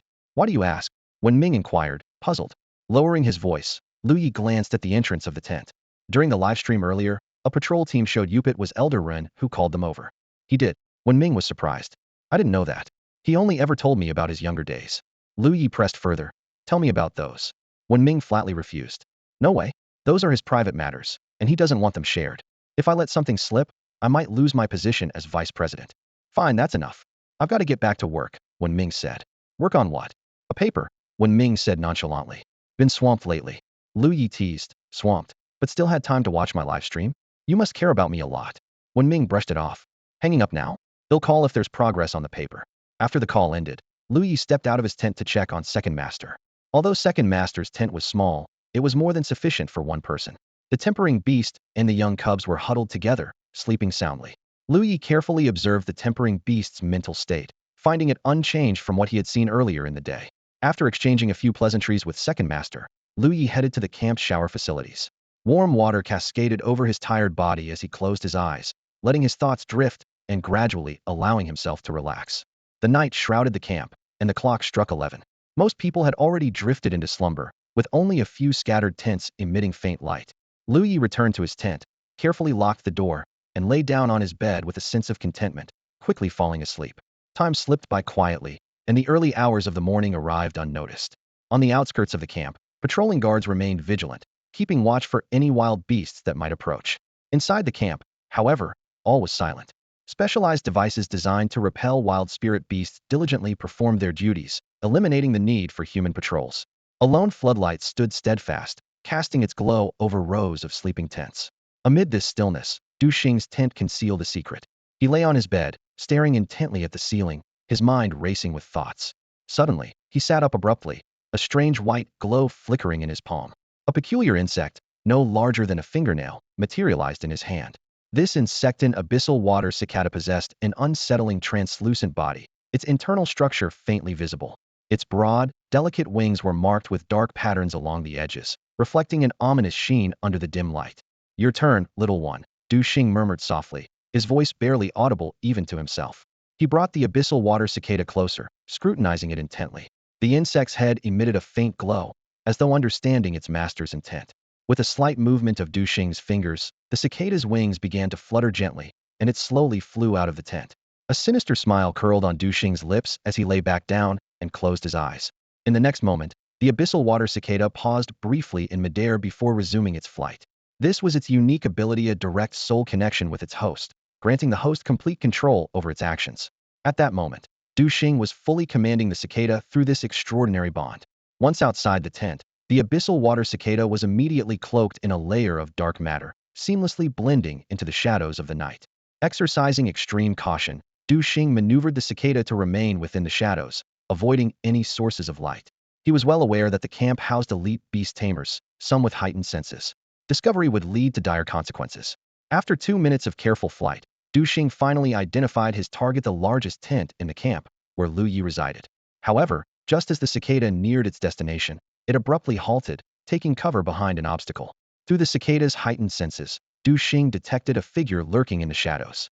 Although the cicada's vision was poor and could only discern a vague silhouette, Du Xing's meticulous observations during the day and night left no doubt in his mind it was Lu Ye. At this hour, no one else would be outside the tent.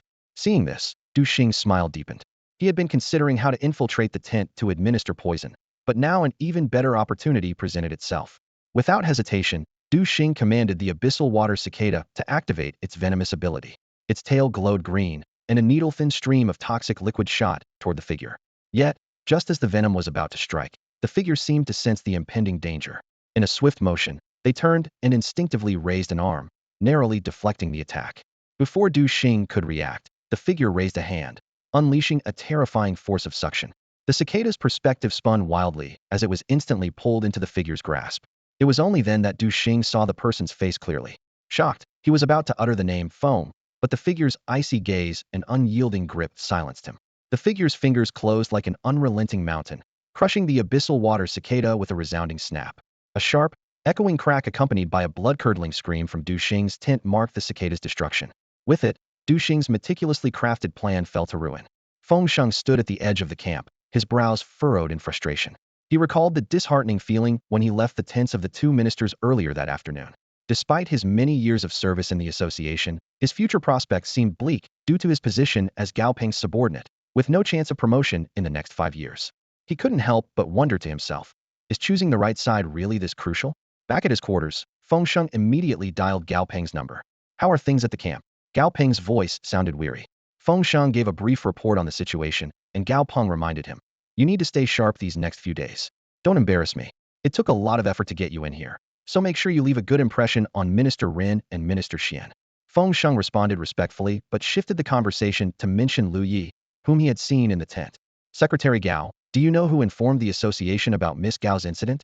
Upon hearing this, Gao Peng's tone turned angry. Wasn't it that foolish woman who got caught gifting her pet beast in a live stream? If it weren't for her, I wouldn't be in this mess. Feng Sheng cautiously replied. But it was the streamer who reported her to Minister Xian. Today, I saw that same streamer in the minister's tent. Who is he? His name is Lu Ye. I looked into it, has no connections with either minister, Gao Peng said. Feng Sheng was about to share his thoughts when Gao Peng interrupted with a cold laugh. You were going to suggest warning that Lu Ye guy, weren't you? Maybe even taking action against him while he's still at the camp. Gao Peng's tone grew chilling. Feng Sheng froze, feeling as though he had fallen into an icy abyss. Gao Peng continued. Do you think that just because you're in the intelligence department, you can casually dig into their networks? Those two, one a master, the other a grand masterdo, you really understand their true capabilities? Do you think dealing with Lu Ye would be that simple? You've been in the intelligence department for nearly 10 years, and yet, you still haven't figured this out. Cold sweat trickled down Feng Sheng's forehead as he stammered, trying to explain himself. Gao Peng, however, cut him off impatiently. Enough. I've known you for years and understand exactly what kind of person you are. Stay out of this. I'll handle it my way. When the call ended, Feng Sheng realized his clothes were soaked with sweat. Despite being a master-level beast tamer on the same rank as Gao Peng, he felt utterly insignificant in Gao Peng's presence. With a single sentence, Gao Peng could render him silent and powerless. Feng Sheng slumped onto his bed, wanting to vent his frustration but finding no outlet. In the end, he could only seethe in silence for a few moments. However, as one of the deputy ministers of the intelligence department, he quickly regained his composure and began planning his next move. He thought that while he couldn't take direct action against Lu Ye, using the Dream Beast to investigate the true relationship between Lu Ye and Ren Fuchen should be harmless. The Dream Beast, a rare spirit-type pet, has the ability to enter the dreams of humans or other pets and extract various pieces of information. Due to its unique ability, the circulation of Dream Beasts is strictly controlled, and only a select few are able to form contracts with them. As the deputy minister of the intelligence department, Feng Sheng naturally possessed such a pet. If he could confirm that there was absolutely no connection between Lu Ye and Ren Fuchen, wouldn't that mean he could act against Lu Ye without hesitation? With this thought in mind, Feng Sheng decided to take advantage of a night when both ministers were away to sneak into Lu Ye's tent and uncover the truth.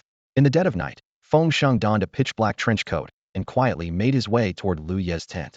With the assistance of his pet, he left no trace and avoided detection by anyone. Upon reaching the tent, he hid in the shadows and was just about to triumphantly take out his dream beast when his right eyelid suddenly twitched violently. Instinctively, he turned his head and saw a strange insect lurking in the darkness, its eerie green light flickering in the night. Feng Sheng was instantly alarmed. Had he been discovered? Before he could react, the insect unleashed a stream of venom, shooting straight toward him. Fortunately, his reflexes were quick, and he raised his arm to block it in time, preventing the venom from splattering onto his face. Feeling the cold sensation on his arm, Feng Sheng's anger flared. Ren Fuchen and Xianhua, you've gone too far. I was just here to observe Lu Ye without any malicious intent, and yet you set such a vicious trap, he cursed inwardly. Though the injury wasn't severe, Feng Sheng was well aware that he had been poisoned. Glaring at the insect, he swiftly summoned a small toad, which opened its mouth and unleashed a terrifying suction force. As a master-level beast tamer, the entire process took less than half a second. In the blink of an eye, the insect was in his grasp. A Xingshui cicada? Feng Sheng recognized the highly venomous creature and felt a chill in his heart. Damn it! How did I end up poisoned by this thing? Fortunately, he had learned the best antidote for Xingshui cicada venom. Simply crush the insect, use the mucus from its abdomen to coat the affected area, and the poison would be neutralized within 2 days. Moreover, killing the Xingshui cicada would only alert its owner to its death. It wouldn't capture any incriminating evidence like high-tech devices might. Prioritizing his survival, Feng Sheng crushed the Xingshui cicada without hesitation. However, just as he prepared to apply the mucus to his arm, a chilling scream suddenly echoed from afar. Ah! The piercing cry caused the entire camp to go on high alert. Floodlights were quickly turned to their maximum brightness, illuminating the surroundings, while sharp alarms blared through the air. Startled by the abrupt chaos, Fengsheng immediately realized the situation was dire and turned to flee. But as he took a few steps, his body froze in place, his gaze fixed on the distant ridge. There, an overwhelming black fog surged like an uncontrollable tidal wave, sweeping in all directions. The fog churned violently as fierce winds howled, shaking the very air. The silhouette of the mountain range began to vanish under the unstoppable force, as if even the towering peaks were powerless to resist its advance. Though Fengsheng had experienced countless secret realms before, he couldn't help but feel a deep sense of dread and awe at the scene before him. A secret realm has arrived, he murmured, his voice trembling with fear and astonishment. Ever since the treasure appraisal livestream in his past life, Lu Ye had been a light sleeper. The antique treasures in his home felt like ticking time bombs, constantly keeping his nerves on edge. That night, a piercing scream shattered the silence, jolting Lu Ye awake. He scanned his surroundings warily, noticing that all the lights in the camp had suddenly turned on, including the one inside his tent. At that moment, a low murmur filtered through the tent. The secret realm is here. Those words hit Lu Ye like a hammer, obliterating his hesitation. Without a second thought, he sprang to his feet, grabbing the power bank and phone from the cabinet. Before he could steady himself, the ground began to shake violently. Looking up, Lu Ye saw a surge of black mist, like a tidal wave, sweeping over the camp. It ignored the barrier of the tent and engulfed him in an instant. The oppressive force was suffocating. Lu Ye felt a dizzying sensation, as if his entire body had lost all sense of touch. When he opened his eyes again, the scene before him was completely different. He found himself in a dark forest, surrounded by a faint black mist. The air was thick with an indescribable sense of oppression and unease, and everywhere he looked was bathed in an eerie reddish glow. His heart skipped a beat as he instinctively looked up at the sky. A blood-red moon hung ominously in the heavens, radiating an unsettling and otherworldly light. To his shock, the moon came with a visible panel. Type: Summoning Object Crimson Sky Moon. Level: 50. Bloodline S. Attribute: Undead. Talent: Source of the Undead. Skill: Undead Eclipse. Source of the Undead. Capable of continuously summoning various undead creatures. Undead Eclipse transforms the illuminated ground into undead territory, affecting all creatures within. Upon reaching a certain threshold, it will directly overwrite reality. Staring at the overpowered panel, Lu Ye's heart sank. He quickly analyzed the situation. Judging by the relationship between skeletal warriors and minor mages, if the moon hasn't scrayed bloodline, then whoever summoned it must be at least S-grade, right? After a moment's thought, he consoled himself. At least the moon's level isn't high, so its summoner's level shouldn't be too high either. Wasting no time, Lu Ye summoned 2 skeletal warriors. To his surprise, due to their shadow affinity talent, the warriors immediately melded into the surrounding darkness upon being summoned. Though he could sense their presence guarding him, the empty space around him still made Lu Ye uneasy. Could you 2 show yourselves? I'm a little freaked out, he muttered softly.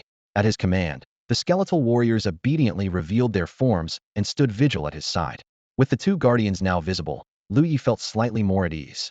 He picked up his phone to check it, immediately glancing at the signal indicator in the top right corner. As expected, there was no signal. Damn it. All that preparation for nothing. He cursed under his breath. Fortunately, he had made arrangements with the minor mage beforehand. If he went missing for 12 hours, he would be transported back. Lu Ye quickly calculated the time. It's currently 4 a.m., and my last message to the mage was at 10 p.m. I just need to hold out until 10 a.m. Surveying his surroundings, Lu Ye saw that he was deep within a dense forest, with no discernible paths in sight. It seemed he was in the heart of a mountain. He quickly made up his mind. I can't just stay here and wait for something to happen. If I have to run, I need to know which direction to go. With that, he took a deep breath and prepared to embark on this unknown journey. The moonlight streamed down like water, bathing the mountain forest in its glow. Lu Ye gazed at the bright moon, a thought stirring in his mind. He decided to head in the opposite direction, reasoning that even if he couldn't find a way down the mountain, at least he could distance himself from the eerie moonlight. About an hour later, Lu Ye suddenly stopped in his tracks and turned to look at the 2 silent skeletal warriors following him. You too. Do you feel like something's off? The skeletal warriors only stared back blankly. Lu Ye shook his head. Never mind. I forgot you lack intelligence. He scanned his surroundings, his brow furrowing slightly. Strange, we've come so far, and yet we haven't encountered a single living thing, he muttered to himself. 3 or 4 kilometers, and nothing but these monotonous trees and bushes. Not even a rabbit has crossed our path, let alone any undead creatures. This abnormal situation made Lu Ye wonder if he had accidentally wandered into the wrong secret realm. But when he looked up again, the bright moon still hung high in the sky, like a giant beacon affirming that this was indeed their intended destination. Just as Lu Ye was about to continue forward, his pocket vibrated. He cautiously pulled out his phone and saw that it was a call from Renfuchen. Lu Ye hesitated to answer. wary that this could be some kind of trap within the secret realm. After carefully checking the faint signal bars in the top corner of the screen, he finally answered the call. Lu Ye, are you okay? Do you know where you are?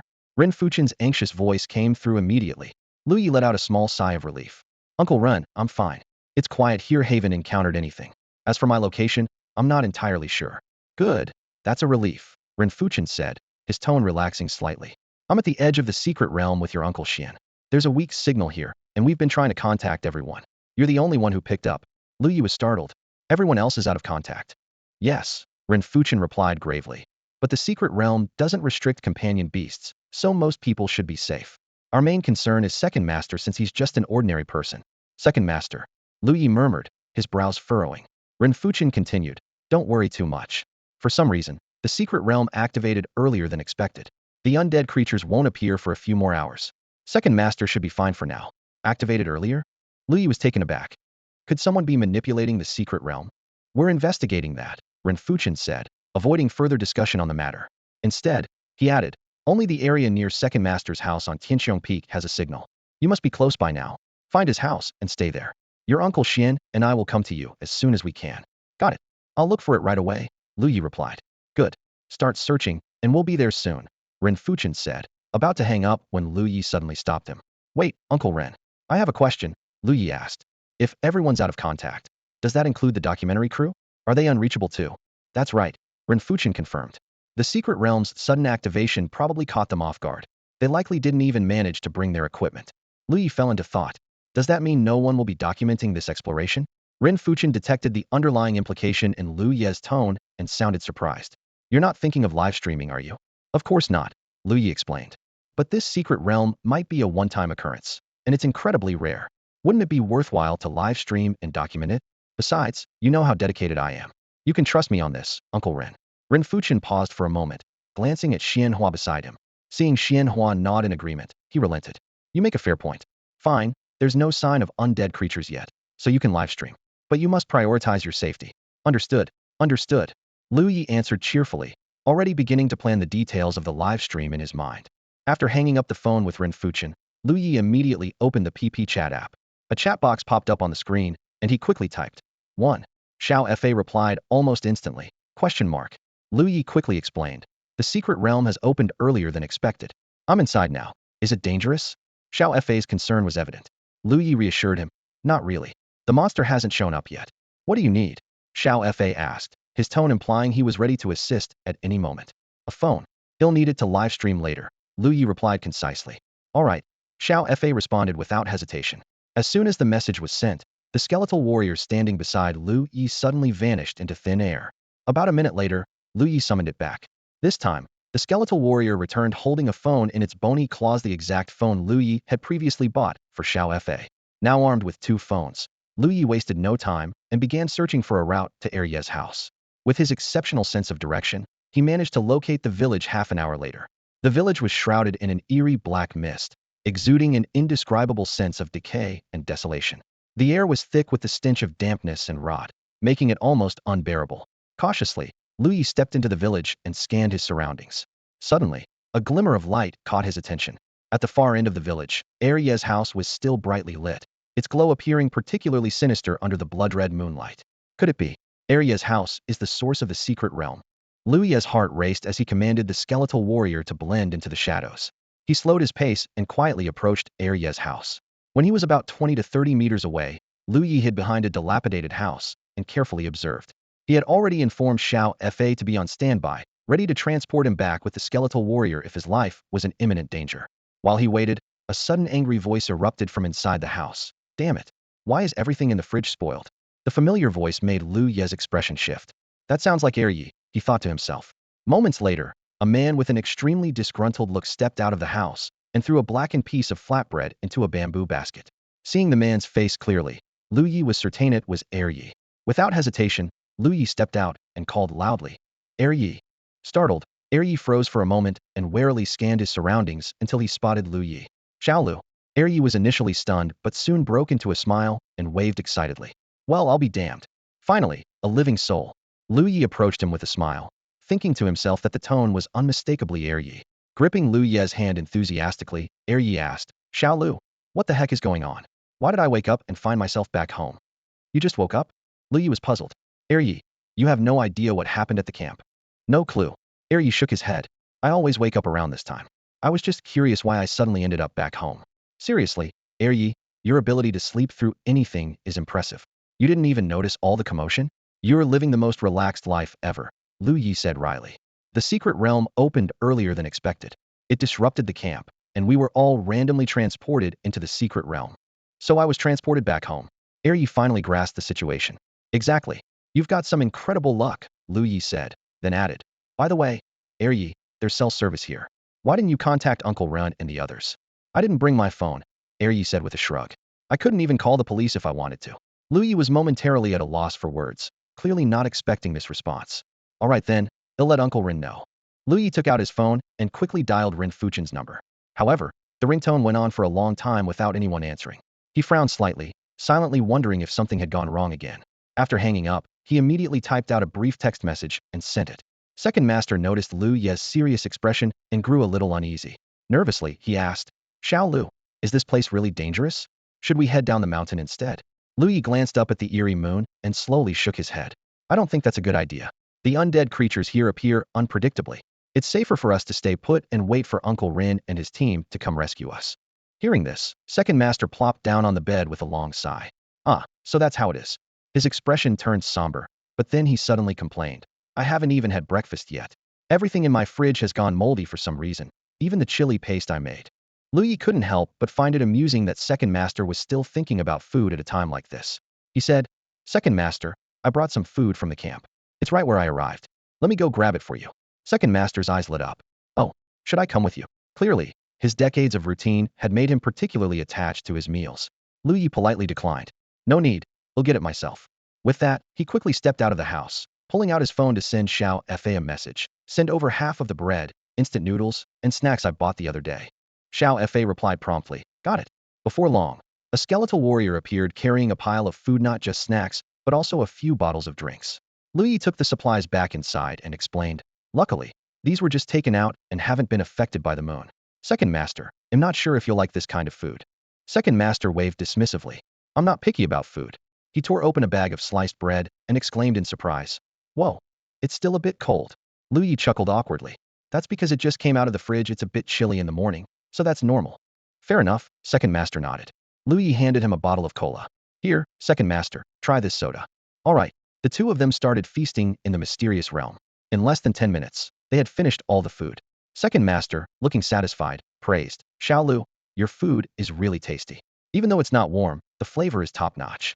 As long as you're happy, Lu Ye replied with a smile. Then Second Master asked, by the way, when do you think Minister Ren and his team will get here? Lu Ye answered honestly, I'm not sure. But don't worry, we'll be fine. All right then. The room fell silent for a moment. Lu Ye pulled out his phone and suggested, Second Master, since we're just sitting around anyway, how about joining me for a live stream? A live stream? Second Master blinked, clearly not expecting such a suggestion from Lu Ye. Lu Ye repeated the reasoning he had given Ren Fuchen earlier, cleverly adding some noble and righteous motives. As expected, Second Master agreed without hesitation. Lu Ye began explaining the livestream process to Second Master in detail. Once I start the stream, you just click this to connect. After I select you, we'll start introducing this mysterious realm. He patiently went over the script, preparing for their upcoming livestream. Lu Ye picked up Xiao Fa's phone, a sharp glint flashing in his eyes. He knew well that simply introducing the secret realm wouldn't be enough to maximize his copy and paste ability. His plan was cunning. Use Xiao Fa's Dolu account to initiate a live connection, then use the opportunity to educate himself. In doing so, the alluring moon talent and skills might just fall into his hands. Fate, however, seemed to favor him. By chance, he encountered Second Master, making this intricate plan unnecessary. Standing outside the house, Lu Ye turned to Second Master, urgency in his voice. Second Master, did you understand everything I explained? Second Master held the phone casually, his expression relaxed. Yes, don't worry. I've got it all. Lu Ye nodded and reminded him. If any calls come through on the phone, please keep an eye on it for me. In his hand was Xiao Fa's latest Dolly smartphone, a powerful device guaranteed to handle live streaming without a hitch. Meanwhile, Second Master held Lu Ye's old phone, which was just enough to monitor any incoming calls. No problem, Second Master replied, his expression focused. All right, let's start the live stream, Lu Ye said, skillfully operating the phone. Thanks to his past experience with live streaming, this was second nature to him. As soon as the live stream began, Fans flooded in like a tide, and the chat exploded with comments. Streaming at 6 in the morning? What kind of ungodly hour is this? Is this the reward for staying up late? Finally catching Master Ye's stream. Wait, am I the only one just waking up for work? Nope, I pulled an all-nighter working on my thesis. As the chat suggested, it was still early morning, and most people were likely still asleep. While the viewer count steadily climbed, it wasn't skyrocketing. Lu Ye raised the phone and greeted his audience with enthusiasm. Good morning, everyone. Bet you didn't expect me to stream at this hour, did you? The chat continued to scroll wildly. Good morning, my foot. I have work today. Why is this a phone stream? What happened? The background looks so dark. Did the streamer get kidnapped? Outdoor stream? Ignoring the off-topic comments, Lu Ye calmly explained. This is a special stream today. Let me show you where I am. He adjusted the phone's angle to give a view of the surroundings. The screen revealed an eerie village shrouded in faint black mist and bathed in crimson moonlight. The chat exploded again. Streamer, are you on a movie set? Filming something. 666, record this now. Already recording. Whoever's recording, you're SUS. Rolling his eyes, Lu Ye clarified. This isn't a movie set. This is a real place. Remember my stream from 2 days ago? This is actually Second Master's home. As he spoke, he pulled Second Master into the frame, and the two appeared on screen together. Second Master waved at the audience with a smile. Hello, everyone. The chat erupted once more. Second Master's house is so fancy. He has a set for streaming. Who's Second Master? Just joined. He's the guy from 2 days ago with the 2 endangered pet beasts in the mountains.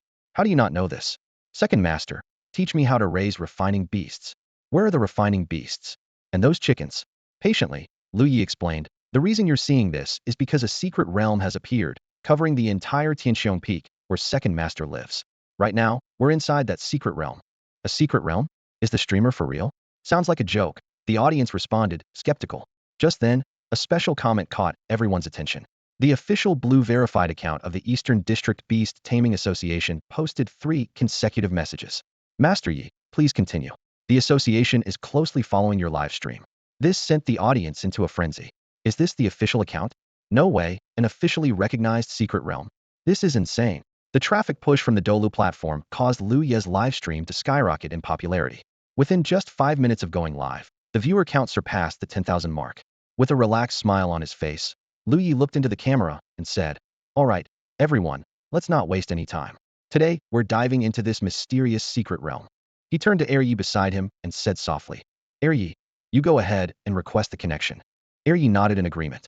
Immediately, the phone screen split into 2 halves. The left side showed a close-up of Lu Ye, while the right side displayed the village scenery. This action sparked confusion among the viewers in the chat. Wait, what's happening? Aren't the streamer and Yi together? Why connect? This is next-level trolling. I can't stop laughing. Why is Ye's account named Admin1? That account muted me for half the night yesterday. What the hell? As soon as the last comment appeared, the sender was muted for an hour. Lu Ye cleared his throat and explained. The reason for this connection is to make the upcoming explanations easier. Hope you guys don't mind. With that, he stepped slightly away from Yi, returning to his usual streaming demeanor.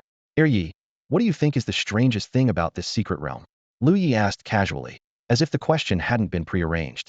Yi paused for a moment, then raised his phone, pointing the camera at the crimson moon hanging in the sky. That moon, it's like it's soaked in blood. What's going on with that? The chat immediately exploded. Post-apocalypse vibes? Could this be zombie-related? Not necessarily. Maybe it's the Crimson Moon synergy and Galio's about to show up. 21 years old young woman tonight. The sender of that last comment was instantly banned. Lu Ye's eyes widened slightly, showing a hint of surprise. Yi blinked, looking puzzled. What the heck? As a string of question marks flooded the chat, Lu Ye began to explain. Currently, there's only one undead secret realm on Blue Star, the Chernobyl 11 secret realm in the northwest region. It's known for producing unique undead beasts like skeletal warriors and bone beasts. If you've been there, you'd know that it's perpetually night, with a blue moon hanging in the sky, scientifically referred to as the clear radiance moon. He paused before continuing. Some information about this moon was discovered in the secret realm. It states that the clear radiance moon is the primary source of power for the realm. Additionally, there are records of 2 similar moons, the Crimson Heaven Moon and the Azure Frost Moon. What we're seeing now is identical to the clear radiance moon, apart from the color. The description of the Crimson Heaven Moon says that when it appears in the sky, its blood-red light engulfs everything and spreads endlessly. This matches exactly what we're seeing here. Lu Ye's tone grew deeper. In other words, this might very well be Blue Star's second undead secret realm. The chat erupted once more. Is the streamer serious? Damn, does this mean undead pet prices in the eastern region are going to plummet? I've always wanted a skeletal warrior. Wait, Isn't the streamer scared? Last time, an undead secret realm appeared. Over 100 senior beast tamers and more than 10 master tamers died. The streamer's always been gutsy, didn't you know? Lu Ye chuckled lightly, reassuring his audience. Don't worry, everyone. I'm safe for now. There's no need to panic. For some reason, this secret realm has opened earlier than expected, but the beasts inside haven't emerged yet. So for now, I can only show you what's currently here. Of course, Yi and I are staying put and not venturing further. Hope you all understand. With that, he turned back to Yi. Yi, do you think there's anything else unusual here? At the headquarters of the Beast Tamer Association in Song City, the dim light of the laboratory contrasted sharply with the gradually brightening city skyline outside the window. Wen Ming rubbed his weary eyes and slowly removed his lab coat. With a deep sigh, he dragged his heavy steps to a chair and practically collapsed into it. Reaching for his phone on the corner of the desk, Wen Ming originally just wanted to check the time, but a notification from the Dolu app caught his attention. The first undead secret realm in the eastern region is now live. His brows furrowed as he thought to himself. Since when does the eastern region have an undead secret realm? As a member of the headquarters of the Eastern Region Beast Tamer Association, it was surprising that he hadn't heard anything about such a major event. Out of curiosity, Wen Ming clicked into the livestream. To his surprise, it turned out to be Lu Ye's livestream. On the screen, Lu Ye was interacting with Yi, explaining the phenomenon of the Scarlet Moon. Wen Ming's eyes widened, and his drowsiness vanished as he focused intently on the screen. Suddenly, the laboratory door was flung open, and a colleague rushed in. President Wen, there's a meeting in the association. It's about that undead secret realm. Wen Ming turned his head in disbelief. Another meeting? I've been working on experiments for a whole day and night. Despite his complaints, he picked up his phone and stood up with a sigh. Fine. A meeting is still more important, I suppose. On his way to the conference room, Wen Ming kept watching the live stream as he walked, afraid to miss any critical information. This scene was unfolding simultaneously across various city-level beast tamer associations in the eastern region, all holding emergency meetings. Everyone understood that the main association would undoubtedly claim control over this undead secret realm. After all, the eastern region boasted 3 of the 9 legendary beast tamers in the world, making it the strongest among the 6 regions. The focus of the meeting revolved around the allocation of exploration slots for the secret realm once it was secured. This was crucial for the development of city-level beast tamer associations and explained the urgency of the meetings. Suddenly, Wen Ming had a flash of inspiration. Wait, this secret realm was discovered by my student. Can't I use that as leverage to get an inside track? In the live stream, Yi pointed his phone at a crooked tree nearby, gesturing to a spot where thick black mist was concentrated. What's this thing? It's everywhere. Even the food in my fridge is going moldy. His tone was full of frustration. Lu Ye explained, this is likely one of the energy sources of the undead secret realm. Since this is an enveloping type secret realm, it needs to transform this area into an undead zone, which is why the black mist accumulates heavily on the trees. Yi reached out and touched it, leaving a smudge of black residue on his hand. He muttered, doesn't feel like much. How does it make everything go moldy? Seeing this, Lu Ye quickly stepped forward and pulled Yi's hand back. Yi, you shouldn't touch this stuff, it's harmful to humans. Only Yi would dare. I'd never touch it, Lu Ye thought to himself, feeling relieved that he had stopped Yi's risky behavior in time. In the mist-filled secret realm, Lu Ye and Yi were live streaming their exploration. In the livestream chat, viewers raised concerns about the dangers of the black mist.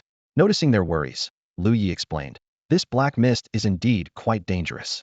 Everyone should be cautious if they ever come here. However, if you bring a necromantic pet beast, this mist actually becomes a great source of nourishment for them. The chat exploded instantly. Some questioned the secret realm's opening hours, others discussed the rarity of necromantic pet beasts, and a few shared their frustration over failed reservation attempts. Ignoring the chatter, Lu Ye and Yi continued exploring the village outskirts for about 10 minutes, describing the environment to the audience.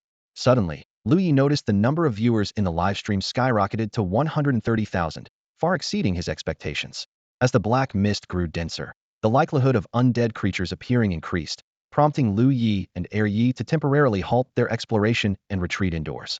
Just as Lu Ye was about to resume interacting with the audience, an unexpected connection request interrupted him. The official account of the Eastern Region Beast Tamer Association sent a request, which popped up on the screen. After a brief goodbye to Yi, Lu Ye accepted the connection. The screen shifted to reveal the anxious face of Ren Fuchen on the right. Panting and speaking quickly, he warned, Lu Ye, get out of there now. Xianhua and I encountered the real Yi on the way. The one beside you is an imposter. Leave immediately. Before Ren Fuchen could finish, another Yi, looking equally perplexed, appeared on the screen. Shocked, Lu Ye turned to look at the Yi beside him. The elderly man, who had seemed kind and gentle, was still smiling, but now a visible black mist began to rise around him, enveloping his entire body in a chilling and sinister scene. The livestream chat erupted in chaos, with comments flooding in like a blizzard. What the heck? 2 air yes. It's over. Master Yi is doomed. This feels scripted. And this is straight out of a web novel. In this critical moment, Lu Ye's pupils contracted sharply as he finally saw the true stats of the air Yi beside him. Type: Necromancer. Level: 10. Bloodline: S grade. Attribute: Undead. Mental state: Elated. Physical state: Healthy, emaciated. Talents: Curse resistance, Immortality, Lunar affinity. Skills: Equivalent exchange, Lunar resonance, Undead summoning. Cursing his own carelessness, Lu Ye reached for his phone to speak, but a tendril of black mist had already crept onto the device. In the next moment, the live stream abruptly cut off, leaving only a cold message on the screen. The streamer has temporarily left. Lu Ye was struck with terror, instinctively wanting to throw the phone away. But to his horror, he found it stuck to his hand as if it had grown roots. Black mist began seeping out of the phone, alive and sentient, quickly snaking up his arm like unyielding chains, gradually wrapping around his entire body. At the same time, the figure across from him, Air Yi, completed a grotesque transformation. It stood slightly taller than Lu Ye, with skin stretched taut over its skeletal frame, a lifeless ashen hue. Its sunken eyes were hollow and devoid of light, and it wore a tattered robe draped over its figure, surrounded by faint tendrils of black mist that exuded an aura of death and cold. Despite being only at level 10, it emanated an inexplicable sense of oppression that weighed heavily on Lu Ye. Surprisingly, the necromancer did not attack immediately. Tilting its head, it spoke in a voice that sounded as if something was stuck in its throat. Surprised? Caught off guard. Hearing its mocking tone, Lu Ye's expression turned strange. He had expected some grandiose villainous declaration, but instead this? Internally, he couldn't help but complain. Is this even worthy of being a major villain? Ugh, this just ruins the mystique of villains. Seeing Lu Ye remain silent, the necromancer smacked its head and said, "Oh, my bad. I forgot to let you speak." With a snap of its fingers, Lu Ye regained the ability to talk. Testing his voice, Lu Ye moved his mouth, confirmed he could speak, and directly asked, "Who are you exactly? What's your goal? Who sent you?" Tisk, so many questions, the necromancer said, casually fiddling with the phone in its hand. "Aren't you curious why they decided to livestream to find you instead of just calling or texting?" Lu Ye froze for a moment. He hadn't really thought about that. Logically, with both sides having access to the network, wouldn't a call or message be more straightforward? As the realization struck him, his eyes narrowed, focusing on the phone in the necromancer's hand. Shit, he cursed under his breath. I let my guard down. The necromancer chuckled and held up the phone, showing the screen to Lu Ye. Look, 21 missed calls, and 65 unread messages. But you didn't see that coming, huh? It all clicked for Lu Ye. So, Renfuchen and the others had tried calling him, but the calls couldn't get through, leaving them no choice but to resort to live streaming. A wave of frustration and regret surged through him, and he glared at the necromancer with gritted teeth. The necromancer seemed to revel in Lu Ye's reaction, leisurely strolling over and snatching the phone from his hand. "You're really good at getting guys to call you." "Huh?" Lu Ye muttered sarcastically. "Why? Thank you." The necromancer replied with mock politeness before pressing the button to end the live stream in Lu Ye's streaming app. The screen displayed, "Live stream ended. Duration, 31 minutes. Peak viewers, 146,157. Gifts earned, 51,421 Federation credits. Influence, 551,425. Current livestream points, 865,551. Despite the impressive earnings of 550,000 points, Lu Ye felt no excitement at all. This had been his last resort for calling for help. The livestream screen now showed a message indicating the host was temporarily offline. Although the video feed had stopped, the background audio was still active. He clung to a faint hope that perhaps some of their earlier conversation had been broadcast. However, as if reading his mind, the necromancer sneered coldly. "Don't worry. I blocked the signal tower a long time ago." It placed both phones on the table. With the network interference just now, there's no way anything got out. Hearing this, Lu Ye felt a chill wash over him. His last shred of hope was mercilessly extinguished. Lu Ye let out a long sigh, despair surging over him like a tidal wave. He had been counting on Uncle Ren and Uncle Xian to arrive in time, but the necromancer, as if reading his mind, sneered coldly. "Don't count on those two, or your companions. I've already delayed them for at least a day. They won't be making it here." In the depths of his despair, a sudden idea flashed through Lu Ye's mind. Two skeletal warriors suddenly leaped from the shadows behind the necromancer. Their eyes burned with green fire as their bone blades aimed straight for the necromancer's vital points. Bone blade strike. If it landed, it would surely deal a devastating blow to this formidable level 25 foe. However, The necromancer's power far surpassed Lu Ye's expectations. With a casual wave of its hand, an overwhelming black mist surged forth at an astonishing speed, suppressing the two skeletal warriors so completely that they couldn't even struggle. Lu Ye's heart sank as he realized this was an ability of equivalent comparisona skill that could simulate the level of other summoned beasts and gain corresponding attribute boosts. Lu Ye thought to himself, this creature is clearly the master of this secret realm, and the black mist is its endless energy source. Its power is simply insurmountable. No wonder Uncle Ren and the others are held back. They must be dealing with several level 75 opponents. The necromancer sat down leisurely, as if the earlier skirmish was hardly worth mentioning. It spoke. It seems you've run out of options. Are you ready to listen to me now? Lu Ye rolled his eyes helplessly. When did I ever stop you from talking? The necromancer chuckled. I just thought you might not want to listen. Well, it's time for the classic villain monologue. Go ahead, Lu Ye replied weakly. But the necromancer's next words brought a spark of alertness back to Lu Ye. My name is Fongi. I came from the asteroid that landed on Blue Star 50 years ago. My race is the true master of this secret realm. My goal is simple domination of Blue Star. Lu Ye remained silent, continuing to listen. This was invaluable information, the kind that even the Beast Encyclopedia hadn't recorded. Fongi fixed his gaze on Lu Ye and continued. So, I need your help. Lu Ye was momentarily confused. Wait, what about the middle part? Aren't you supposed to describe the hardships you endured and how you developed a deep hatred for humanity, or something? Fongi retorted. Why should I tell you? What's in it for me? Lu Ye frowned. But I'm about to die. Shouldn't you at least let me have some closure? Who said I was going to kill you? Fongi replied. If I wanted you dead, I would have done it already. Honestly, you're not as sharp as I thought. You're absolutely right about that. Lu Ye admitted, wishing he could shrug but unable to move. How about just letting me go, then? Does that sound like a reasonable request to you? No. Good. Then let's skip the small talk, Fongi said, getting straight to the point. I need you to sign a soul contract with me. From now on, you'll be bound to me and unable to disobey any of my commands. Hold on, isn't that basically a slave contract? Lu Ye protested. And isn't this completely backward? Since when do summoned beasts contract humans? Despite his complaints, Lu Ye's thoughts shifted. Considering Fongi was an alien, perhaps this arrangement wasn't so far-fetched after all.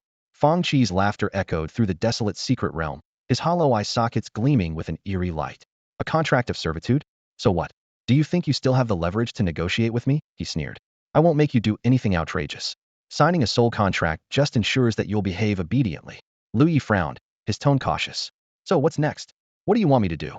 Streaming, Fongi replied succinctly. Streaming? Lu Ye scratched his head in confusion. Wait, do you have an MCN agency or something? Fongi tilted his head, puzzled. What's an MCN? Lu Ye explained. Like a company.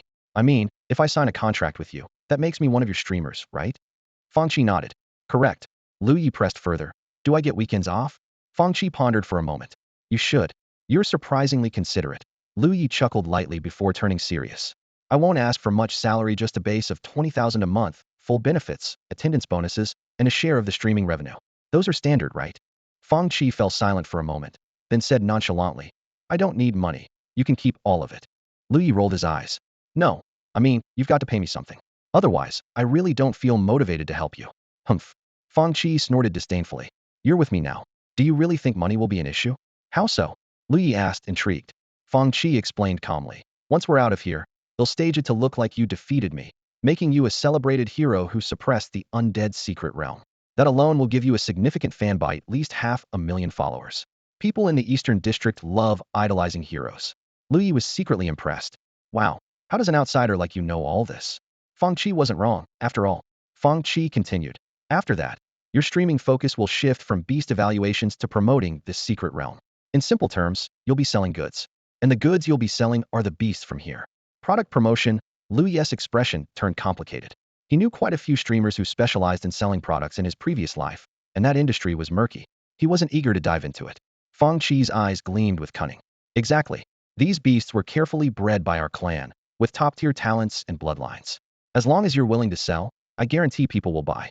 From what I've heard, undead beasts are in high demand right now. Even in a class, skeletal warrior can sell for hundreds of thousands. All the money from the sales will go to you.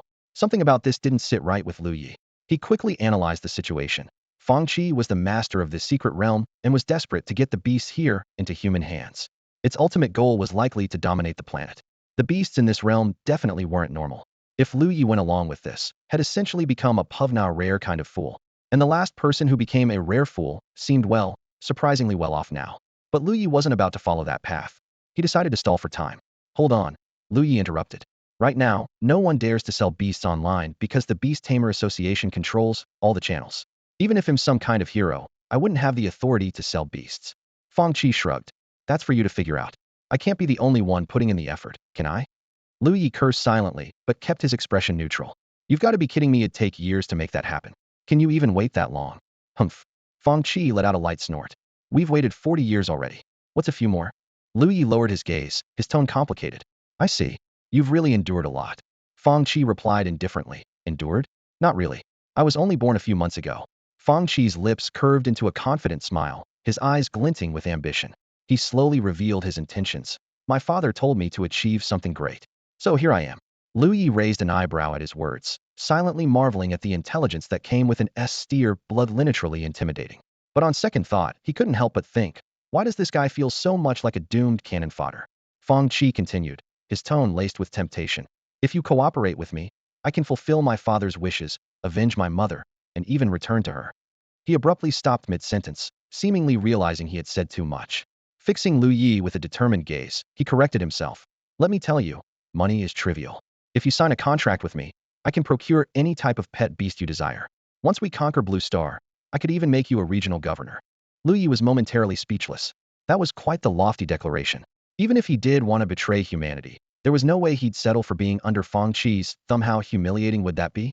He hesitated, torn between his thoughts, wondering, am I really going to betray humanity? Seeing Lu Ye's prolonged silence, Fongi finally lost patience. Taking a deep breath, he said coldly, it seems you're not desperate enough yet. Lu Ye froze for a moment, internally screaming, I'm already desperate enough, okay? Fongi pressed on, analyzing, I know what you're waiting for. Those two skeletal warriors earlier, they were summons, weren't they? Which means you still have an undead pet you haven't revealed. Are you waiting for an opening to ambush me? Lu Ye stared blankly at Fongi, thinking to himself that he had indeed considered it. But how could he summon it from such a distance? Fongi suddenly proposed. I'll give you a chance to fight back. Summon it. Maybe you'll even let it take your place. Lu Ye's eyes lit up, and he asked eagerly, are you serious? Of course. Unlike you humans, I don't go back on my word, Fongi replied. With a snap of his fingers, the black mist binding Lu Ye dissipated, giving him an opportunity.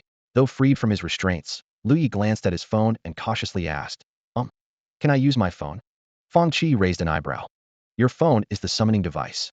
Sort of, Lu Ye replied with a forced smile, all the while calculating in his mind. Once I teleport, you're done for. Fongi generously handed the phone back to Lu Ye and even enabled the network for him. Lu Ye made another request. Could you also release those two skeletal warriors? Fongi couldn't help but quip. This is more complicated than a flame dragon knight transformation. Nevertheless, he complied. Lu Ye immediately contacted Xiao Fa. 1111, come save me. Xiao Fa replied. Exclamation point followed by, on my way. In the next moment, one of the skeletal warriors beside Lu Ye vanished into thin air, leaving both Lu Ye and Fongi stunned. Fongi was astonished that the skeletal warrior could bypass the secret realm's restrictions to teleport. Meanwhile, Lu Ye was utterly baffled, thinking, why was there no casting delay? Shouldn't I have had more time to prepare? I didn't even get to cling to its leg for safety. Panicking, Lu Ye hastily summoned the skeletal warrior back. This time, the warrior returned with a small skeleton clinging to its leg. Xiao Fa. Lu Ye stared at Xiao Fa in shock, blurting out instinctively, what the Xiao Fa? Why are you here? Xiao Fa hopped down and conveyed a simple message with its gaze. I thought you wanted me to come save you. Lu Ye's breath hitched, his vision darkening as he realized. Oh no, we didn't plan the code properly. This is going to be a total wipeout. Suddenly, a faint light flashed, and Xiao Fa appeared out of thin air in front of Fongi. The sudden occurrence made Fongi raise an eyebrow slightly, a faint smile tugging at the corner of his lips. Your methods are quite rare, managing to bypass the secret realm's teleportation. Fongi examined Xiao Fa with interest, his gaze drifting over it. It seems this is the work of a necromancer, isn't it? Lu Ye silently grumbled to himself. No, it's the system's doing. But he chose not to answer Fongi's question aloud. Hearing the voice, Xiao Fa turned around, the ghostly green flames in its eyes flickering as it stared at Fongi expressionlessly. Despite its calm exterior, Lu Ye could sense the unshaken composure in Xiao Fa's mind. Fongi remarked casually, this necromancer's quality is decent. If it followed me, I could guarantee its evolution into a soul necromancer. His tone carried a hint of disdain toward Xiao Fa. Lu Ye locked his gaze on Fongi, noticing his opponent's level suddenly leap from 10 to 25, matching Xiao Fa's.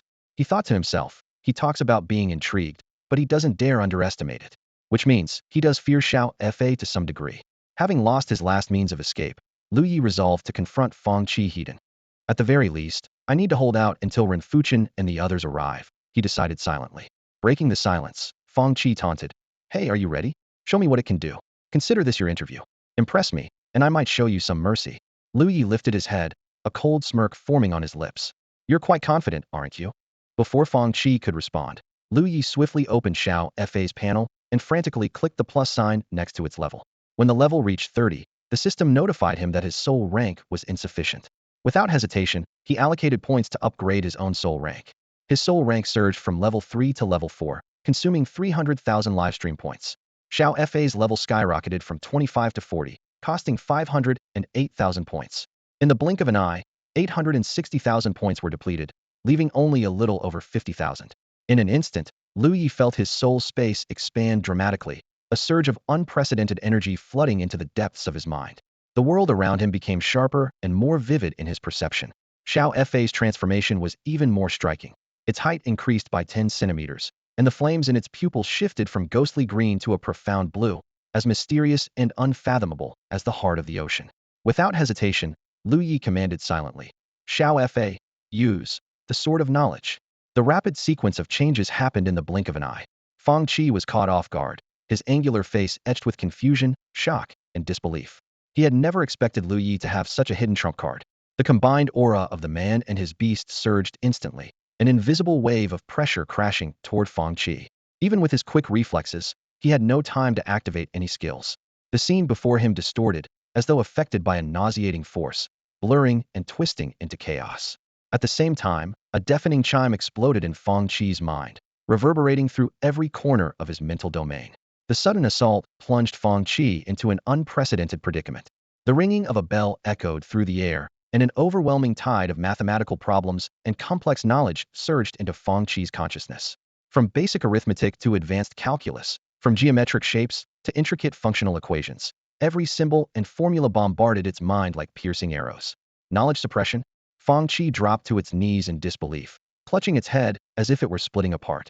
Memories surfaced of a single elder in its clan who possessed this terrifying ability, paired with the knowledge is power talent. That elder's bloodline was ranked SS level. It was said that only spirits of SS level or higher could possess such a gift. Fongi couldn't help but wonder, how could this appear in its-level necromancer's bloodline? It defied all logic. This talent was almost perfectly designed to counter a newly born undead like itself. If its elder sibling were here, things would not have turned out so humiliating. Thankfully, with the energy provided by the secret realm, the mental damage wasn't enough to completely overwhelm Fongi. Forcing itself to rise halfway, faint green light flickered in its eyes as its consciousness drifted to one of its summoned creatures at the edge of the secret realm. The creature was a massive skeletal giant locked in fierce combat with another colossal beast. Though the skeletal giant was nearly falling apart, Fongi's spirits lifted as its gaze fixated on the airborne creaturia level 75 Sky Phantom Wing.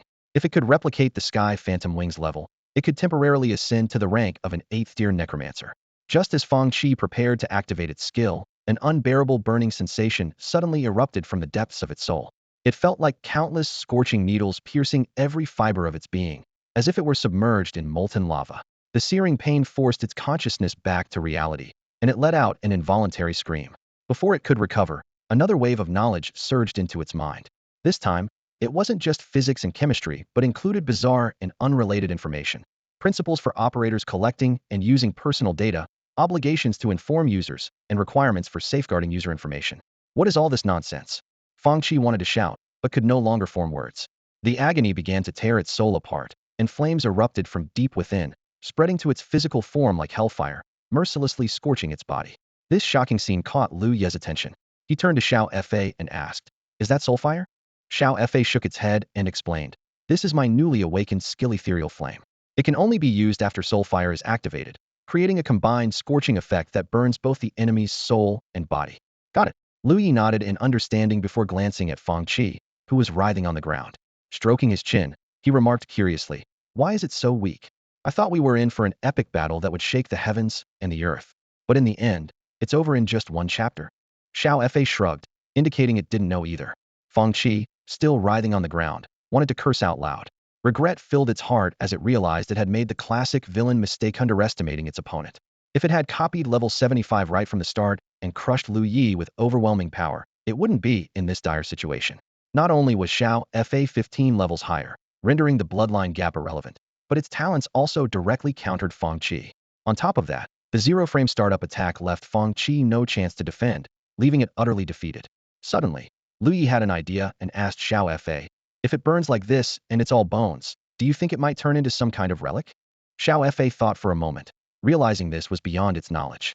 Driven by the principle of learning through practice, it waved its staff and intensified the ethereal flame. Ah! Fongi let out a heart-wrenching scream, using every ounce of strength it had left. "All right, Xiao Fa, let's not drag this out. Give it a swift end," Lu Ye said. Xiao Fa nodded in agreement. Boom! The massive skeletal giant collapsed with a thunderous crash, scattering countless fragments of bone across the mountains like a torrential rain. Before they even touched the ground, the fragments disintegrated into fine dust and vanished into the air. Standing atop Tianhuan Wing's head, Xianhua exhaled deeply, his expression tense. Finally, he thought, this trouble is dealt with. After the secret realm had opened, Xianhua and Ren Fuchen had been searching everywhere within it for the people from their camp. After several attempts to make contact, only Lu Ye responded. Upon learning Lu Ye's location, they immediately set out, as they were only about 100 kilometers away. However, on their way, they encountered the spreading influence of the secret realm and were ensnared by a sinister black mist. After breaking free, they noticed missed calls and messages from Lu Ye. Upon learning that Lu Ye had encountered Ye, they felt somewhat relieved at least Lu Ye wouldn't have to face the dangers of the secret realm alone. Before long, Lu Ye surprisingly began a livestream with Ye. Xianhua and Ren Fuchen joined in on the fun, providing official verification in the livestream chat. But their brief moment of levity didn't last.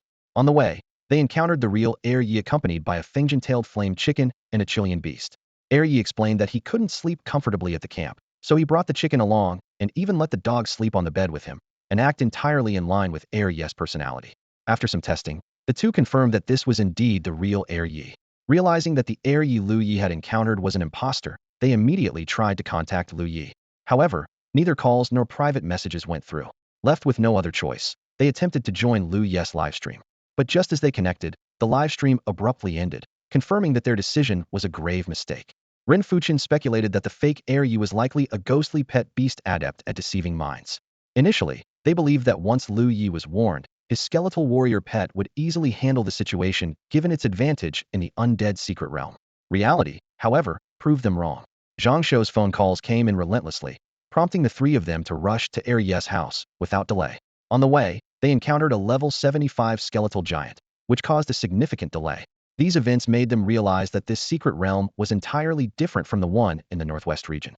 After taking down the skeletal giant, Ren Fuchen's light feather moth carried him and Ye over.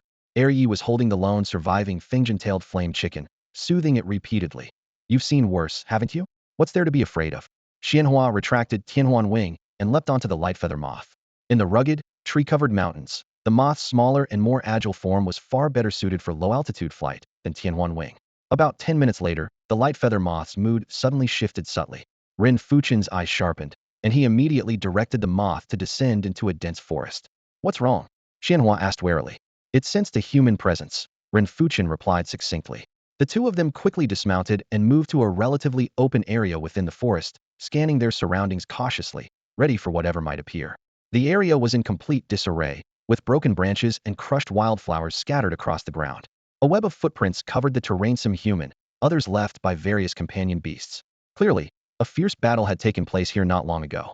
Amid the chaos, a man leaned against a sturdy tree, his figure barely discernible in the dim light, making it impossible to tell what he was doing. Ren Fuchen squinted his eyes and murmured, "That's a phantom." As soon as he spoke, he gave a slight wave of his arm, and the luminescent moth behind him immediately understood. The beautiful creature spread its wings and unleashed a searing fireball from its mouth, aiming with precision at the mysterious man. Art! A piercing scream erupted as the man was engulfed in flames. However, instead of turning to ash, he transformed into a semi-transparent, ghost-like entity and fled the scene with astonishing speed. Ren Fuchen quickly stepped forward, scanning the surroundings with heightened vigilance. His gaze eventually fixed on a particular spot. Pushing aside a dense patch of grass, he uncovered the lifeless body of a man with greenish skin, clearly deceased not long ago. Upon seeing the corpse's face, Ren Fuchen and Xianhua exchanged a glance, both visibly startled.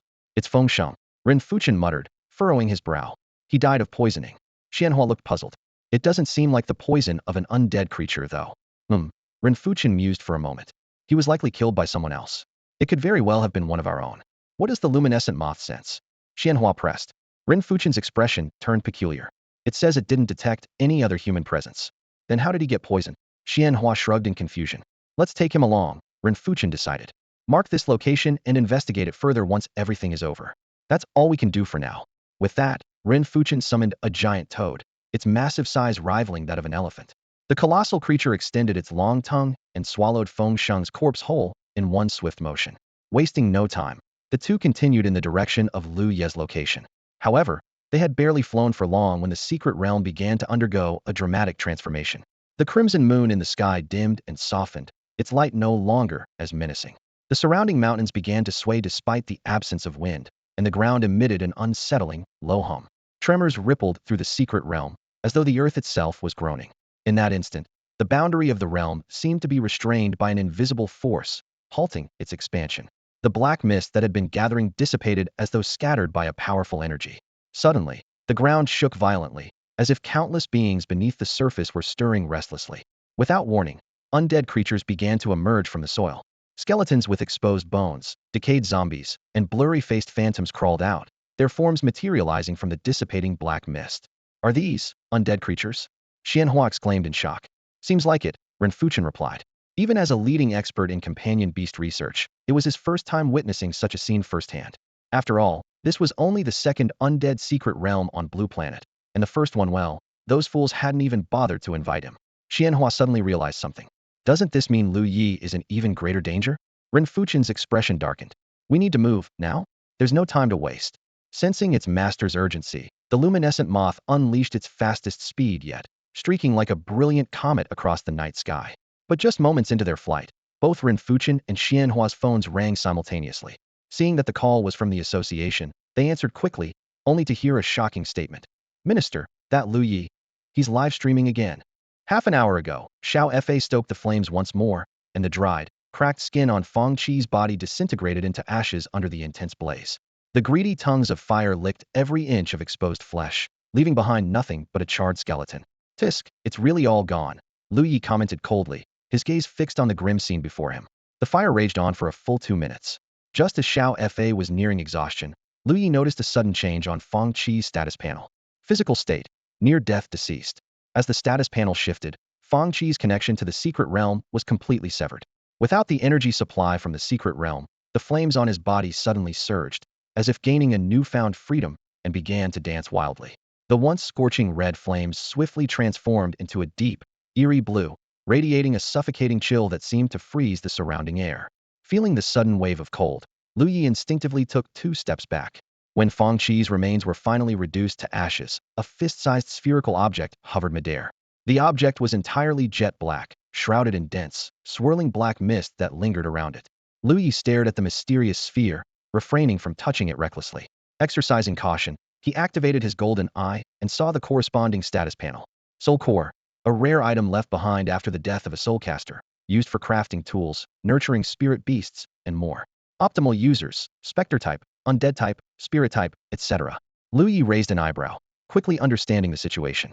This was undoubtedly the legendary material for spirit beasts.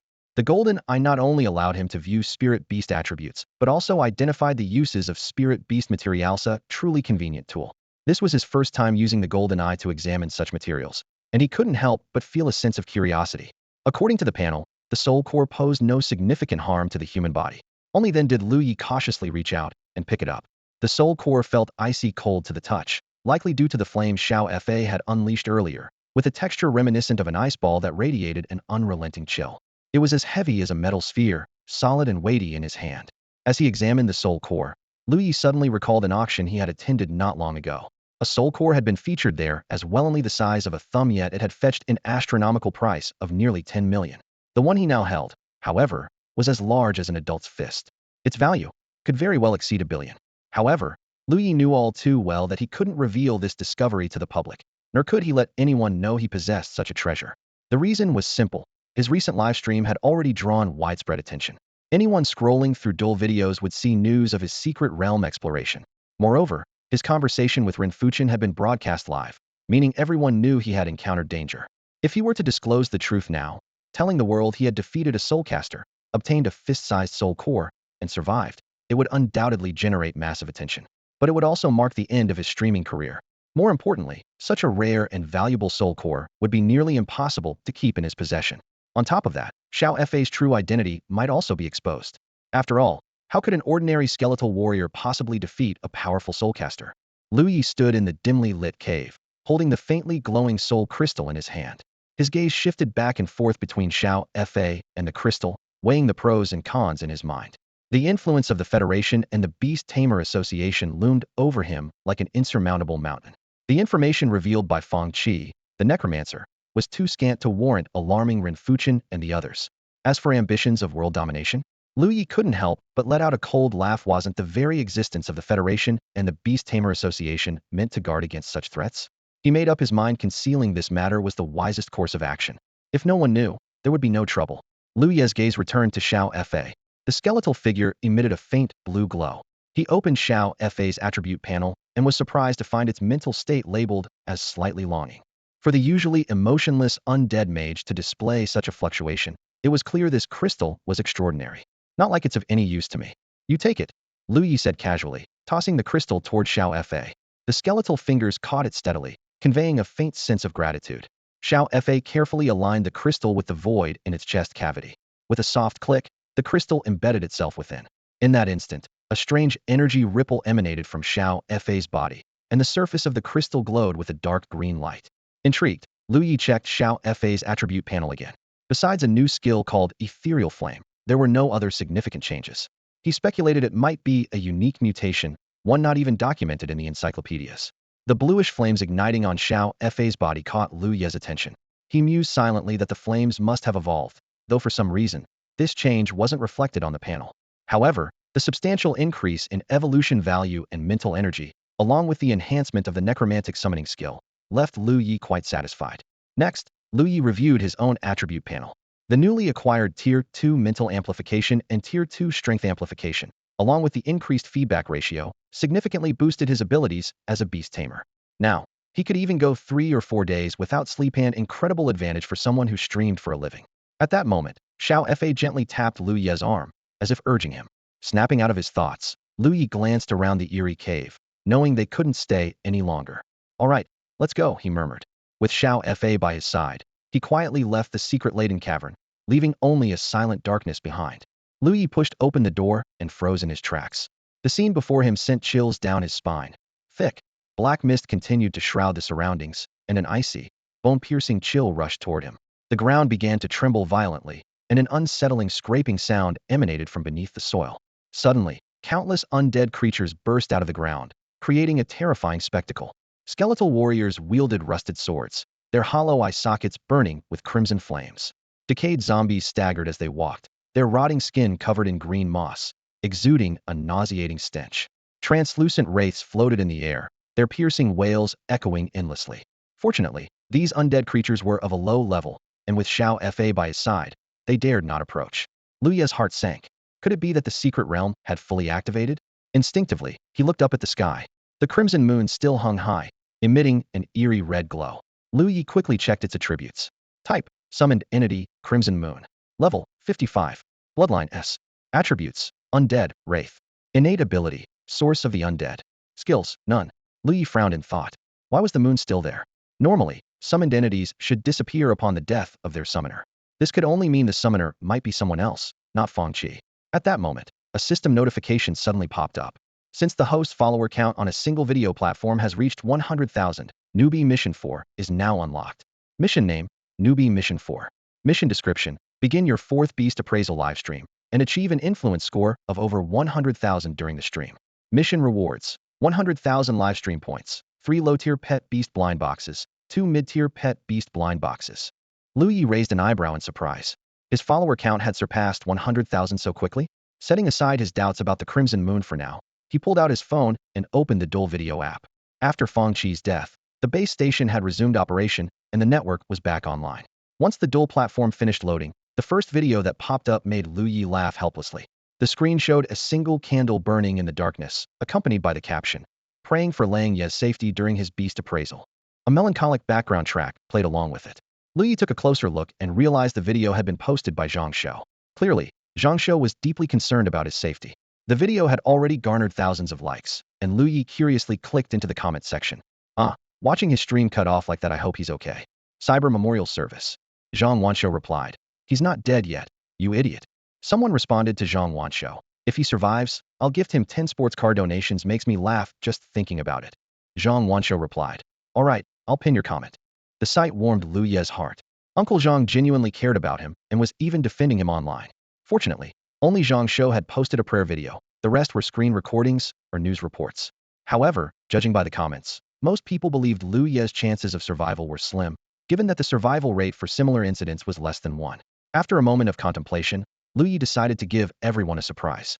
Initially, he had planned to inform Ren Fuchen and the others that he was safe. But now, it seemed better to go live directly. He could also replenish his dwindling livestream points in the process. A slight smile tugged at his lips as he prepared to give his audience an unforgettable livestream experience. The 50,000 plus points made Lu Ye uneasy. He quickly withdrew the little mage into his soul space to let it rest, leaving only a level 35 skeleton warrior by his side. Compared to the little mage, the skeleton warrior had 2 additional skills, Bone Shield and Morph. Bone Shield could create a protective barrier to block damage, while Morph allowed it to switch between the forms of a Deadwater Wraith and a skeleton warrior.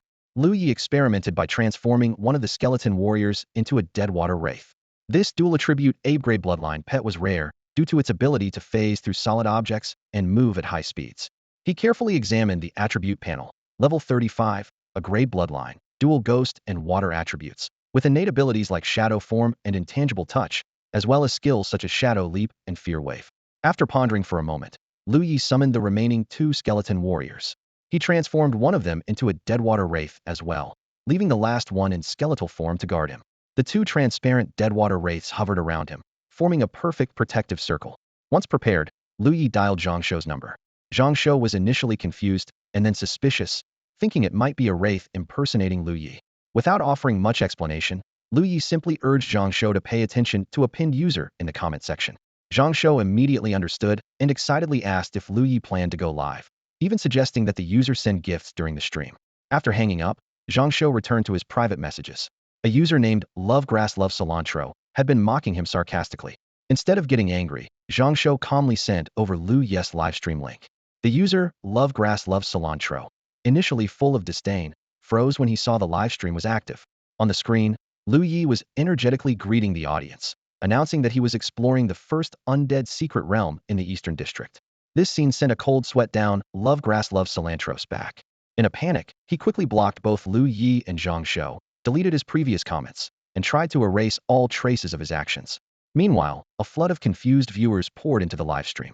Seeing Lu Ye alive and well, the chat exploded with comments. Some expressed disbelief, others suspected it was a wraith impersonating him, and even the official account chimed in with questions. Although it was only around 8 a.m., the number of viewers skyrocketed at an astonishing rate, briefly causing Lu Ye's phone to lag. Facing the audience's skepticism, Lu Ye helplessly explained, "Guys, it hasn't even been that long. How did rumors of my death start spreading already? There's not even a death replay. How could I possibly be dead?" Hearing Lu Ye's teasing remarks, Ren Fuchen and Xianhua exchanged glances, a flicker of doubt flashing in their eyes. Ye, however, broke the silence first, his voice tinged with surprise. Xiaolu really isn't dead." Xianhua frowned, pondering for a moment before asking uncertainly, "Can a wild spectral beast really mimic someone this convincingly?" Ren Fuchen shook his head decisively, his gaze sweeping over the aimlessly drifting undead creatures around them, particularly the specters floating in the air. He explained firmly, "No, it can't. Generally, only spectral beasts above tier 7 can fully replicate a person's appearance and physique. But most of the creatures here are between level 10 and 40. It's rare to encounter a tier 7. He paused briefly, then shifted his tone. "The specter we found near Feng Sheng's corpse was only a tier 3, yet it mimicked so well that if not for its unnatural movements, we wouldn't have noticed anything amiss. It could very well be a new species of specter. As for what Xiao Lu encountered, it might have been a slightly higher tier specter, which is why it seemed so convincing." Taking a deep breath, Ren Fuchen continued, "But this is all just speculation. Let's find him first, then decide what to do." Xianhua nodded, his tone slightly heavier. "All right, we're not far from him. I'll focus on controlling the light feather moth. You keep an eye on the live stream, and let me know if anything unusual happens." "Got it," Ren Fuchen replied. Meanwhile, the live stream chat was still filled with skepticism. I don't think it's possible. That Air Yi looks so terrifying. There's no way the streamer is real either. Look at the streamer's expression. Does that look like someone who just escaped death? Exactly. I think I saw undead creatures in the background. How is the streamer so calm? OMG, the streamer's been tainted by the undead, and am not even the first. Seriously? What kind of first are you trying to be, you fool? Lu Ye rubbed his forehead helplessly and decided to go along with the story he had made up earlier. Hey, race, the thing, Air Yi isn't real. He's actually a specter in disguise. Although he looks scary, he's all bark and no bite, just a tier 4 spectral beast. The chat immediately erupted. A tier 4 specter can mimic someone that well. Yeah, who's ever seen a specter that intelligent? It's gotta be at least tier 7. Am I the only one who thinks the streamer might be a grandmaster beast tamer? To the person above, is that a tumor on your neck? Lu Ye chuckled and tilted his phone slightly outward, revealing the 2.5 turtle skeletal warrior following behind him. The chat exploded again. Did the streamer just tame a skeletal warrior that fast? Wow, this skeletal warrior's worth at least $1 million. Why won't they let us into Sky Peak? I want to catch some undead pets too. Lu Ye quickly clarified. No, I didn't just tame this. It's one of my original pets. The reason I didn't summon it earlier was because I wasn't sure about the levels of the undead creatures in this secret realm. But from what I've seen so far, their levels don't seem very high. After speaking, he moved the camera away from the skeletal warrior and pointed it toward a few aimless, wandering small skeletons not far away. See those little skeletons? They're all tier 1. And those green zombies nearby? Just tier 2. The chat immediately began estimating values. Wow, they're like walking Federation coins. Skeletons, 2,000 each. Zombies, 2,500 each. Suddenly, I feel like I've just lost hundreds of thousands. Lu Ye concluded. So, all in all, there doesn't seem to be any highly threatening undead creatures here. Lu Ye's voice came through the live stream with a hint of mystery in his tone. Hello, everyone. Today, we're going to explore the first undead dungeon in the Eastern District together. Not only that, but I'll also share some tips on how to spot hidden treasures. The live stream chat exploded with comments, scrolling by like a flood. Some viewers were touched by the streamer's dedication, while others questioned if this was really Lu Ye himself. However, Lu Ye paid no attention to the speculations. Instead, he picked up another phone and connected it to his account. Suddenly, the screen split in two, displaying two identical faces side by side, as if a mirror mode had been activated. This unusual move immediately triggered reactions from the viewers. This has to be the Master Yi, someone commented in the chat. Only he could come up with such an outlandish trick. As Lu Ye delved into the main content, most viewers stopped questioning his authenticity and focused on the live stream. By now, the number of people watching had already surpassed 50,000. Hold on, everyone. Let me adjust the camera angle, Lu Ye said as he directed a skeleton warrior to crouch down. He skillfully wedged the other phone into a protrusion near the skeleton warrior's shoulder blade, using the bone structure to secure the device in place. All right, now stand up, Lu Ye commanded. The skeleton warrior rose to its full height, instantly elevating the phone to over 2 meters. The camera view was no longer limited to close-ups of Lu Ye's face. Someone in the chat joked, "Thanks, streamer. Now I know what it feels like to be 2 meters tall." Satisfied, Lu Ye clapped his hands and explained, "Let me clarify for everyone. We're using the skeleton warrior's perspective for safety reasons. This area hasn't been explored yet, and the undead creatures here might carry unknown pathogens. By having the skeleton warrior observe up close, we can minimize the risk." With that, he directed the skeleton warrior to move forward. The warrior stepped over a bush and, with a swift motion, grabbed hold of a small skeleton over 1 meter tall. The livestream perfectly captured the startling first-person perspective. The captured small skeleton seemed stunned, completely motionless. Lu Ye's interface displayed its information. Type, skeleton guard. Level, 8. Bloodline, grade D. Attribute, undead. Psychological state, confused, fearful. Physical condition, emaciated, bone overgrowth, fractured femur. Talent, bone white essence. Skill, bone shard throw. After scanning the data, Lu Ye frowned slightly and warned, "Be careful. These are federal property. Don't damage it." The skeleton warrior immediately adjusted its grip, carefully holding the skeleton guard's arm with just 2 fingers, leaving it dangling in midair. Meanwhile, in a distant location where the live stream was being watched, Xianhua's expression turned peculiar. Ren Fuchen, noticing this, glanced back and asked, "What's wrong?" Xianhua hesitated for a moment before replying. This really does seem like Lu Ye after all. Lu Ye stared intently at the screen of his phone, his eyes gleaming with focus. He spoke softly. "Bring it a little closer. I want to give everyone a proper explanation." The skeleton warrior hesitated for a moment before carefully gripping the skeletal arm of the patrol guard with its bony fingers and moving it closer to the phone. This action allowed the live stream audience to see the skeletal patrol guard in full detail, with every bone and groove clearly visible. Clearing his throat, Lu Ye adopted a serious tone and said, "Before we officially begin, I want to emphasize a few points. This is a positive energy live stream, and no companion beasts involved in the demonstration will be harmed. I have great respect for companion beasts. If I make any inappropriate analogies, they're purely for humor and not meant to offend. My understanding may be limited, as most of the content is based on personal insights, so corrections are welcome. Lastly, I have received verbal authorization from the Eastern Beast Taming Association, so please do not imitate or attempt anything shown here. Proceed at your own risk." As soon as he finished speaking, the comments section exploded with responses. Some viewers were surprised by the host's sudden caution, some asked about his previous style, and others mentioned they were new to the stream.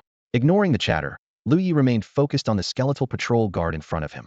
"Everyone." Lu Ye's voice was filled with enthusiasm. "What you're looking at right now is a walker of the undead lands, a veteran sentinel, and a model of resilience, the Tier 1, Grade D bloodline skeleton patrol guard." His tone carried a touch of humor. "Don't be fooled by its frail appearance. In the undead realm, it plays an indispensable role. Without these guards, the weakest combatants in the undead realm would be missing. In a way, each one is crucial, but because there are so many of them, they tend to lose their uniqueness." The comments section took a humorous turn, with some viewers joking that the description reminded them of their own lives, while others expressed envy that the skeleton patrol guard didn't have to work or attend school. Noticing this, Lu Ye quickly steered the conversation back on track. "All right, back to the topic." His tone became more professional. "Skeleton patrol guards are the most common wild companion beasts in the undead realm. Their bloodlines are mostly grade D or E, and their maximum level doesn't exceed 15. Because the undead realm is relatively rare, their numbers are smaller compared to other degrade companion beasts, which makes their market price relatively high, over 1,000 federal credits." He paused briefly, then added with a hint of humor, "But I must warn you, their combat power is really weak.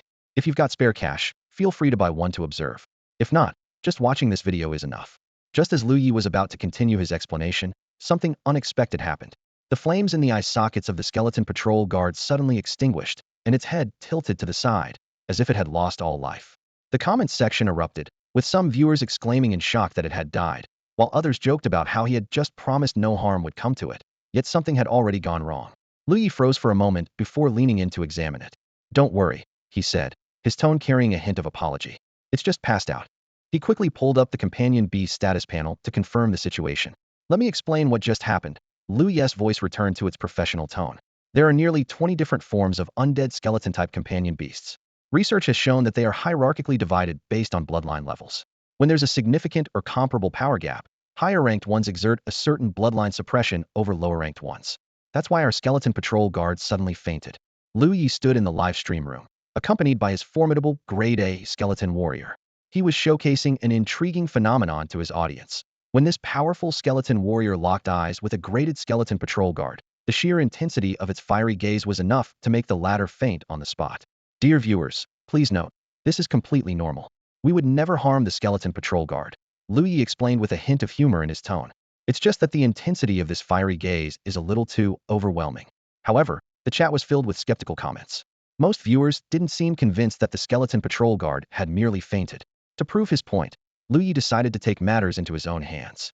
He gestured for the skeleton warrior to place the unconscious patrol guard on the ground, then picked up the camera and cautiously approached. Breaking off a tree branch about a meter long, Lu Ye maintained a safe distance and pointed it toward the eye sockets of the skeleton patrol guard. "Pay close attention, everyone," he said with a confident, professional tone. "The key to determining the strength of a skeletal pet lies in the flames within its eye sockets. These flames act as indicators of their condition, which we call the soul fire. The brighter the fire, the stronger and healthier the skeleton. When the fire extinguishes, it means they've lost consciousness." The chat instantly erupted. "If the fire goes out, doesn't that mean it's dead? Why are you saying it's not dead? Streamer, do skeletons have bones underneath? Can skeletons mate and reproduce?" A barrage of bizarre questions flooded the screen. Lu Ye chuckled softly and chose to address the most pertinent question. "Undead pets have a very unique anatomy," he patiently explained. "When they lose their soul fire, their bones will separate at a visible speed and no longer maintain a complete form. That's the key difference between fainting and death for them." To further prove his point, Lu Ye scanned the area and quickly spotted a pile of bones not far away. He directed the skeleton warrior to move toward the pile and focused the camera on the remains. "Look, these are the remains of a skeletal pet after it has perished," Lu Ye explained. Judging by the shape of the bones, this was likely another skeleton patrol guard. These bones are referred to as patrol bones, and, in most cases, they're not particularly useful.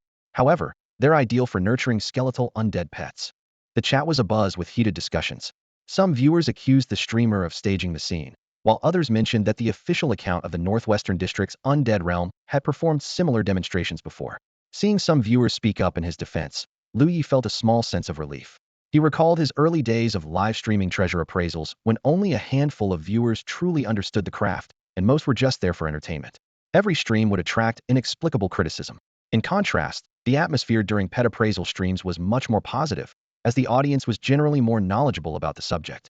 Seizing the opportunity, Lu Ye stood up and left the unconscious skeleton patrol guard behind. He approached the pile of bones, picked up a piece, and began a detailed explanation. Take a look, everyone. This is one of their bones. Although it resembles human bones, it's much whiter in color. If I'm not mistaken, this should be a segment of the tibia. Carefully holding the bone up, he ensured the audience could see every detail. The texture of this bone is extremely hard, and its surface is smooth, with almost no rough patterns, Lu Ye explained. This indicates that it spent its life underground without undergoing much physical activity. If you compare it closely, you'll notice that this bone is longer and straighter than a human tibia, with almost no curvature. Additionally, the density of this bone is exceptionally high, making it significantly heavier than typical animal bones. After finishing his explanation, Lu Ye gently tapped the surface of the bone, producing a crisp sound. The chat exploded once more. Why does this feel like an anatomy lecture? Isn't this what murderers do when they return to the crime scene? The murderer is performing an autopsy on the victim. This is terrifying. Just then, a generous viewer sent 999 virtual hearts, with a message flashing across the screen. User Metalcrafter has sent 999 hearts. Seeing this show of support, Lu Ye felt a deep sense of gratitude and prepared to continue his demonstration. Lu Ye's stern voice came through the live stream, reaching the audience. This is a serious science-based stream, so let's not ruin it for others who want to watch. Although the viewers couldn't see his expression, his tone alone was enough to command attention. He continued, I know everyone is curious about how this skeleton sentry died. So how did it happen? Any thoughts? The chat instantly exploded with comments. Couldn't take the host's bullying and self-destructed. Got taken down by the host's skeleton warrior. Doesn't look like a natural death. Lu Ye chuckled lightly and began his analysis. Generally speaking, skeletons die due to physical damage, leaving their bones with varying degrees of wear and tear. He held up a couple of bones, showing them to the audience. But look at these bones, there's not a single scratch on the surface, which means it wasn't killed by physical attacks. For the bones to remain this intact, it must have been killed by some kind of mental attack. The chat erupted again. Poor skeleton, barely unearthed, and already dead. Someone thought being a skeleton was great, but turns out they're at the very bottom of the chain, dying left and right without even knowing why. Master Yi, can you share the location? Its remains are still unburied, kinda pitiful. I'll go bury it myself. Lu Ye shifted his tone. Of course, that's not the main point. Currently, it's rare to encounter undead creatures with mental attack abilities, so this skeleton didn't die recently, it's been dead for several years. He elaborated further. As we all know, this is a type of overlaying secret realm. Based on what Yi described earlier, this realm has appeared sporadically a few times in the past. These undead creatures likely existed back then.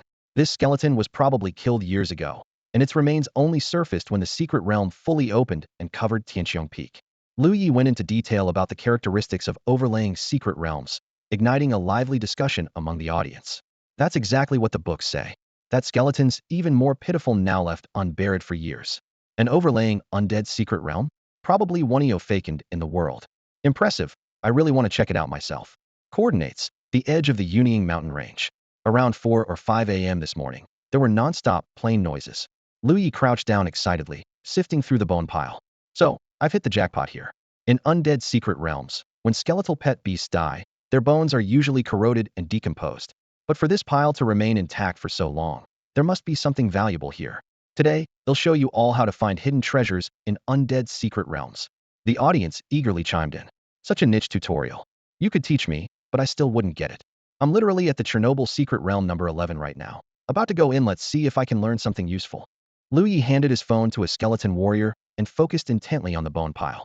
His movements became increasingly cautious until, finally, he uncovered an unusual bone buried at the very bottom. This bone was noticeably longer than the others around it, with faint golden patterns running across its surface, resembling intricate veins. In the dim light, the golden markings stood out prominently, as if hinting at its extraordinary origin. Lu Ye carefully picked up the unique bone, a spark of excitement gleaming in his eyes. He explained softly, "This is a mutated sentinel bone. Over time, it underwent a special mutation, becoming incredibly hard. It's most suitable for skeletal undead pet beasts, and when given to one, It significantly enhances the hardness of a specific limb. Running his fingers gently over the bones patterns, he continued, if you're ever in an undead realm and come across a pile of bones like this, make sure to check it carefully. Otherwise, you might miss out on treasures like this. The surrounding onlookers were captivated by his words. Someone asked in astonishment, really? You can actually find something like this? Another chimed in, this isn't in the books, I need to study more. Others couldn't help but exclaim, it's golden. I'd love to buy it just to collect it. Seeing the crowd's enthusiasm, Lu Ye stood up, preparing to elaborate further. He raised his voice and said, let me tell you more about the uses of these bones. Skeletal-type pet beasts have a unique trait: they can upgrade their strength by replacing their bones. If you have a skeletal pet, you can give it this, and it will instinctively replace its bone. It's part of their bloodline memory. He added with a hint of regret, of course, I won't demonstrate it here since this is public property. Once it's attached, it won't be easy to remove. At that moment, someone interjected, actually, skeletal warriors are summoned creatures with little to no independent consciousness. Even if you gave them the bone, they wouldn't attach it themselves. Lu Ye pondered for a moment, nodded thoughtfully, and then turned to the audience. How about a raffle? Everyone seems really interested. The crowd immediately grew excited, voices rising in agreement. Yes, let's do it. I've learned so much. Master Yi, I'll bring you good news. However, Lu Ye shook his head, his expression turning serious. This can't be raffled off, it holds significant research value. I believe this might be the first one ever discovered. He furrowed his brow, thinking deeply, and then confirmed, yes, it's definitely the first one. Suddenly, the scene shifted to Chernobyl City in the northwest region. The conference room of the local Beast Tamer Association was brightly lit, but the atmosphere was unusually heavy. The sudden emergence of an undead realm in the eastern region had prompted an urgent meeting involving high-ranking members of the Beast Tamer Association and personnel from the Northwest Region's Central Association. It was 3 a.m. local time, and most attendees had been abruptly woken from their sleep and rushed to the meeting. On the large screen in the conference room, Lu Ye's livestream was playing. Although the primary languages of the two regions differed, the elite members present understood Chinese.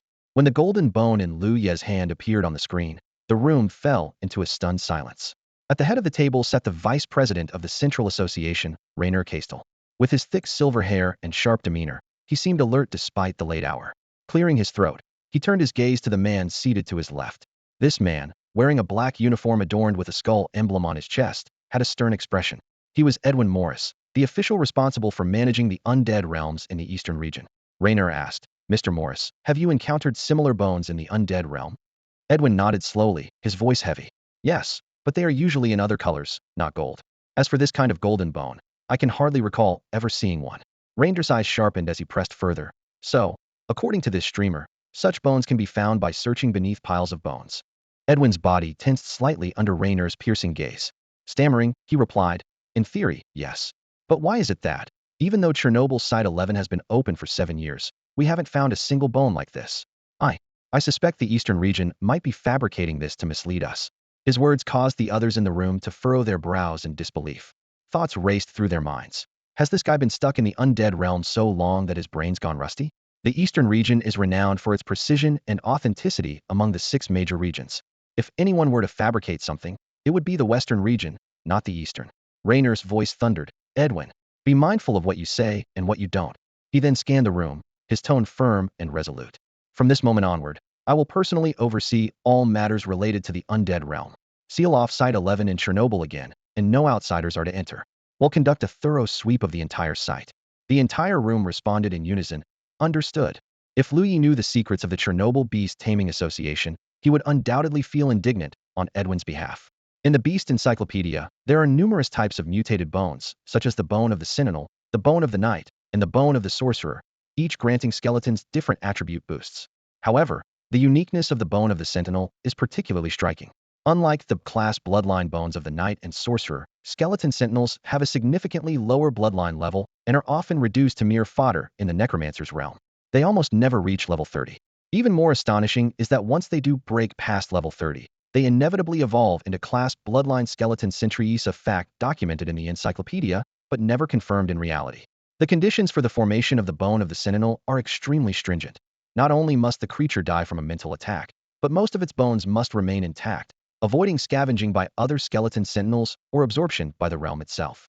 The odds of this happening are so slim. It's akin to the rarity of not having a day off during the Mid-Autumn Festival. Lu Ye's luck was extraordinary this time. He stumbled upon such a treasure shortly after entering the realm. Carefully, He inserted the bone into the waist of the skeleton warrior, dusted himself off, and stood up. With a good-natured grin, Lu Ye advised, I'll share this little trick with every one if you ever encounter a similar situation in the necromancer's realm. Don't miss the opportunity. We're already at the entrance of the necromancer's realm. Wish me luck. I'm here too, haha. Wasn't it supposed to be super hard to book a spot for this? For the next 10 minutes or so, Lu Ye wandered around the village outskirts with his skeleton warrior, eventually stopping in a dense forest. He had planned to showcase some formidable undead creatures, but only encountered ordinary monsters with C and class bloodlines, which left him slightly disappointed. However, the viewers of his livestream were thrilled. For most of them, this was their first time observing the necromancer's realm so closely. The lack of network signal within the Chernobyl realm made this live broadcast exceptionally rare. The number of viewers in the livestream rapidly climbed to nearly 300,000, far exceeding Lu Ye's expectations. He couldn't help but feel a surge of excitement. In his previous life, even reaching 100,000 viewers had been a distant dream, yet now he had surpassed that milestone effortlessly. This was undoubtedly thanks to his exploration of the second undead realm on Blue Planet. To put it in terms from his past life, it was like live streaming the discovery of a mysterious ancient tomb. As the viewer count soared, Lu Ye's phone grew increasingly hot in his hand. Upon checking, he realized that the frequent gift animations were causing severe lag. Reluctantly, he had to disable the gift feature to ensure the stream remained smooth. However, the viewers, now brimming with excitement, began urging him via the comments to venture further into the realm. Seeing their enthusiasm, Lu Ye chuckled helplessly. Guys, if I go too far, there won't be any signal. Please understand. Just as he was about to continue explaining, the Deathwater Wraith beside him suddenly sensed something unusual. It let out a sharp, piercing cry audible only to Lu Ye, cutting him off mid-sentence. Lu Ye turned his head sharply, his senses on high alert. The tranquility of the forest was shattered by the urgent, rhythmic thundering of hooves. The sound grew closer, and soon, two fiery crimson lights pierced the shadows, accompanied by a faint, flickering glow bellow on eerie and unsettling sight.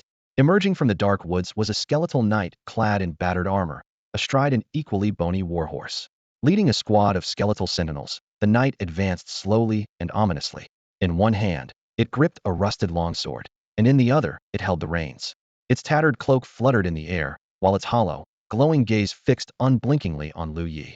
Behind it marched the skeletal sentinels in perfect formation, resembling a disciplined army equipped with a full arsenal of weapons. Lu Ye quickly assessed the skeletal knight with a sharp glance, silently analyzing its attributes. A level 30 undead creature with a grade bloodline. Its traits included greed, a gaunt frame, and even signs of arthritis. It possessed Shadow Affinity and Dark Resurrection as innate abilities, along with the skills of Nether Charge and summoning skeletal steeds. Excitement coursed through him as he stood up boldly, showing no fear. Raising his phone toward the skeletal knight, he exclaimed to his livestream audience, "Guys, check this out. Upgrade Bloodline Skeletal Knight. It's worth an estimated 200,000 to 400,000 credits." The chat immediately exploded with comments. "Wow, that's so cool. Are you seriously not running?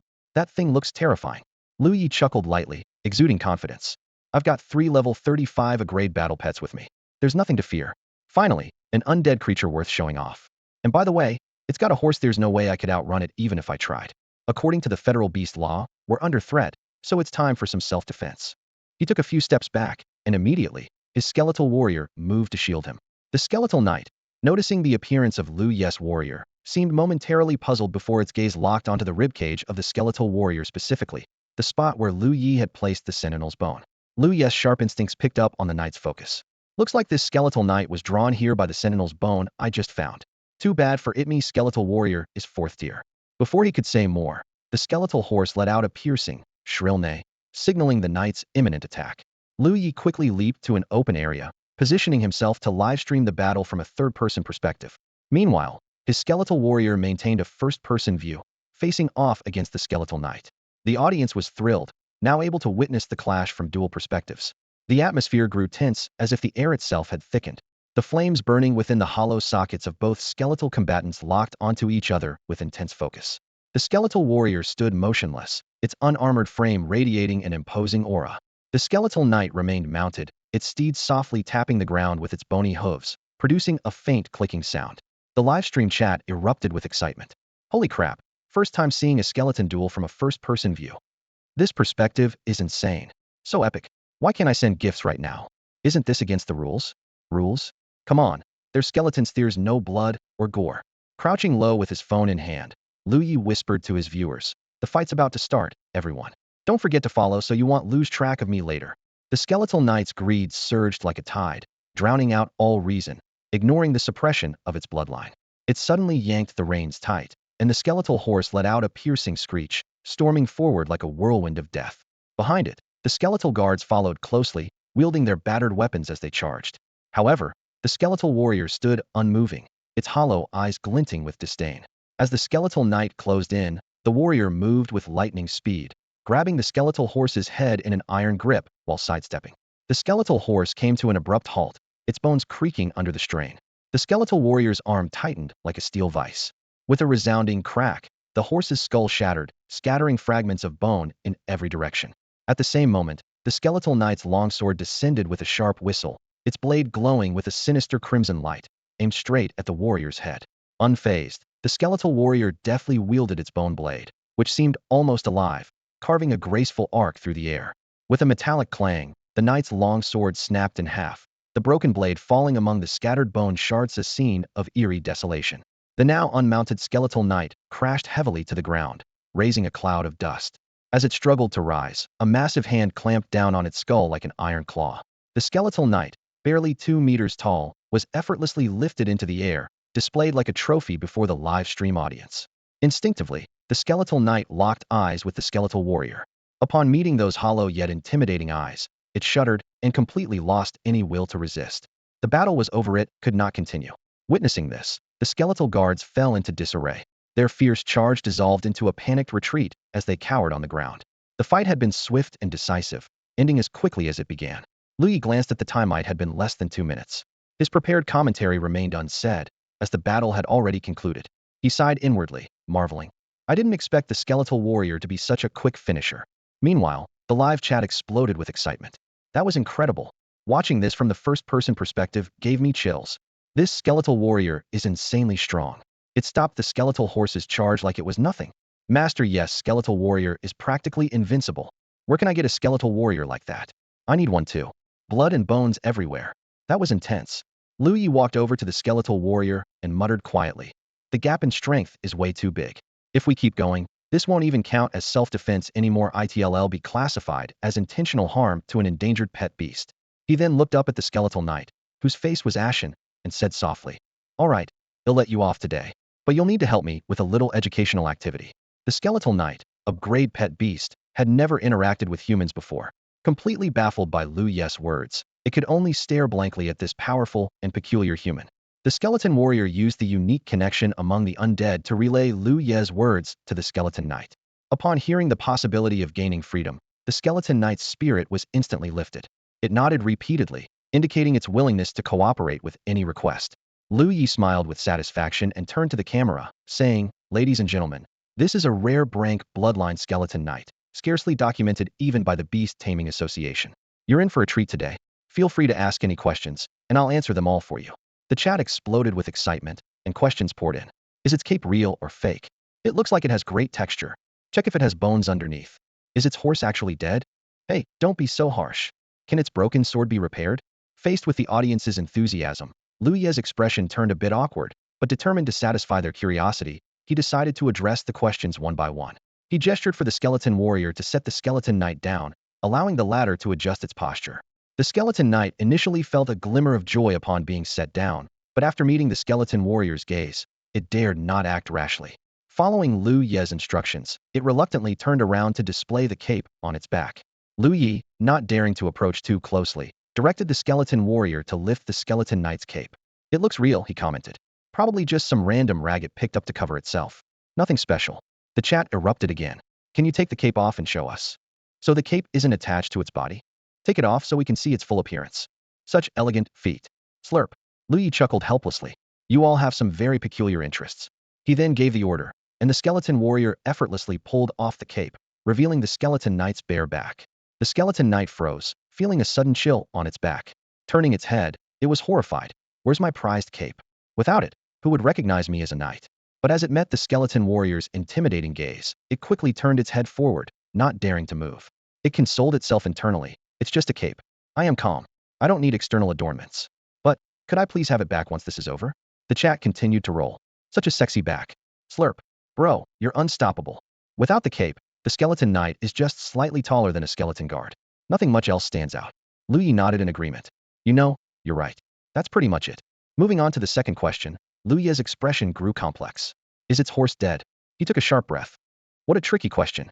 He instructed the skeleton warrior to convey this question to the skeleton knight. Hearing it, the skeleton knight was visibly displeased.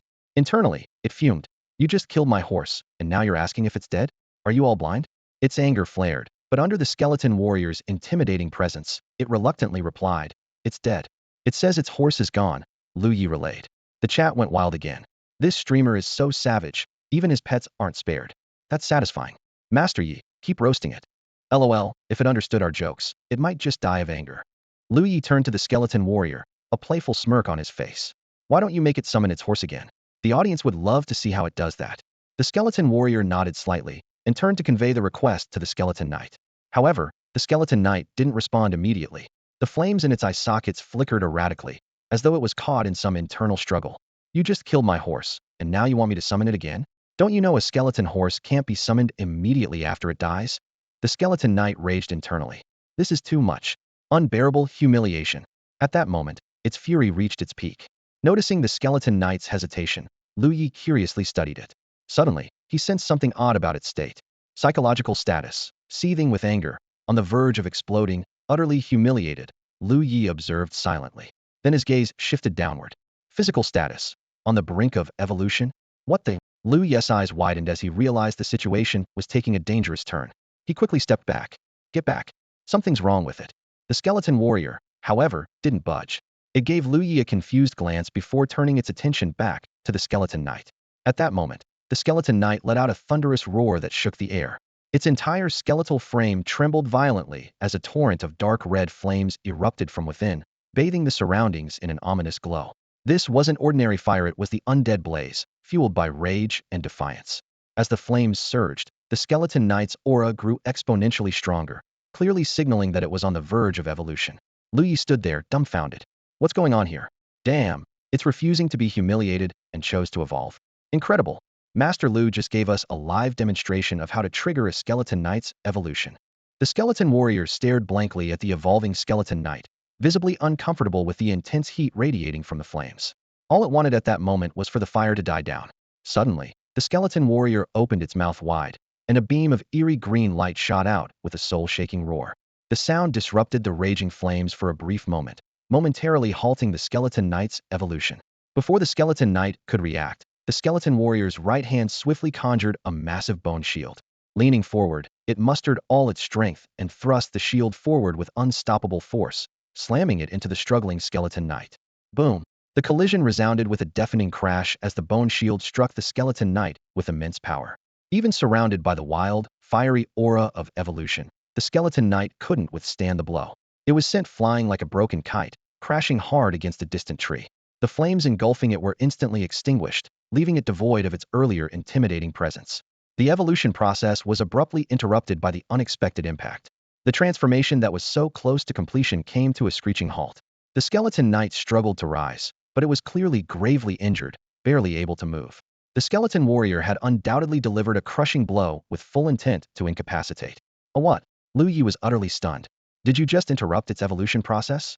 The skeleton warrior looked at Lu Ye with a blank expression, seemingly unaware of what it had done. Lu Ye couldn't help but marvel. Wow. Something I've wanted to do since I was a kid, and a skeleton just did it for me. He turned to the skeleton warrior and teased. Skeleton warrior, who said you can't hit someone during their evolution? Who? Man, this skeleton's as ruthless as Master Lu. Lu Ye muttered to himself. First-person perspective of knocking out a skeleton knight mid-evolution. My life is complete. Suddenly, a thought crossed his mind, and his tone turned a bit melancholic. Happy Mid-Autumn Festival, though tomorrow's workday kind of ruins it. Not so happy anymore. Lu Ye anxiously checked the panel of the skeleton knight, and the information before him left him dumbfounded. The skeleton knight's level had only increased by 0.5, yet its bloodline had dropped to grade C. Its physical condition was dire, emaciated, arthritic, with multiple fractures and severe injuries. Lu Ye sighed inwardly, thinking that if not for the slight increase in durability during evolution, this blow might have been fatal. He turned to the skeleton warrior, feigning annoyance as he scolded. You were too heavy-handed. Lucky it didn't die. Then, Lu Ye walked slowly to the skeleton knight's side and asked with concern, Brother, can you still move? The flames flickering in the skeleton knight's eye sockets resembled a candle in the wind. It looked at Lu Ye with terror, its jaw moving but unable to make a sound. Lu Ye shook his head and sighed. Seems like you can't move anymore. I guess I can't continue my explanations. Take care of yourself. At that moment, Lu Ye noticed that the surrounding skeleton guards suddenly reverted to their wandering, ghost-like state and silently dispersed. Alarmed, he turned his gaze back to the severely injured skeleton knight lying on the ground. Sensing that something was wrong, Lu Ye quickly adjusted the camera to avoid showing the skeleton knight. Clearing his throat, he spoke to the camera. Ahem, everyone, that's it for today's livestream. The base station's range is limited, and we've covered everything that needed explaining. See you next time. With that, he decisively ended the livestream. Millions of viewers, faced with the abrupt end of the broadcast, were left staring at their screens in confusion. Ignoring his phone, Lu Ye immediately summoned Xiao Fa. Xiao Fa, come here. Save it. He urgently gestured at the barely breathing skeleton knight.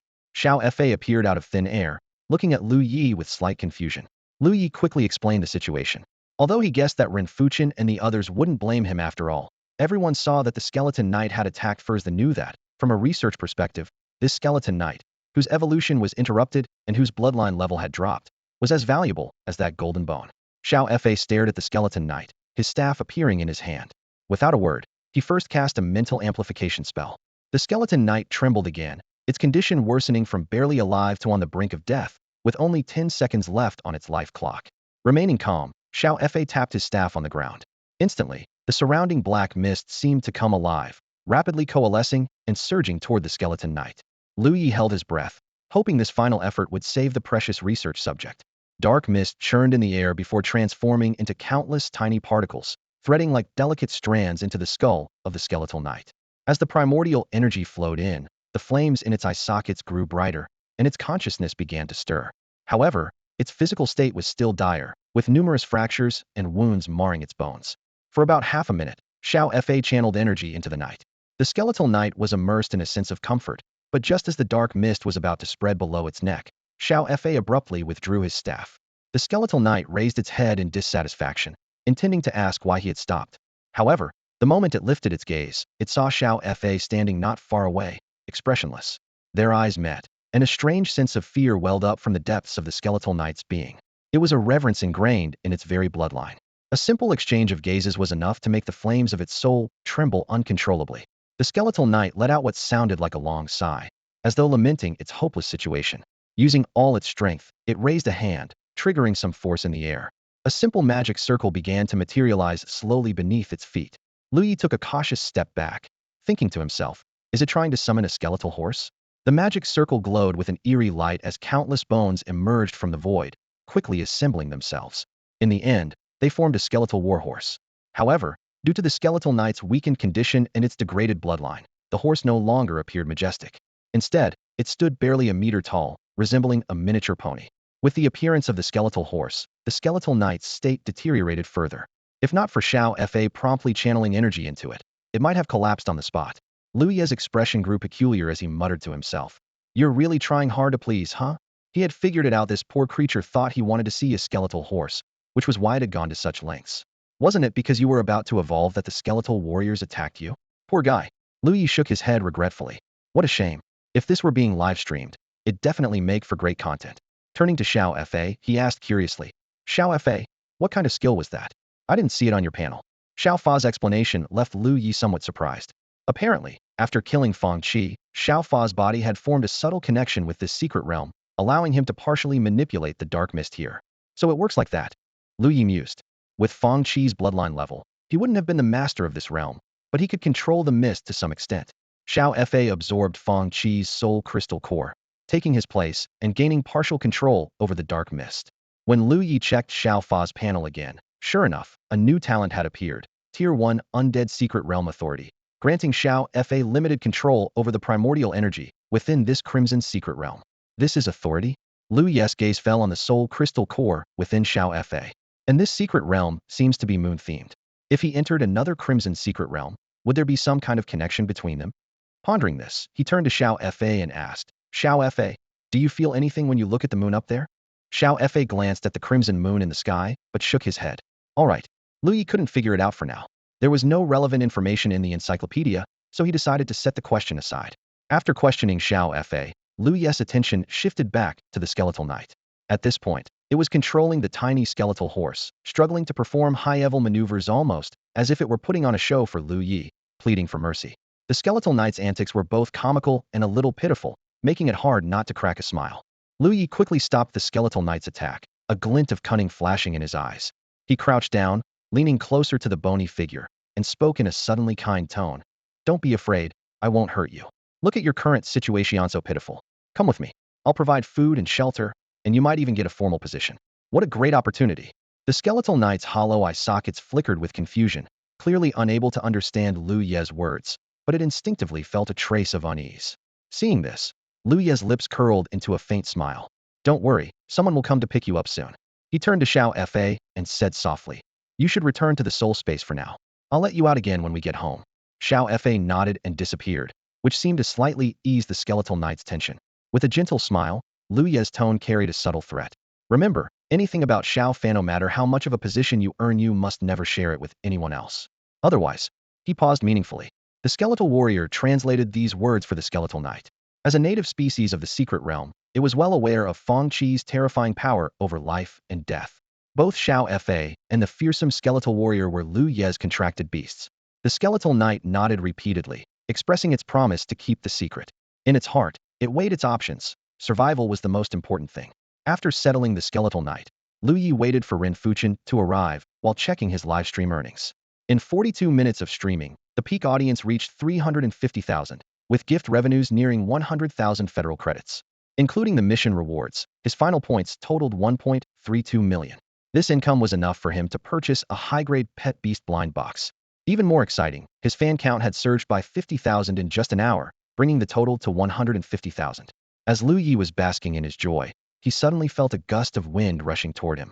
Looking up, he saw a massive moth speeding in his direction, its wings shimmering faintly at the edges. It was Ren Fuchen's light-wing moth. His two elders had arrived. The light-wing moth landed steadily, and Ren Fuchen and Xianhua leapt off its back, cautiously observing Lu Ye. Ren Fuchen stopped 2 meters away, speaking with a hint of apology. Lu Ye, due to the incident during your livestream earlier, we can't fully confirm if you're the real you. So, we have a few questions for you. Lu Ye was slightly taken aback, but nodded. No problem, ask away. How old are you this year? 24. Gender? Lu Ye looked a bit puzzled. Shouldn't even a ghostly possession be able to answer that? Just answer, Ren Fuchen urged. Walmart shopping bag, Lu Ye blurted out. Ren Fuchen and Xianhua exchanged glances, seemingly caught off guard by his response. Ren Fuchen continued, what's your ID number? Lu Ye asked in astonishment. Wait a minute, you're not questioning my gender? But I just said Walmart shopping bag. Ren Fuchen and Xianhua's expressions turned even more perplexed, and for a moment, they seemed at a loss for how to respond. 425-951-2000. Ren Fuchen's voice broke the silence. Lu Ye looked up and met Ren Fuchen's questioning gaze. My dad is Lu Nancheng, my mom is Yang Yuanxiang, and my younger sister is Lu Ling. He replied without hesitation, his tone calm. Ren Fuchen nodded but remained cautious. He reached into his pocket and pulled out a small object, tossing it toward Lu Ye. Hold on to this. Lu Ye caught it deftly and took a closer look. It was a bloodline stone. He nodded inwardly, acknowledging Ren Fuchen's prudence. The bloodline stone could detect the presence of contracted beasts. It would light up on contact, displaying the bloodline level in corresponding colors. So far, no contracted beast had been able to evade its detection. He gripped the bloodline stone tightly and gave it a few firm squeezes. The stone remained unresponsive, emitting no light at all. Ren Fuchen and Xianhua were just about to relax when Lu Ye muttered to himself, what is this thing? Why can't I crush it? The two elders immediately shifted their attention back to Lu Ye. Ren Fuchen shook his head helplessly. You little rascal, still putting on an act for us. Lu Ye chuckled, fiddling with the bloodline stone. I just wanted to make sure you believed me. Seeing that Lu Ye was indeed fine, Second Master excitedly ran over and grabbed his hands. Lu, I told you you've got great fortune. You didn't get hurt, did you? I was just live streaming earlier. I am perfectly fine, Lu Ye replied casually. Yeah, I watched your live stream. Second Master said excitedly.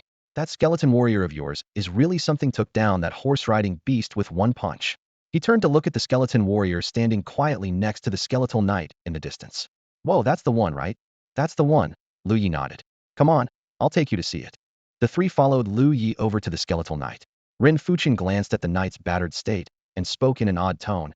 It's still intact. Xianhua wore the same surprised expression. Wasn't it on the brink of death during the live stream? How is it still holding up so well? Lu Ye explained. It's got incredible vitality. Besides, live streams have filters. What you see on the stream and what you see in person can be completely different. Does that make sense? You make it sound like it's hosting a fan meet and greet, Renfuchen said irritably, though he didn't doubt Lu Ye's words. After all, they had witnessed its evolution process firsthand. Although it had been interrupted, it had still managed to evolve halfway, naturally becoming stronger. The skeletal knight lay stiffly on the ground, not even daring to scratch an itch on its head. The three elders in front of it, especially the first two, exuded an overwhelming sense of intimidation. The one currently poking at its thigh bone was particularly terrifying, his gaze like that of someone itching to dissect it. You've really got some skill, Renfuchen remarked with a grin. This is a grade bloodline skeletal knight, and you took it down in one move. Lu Ye shrugged. My skeleton warrior is a grade, and it's already at the 4th tier. Taking it down was a piece of cake. With that, he tossed the bloodline stone back to Renfuchen. Uncle Run, I think there might be something wrong with it.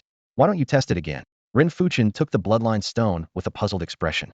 Without much thought, he placed the stone on the skeletal knight's lower torso. Instantly, the stone emitted a faint green glow, which looked particularly odd given its location. Renfuchen furrowed his brow slightly. Its bloodline level dropped by 1.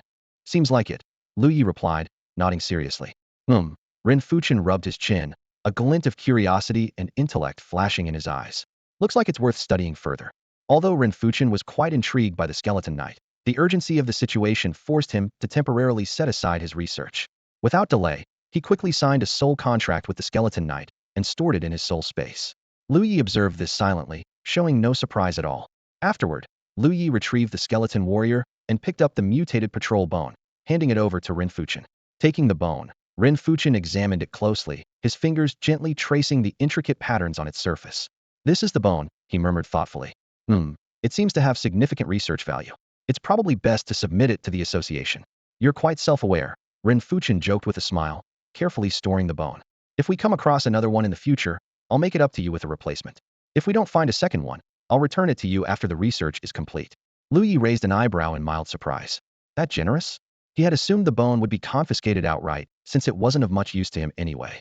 Renfuchen explained, that's how things are done in the Eastern District. It's not the same as other places. The group boarded the back of the light feather moth.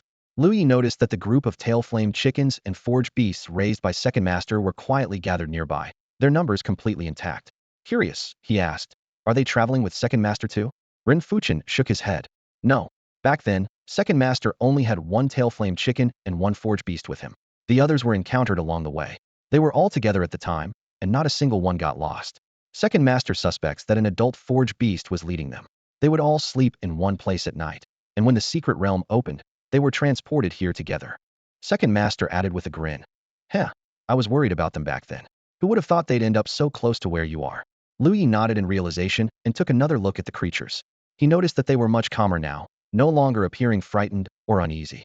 As the light feather moth gradually ascended, Lu Ye steadied himself and turned to Renfuchen.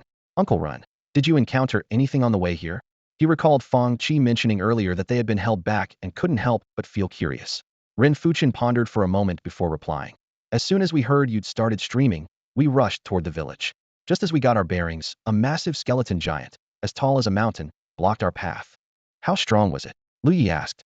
Probably over level 70, but it wasn't very powerful. It didn't last more than half an hour against your Uncle Xian, Renfuchen replied. Lu Ye's heart sank. He realized this must have been one of Fongi's summoned creatures, possibly mimicking the level of the celestial phantom wing.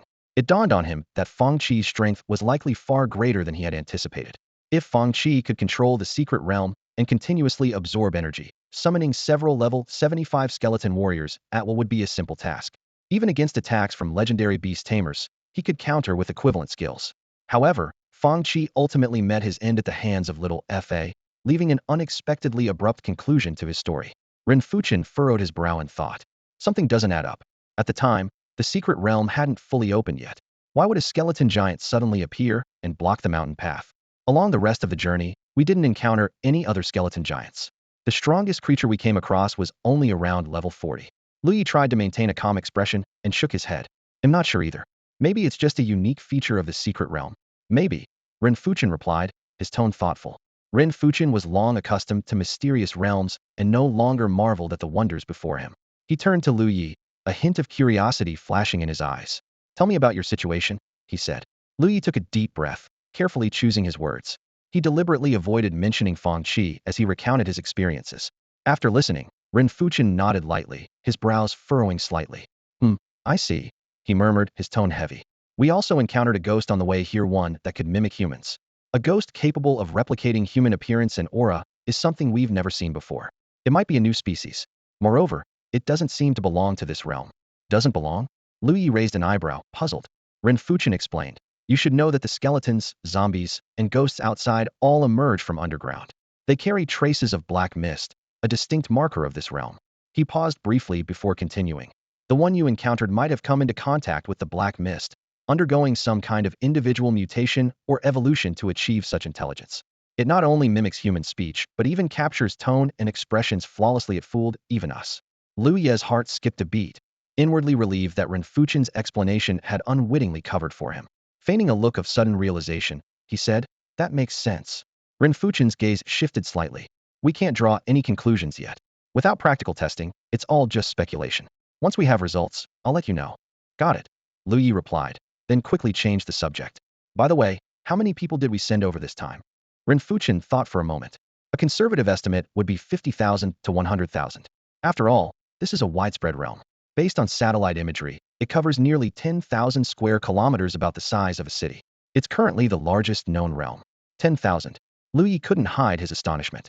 That definitely calls for a lot of manpower. This place is all mountains, with steep terrain and no proper roads. Managing it must be a nightmare. Rinfuchen rubbed his temples, his tone carrying a hint of weariness. This will keep us busy for years. Hearing this, Xianhua also frowned. And to think we're supposed to retire in a few years. Retirement doesn't seem to apply to us, Rinfuchen retorted with a roll of his eyes before shifting his tone. But it's not all bad. At least it's far from residential areas, so it won't disrupt daily life. And if I recall, the Chernobyl 11 realm is only a little over 1,000 square kilometers. Ours is 10 times larger. A trace of pride crept onto his face as he spoke. Lu Ye gave him a strange look, prompting Rinfuchen to quickly suppress his smile and clear his throat. Ahem. What I mean is, this realm will ensure that the undead pet market in the Eastern District won't have to rely on others anymore. You're right, Uncle Run, Lu Ye agreed. Although the Federation had been established for over 3 decades and global order had stabilized, competition of varying degrees still existed among the major regions, as long as it didn't hinder human progress. This was especially true for the various beast taming associations, which often clashed over resource allocation during annual meetings.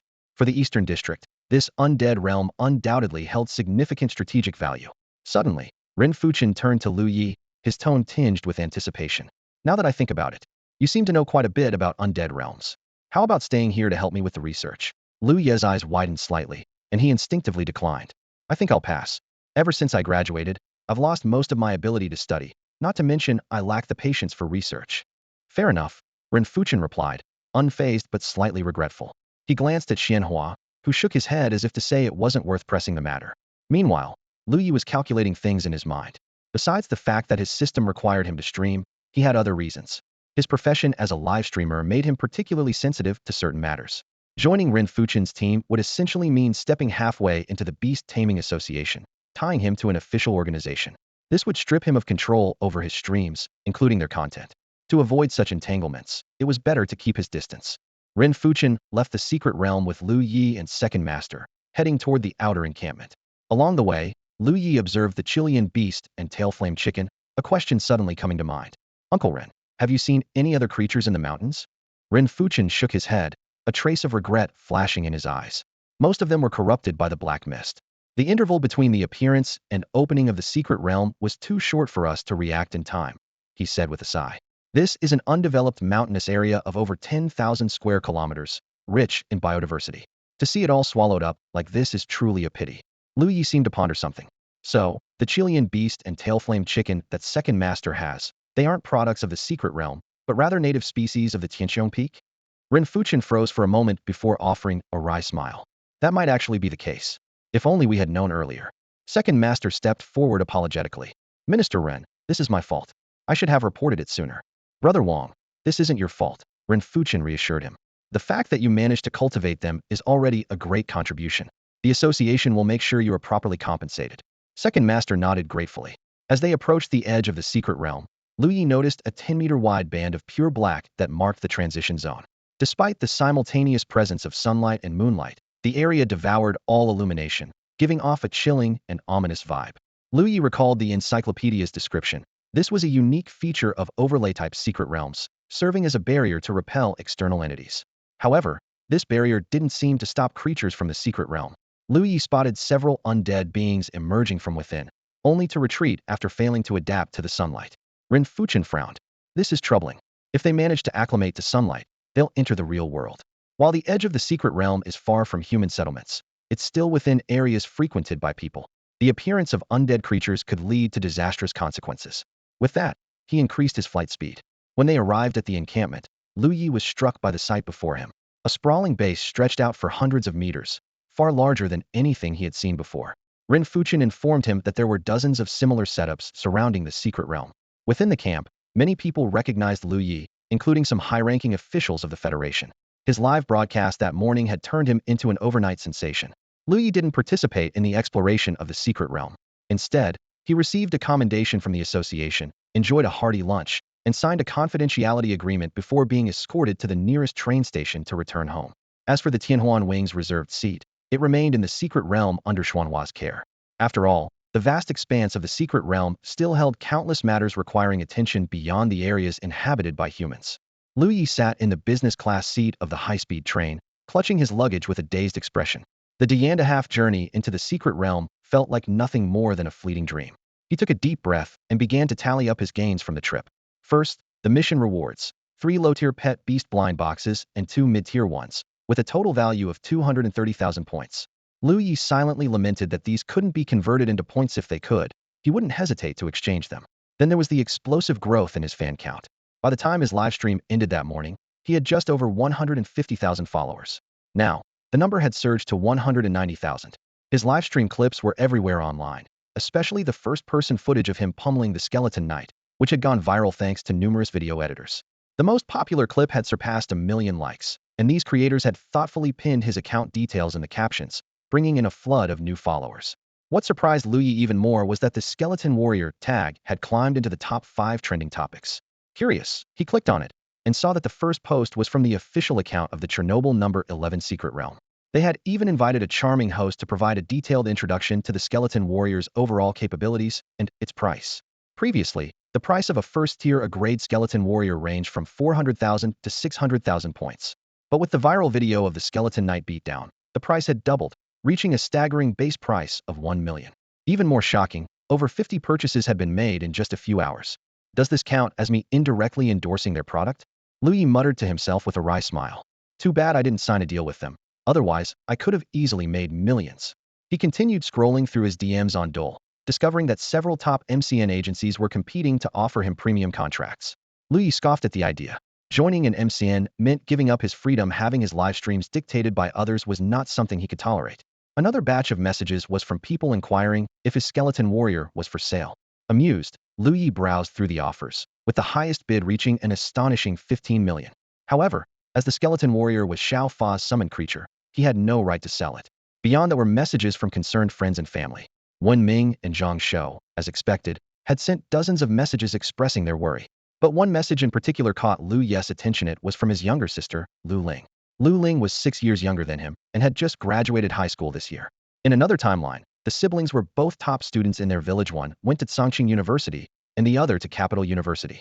Back then, Lu Ye's live streaming career was thriving, and after graduating, Lu Ling had helped him with his streams, even picking up some treasure appraisal skills along the way. However, the timeline had shifted.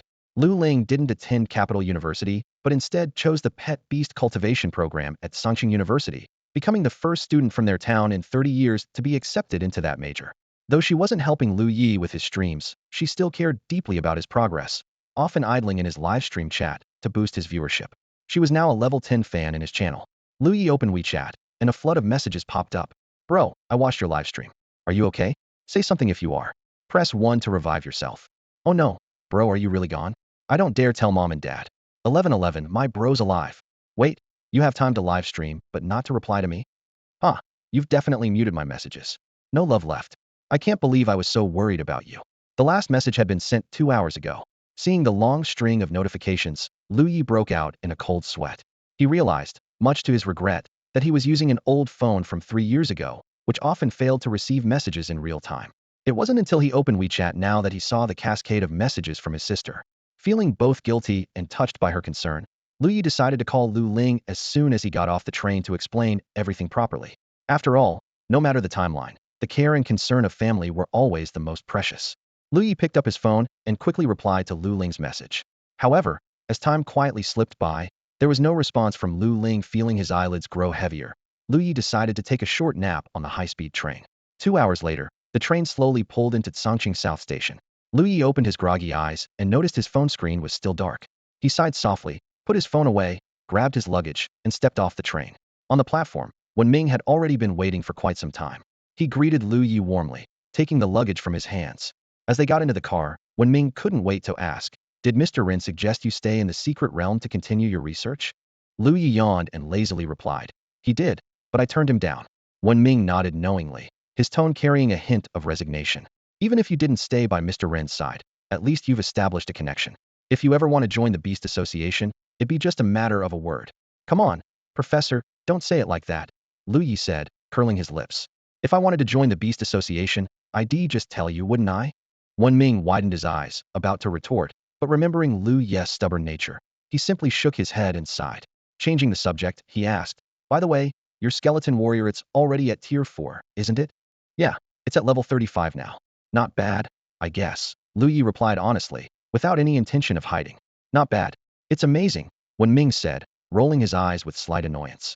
"That Wen Yao, after watching your video, she's been pestering me non-stop about wanting a skeleton warrior. It's driving me crazy." Lu Ye felt a bit awkward. It seemed Wen Ming was so fed up that he didn't even call her his daughter, addressing her by her full name instead. Clearly, he was truly exasperated. Lu Ye recalled how Wen Yao had been enamored with skeleton warriors some time ago. After watching the live stream from the secret realm, she must have decided that a skeleton warrior was the perfect pet beast and wouldn't settle for anything else. "I've noticed the price of skeleton warriors has skyrocketed. Buying one now is totally not worth it," Wen Ming sighed. "Only those fools are buying them. Do they think being a professor means I have endless money?" Lu Ye silently thought to himself, "Why don't you mention being a vice president at times like this?" But he agreed with Wen Ming. Buying a skeleton warrior now was indeed a foolish move. "They'll try to talk some sense into Yao later," Lu Ye suggested. "It's not worth spending so much on one now. Once the secret realm at Tianxiong Peak opens, skeleton warriors won't be rare anymore." Wen Ming nodded in relief. "I'll hold you to that. That girl is getting harder and harder to manage as she grows up." Before long, the car pulled up in front of Lu Ye's house. Zhang Shou was already waiting, a kind smile on his face. "Lu, you're back." As Lu Ye got out of the car, he noticed Wen Ming suddenly pulling out 2 boxes of fruit from Waknoshire. With a warm smile, Wen Ming handed them to Zhang Shou. "Mr. Zhang, I'm Lu Ye's teacher. These are 2 boxes of fruit from the Quantian orchard. Just a little token of appreciation for taking care of him." Lu Ye gave Wen Ming a surprised glance. He understood this was a gesture from Wen Ming to build a good relationship with Zhang Shou, but he didn't comment. After all, Quantian Orchard was known for its top-tier produce, cultivated by elite planting-type pet beasts. While these creatures lacked combat ability, their fruits and vegetables dominated the high-end market. It was clear Wen Ming was genuinely invested in fostering goodwill with Zhang Shou. As a member of the idol faction in Chongqing, Zhang Shou had long heard of President Wen's reputation. Accepting the fruit, his face lit up with a wide smile. "Teacher Wen, you're too kind. Lu Ye has helped me a lot in the past, so this is the least I could do. If it weren't for Wang Kai's intervention last time, he might still be in the hospital, fighting for his life." The 2 elders exchanged pleasantries at the door for a moment before Wen Ming drove away. Lu Ye and Zhang Shou stepped into the courtyard, where Zhang excitedly pulled out his phone and enthusiastically praised Lu Ye's skeletal warrior. His eyes sparkled with longing, as if he couldn't wait to own one himself. Lu Ye quickly interrupted his musings. "Uncle Zhang, I understand how you feel, but you have to promise me one thing." "What is it?" Zhang Shou asked curiously. "Don't buy a skeletal warrior right now. The markup is outrageous," Lu Ye advised earnestly. "If you really want one, wait a while and let Uncle Rin help you get it." Hearing this, Zhang Shou paused mid-step, an awkward expression crossing his face. "Well, Lu Ye immediately sensed something amiss and asked incredulously. "Uncle Zhang, don't tell me you already bought one?" Yeah," Zhang Shou admitted sheepishly. "It just arrived at my house half an hour ago." At that moment, they arrived at Zhang Shou's home. Zhang opened the door and pointed to a small skeleton standing motionless by the entrance. "Look, just got it."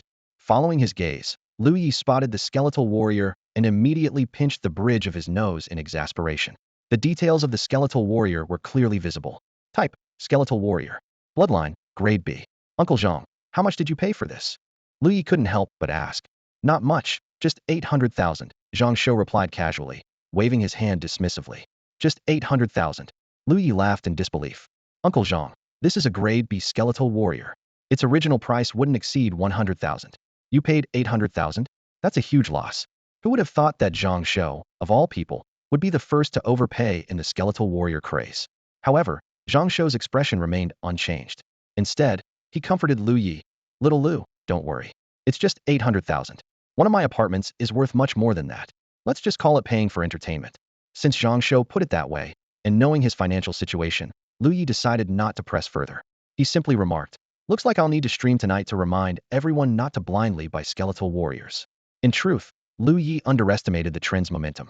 The skeletal warrior remained at the top of trending topics, showing no signs of slowing down even as the evening approached. When Lu Ye returned home, he was immediately enveloped by a sense of familiarity. Suddenly, a large orange figure darted out of the bedroom like an unstoppable truck. It was none other than Wang Kai. Wang Kai quickly reached Lu Ye's side, affectionately rubbing against his pant leg. Its tail stood upright, the tip swaying gently, clearly expressing its joy. Meow, meow, meow. Wang Kai mewed urgently. Where did you all go? You just disappeared out of nowhere.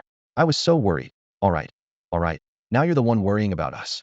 Lu Ye chuckled, squatting down to scoop Wang Kai into his arms, giving its little head a good rub. Don't worry, we're all fine. With that, he released Xiao Fa. Wang Kai curiously inspected Xiao Fa, its expression growing serious. It's gotten much stronger. Meow. Can the skeletal warrior come out? Xiao Fa glanced at Wang Kai and waved a hand. Instantly, the towering skeletal warrior appeared in front of Lu Ye, extending its hand toward him. Lu Ye gave it a complicated look before handing Wang Kai over. Wang Kai contentedly nestled into the skeletal warrior's icy embrace. Seriously? Am I not as comfortable as it is? Lu Ye complained, feeling a bit indignant. Wang Kai's message was simple. With no air conditioning at home, it was sweltering. The skeletal warrior's cool embrace was much more appealing. Rolling his eyes, Lu Ye let the matter drop. He then began tidying up the house, thinking to himself, a single day away, and the place is already a mess. After tidying up the house, Xiao Fa sat on the sofa to continue studying, while Lu Ye opened his suitcase and began organizing his belongings.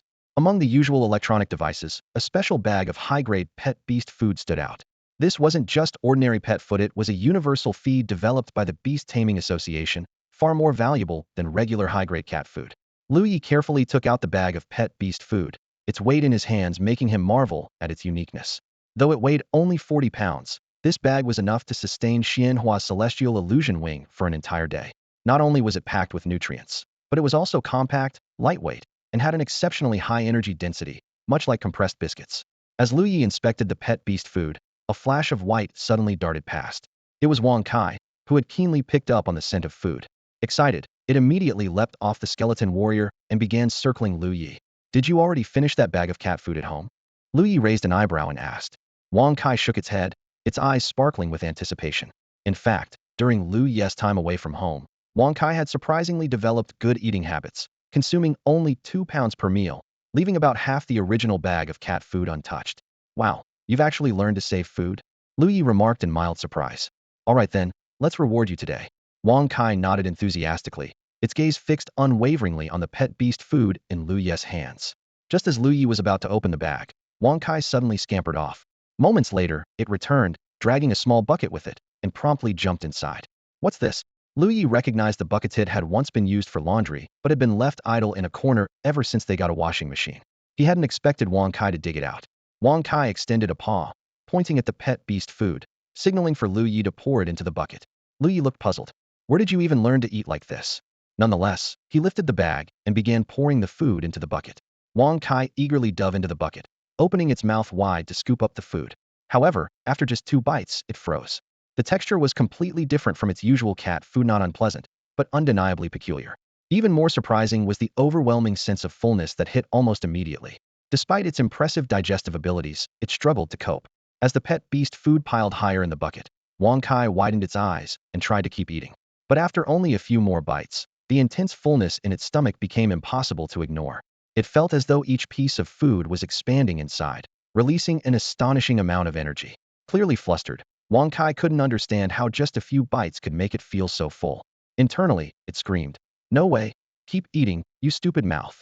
Forcing itself to take a couple more bites, Wang Kai finally raised its little white paw in surrender, as if pleading with Lu Ye to stop pouring. How is it? Tastes pretty good, doesn't it? Lu Ye asked with a grin. Wang Kai leapt out of the bucket, casting a resentful look at Lu Ye. This kind of instant fullness was entirely at odds with its usual eating style. What it truly enjoyed was the satisfaction of feasting heartily, not this abrupt sense of being stuffed. Ugh, this is awful, Wang Kai lamented internally. All right then, this will be your food for now. I've already ordered some cat food and snacks online, Lu Ye said as he poured the remaining pet beast food into the bucket, filling it to the brim. He then placed the bucket in a corner of the living room. When you're hungry, just eat this to tide yourself over.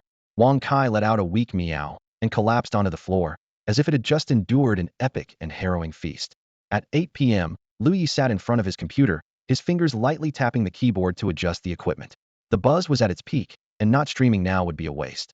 He called out to Xiao Fa in the living room to get ready, then clicked the Start Streaming button. The number of viewers in the live stream skyrocketed, surpassing 1,000 in just seconds. Lu Ye was about to speak when the chat exploded. Why is Master Yi in his room? Wasn't this supposed to be a Secret Realm special? I thought it was all Secret Realm streams from now on. Lame, I'm unfollowing. Seeing the flood of disappointed messages, Lu Ye realized that many fans had tuned in specifically for the Secret Realm content. While some left the stream, it was only a small portion, and his overall follower count remained largely unaffected. Dear viewers, Lu Ye said seriously, the streamer has returned from the Secret Realm. Identifying beasts is my main profession, so I must apologize to those expecting Secret Realm content. Before he could finish, the official account of the Eastern Region Beast Tamer Association sent a virtual carnival gift, causing the chat to erupt again. When is the association streaming? They're sending gifts, spill the details already. The Eastern Region Beast Tamer Association quickly replied. In about a week, once the Sky Peak #1 Secret Realm is reorganized, we will arrange for live drone coverage. Lu Ye clasped his hands toward the camera in gratitude. Then his expression turned serious. This is a good opportunity to remind everyone of something important. Sitting up straighter, he continued. With the development of the Sky Peak #1 Secret Realm, the number of undead-type pet beasts will increase significantly. As a result, prices will no longer be dictated by the Chernobyl #11 Secret Realm and will likely drop drastically. The chat scrolled rapidly. I heard the Sky Peak Secret Realm is over 10,000 square kilometers. B and a grade pet beasts will still be unaffordable. Such a huge area it'll take decades to develop, right? Lu Ye chuckled and explained, a coverage-type secret realm is different from a regular one. Modern electronic devices can be used here, making data transmission much easier and reducing development time. The reason Chernobyl took 6 or 7 years to develop is because it had no signal at all, and exploration relied entirely on manpower. But Sky Peak is covered by satellites, fully equipped, and with the Eastern region's reputation as infrastructure maniacs, I estimate it will be open to the public in less than a year. Will we be able to visit it in the future? I want to open an undead pet beast zoo. Everyone, hold on, Lu Ye said, waving his hand. I'm not an insider, so it's better to follow the official association for answers to those questions. What I really want to say is this. Do not impulsively buy skeleton warriors. There will be a large number of them in the secret realm, and once it opens, their price could drop to 200,000 or 300,000, rather than the hundreds of thousands they cost now. Please stay rational and don't waste your money. Sounds like Chernobyl didn't pay for sponsorship. We trust Master Ye's integrity. So, are we identifying beasts tonight or not? Lu Ye took a deep breath, his gaze sweeping over the audience already gathered in the live stream. All right, everyone, enough chit-chat. Looks like most people are here, so let's get started with the beast appraisal. There was a hint of anticipation in his voice. Let's welcome our first beast owner. The right side of the screen suddenly went black, then gradually lit up, though the image remained dim and unclear. A viewer named Zombie Keeper double-tapped the screen, flipping the camera to reveal a blurry male face. Lu Ye narrowed his eyes slightly, his brows furrowing unconsciously. A chilling roar suddenly echoed through the live stream, sending a shiver down the spine of everyone watching. The comments section instantly exploded. Is it just me, or did my headphones just pick up some weird sounds? Whoever said that, you must be starving, those aren't gasps. It's probably the pet beast roaring. Could it be a zombie? Finally, the zombie keeper spoke, his voice tinged with nervousness. Master Yi, I was hoping you could take a look at my zombie.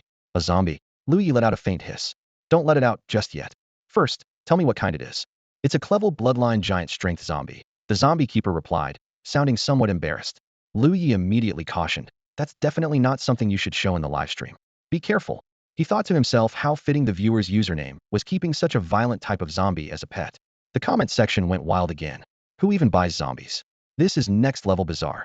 I think zombies are the cheapest among undead pets, right? The zombie keeper scratched his nose awkwardly. Yeah, no way I'd dare let it out. Not in a million years. The way it looks right now, it's kind of terrifying. Terrifying? Lu Ye's interest was piqued. What do you mean? The zombie keeper hesitated for a moment. Well, my zombie, It attempted to evolve from Tier 3 to Tier 4 yesterday. When it started, it was glowing green, so I thought it was evolving, but it ended up failing. The comments section erupted again. Wait, was it interrupted by a skeleton warrior or something? Don't even joke about it, there's actually a chance it was a skeleton warrior messing things up. Lu Ye murmured thoughtfully. Failed. Did the green light disappear all at once? Or did it fade gradually? He explained further. Evolution failures aren't as rare as people think. In fact, they're pretty common. Even pets with a level bloodlines can fail to evolve. For zombie-type pets, the light during evolution is typically green or yellow, and for higher level ones, it's white. So, it's safe to say it was indeed trying to evolve. Lu Ye added. Based on most experiences, sudden disappearance is usually caused by external interference. If it fades away slowly, it might not be a case of failed evolution. The zombie keeper thought for a moment, his tone slightly excited. It did disappear slowly. I even recorded the entire evolution process and uploaded it to Dole for documentation. You uploaded a video? Lu Ye asked in surprise. You didn't cut out the second half, did you? I did edit it, but I added a heavy content warning, the keeper explained. If you skip to 7.5 minutes, there's a surprise. Lu Ye recalled. I've seen that video. It's indeed intense. Those with a weak stomach should avoid watching it. Out of curiosity, Lu Ye sent a message to Xiao Fa, asking it to check the video. Xiao Fa quickly replied. Based on the comment section, most viewers found it hard to stomach. After the green glow faded, the zombie's head looked as though it had been doused in acid. The scene was quite horrifying. Realizing something, Lu Ye turned to the keeper and asked, Brother, how much flesh does your zombie have left now? The keeper glanced up at the creature, his expression complicated. The skin on its upper body is completely gone, leaving just the skeleton. But the lower body is intact. Surviving this is nothing short of a miracle, Lu Ye remarked, intrigued. Now I'm really curious to see what it looks like. Go ahead, carefully show its lower body, even just the legs will do. Although puzzled, the keeper adjusted the camera cautiously. The screen first revealed several thick iron bars arranged neatly, forming a sturdy cage. I was worried it might go berserk after a failed evolution, so I locked it in the basement with reinforced metal, the keeper explained. Next, the zombie's abnormally thick, swollen legs came into view, covered in a layer of grayish, dried skin. All right, that's enough, Lu Ye said, observing closely as the creature's status panel appeared in his mind. Type, Mighty Zombie Skeleton Knight. Level, 30.5. Bloodline, Grade C. Attribute, Undead. Mental state, Pain, Hunger. Physical state, on the verge of evolution. Talent, none. Skills, none. Raising an eyebrow, Lu Ye commented. This panel is interesting. The type includes Skeleton Knight, and judging by its physical state, it seems the mighty zombie is evolving into a skeleton knight. Since it's turning into a skeleton, shedding all its flesh makes sense. Suddenly, a painful whimper came from above the camera, and the zombie's legs shifted slightly. Master Yi, do you see anything unusual? The keeper asked anxiously. I can tell it's in a lot of pain. Stay calm, Lu Ye reassured him. It's not in danger. It just needs a lot of energy to evolve. Go get it something to eat, preferably something nutritious. Something to eat. The keeper froze. But its upper bodice digestive organs are gone. Can it even eat? How else are you going to replenish its energy? Trust me, go now, Lu Ye urged. If you delay any longer, your zombie really won't make it. Not daring to waste time, the keeper put down his phone and rushed off. Meanwhile, the livestream audience erupted with chatter. What's it evolving into? I thought mighty zombies were supposed to evolve into zombie giants. Yeah, this doesn't seem like the usual evolution process. Lu Ye took a sip of water and calmly replied. Its evolution path is indeed supposed to lead to a zombie giant. But aren't you forgetting about mutation evolution? Mutation and evolution? Lu Ye chuckled softly, a hint of excitement flashing in his eyes. You guessed it right. This corpse monster is very likely evolving into a skeletal-type pet beast. Such a scene is truly rare. Feigning regret, he shook his head. Unfortunately, the current state of the corpse monster is far too gory for us to watch. Then, rubbing his chin with a thoughtful expression, he added, So, I'm wondering if I should just end the stream and secretly watch it on video by myself. The chat exploded instantly. Wow, you're planning to hog this for yourself? That's so unfair. I'm unfollowing. I suggest we have the zombie caretaker host a super big meeting, and we sneak in to watch. 1. After chatting with the viewers for about 2 minutes, the zombie caretaker hurried back, carrying a large basin filled with fresh meat. Master Yi, I just brought this climbing pig meat. Is it enough? Lu Ye nodded. Climbing pig meat works. I'm not exactly sure how much ITLL need. Let's see if this amount will do. The chat went wild again. Whoa, all of that is climbing pig meat. Damn, why not just feed it to me instead? That's got to be at least 10 pounds worth thousands. That pet beast eats better than I do. I'm jealous. Climbing pigs are a type of edible pet beast, classified as grade or a grade in terms of bloodline.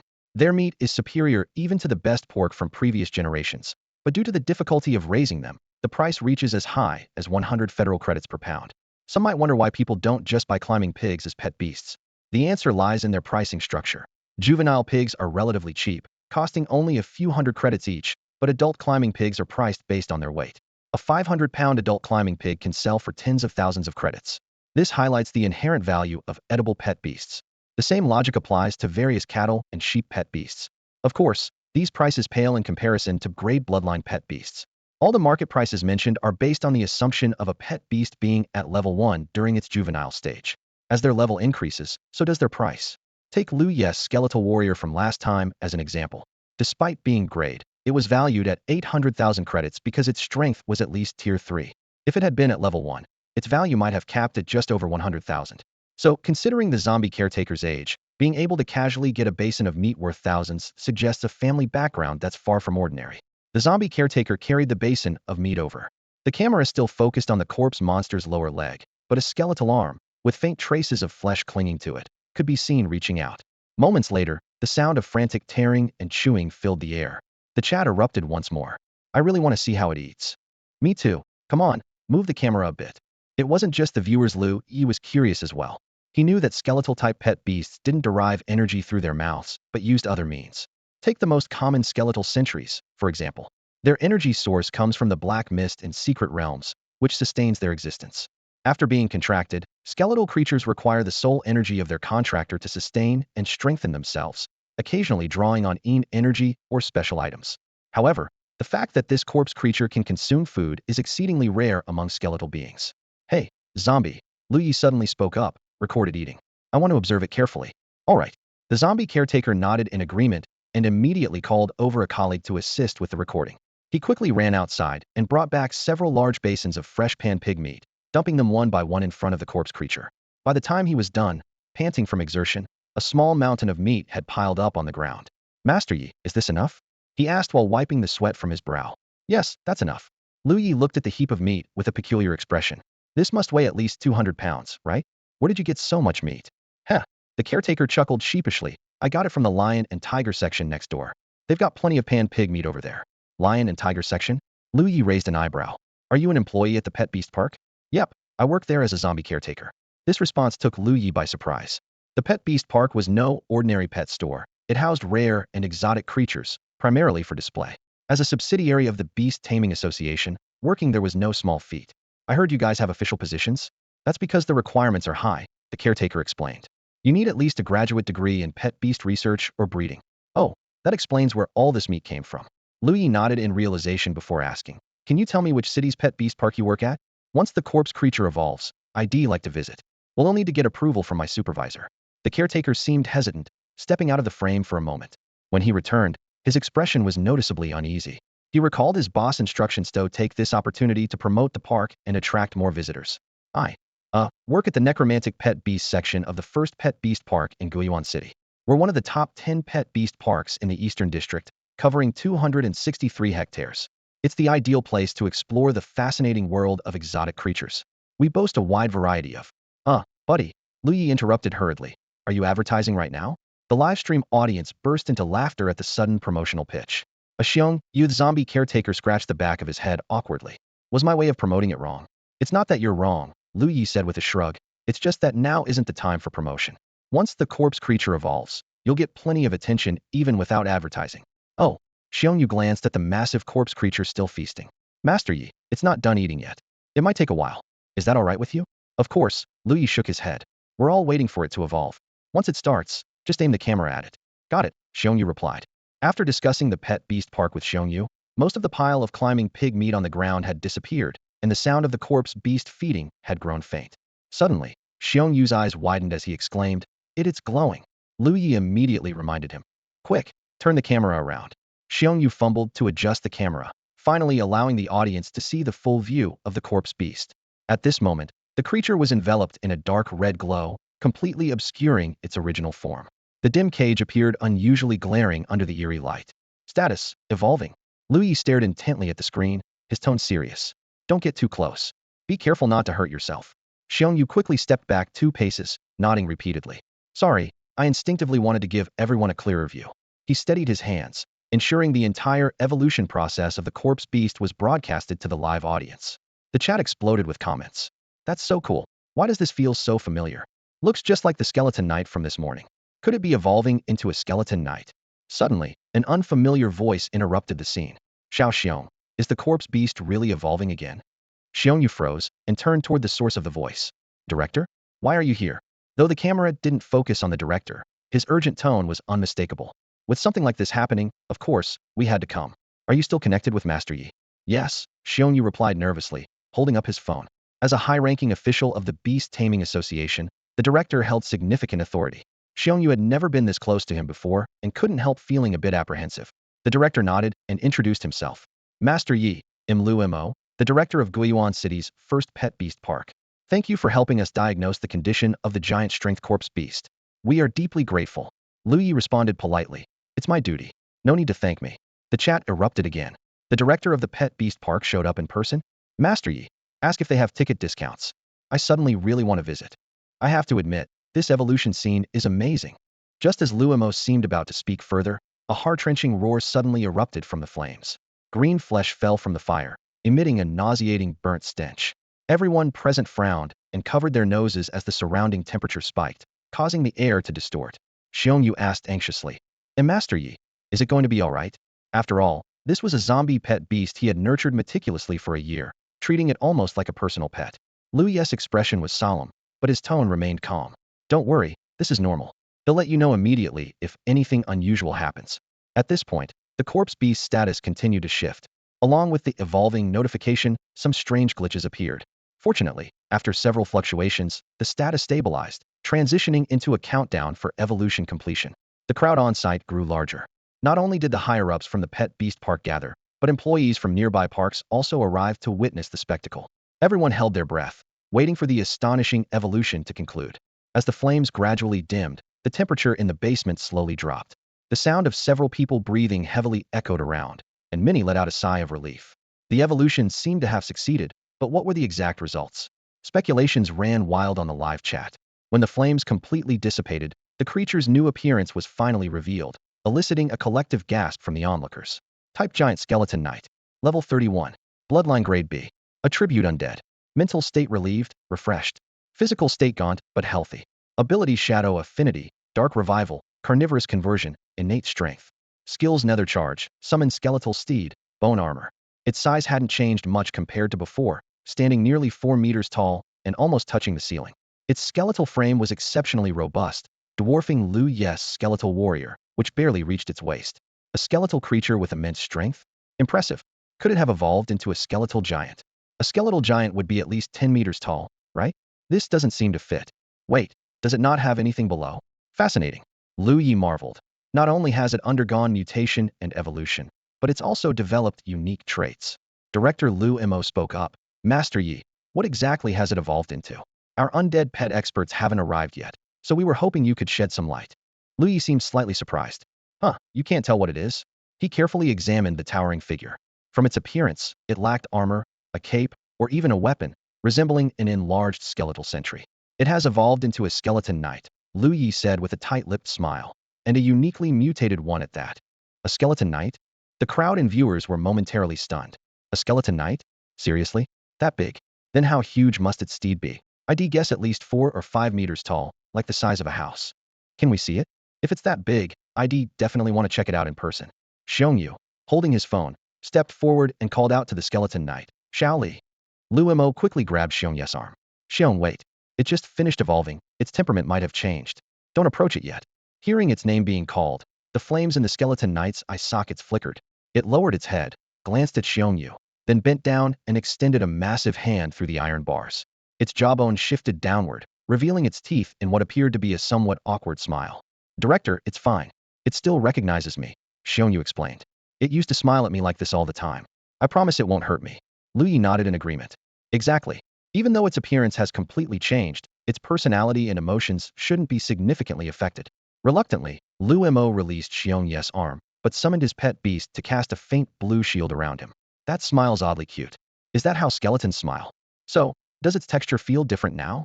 Xiongyu cautiously approached, extending his hand through the bars to touch the skeleton knight's finger.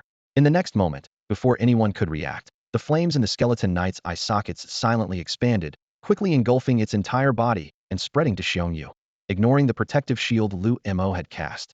Just as Lu Mo was about to intervene, the skeleton knight's body began to shrink.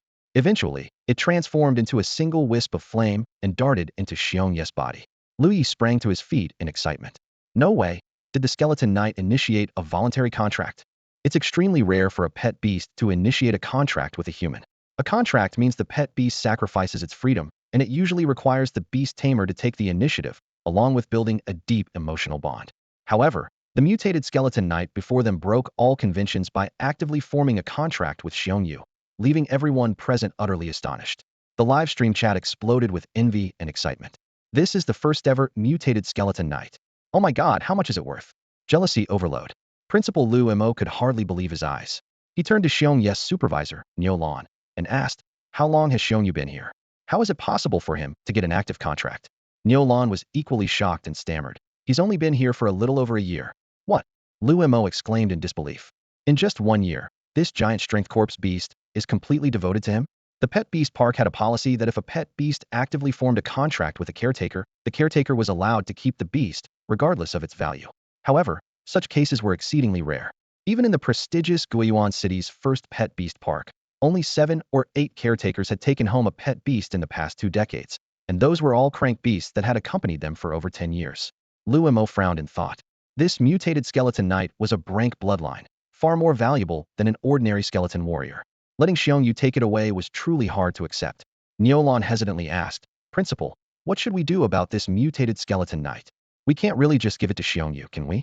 Lu Mo's expression shifted unpredictably before he finally sighed. What else can we do? It's the regulations set by the Beast Tamer Association, and we're live streaming right now.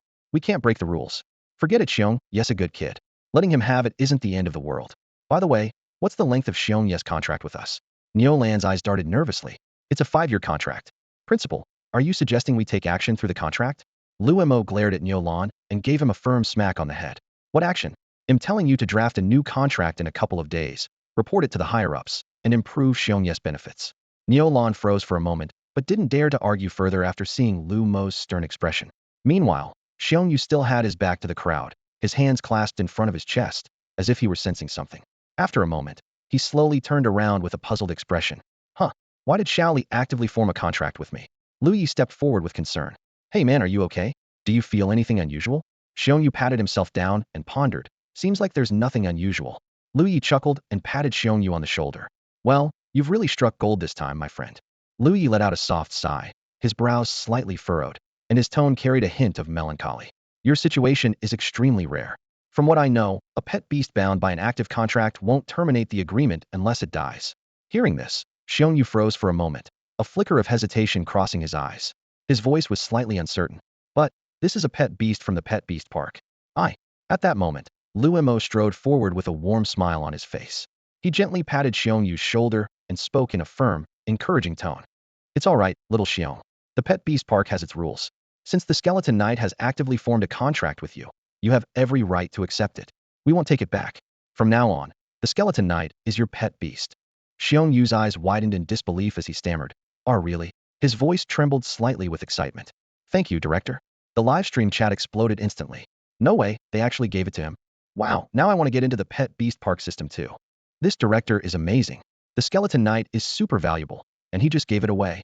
Standing behind Xiongyu, Lu Mo caught sight of these comments with ease, the corners of his mouth lifting a bit more.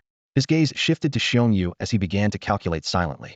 In recent years, pet beast shops had sprung up like mushrooms after the rain, leaving the Pet Beast Park status greatly diminished. Visitor numbers dwindled by the day, and revenue struggled to cover basic expenses.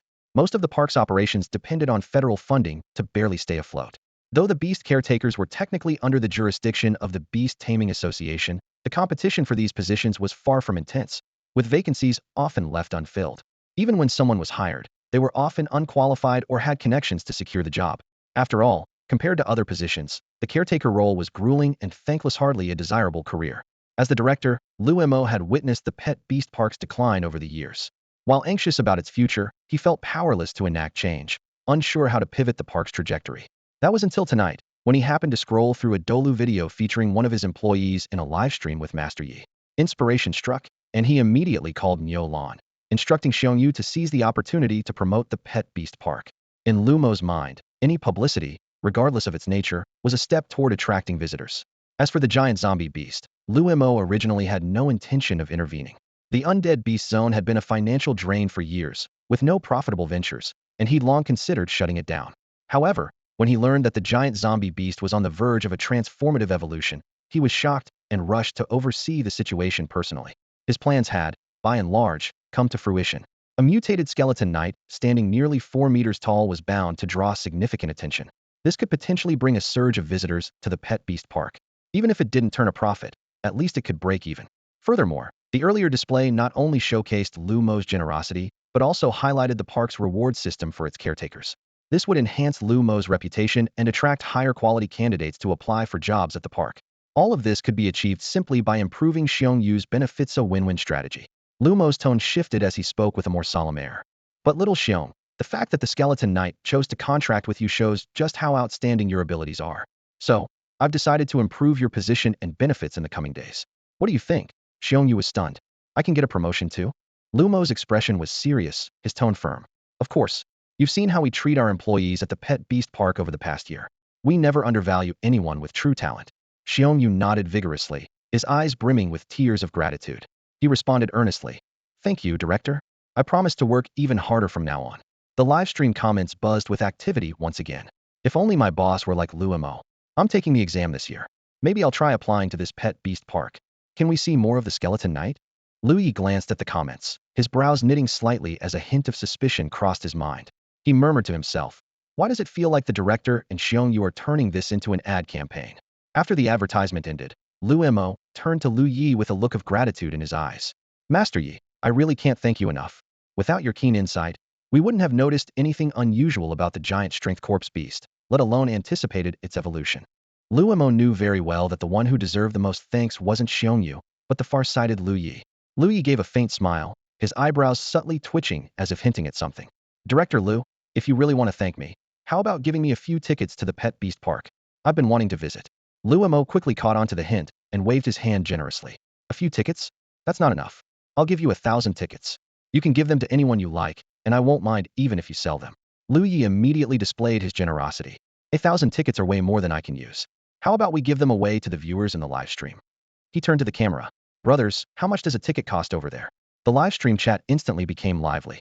I've been there. It's just 29 per person, excluding other expenses. Not expensive at all, and the pet beasts inside are really fun. With over 10,000 people and only 1,000 tickets, there's no chance I'll get one.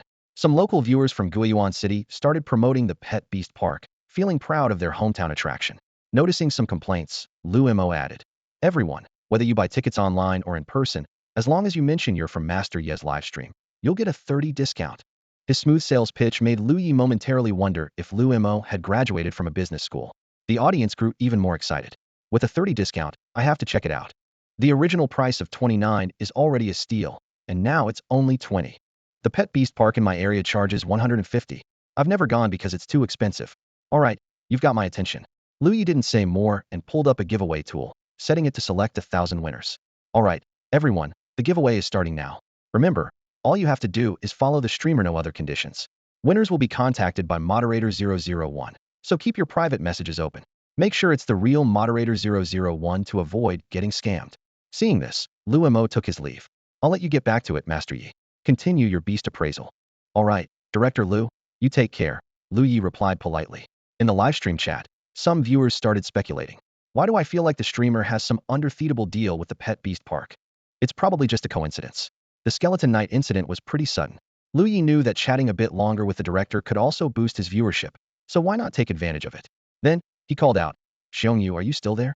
Xiongyu seemed to snap out of his thoughts and responded quickly. I'm here, Master Yi. Sorry, I was just talking with Xiao Li and didn't notice you calling me. Talking already? What were you chatting about? Lu Ye asked curiously. Xiongyu scratched the back of his head, looking a bit embarrassed. Nothing much, really. It said it's feeling a bit hungry again and wants to come out for a midnight snack. I was just about to grab some more meat for it. Lu Ye was slightly surprised. Meat? It can still eat more meat. Yes, it can, Xiongyu confirmed confidently. Xiongyu nodded in confirmation as the skeletal knight, after its evolution, gained a new talent replenishing energy by absorbing the essence of flesh. Lu Ye carefully examined the mutated skeletal knight's status panel and discovered this new ability called carnivorous conversion. This talent allowed skeletal beasts to uniquely extract essence from fresh or decayed meat to restore their energy. However, skeletal beasts with this talent could only sustain themselves by consuming meat. Finding it hard to imagine the sight of a skeleton eating meat, Lu Ye suggested, "Why not show it to the live stream audience?" "Sure thing," Xiongyu agreed immediately. "Let's head outside. Shaoli might feel uncomfortable in the basement." The scene shifted as the group arrived at the activity area for the giant corpse beast. This was not an open-air space. A massive dome above shielded it from sunlight. Under a bright spotlight, Xiongyu handed the phone to others for streaming while he summoned the towering skeletal knight. Since forming the contract, the skeletal knight's demeanor had noticeably stabilized. Surrounded by a crowd of onlookers, it remained remarkably calm, a stark contrast to the previously irritable giant corpse beast, which no one dared approach except for its designated caretaker. Xiongyu brought over a basin of pangzhu meat, even heavier than the last time, and placed it in front of the skeletal knight. His face flushed slightly from carrying the heavy load. The skeletal knight wasted no time, immediately picking up the iron basin and burying its head inside as the aroma reached it. Surprisingly, there were no chewing sounds or any other noise this time. Due to the skeletal knight's towering figure, the audience could only see it holding the basin motionlessly, with no clear view of what was happening above. The livestream chat buzzed with speculation. "Is it eating? Doesn't look like it. I remember the sound was super loud earlier. Yeah, it sounded so appetizing before. Now it's kind of odd. How does a skeleton even digest food?" Even Lu Ye couldn't hide his curiosity. After about 2 minutes, the skeletal knight finally moved, slowly lowering the iron basin. It shifted its jawbone slightly, seemingly satisfied. The person holding the phone walked over to the basin, showing the scene to the audience. The once fresh pangzhu meat had transformed into a pile of shriveled, decayed flesh. Its vibrant red color had turned into a dull, grayish-brown, with a thin layer of mold on the surface, as fragile as withered leaves. "Ugh," the phone holder gagged. "This smells awful." Lu Ye looked surprised. "Huh? So that's how the talent works? It literally absorbs the essence from the meat." The chat exploded again. "Whoa, so it can absorb fat too. I kind of want it to absorb some of mine." "Are you kidding? It's not just fat. You'd end up like that pile of rotting meat." Watching the scene, Xiongyu seemed uneasy and asked, "Master Yi, I thought most skeletons absorbed energy or used special materials to replenish themselves. Why is Shaoli eating meat instead?" Lu Ye shrugged with a wry smile. "It's because of its talent. If I'm not mistaken, this will be its only way to restore energy from now on." Xiongye's expression grew complicated. Lu Ye sighed helplessly and tried to comfort him.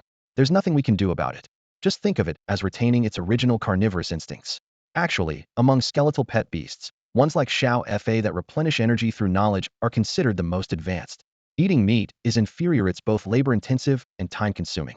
Xiongyu frowned deeply, clearly worried. "It's not that I can't accept it, but it says it needs at least 5 bowls of climbing pig meat a day now, compared to just 2 before. And back then, it would eat everything clean. Now it leaves behind useless rotting meat, so bad that even the vultures in the flying beast park won't touch it." Lu Ye thought to himself, isn't this just from overeating? He couldn't help but think of his fat cat at home. Doing the math, 3 bowls of climbing pig meat must cost tens of thousands, utterly ridiculous. Still, he forced a smile and continued to reassure him. "It's no big deal, the park's covering the cost anyway. Don't stress too much, try to stay optimistic. After all, it's the only mutated skeleton knight around.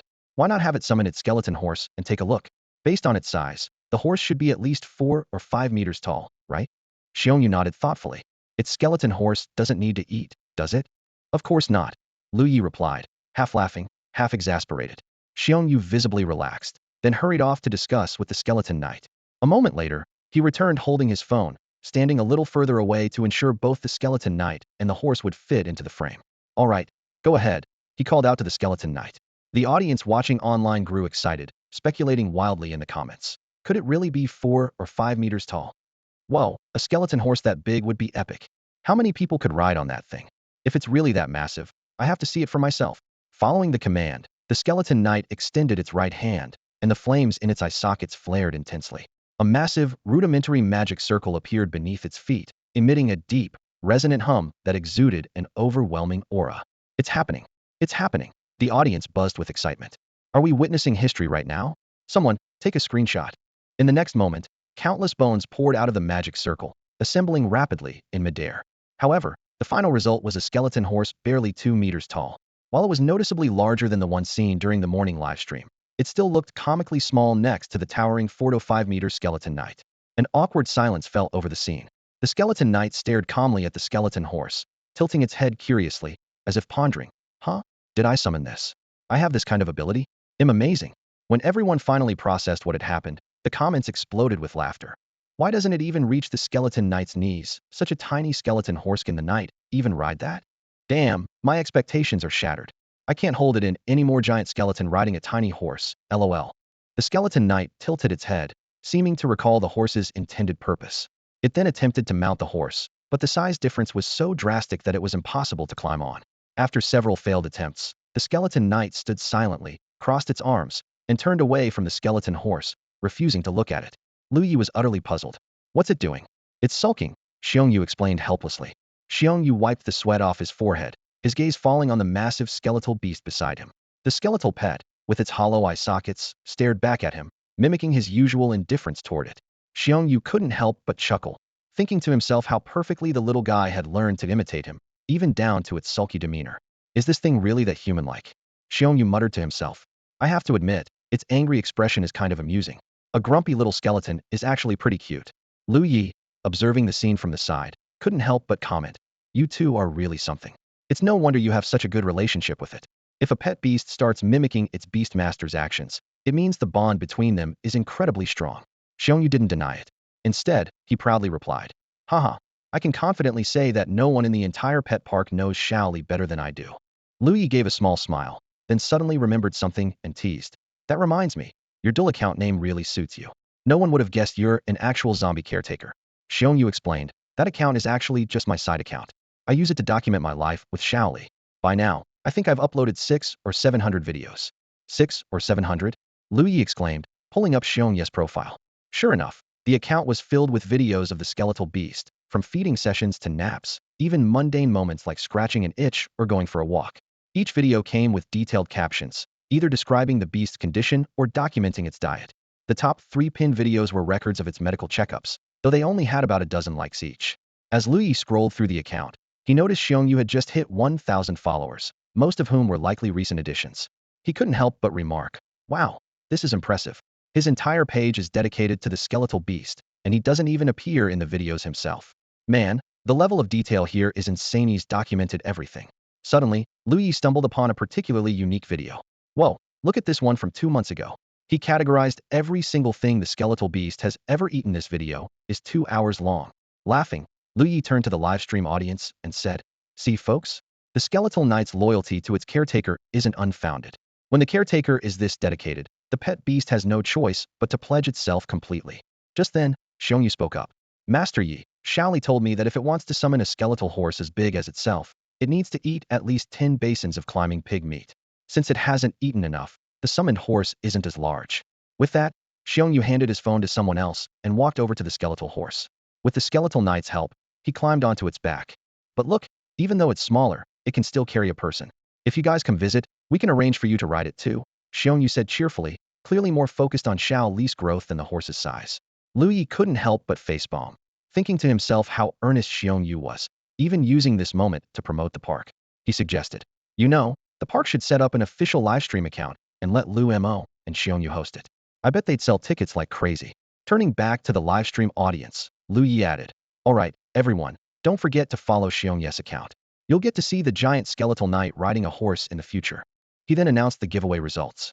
To the winners, the moderators will reach out to you soon. You'll get to visit the pet park. The chat immediately exploded with excitement. Some viewers cheered, I got it, haha, while others lamented, I used 5 accounts and still didn't win, ugh. A few smugly declared, heh, I won with both of my accounts, perfect for a trip with my wife. Seeing that it was getting late, Xiongyu said, Master Yi, you'll log off now and go feed the skeletal knight. Thanks for having me. Lu Ye replied, no problem, go ahead. The audience in the livestream was immersed in the joy of snagging tickets, with cheers echoing one after another. However, many also voiced their frustration over the limited number of tickets, their disappointment evident. Nevertheless, this livestream planted the seed of curiosity in some viewers, sparking a desire to visit the pet beast park in person. At that moment, Lu Ye's assistant, Xiao Fa, suddenly sent a message, breaking the lively atmosphere of the livestream. Lu Ye, the official account of Guiyuan City's first pet beast park, reached out to us. They want to offer you some tokens of appreciation, essentially as advertising fees. Xiao Fa then forwarded the park's official statement. Master Yi, thank you for promoting our pet beast park. As a token of our gratitude, would like to offer you lifetime free admission tickets. Furthermore, if you wish to select any pet beasts in the future, you're welcome to choose 2 from our park at no cost, regardless of price. Due to our current financial constraints, we're unable to send gifts for now, and we hope for your understanding. Lu Ye raised an eyebrow, thinking to himself, this kind of gesture has Lu Mo written all over it. The generosity of this offer took him by surprise. While lifetime tickets didn't hold much appeal for him, the opportunity to select 2 pet beasts for free was undeniably tempting. After all, the pet beasts in the park were far more valuable than those in pet stores, and the lack of price restrictions meant he could easily pick ones worth millions of federal credits. This grand gesture also made Lu Ye realize that the park valued him far more than he had expected. However, as a principled streamer, Lu Ye felt that accepting the offer of free pet beasts would be too much. After some thought, he instructed Xiao Fa to reply, no need for the pet beasts. It's enough if my family can visit the park for free in the future. The other party responded quickly, absolutely no problem. And just like that, their collaboration was established through this brief exchange. Not long after, Lu Ye's phone buzzed with a message notifying him that he had been registered as a lifetime free member of Guiyuan City's first pet beast park. The speed of their efficiency left Lu Ye quietly impressed. Putting down his phone, Lu Ye noticed that the discussions in the livestream chat had already died down. Smiling, he addressed the audience. All right, everyone. I might visit the park myself in the future, and who knows, I might even livestream from there. Stay tuned. Now, let's move on to our next beast appraiser. With that, Lu Ye randomly selected a participant from the paid connection list. The chosen username was rather amusing, Safe Travels, which sounded like it belonged to a middle-aged man. The screen transitioned, revealing a dimly lit scene. In the blurry image, a few tree silhouettes swayed gently under the faint moonlight. The surroundings were silent, save for the occasional chirping of birds breaking the stillness. Lu Ye frowned slightly, puzzled. So dark? Could this be outdoors? Interesting. Seeing that the other party hadn't made a move, he spoke up. Hey there, brother, can you hear me? The other person seemed to snap out of it, and after a brief shuffle of the camera, a rough voice with a regional accent responded. Oh, hello, Master Yi. The man's voice sounded hurried, sparking some curiosity. Hello, Lu Ye replied, intrigued. Brother, where are you? Why is it so dark? There was a brief pause before the man awkwardly explained. I'm in the countryside, taking my pet beast out for a walk. There aren't any streetlights here, so it's a bit dark. Hold on, I'll turn on my flashlight. As soon as he finished speaking, a bright beam of light suddenly illuminated the screen, revealing a rugged path flanked by dense bushes. The sudden brightness seemed to set the stage for the conversation that was about to unfold. Lu Ye's expression was complicated as he surveyed the scene before him. Among the dense foliage, a man with an accent clearly not from the Eastern District grinned as he presented a young pet beast to him. Man, this countryside is really remote. Lu Ye couldn't help but remark. The man scratched his head awkwardly. Well, yeah, living in the mountains and all, it's easy to get lost while walking around. Lu Ye nodded in understanding, though inwardly, he remained cautious. Having just returned from Second Master's home, he couldn't rule out the possibility that this man might indeed be from a remote area. So, coming here this late to apply for a connection, is it because you encountered a wild pet beast? No, the man quickly denied. I just want to sell my pet beast, and was hoping Master Yi could help me evaluate its value. Sell. Lu Ye's nerves instantly tightened. The last time he encountered this word, it had led to a ban, leaving him with lingering anxiety. Sensing Lu Ye's wariness, the man hurriedly clarified. I'm not selling it on a livestream, just asking about its value. Hearing that, Lu Ye relaxed slightly. All right, let me take a look at the pet beast. He had long been involved in value assessment services, aiming to provide sellers with professional and fair evaluations to prevent them from being lowballed by pet shops. However, a faint unease stirred in Lu Ye's heart. The man's accent was clearly not from the Eastern District, and upon checking his profile, Lu Ye noticed his IP location was listed as Yuebe City. The man eagerly adjusted his camera, parting the dense foliage to reveal a young pet beast. Here it is. My pet beast is a bit unique, but it should be no challenge for a master like you to appraise. When Lu Ye saw the pet beast's appearance, his brow furrowed ever so slightly. Another skeleton? Yeah, Master Yi. The man explained, his tone tinged with frustration. I bought this young skeleton warrior from Chernobyl City a while back. After raising it for a bit, I found it to be extremely disobedient. It won't even bond with me. Today, when I took it out for a meal, it almost ran off. I had to search for ages to find it. So, I figured I'd sell it, and came to you to see how much it's worth. The live stream chat erupted in laughter. The streamer just said not to hype up skeleton warriors, and boom. A skeleton warrior pops up, LOL. This guy clearly didn't watch the stream earlier, so funny. The streamer's face looks like he just swallowed a bug. I'm dying. However, Lu Ye's complicated expression wasn't due to the mention of the skeleton warrior, but rather because of the skeleton's information panel. Type, skeleton guard. Level 1. Bloodline, crate. Attribute, undead. Mental state, confused, painful, fearful. Physical state: minor fractures, unable to move. Talent: none. Skills: none. It was clear this was no skeleton warrior. Lu Ye's gaze sharpened as his mind raced. If this truly was a skeleton pet beast purchased from Chernobyl City, it would have come with a certificate for legal recourse. Most people, after spending a significant amount on a pet beast, would immediately test its bloodline. If it turned out to be a counterfeit, a lawsuit could result in compensation far exceeding the value of a skeleton warrior. But this man hadn't even bothered to test it after all this time, and the pet beast was still at level 1. It was evident that it hadn't been purchased from a legitimate pet shop. Plus, with his IP location in Uebe City, a mountainous area in the southern district, Lu Ye quickly connected the dots to a specific place: the Yunying mountain range. This mountain range spanned both the eastern and southern districts, with most of it located in the eastern district and a smaller portion in the southern district. Most importantly, the number 1 secret realm of Tianqiong Peak was situated nearby. The truth became apparent. This man had likely just returned from the number 1 secret realm at Tianqiong Peak, where he had conveniently stolen a skeleton guard, mistaking it for a skeleton warrior, and then rushed to consult Lu Ye. Lu Ye sighed inwardly. This is just asking for trouble. After a moment of silence, Lu Ye slowly nodded, a glint of sharpness flashing in his eyes. Brother, this skeleton warrior of yours is quite a rare find, he said, his tone steady and brimming with undeniable confidence. Honestly, with its quality, once it's sold, you'll never have to worry about food or drink again. You might even be able to afford a permanent residence. The man instantly became excited upon hearing this, his eyes lighting up. Really, Master Yi? You're not joking with me, are you? Lu Ye clicked his tongue in mild irritation, his expression serious. Brother, during my livestream earlier today, I showcased a skeleton warrior that looked almost identical to this one when it was young. That's why I can confidently say it has boundless potential. A hint of doubt flickered across the man's face. Is it really that impressive? Something feels a bit off. It doesn't quite look the part to me. But soon, his expression turned to delight. All right then, I trust you. Master Yi, could you help me estimate how much this skeleton warrior might sell for in the current market? Feigning hesitation, Lu Ye furrowed his brows. Brother, the quality of this one is indeed top tier, but the market is overly inflated right now. I can't give you a precise estimate without risking market disruption. Sorry, but you'd be better off asking someone else. The man grew anxious, his tone turning ingratiating. Master Yi, I really trust you. Please, just tell me. I'll send you 2 carnival gifts later. Lu Ye chuckled inwardly, realizing the man was eager to sell. Outwardly, however, he continued to decline politely. Brother, I'm not the kind of streamer who's driven by money. My advice is to wait a few more days. The price might rise even further. But if you really want a ballpark figure, I'd say it could easily fetch over $1 million.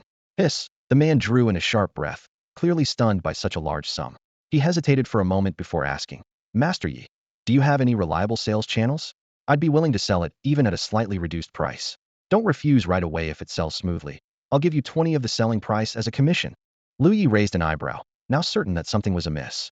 Under normal circumstances, any licensed pet shop would accept a creature like this, provided it came with proper certification. Yet this man was asking him for channels, and even offering a 20 commission, a clear sign of guilt. In the livestream chat, viewers with even a basic understanding of the situation quickly caught on. Isn't this a black market pet? Wow, you can tell it's illegal at a glance. This guy's got some nerve. The comments were filled with mockery. A black pet refers to a creature illegally taken from secret realms, unapproved by the Beast Tamer Association, and sold exclusively on underground markets. The East Region's Central Beast Tamer Association had also been monitoring this livestream closely. Given Lu Ye's unique status, the association had assigned personnel to keep an eye on his activities. Staff at the headquarters noticed the anomaly and immediately reported it. The association launched an investigation, pinpointing the man's exact location and notifying Ren Fuchen, the chief commander of the Sky Peak No. 1 secret realm. Ren Fuchen promptly issued orders, dispatching a southern patrol team to track down this safe travels. Meanwhile, in the live stream, the oblivious man pressed Lu Ye again, eagerly awaiting a satisfactory answer. Lu Ye didn't answer right away. Instead, he asked with interest, Brother, are you really short on money right now?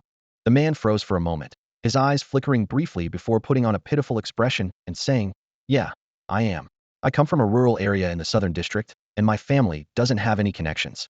I lost quite a bit in business recently, so I'm just trying to sell this skeleton warrior to recoup some of my losses. Narrowing his eyes, Lu Ye nodded thoughtfully. I see. In that case, he'll reluctantly help you out. Do you have the certificate from when you bought it? If you do, I can help you sell it tonight. The man's eyes lit up, and he quickly replied, The certificate? Yeah, I have it at home. Suddenly, as if realizing something, his tone became cautious. Master Yi, why don't you give me your contact info, and we can discuss this offline? I have all the documents, don't worry. Lu Ye sneered inwardly, barely holding back an eye roll. Oh, sure, like I believe you, he thought. You sly old fox, trying to pull me into your scheme. He was well aware that this guy was just trying to use him. After all, given Lu Ye's current reputation as a rising star in the skeleton warrior community, anything endorsed by him would sell easily. Just then, the man's expression suddenly turned nervous, as if he had spotted something alarming. His tone grew hurried. Master Yi, I think I just saw a wild pet beast pass by. They'll have to hang up for now and contact you later. Without waiting for a response, he abruptly ended the call. Lu Ye blinked in disbelief. Huh? He just left? I wasn't even done talking. The live stream chat exploded. Oh, he got scared and ran. Wait, what's wrong with some of you in the chat? This guy's got guts. He's probably already on a wanted list, lol. Lu Ye sighed in exasperation. Ugh, it's all your fault for being so chatty. I was planning to dig a little deeper, but who knew he'd be so wary? He paused, his expression turning serious. But I have to warn everyone needn't try to contact him. That's not a skeleton warrior he's got. It's a skeleton guard. Based on his IP address, it's likely stolen from the first secret realm at Tiankon Peak. The chat erupted again. So the streamer already knew. Someone from the southern district stealing beasts from our eastern district? I haven't even started stealing yet. This guy's such an idiot, steals one and immediately tries to get it appraised. What a clown. Just as Lu Ye was about to say more, his phone, which was sitting to the side, suddenly rang. Glancing at the caller ID, he saw it was from the Eastern District General Association. There was no way this call could be fake, and Lu Ye immediately realized they must be calling about the recent incident. Shoo. Everyone, the General Association is calling. Lu Ye informed his livestream audience before muting his microphone and answering the call. A polite female voice came through. Hello, Mr. Lu. We're staff from the Eastern District General Association. Would like to consult you regarding the person you were just speaking with.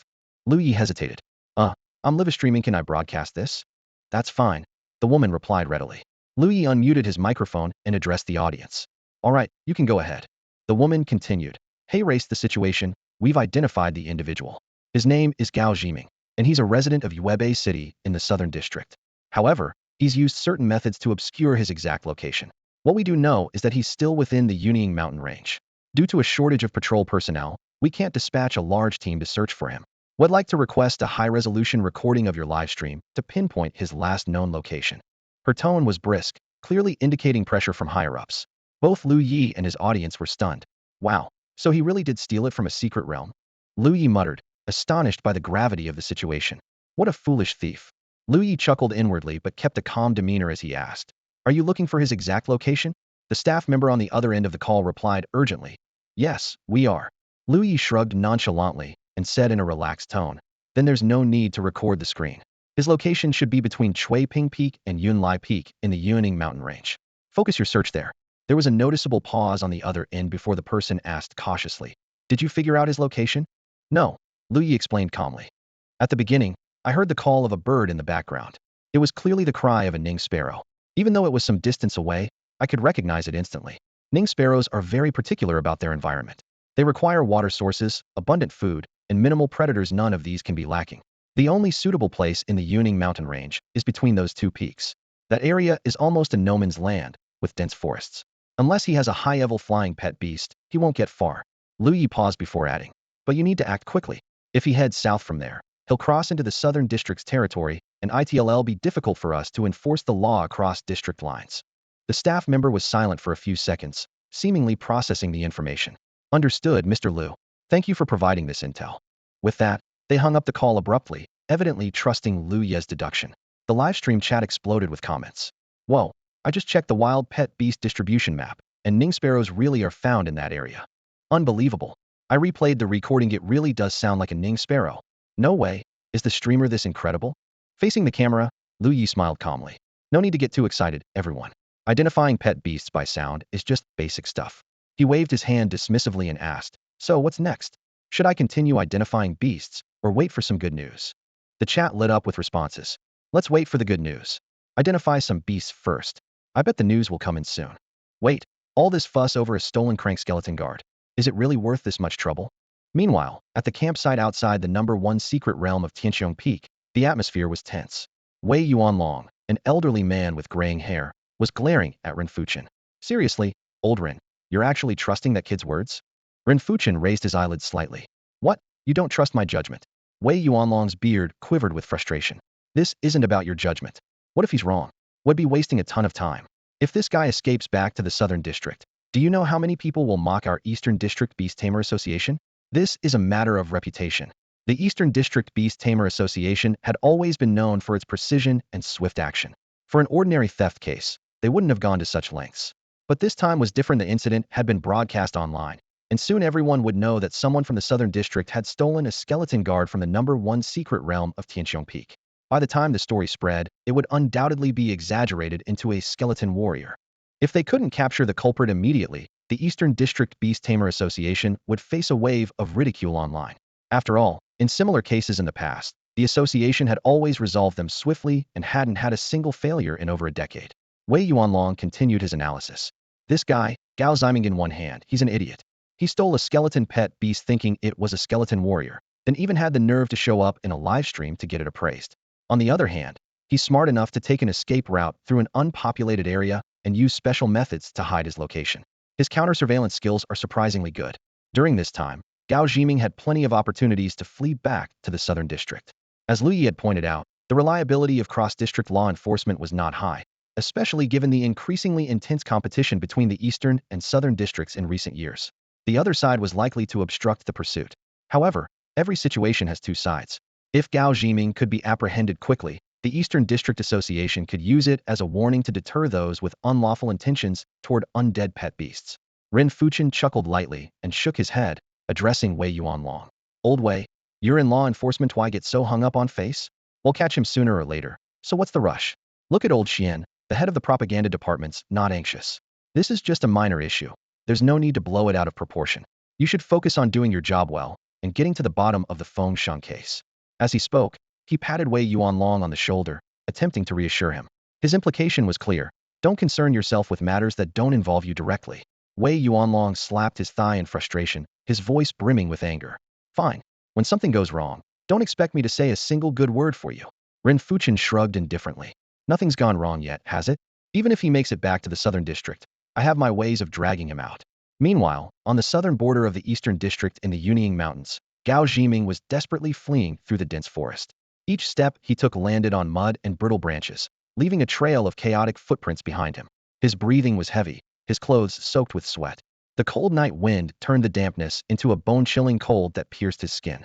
Damn it, I should never have gone to that ridiculous live stream, he cursed between breaths, filled with regret over his foolish decision.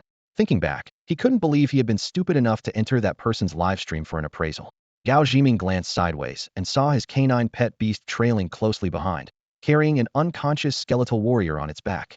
He thought to himself, as long as I make it back to the Southern District, there's still a sliver of hope. Just as he believed he was nearing safety, a sudden gust of wind swept overhead, followed by over a dozen blinding beams of light illuminating the area around him. The lights were as dazzling as daylight, forcing Gao Ziming to shield his eyes instinctively. Stop right there, Gao Ziming. You are surrounded. A stern voice from above rang out. It was the border patrol. Surrender now and raise your hands. Hearing the commanding voice filled with authority, Gao Ziming froze as if paralyzed. His entire body trembled, his heartbeat thundered in his chest, and an icy chill surged through him. How did they get here so fast? He muttered in terror, realizing that his escape plan had utterly failed. Even though he was handcuffed and escorted onto the flying pet beast by the patrol team, Gao Ziming's mind was still in a daze. His vacant gaze was fixed ahead, his body swayed lightly with the beast's flight, but his thoughts raced uncontrollably. Recalling his meticulously planned escape, Gao Ziming couldn't help but let out a bitter smile. He had believed his counter-surveillance measures were flawless. The moment he sensed something was off, he destroyed all electronic devices without hesitation, activated a specially designed signal jammer, and even chose a dark and obscure escape route. Yet reality hit him hard. This vast mountainous area was practically a no man's land, teeming with traces of wild pet beasts.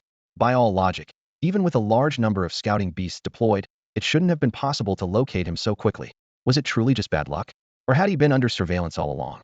These doubts swirled endlessly in Gao Ziming's mind, but they ultimately dissolved into a helpless sigh. What difference did it make if he figured it out? Now that he was caught, any speculation was futile. Slumping lifelessly on the back of the flying pet beast, he bitterly realized that his first time riding such a creature was under these circumstances. Not far away, the patrol captain was quietly reporting something. Perhaps due to some special ability of the flying pet beast, Gao Ziming could see the captain's lips moving but couldn't hear a word. After finishing the report, the captain turned to Gao Ziming, his sharp gaze piercing through him as he asked in a stern tone, "Do you have any accomplices? Or was someone behind this?" It was a routine question, and the captain had already formed his judgment. This guy's actions were so clumsy that it was highly likely he acted alone. However, Gao Jiming's reaction was unexpected. Clinging to this question like a lifeline, he eagerly nodded and exclaimed, "Yes, yes. I have accomplices." This sudden confession caused the surrounding patrol team members to perk up, their eyes gleaming with excitement. Could this be their ticket to a commendation? Sensing their reaction, Gao Jiming quickly continued, "The signal jamming device I used was bought from the black market." He abruptly stopped as he noticed the change in their expressions, freezing in fear. The patrol captain impatiently waved him off. "All right, save it. We'll figure it out once we get back to the base. Just keep your mouth shut for now." Meanwhile, in another location, Lu Ye had just seen off a guest who had come to evaluate a beast. Stretching lazily, he addressed the audience in his live stream. "All right, folks, it's about time to call it a day and get some rest." The chat immediately erupted. "Only 2.5 hours? The streamer isn't very committed to his work. Come on, I just joined, and you're already logging off? Over 10,000 viewers, and you're just leaving like that? What happened to that guy you mentioned earlier?" Seeing the confusion, Lu Ye sighed lightly and patiently explained, "The system's influence mechanism works this way. It doesn't count the total number of viewers, but rather the peak number of concurrent viewers. While other factors might contribute, from all the streams I've done, it's clear that peak viewership is what matters most." He went on to clarify that tonight's stream had peaked at nearly 30,000 viewers at the start. However, once people realized he wasn't in the secret realm, most of them left, leaving around 10,000 viewers consistently. Just as Lu Ye was about to end the stream, a call from the Beast Tamer Association came through. A knowing smile played on his lips as he picked up his phone and showed it to the audience. "All right, everyone, we've got a call coming in." The chat exploded once more. "Finally, it's about time. Good thing I pick it up already. I bet it's a scam call." Lu Ye answered the call, and the familiar voice of a woman on the other end said, "Mr. Lu, thank you for your assistance. The suspect Gao Jiming has been apprehended." "Got him, huh? Didn't take too long, right?" Lu Ye glanced at his phone screen and was surprised to find that nearly an hour had passed. He initially thought he might have been mistaken, but the response on the other end of the line reassured him. "Yeah, the whole process only took about 15 minutes. "All right, that's a relief." Lu Ye nodded, a hint of pride in his tone. "This is just part of my duty as a federal citizen." After a brief exchange, Lu Ye hung up the phone. He turned to face the camera, his gaze calm and resolute, as if silently challenging those who had doubted him before. The wisdom and confidence in his eyes were reminiscent of the title King of Soldiers.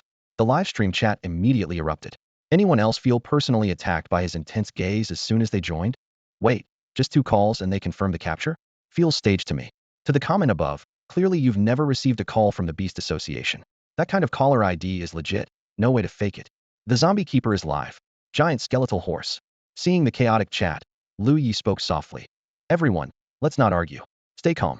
There'll be an official announcement soon enough, so let's just wait for it." With that, he ended the livestream.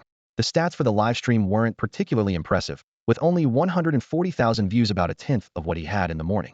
The copy-paste skill activated, granting him the skill Nether Charge. Lu Ye sighed inwardly. If only he could have copied the skill to summon the skeletal horse, it might have been useful for Xiao Fa. Setting aside the matter with Gao Jiming, Lu Ye recalled the mention of the zombie keeper in the chat. Picking up his phone, he navigated to Xiong Ye's profile and saw that he was indeed live. Entering the stream, Lu Ye was startled by the 60,000 concurrent viewers displayed in the top right corner and quickly adjusted his posture. The live stream title boldly read, "Giant Skeletal Knight and Horse Test Stream." On screen, a towering skeletal horse, as tall as a one-story building, stood motionless on a concrete floor. Beside it sat an equally massive skeleton, drinking out of an oversized wooden barrel. The skeletal horse was noticeably larger than it had been in previous streams. Though not yet in peak condition, the overall scene was strikingly harmonious. Xiongyu had pulled up a chair and was seated next to the skeletal knight, murmuring something in a low voice. The stream didn't have a gifting feature enabled, likely a decision made by either Xiongyu or the Pet Beast Sanctuary. The chat scrolled rapidly, with most viewers doubting the spectacle, claiming they'd never seen such a massive skeletal beast before. 2 minutes later, the skeletal knight set down the barrel and, as if retaining a habit from its previous life, let out a loud burp. Under the expectant gaze of the audience, it slowly stood up, towering even higher than the skeletal horse. The skeletal knight stared intently at the horse, and suddenly, a rudimentary magic circle appeared beneath the horse's hooves. A brilliant light flared, obscuring the skeletal horse's form. When the light faded, the skeletal horse had grown even larger, now surpassing the knight in size, eliciting gasps and exclamations in the chat. "Whoa, this thing's got to be at least 4.5 meters tall. Could break a world record. Imagine how many people could ride on its back." With practiced ease, the skeletal knight mounted the horse, its movements fluid and graceful, as if it were second nature. The faint sound of bones rubbing against each other could be heard as it settled securely on the horse's back, its feet just barely brushing the horse's sides. Together, the massive knight and horse formed a mobile fortress, exuding an awe-inspiring presence. However, due to space constraints, the skeletal knight didn't make the horse run, let alone gallop like a racehorse. Stepping in front of the camera, Xiongyu addressed the viewers. Alright, everyone, that's it for today's test stream. Hopefully, this satisfied some of your curiosity. He'll stream again in a few days from a different location. Thanks for watching. Ignoring the please in the chat, he casually ended the live stream. TSK, not gonna lie, that was pretty cool, Lu Ye commented, imagining whether Xiao Fa might someday summon a skeletal horse. He shook his head, dismissing the thought, and after tidying up briefly, turned off the lights and went to bed. From midnight until now, Lu Ye hadn't slept a wink.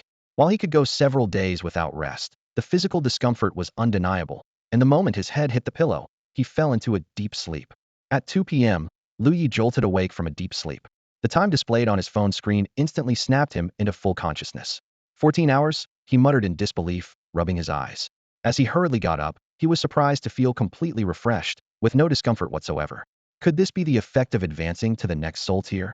The thought crossed his mind, but was quickly set aside. There was no mention of such a phenomenon in the encyclopedia, and he didn't feel like delving into it further. Grabbing his phone, his fingers swiftly scrolled through the screen. He temporarily ignored work messages, but the messages from his family made his heart tighten. The first thing he saw was a barrage of texts from his younger sister, Lu Ling. 8 a.m. Xiaolingzi, I'm arriving in Songqing around noon. Come pick me up. 10 a.m. Xiaolingzi. 12 p.m. Xiaolingzi, you really are my brother, huh? 1:30 p.m. You're probably still asleep. Forget it, I'll just grab a taxi. Though her words didn't carry overt annoyance, Lu Ye could almost feel her exasperation. He chuckled awkwardly and quickly replied, I was really asleep earlier, probably just overtired. Are you still at the station? He'll come pick you up. Lu Ling replied almost instantly. I saw your live stream from last night. After everything that happened, I get it. Anyway, I'm already in a cab and almost there. Your address hasn't changed, right? After confirming his address, Lu Ye suddenly remembered the promise he had made at Lu Ling's graduation banquet in July to take her around Songqing during her summer break. She sure came early, he thought to himself. Probably worried I'd do something reckless again. Yesterday's nerve-wracking livestream had clearly left a deep impression on Lu Ling. Too afraid to tell their parents, she had decided to come and keep an eye on her brother herself. Next, Lu Ye noticed messages from his parents. His father had written, your sister's heading to Songqing. Show her around the city for the next few days. Your mom and I will cover the expenses. Let us know if you need more. Attached was a transfer of 5,000 federal credits. Lu Ye felt a warmth in his heart. Although his parents didn't fully understand his work, they were clearly aware of his financial situation. After a year of streaming, his savings were still under 5 figures. Naturally, as her working older brother, he should be the one covering his sister's expenses. His parents' gesture was simply to ensure he wouldn't feel embarrassed in front of her. Dad, my work's been picking up recently. I've got enough money, so don't worry about me, Lu Ye replied. His father responded quickly. Really? You're not doing anything illegal, are you? Of course not. Your son is a top university graduate. Why would I do anything like that? Don't worry, Lu Ye replied with a laugh. As a typical rural family, Lu Ye's parents were self-employed livestock farmers in their village. The advent of the Beast Taming Era had allowed them to maintain a decent standard of living, and raising 2 children was never a major issue. Being older and less inclined to travel, they had little exposure to the outside world and didn't fully grasp the nature of Lu Ye's work. But they held firmly to one belief. Their children deserved the very best. Lu Ye exited the Duel app, tapping the screen a few times to withdraw his entire balance.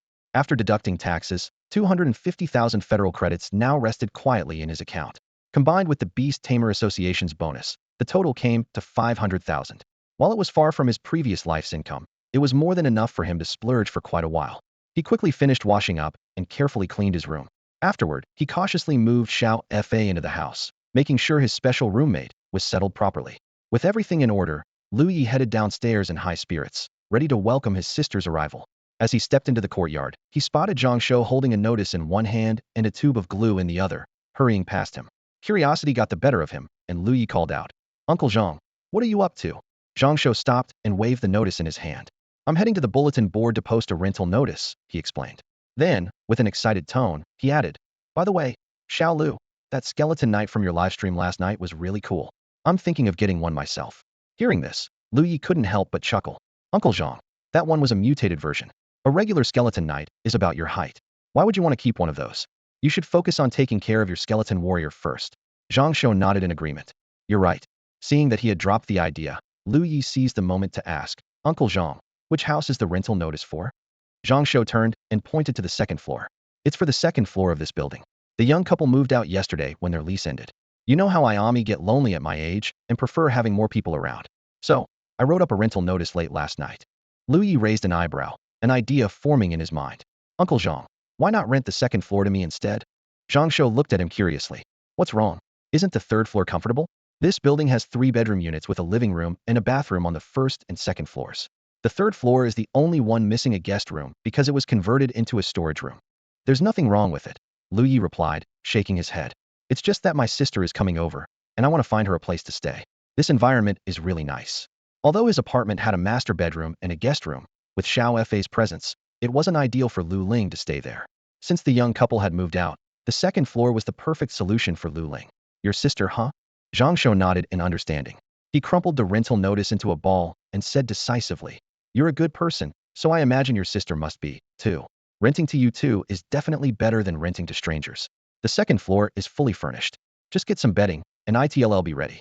As for rent, I'll have it, and utilities are free. Don't argue with me about it. Zhang Shou's swift decision left Lu Ye with no room to protest. As they spoke, a taxi pulled up smoothly at the courtyard gate.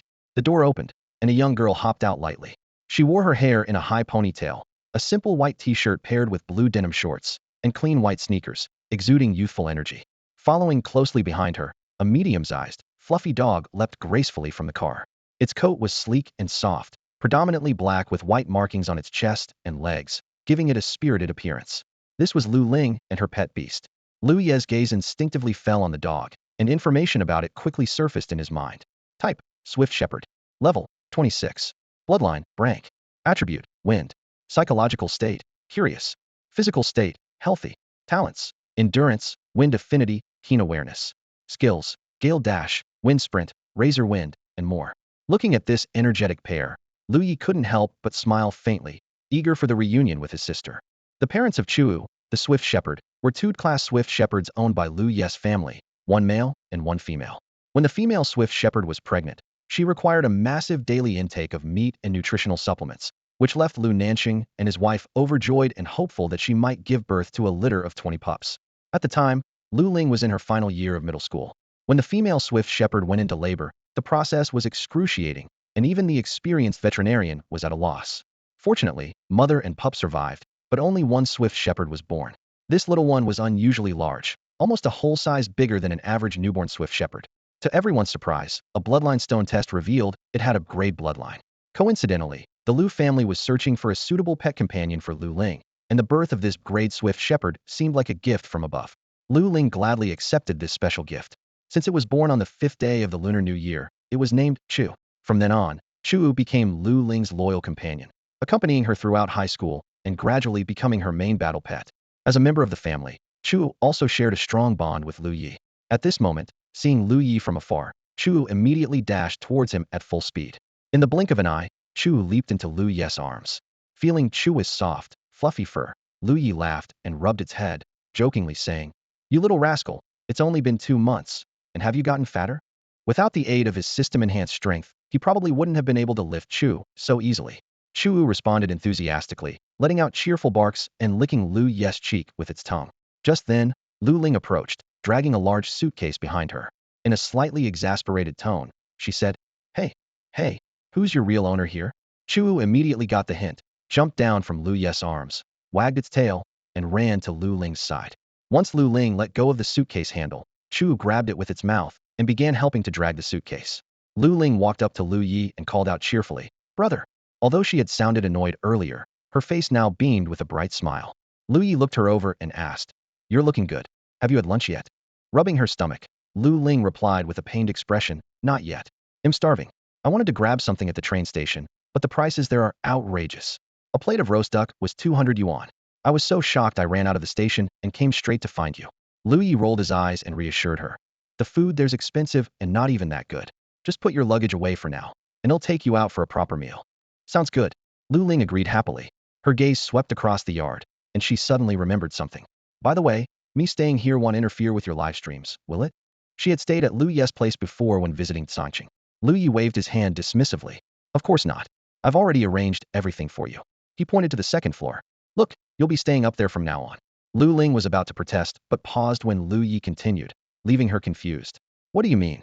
At that moment, Zhang Shou, who had just finished taking out the trash, walked over. Your sister's here? Lu Ye nodded and introduced them. This is Uncle Zhang, my landlord. You've met him before. Uncle Zhang, this is my sister, Lu Ling. Zhang Shou smiled warmly. Hello, Lu Ling. If you need anything, don't hesitate to ask. Make yourself at home. After the introductions, Lu Ling understood Lu Ye's intentions and agreed to stay on the second floor.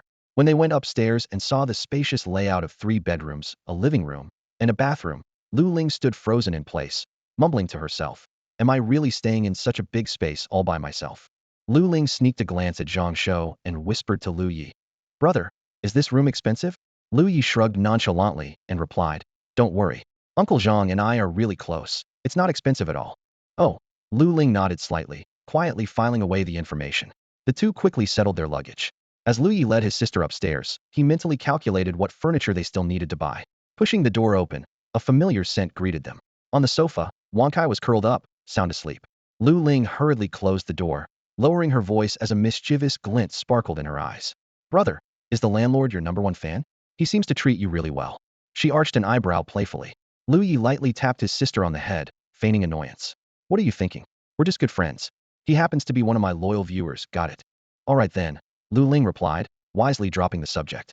At that moment, Chu, who had followed them upstairs, suddenly sniffed the air and locked its gaze on Wang Kai, still snoozing on the sofa. Excited, it dashed forward and barked loudly. Woof! Boss! Long time no see. Chu and Wang Kai were the siblings' pets, and were well acquainted. Wang Kai was a few years older, and had watched Chu grow up.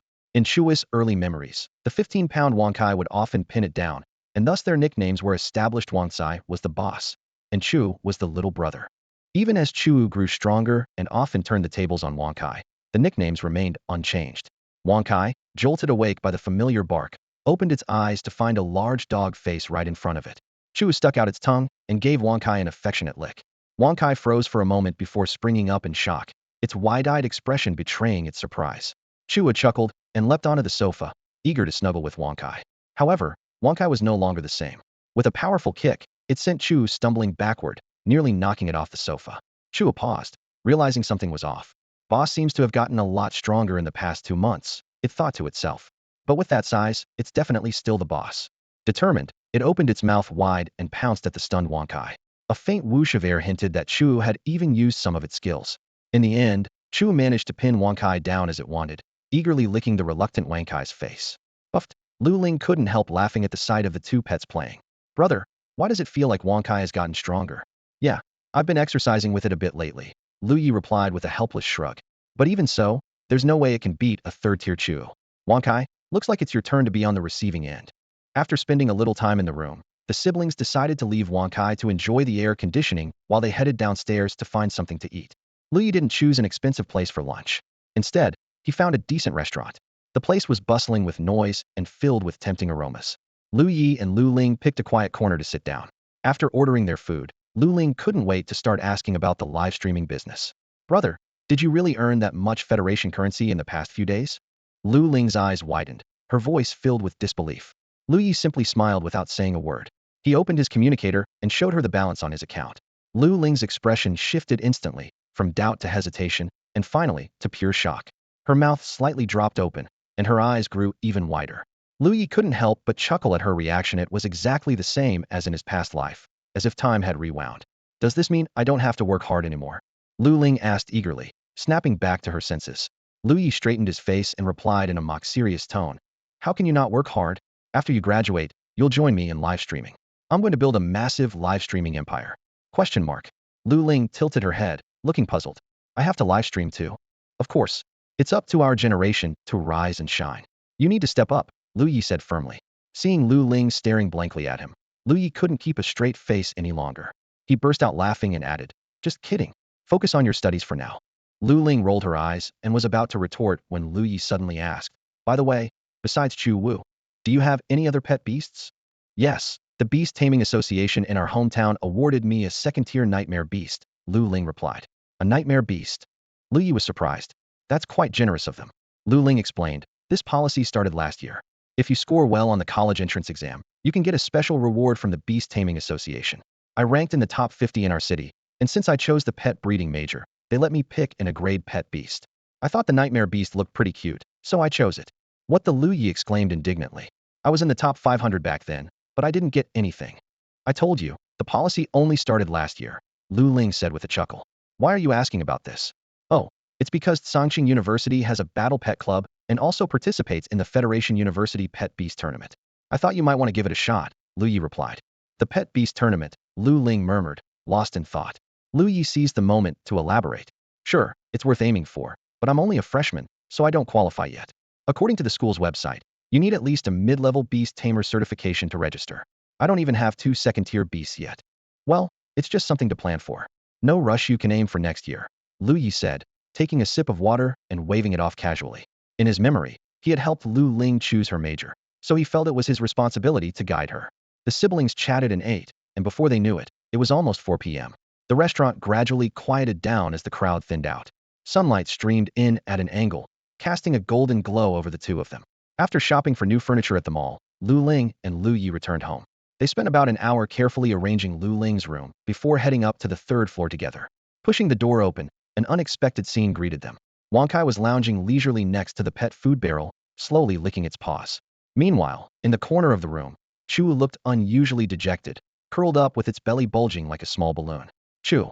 Lu Ling immediately noticed something was wrong and quickly walked over to its side, asking with concern, "What's wrong with you?" After hearing Chu's explanation, Lu Ling's expression turned peculiar. "What? You ate too much? You can't move." Hearing this, Lu Ye's face shifted. He quickly checked Chu's status panel, which showed its mental state as disappointed and dejected.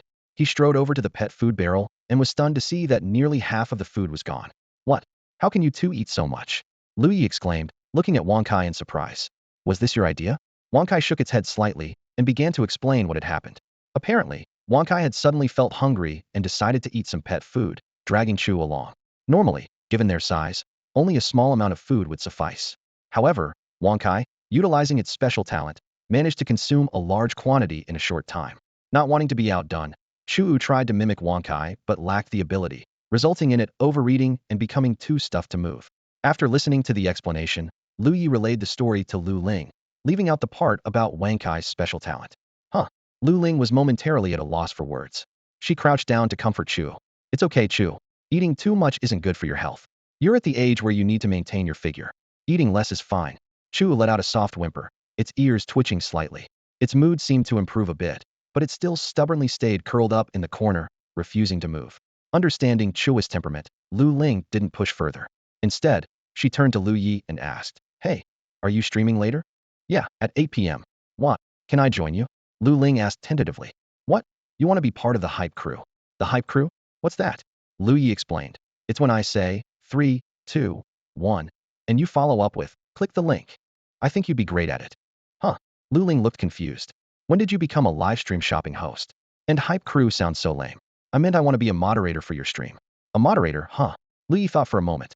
"All right, send me your account later. Let's follow each other, and I'll make you a mod." "Awesome. Thanks, bro." Lu Ye agreed because he had recently noticed a shortcoming with his current moderator, Xiaofa.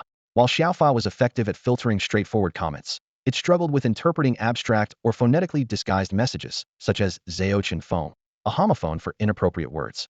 These kinds of comments were easy for a human to recognize as problematic, but difficult for Xiaofa to assess for offensiveness.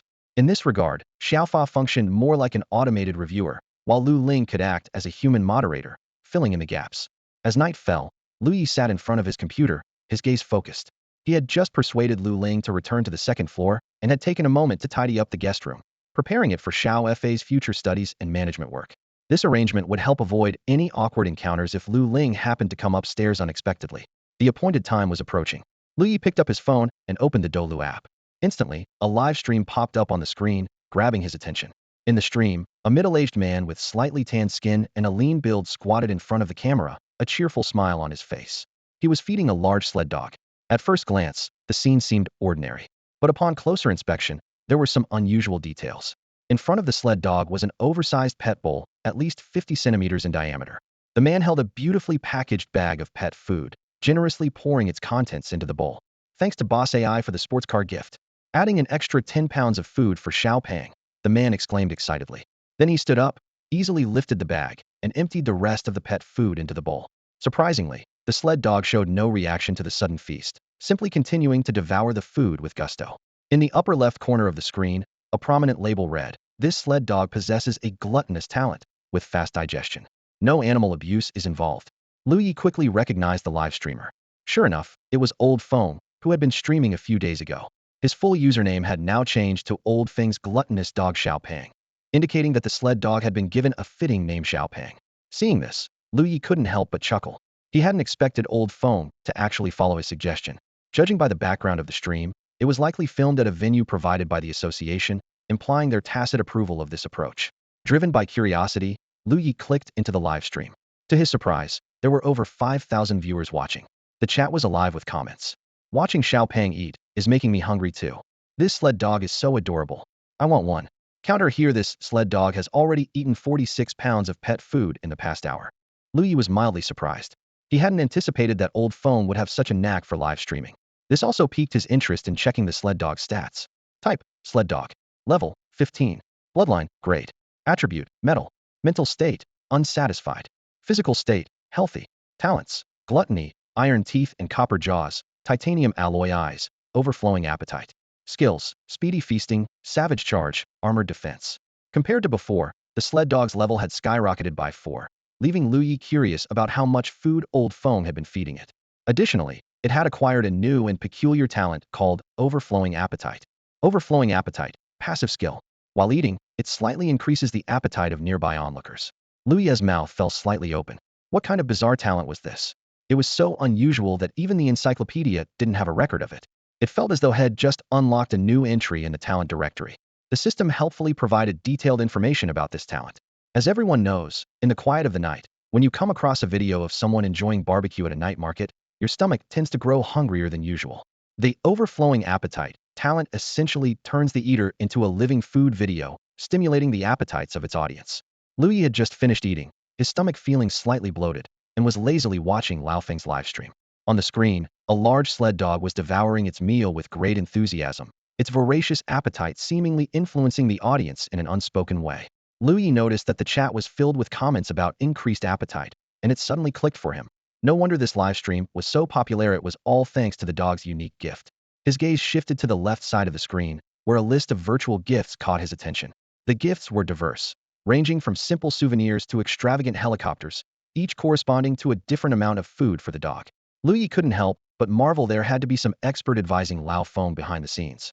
On a whim, Lu Ye decided to test the waters. He dipped into his account balance and generously sent 2 virtual sports cars as gifts. Lao Feng immediately noticed the lavish gesture and awkwardly exclaimed, "Thank you. Lang Yi Jin Shou Ha? Is this Master Yi, everyone? Whatever. Thank you, boss, for the 2 sports cars.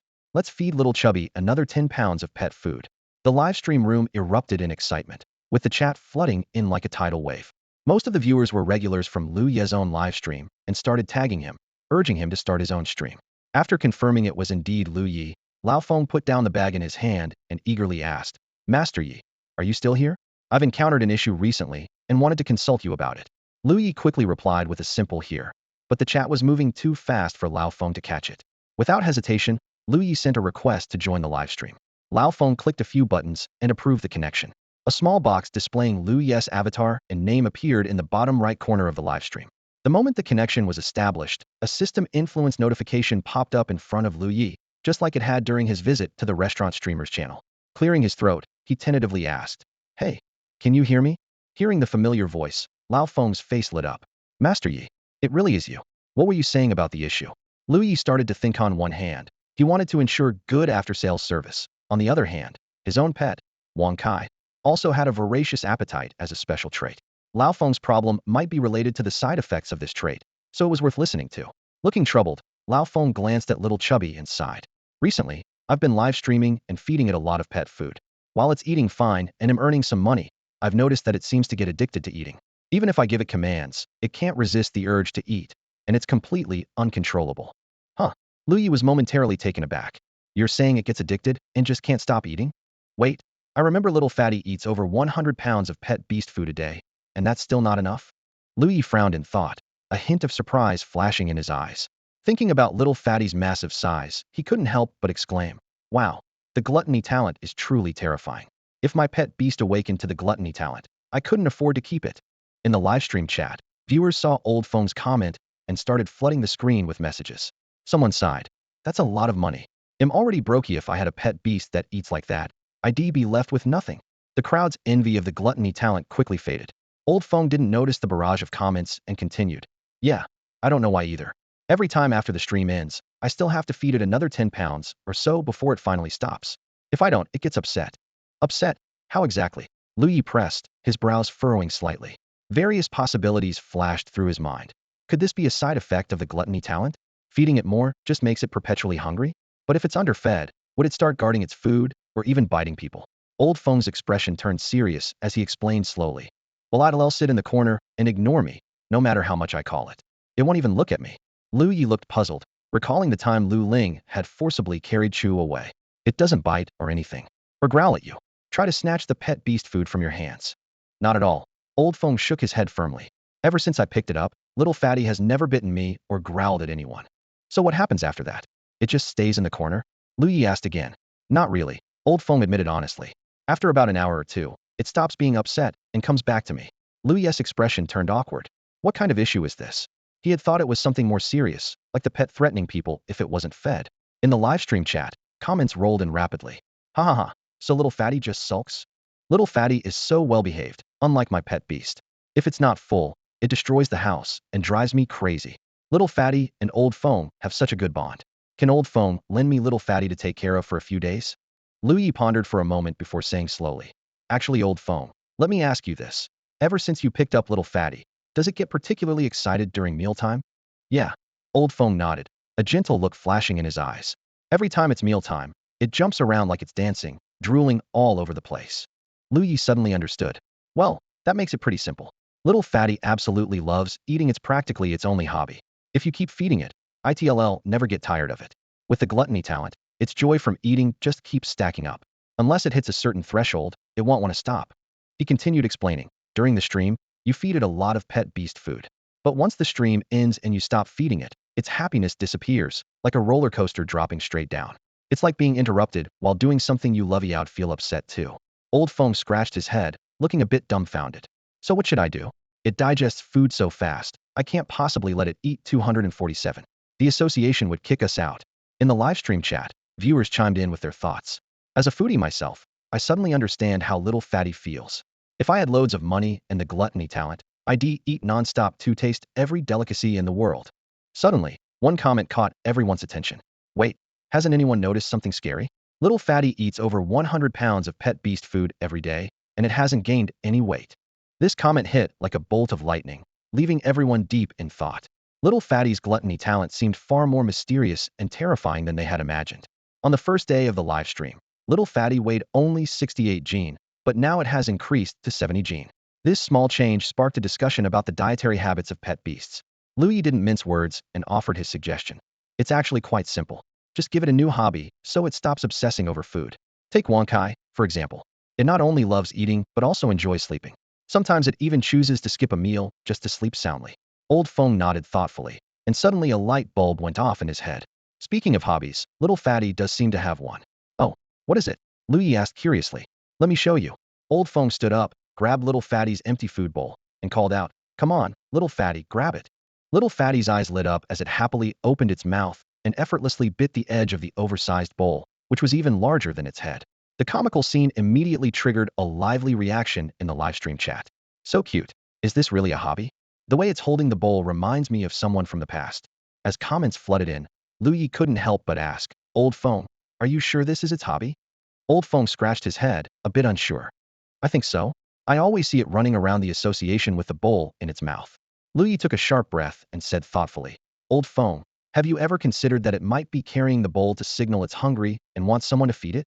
No sooner had he spoken than little fatty's ears and nose twitched. It quickly got up and darted out of the camera's view. Hey, little fatty. Old Feng shouted, grabbing his phone to chase after it. The live stream viewers could only see the back of little fatty as it fled. The chat exploded. Whoa, did little fatty just run away? Shocking. A pet beast escapes live on air because it wasn't fed enough. Not fed enough 120 gene of food per meal. Maybe this pet beast is actually an elephant? Ignoring the comments, Old Feng dashed out of the room within seconds, arriving in a brightly lit hall. The camera panned to show numerous pet beasts. Some were being led by their owners, while others sat quietly on their own, but nearly all of them were focused on eating. Remembering the punishment it received last time for stealing food from an association staff member's pet beast, little Fatty didn't keep running. Instead, it cautiously looked toward a certain area of the hall. Suddenly, two angry pet beast cries erupted from that direction. A whoa, a whoa. Pika pika. Old Fong instinctively blurted out. Why are they fighting now? The live stream viewers immediately clamored. What's going on? Show us. How are we supposed to see anything when your camera is pointed at the floor? There's probably a confidentiality agreement, can't film randomly. Just then, little Fatty's eyes brightened, and without hesitation, it bolted toward the two fighting pet beasts. Startled, Old Fong chased after it, shouting, You little rascal, stop right there. Most pet beasts are quite intelligent nowadays, and even have a bit of a gossipy nature. When the two unknown beasts started fighting, nearly all the other beasts in the hall gathered around to watch. Little Fatty did stop after running a short distance, but it conveniently chose to halt right in front of another food bowl brimming with food. The bowl contained not only pet food, but also what looked like freeze-dried meat paste and other nutritious treats. Under the watchful eyes of everyone, little Fatty lowered its head and began devouring the food at a speed far faster than it had ever shown during the live stream. By the time Old Fong, panting heavily, caught up, more than half of the food was already gone. The live stream viewers were stunned. Stealing snacks while everyone's distracted by the fight, what a pro.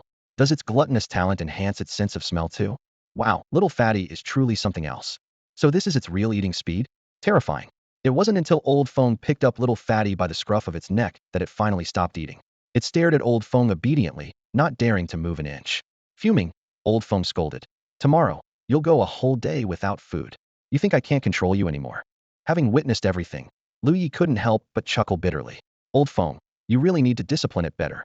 Trying to maintain his composure, Old Fong turned to the camera and said, All right, everyone, I'm ending the stream here. Go watch Master Yi instead. Starting tomorrow, well, add speed training 1,000 extra meters for every milestone. Finally, Lao Feng's livestream came to an end. Lu Ye glanced at the data panel. Although the number of viewers in the livestream room wasn't particularly high, it still contributed roughly 10,000 livestream points for him. This number dispelled any doubts he had. His gluttonous talent seemed to have no side effects.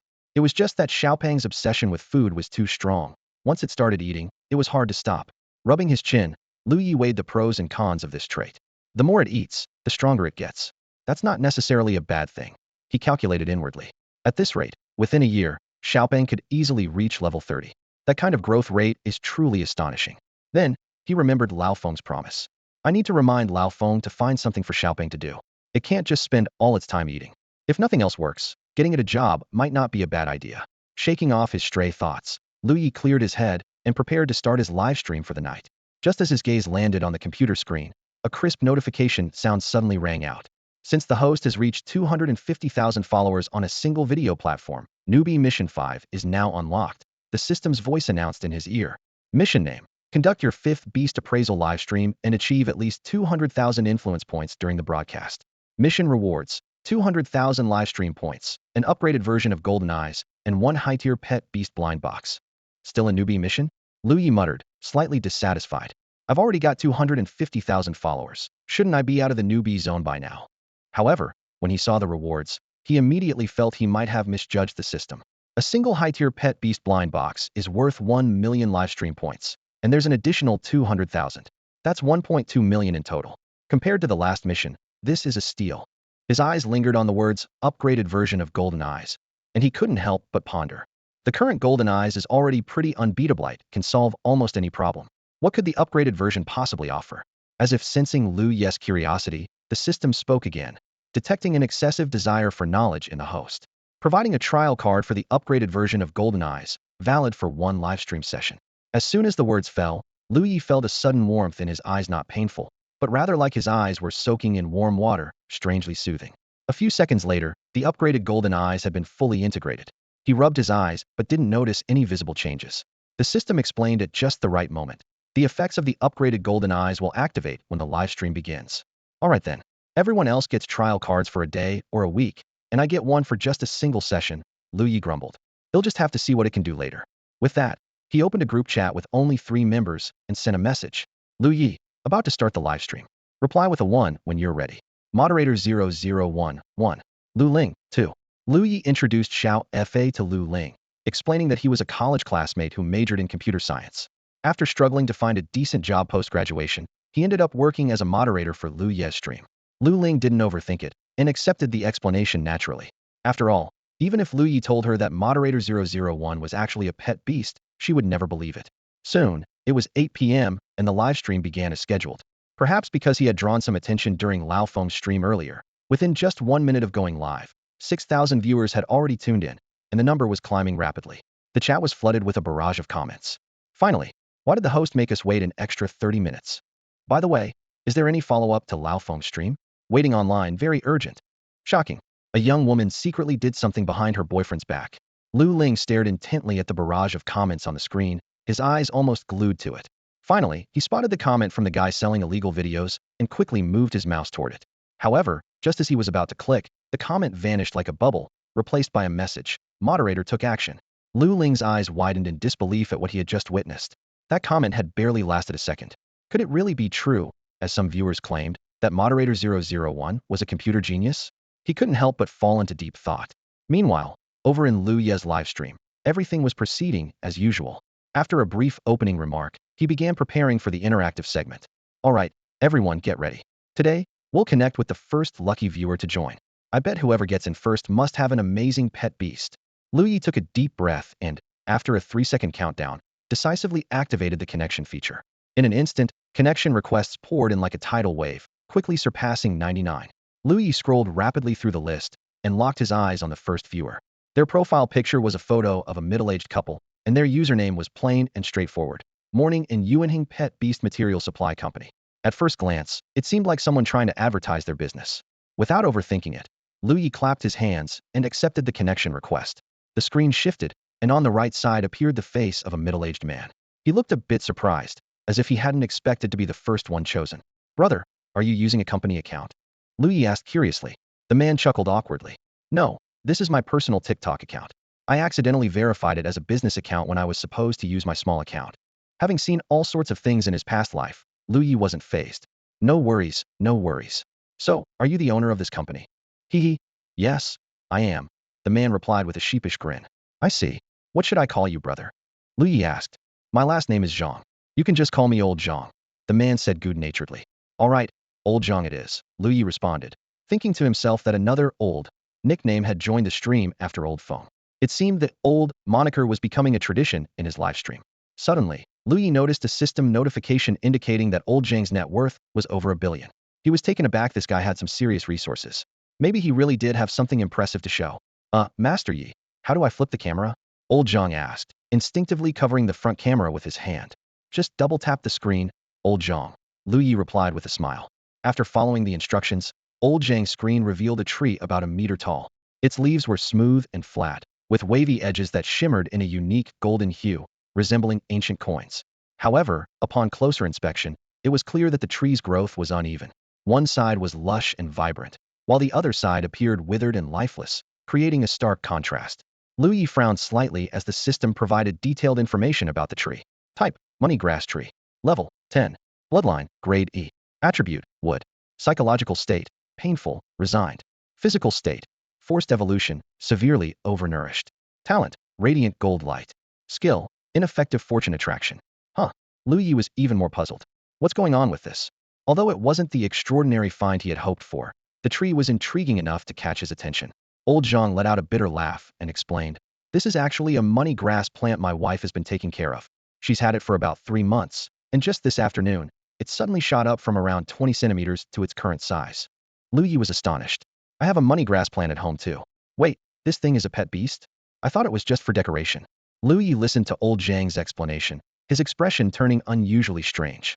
Money grass, a plant barely classified as a pet beast due to its reaction to lipid stones, was never supposed to undergo such astonishing changes. In the Eastern District, money grass, with its pleasing appearance, had become the most popular E-class ornamental pet beast. However, the money tree before him, towering at level 10, felt rarer to Lu Ye than an endangered pet beast. He mused to himself. Such a situation was simply unheard of. No one would seriously cultivate money grass as a real pet beast, Lu Ye thought silently. Even with careful nurturing, its lackluster lineage ensures it could never exceed level 5. Old Zhang, the shrewd businessman, continued voicing his concerns. I just want to ask, how can I make it go back to normal? Or at least look more ordinary? In this half-green, half-yellow state, I don't even dare keep it at home. His tone betrayed his unease about the abnormal money grass. Lu Ye nodded in agreement. All right, let me take a look. He focused intently, examining the remaining panel attributes to pinpoint the root of the issue. Just then, a sudden notification broke the silence of the room. Advanced Golden Eye Trial card activated. Host has acquired Platinum Eye. Immediately, the Money Grasses panel underwent a stunning transformation. A series of evolution paths and required materials appeared vividly before Lu Ye. Money Tree, Silver Coin Tree, Ingot Tree, and even the rare Soul Nether Tree. Each path detailed the necessary materials, steps, and evolution probabilities. At the bottom of the panel, a current recommendation was highlighted. Gold Dew Essence is fully sufficient. Evolution into a grade lineage ingot tree is now possible. Lu Ye's pupils contracted slightly, and a wave of astonishment surged through his mind. So this is the power of the advanced golden eye? This is unbelievable. It far exceeded his expectations. In the field of pet beast research and cultivation, evolution had always been one of the most challenging topics. It was well known that when a pet beast advanced from Tier 3 to Tier 4, rising from level 30 to 31, it might undergo spontaneous adaptive evolution. However, evolution was not limited to this natural process. External forces could also push a pet beast's internal energy beyond its threshold, meeting the standards for evolution. This was known as artificial adaptive evolution. Although this concept had been proven in the early days of the Beastmaster era, humanity's understanding of the mysteries behind artificial evolution remained incomplete. Such knowledge could not be found in any secret realm or deciphered from ancient texts. It had to be painstakingly pieced together through trial and error, discovering the ideal material combinations for perfect evolution. Now, this seemingly insurmountable challenge appeared to have a solution right in front of Lu Ye. His gaze returned to the abnormal money grass, his heart filled with anticipation and excitement for the endless possibilities ahead. Each pet beast possesses unique traits, abilities, and talents, and their evolutionary paths vary greatly, requiring different materials for each. Lu Ye stood in the living room of old Zhang's house, his gaze fixed on the unusual pod of money grass, his mind racing with countless thoughts. Although the evolution of pet beasts has always been a popular research topic, even now, a complete list of evolutionary paths and required materials remains a scarce resource. Lu Ye explained to old Zhang, while carefully observing each leaf of the money grass. Most known evolutionary paths are limited to C and tire pet beasts. As for B and attire ones, those are top secret. Curious, old Zhang asked. Why is that? Lu Ye sighed. It requires massive amounts of experimental data. Not only do you need a large number of pet beast samples, but you also have to nurture them to a high level. The cost is astronomical. Most research institutions can't afford it. Just then, Lu Ye's platinum pupils suddenly activated, and a peculiar light flashed in his eyes.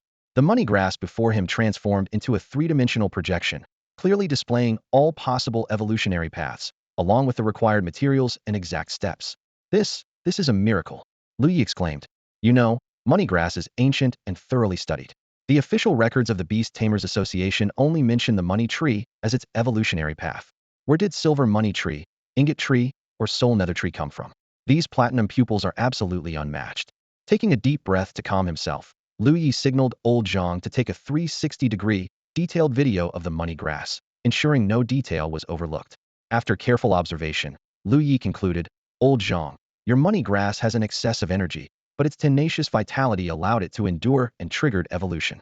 However, due to limitations from its bloodline and other energy constraints, it couldn't evolve perfectly, leaving it in this half-evolved state.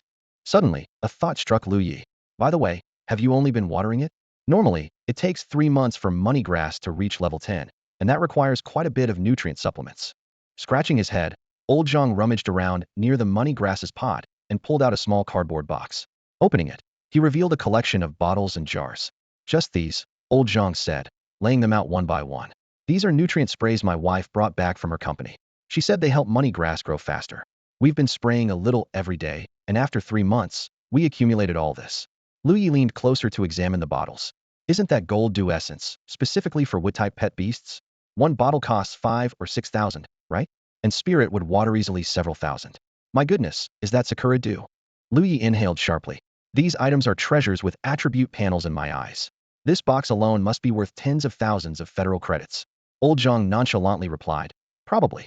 Shocked, Lu Ye asked. Is this what forced it to evolve? Only partially, Lu Ye explained. The probability of this happening is incredibly low. If it were another money grass, drinking even one bottle of gold dew essence might have killed it. Hearing this, old Zhang couldn't help but marvel. So it's this simple. The live chat erupted. Damn, that's tens of thousands. Rich people are just different, huh? That amount could buy me several attire pet beasts. tens of thousands, and they talk like it's pocket change. Ignoring the comments, Lu Ye crossed his arms and said seriously, Old Zhang, your money grass can still be saved. Do you want it to fully evolve? Old Zhang froze in surprise. Master Yi, do you really have a way? Of course I do, Lu Ye said confidently. It just depends on which path you want to take. Which path? Old Zhang asked excitedly, his eyes brimming with anticipation. Old Zhang was completely baffled, his brows furrowed deeply. Isn't the money herb supposed to have only one evolution path? How is there even a choice? He recalled that a team had indeed developed the silver money tree some time ago, but hadn't that project gone bankrupt in the end? As the CEO of a large company, he had some understanding of these matters.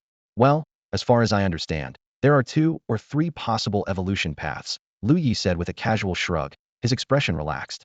The materials required aren't overly complicated, it just depends on which one you want to choose. Old Zhang swallowed nervously, his doubts growing. Was this young man trying to con him? The evolution of pet beasts was such a profound topic. How could someone of Lu Ye's age possibly have mastered it? Unless he had a massive team supporting him. But if that were the case, wouldn't doing live streams seem a bit trivial? Master Yi, Old Zhang asked respectfully. Could you explain what the possible evolution paths are? Lu Ye began to explain slowly. The first known path is the money tree. It only requires adding a few hundred grams of fallen wood powder to trigger its evolution. He deliberately avoided giving a precise amount, knowing that this particular money herb had survived so much golden dew essence that it could undoubtedly handle several times the usual amount of fallen wood powder. Compared to golden dew essence, fallen wood powder was far less intense. Seeing Old Zhang's lack of enthusiasm, Lu Ye continued. The next option is the silver money tree, a project left unfinished by a research team in the Southern District. This team was dedicated to studying pet beast evolution, but they ran out of funding while working on the evolution path of an 11-level pet beast. With no investors willing to step in, the team disbanded. The silver money tree was merely a small experimental project handled by a single individual. When the funding dried up, that person halted the research and uploaded the existing data online. But since money herbs are already notoriously difficult to cultivate, and there was no financial backing, few people ever attempted to complete the research.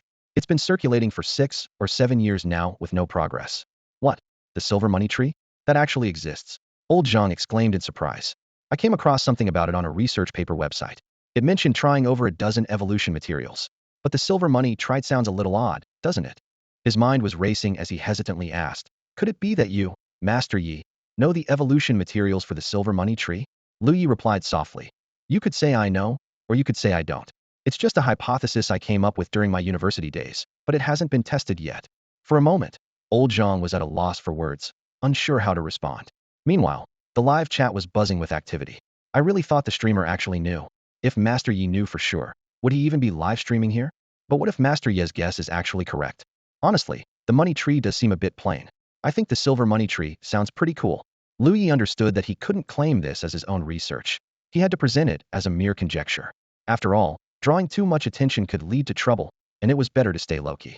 Of course, Lu Ye added. I'm not going to force you to test it. We still have better options available. Lu Ye smiled warmly, giving Old Zhang a reassuring pat on the shoulder, signaling him to relax. Old Zhang's eyes widened, his voice trembling slightly with shock. There's more? Lu Ye chuckled confidently and said, this is different from the silver money tree, don't worry. The silver money tree is based on existing research achievements, but my gold ingot tree is entirely my own independent research. His voice was firm and convincing, exuding an aura of reliability. Old Zhang's mouth fell open in astonishment, and he muttered to himself, independent research? I thought the silver money tree was already impressive, but there's something even more groundbreaking? His thoughts raced, barely leaving him time to lament the silver money tree before being captivated by the concept of the gold ingot tree. The name itself sounds auspicious. I've got to see what it looks like. After a brief silence, Old Zhang cautiously asked, Master Yi, do you have a research team? Lu Ye smirked dismissively, puffing out his chest. I graduated in the field of pet beast research. Do you think I wouldn't have a team? Old Zhang's eyes lit up, thinking that Master Yi truly seemed capable and worthy of trust. However, his excitement was short-lived as he saw Lu Ye shake his head and sigh. Unfortunately, due to my less than stellar reputation, it's taken me 4 years to recruit a team, and so far, it's still just me. Switching his tone, Lu Ye patted his chest with confidence and assured him, but even though I'm working solo, I've been dedicated and hardworking these past 4 years. I spend 16 hours a day in the lab. This is proof that all my research is entirely my own work, without a shred of fraud. You can rest assured. Old Zhang was left speechless, thinking, who talks like this? Only a streamer could make being completely alone sound so refreshingly unique. He couldn't help but wonder, Could it be that Master Yi was ostracized in college and developed a tendency to exaggerate? Not wanting to dampen Lu Ye's enthusiasm, Old Zhang tactfully said, Master Yi, it's not that I don't respect your research achievements. It's just that if it evolves into a gold ingot tree, it might be a bit too flashy. People in the Eastern District tend to prefer a more modest approach, wouldn't you agree? Before he could finish his sentence, a woman's voice suddenly interjected, What gold ingots? Old Zhang froze, turning toward the source of the voice. Wife, why are you out here? I heard you mumbling out here. Old Zhang's wife said with mild irritation. What gold ingots? Tell me about it. Old Zhang's heart skipped a beat as he looked at his wife's expectant expression and sighed softly. That sigh carried a hint of bitterness that Lu Ye couldn't miss, evoking a subtle sense of helplessness that resonated deeply. Pointing to the money plant in front of him, Old Zhang explained. It's about this money plant you've been taking care of. I asked this streamer what to do with it, and he said you've been overfeeding it, which forced it to evolve. Then he mentioned 3 evolution paths and asked me to choose one. Evolution paths? Old Zhang's wife repeated thoughtfully. So, the gold ingot tree is one of the evolution paths? As someone who co-managed their business with Old Zhang, her knowledge was no less extensive than his. She was intrigued. What would a gold ingot tree even look like? Old Zhang turned to Lu Ye and said quietly, Master Yi, why don't you explain it to my wife? She'll make the final decision since she's the one who's been caring for it. Although he handed the decision to his wife, Old Zhang still shared everything they discussed earlier, urging her to choose carefully. His tone carried a hint of stubbornness, the kind typical of middle-aged men, evoking a trace of sympathy. Should I try to persuade him? Lu Ye wondered fleetingly, but he knew that the most important thing now was to address Old Zhang's wife's questions and provide the couple with more information about the gold ingot tree. Mrs. Zhang's eyes suddenly lit up. She snatched Mr. Zhang's phone with excitement in her voice. Master Yi, can it really evolve into a gold ingot tree? Her reaction was exactly as Mr. Zhang had expected. As the company's founding contributor and current CEO, she had an irresistible fondness for shiny, golden objects. Her office was filled with piles of money plants, and she even had a large patch of money trees planted because her home couldn't accommodate them. At the mention of the gold ingot tree, her enthusiasm was immediately ignited. Lu Ye nodded slightly and cautiously replied, I haven't tested it myself, so I can't give you a 100 guarantee. I hope you understand. No problem. Mrs. Zhang waved her hand dismissively. If I can grow one pot, I can grow a second one. If it turns out to be worthless, it doesn't matter if it gets ruined. Master Yi, just tell me what you need, and I'll prepare it immediately. The live stream comments were buzzing with skepticism. Wow, she agreed so easily? I feel like Master Yi doesn't actually have a method for a gold ingot tree. I think so too. He's just making it up, knowing the Zhangs wouldn't challenge him. Lu Ye noticed the doubts, but remained composed. He gave a thumbs up, his tone firm. All right, since you trust me so much, I'll give it my best shot. The evolution materials are actually quite simple, just 200 to 300 grams each of sunken wood powder and thunderwood powder, buried in the soil beneath it. That's it. Mrs. Zhang was clearly surprised by how basic the materials sounded, leaving her momentarily doubtful. Mr. Zhang, standing nearby, frowned silently, his expression filled with confusion as though he wanted to speak. Lu Ye explained, that's right. After all, it's only in a grade bloodline. The evolution materials won't be too complicated. The comments section exploded. Sunken wood powder as an evolution material for the money tree makes sense. But thunderwood powder? Isn't that for thunder-type pet beasts? And doesn't thunderwood counter money plants? Wouldn't that kill it? Thunderwood powder was indeed rare, originating from special trees in secret realms with limited production. Even with large-scale cultivation efforts, its price remained high. More importantly, studies had shown that thunderwood powder caused money plants to wither rapidly, a classic case in pet beast research. Lu Ye's statement left all knowledgeable viewers puzzled. Sensing the audience's doubts, Lu Ye explained, many of you are asking why thunderwood powder is needed since it counters money plants. The reason is simple, this money plant is unique. Its current vitality is strong enough to resist thunderwood powder. As the saying goes, no destruction, no creation. Only by absorbing this energy can it potentially evolve into a gold ingot tree. The reason I've never tried this before is that I couldn't find a suitable money plant. Mrs. Zhang suddenly understood and completely ignored Mr. Zhang's subtle gestures. That makes sense. I think it's worth a try. She turned to Mr. Zhang and said, make a call and have the company send over 1 pound of sunken wood powder and thunderwood powder. Mr. Zhang sighed helplessly. All right, they'll make the call. Mrs. Zhang then turned back to Lu Ye. Master Yi, my home is very close to the company. The materials will arrive in just a few minutes. Sounds good. Lu Ye replied succinctly. What wealth? A pound of thunderstruck zinc powder costs $20 per gram on the market, meaning this pound is worth a whopping 10,000. Yet Mrs. Zhang didn't hesitate to bring out these expensive materials, along with the jars and bottles filling the table, all for Master Lu Ye's experiment. Such generosity truly feels like a mutual effort, doesn't it? A few minutes later, Mr. Zhang arrived, panting, and handed 2 rare materials to his wife. Master Lu Ye, how about these materials? They're the best quality available on the market. Lu Ye nodded. They'll do. Just bury them in the soil. Half the thunderstruck zinc powder will be enough. The Zhang couple sprang into action immediately. One dug the soil while the other sprinkled the powder, working in perfect harmony. They finished the task in under a minute. Mrs. Zhang patted the freshly filled soil and asked, Master Lu Ye, is that all? How long do we have to wait? Not long, Lu Ye replied, his eyes fixed on the money grass at the center of the screen. It's already starting. Suddenly, the soil beneath the money grass began to emit a faint glow, and its leaves started to sway gently, as if a mysterious energy was surging up from underground. The glow intensified, and the golden leaves radiated an even brighter light. Each blade of grass shimmered like it was adorned with tiny diamonds, dazzling in its brilliance. The transformation was swift and powerful, as though the money grass had been holding back its energy, only to release it all at once. What the heck? Mr. Zhang exclaimed. Quick, quick, honey, move it outside. We can't fit a tree in the house. Without hesitation, he summoned a gorilla-like beast companion, which effortlessly picked up the money grass and carried it outside. Mrs. Zhang followed closely behind. The live stream chat exploded. Whoa, it's really evolving. Amazing. This doesn't look like it's just becoming a money tree. Take a photo. We need a photo. 1. Viewership skyrocketed, and Lu Ye's livestream seemed to have hit trending topics thanks to the money grass. A few unfamiliar accounts belonging to Beast Tamer associations even appeared on the leaderboard, and the viewer count surged by hundreds per second, soon surpassing 30,000. Outside, in the spacious yard of the Zhang family's villa, the money grass was placed down and blended seamlessly with its surroundings. Lu Ye and the livestream audience held their breath. Over half an hour later, as the viewership climbed to 80,000, the glow from the money grass began to fade. Suddenly, a gentle yet powerful wave of energy spread from the center of the plant. The money grass seemed to absorb this energy, its soft stems hardening into sturdy branches.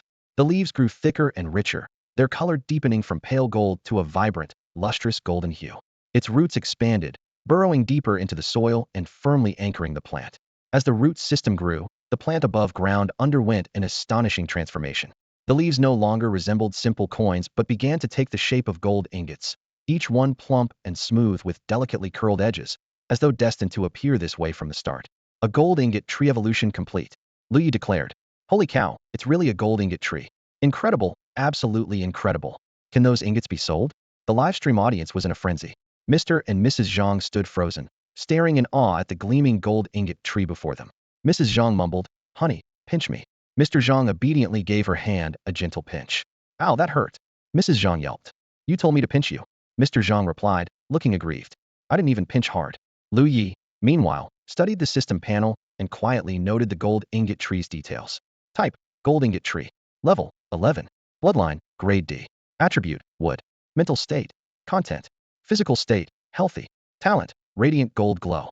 Skills, effective wealth attraction, ingot formation. This miraculous gold ingot tree seemed to herald even more extraordinary adventures to come. Under the cover of night, a towering yuanbao tree, standing 3 to 4 meters tall, majestically occupied the center of the courtyard. Although its trunk was not particularly thick, its canopy spread out like a giant umbrella, nearly covering the entire yard. Countless small leaves clustered together, each resembling a tiny yuanbao, about the size of a baby's fist, exuding vibrant vitality. Under the soft glow of the courtyard lights, the delicate leaves appeared as if embedded with countless tiny gemstones, shimmering brilliantly. Lu Ye observed the tree with a hint of surprise and blurted out, Wow, this growth is impressive. I thought yuanbao trees were similar to money trees and wouldn't grow beyond 2 meters after evolving. But this one's almost 4 meters tall. Madame Zhang laughed heartily and said, Haha, looks like I've been taking good care of it. She picked up her phone, moved closer to the yuanbao tree, aimed the camera at the leaves, and gently plucked one. These yuanbao leaves are really something. The livestream chat instantly came alive with comments. Wow, yuanbao leaves are so much prettier than coins. I'm a student, can you send me one? Come on, if you want it, just try growing one yourself. The materials aren't that hard to find. I'm buying some thunderstruck wood powder right now. He'll try it, and stream later. Follow me for updates. As Madame Zhang stroked the leaf, her expression suddenly shifted slightly. The texture feels off. Old Zhang, still gazing up at the dense canopy of golden yuanbao-shaped leaves, didn't even move his head as he asked, What's off about it? It feels like there's gold inside, Madame Zhang said, her fingers brushing the leaf more carefully. The odd sensation made her even more curious, and she plucked another leaf, handing it to Old Zhang. Old Zhang chuckled dismissively. How could there be gold in it? He said, taking the leaf and rubbing it between his fingers. But after a moment, his expression changed dramatically. I'm getting the spectrometer. Lu Ye was utterly confused. Just by looking at the status panel, he couldn't see how the Yuanbao tree could produce gold.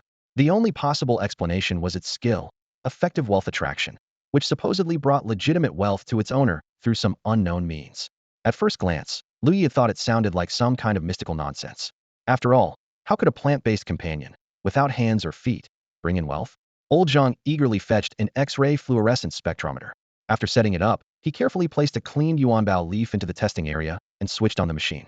The couple held their breath, staring intently at the device, while Lu Ye also watched closely. Even the live stream chat slowed down as everyone waited for the final results. The screen flickered, and several lines of data appeared.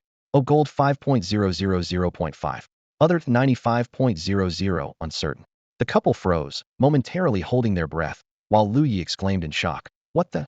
The live stream chat exploded instantly, with comments flooding in like a tidal wave. Wait, there's actually gold. This is insane. Holy crap, holy crap, holy crap. There's really gold in it. I'm losing my mind. The crowd was stunned. The barrage of comments flooded the live stream like a tidal wave, and the audience was utterly ecstatic. That golden leaf, despite only having 5 gold content, was just one of the countless leaves on the tree. Old Zhang stood frozen in place, his mind blank, struggling to process the astonishing revelation. Mrs. Zhang, however, reacted quickly. She gripped her phone tightly and swiftly tapped the gift button. Finding the carnival option, she began sending gifts like money was no object. Notifications like Morning Prosperity Beast Material Supply Company sent 1 carnival kept popping up in Lu Ye's gift list, filling it entirely in no time. Within just a few minutes, she had sent 50 carnivals, equivalent to 150,000 Federation credits. Lu Ye was dumbfounded by the scene. He quickly clasped his hands together in gratitude and exclaimed, "Thank you to Morning Prosperity Beast Material Supply Company for the 50 carnivals. Truly generous. A big bow to the boss." He scanned the live chat and added, "We've got 100,000 viewers online now. If any of you need pet beast materials or medicine, remember to go with Morning Prosperity Beast Material Supply Company." This wave of gifts catapulted Lu Ye's popularity, landing him in the top 100 of the popularity rankings. Every streamer on that list had the backing of major patrons, and Lu Ye had never imagined he'd break into that circle. But Mrs. Zhang wasn't done yet. She proceeded to distribute several exclusive red packets in the live stream, worth tens of thousands more. The chat was instantly flooded with praises like 6666, boss is awesome, and streamer is soaring. Lu Ye couldn't help but marvel internally. Goodness, that's 150,000 credits. He smiled and said to Mrs. Zhang, "Wow, you're too kind, really." Mrs. Zhang laughed in return, her voice trembling slightly with excitement. "If it weren't for your willingness to share your research results, would never have been able to cultivate such a money tree. If old Zhang's bank card limit weren't maxed out, I'd have sent another 50 carnivals," she said, pausing briefly before adding. "As someone in the industry, I understand the value of an evolutionary route, especially one that directly produces gold. To my knowledge, this is the only one of its kind in the Federation. If you're willing, our company would love to collaborate with you on further research and even help you apply for a patent completely free of charge." Her sincerity was evident, and deep down, she felt she was getting an incredible deal from Lu Ye. The value of the money tree wasn't just in its golden leaves. As the first of its kind on Blue Planet, its potential value was immeasurable, capable of bringing immense traffic and prestige to their company. Lu Ye smiled and waved his hand dismissively. "Oh, come on. It's a win-win for both of us. I've tried similar experiments before, but they all failed. This is a special case without you. I couldn't have confirmed this hypothesis. So the gifts are more than enough. There's no need for you to spend anything extra. As for patents, they're too difficult to apply for, so let's just leave it at that." He wasn't being modes, though was simply stating the facts. While Lu Ye had seen the 4 evolutionary routes of the money tree through his platinum eyes, implementing them was an entirely different challenge. The system showed that the money tree's evolution probability was close to 100, but that was based on the unique state of the original money grass. For other ordinary money grass, the evolution probability was less than 1, practically negligible. As for patents and research papers, those required extensive, in-depth studies. A single live stream video was far from sufficient, and a one-off case couldn't prove the universal feasibility of the evolutionary route. Lu Ye understood this well, which is why he politely declined Mrs. Zhang's offer. Lu Ye's live stream suddenly turned lively and bustling with excitement. The unexpected evolution of his pet beast not only solidified his reputation as a master of pet beast research, but also triggered an intense reaction from the audience. The comments section was flooded like a tidal wave, with everyone eager to try their luck, as if they had just glimpsed the hope of overnight riches. However, faced with this overwhelming enthusiasm, Lu Ye felt a wave of helplessness. He rubbed his forehead and sighed, once again emphasizing, "Everyone, I must remind you again, This is truly an extremely rare occurrence. Please don't think that just buying gold dew essence and other materials will allow you to make money at home. Even if you plant tens of thousands of golden coin grass, it's almost impossible to replicate this situation. It requires a huge investment, and it's absolutely not worth attempting. He earnestly explained. To put it simply, the odds are like winning the lottery. Everyone thinks they'll hit the jackpot, but in reality, it's nearly impossible. Madame Zhang quickly chimed in. Exactly, everyone.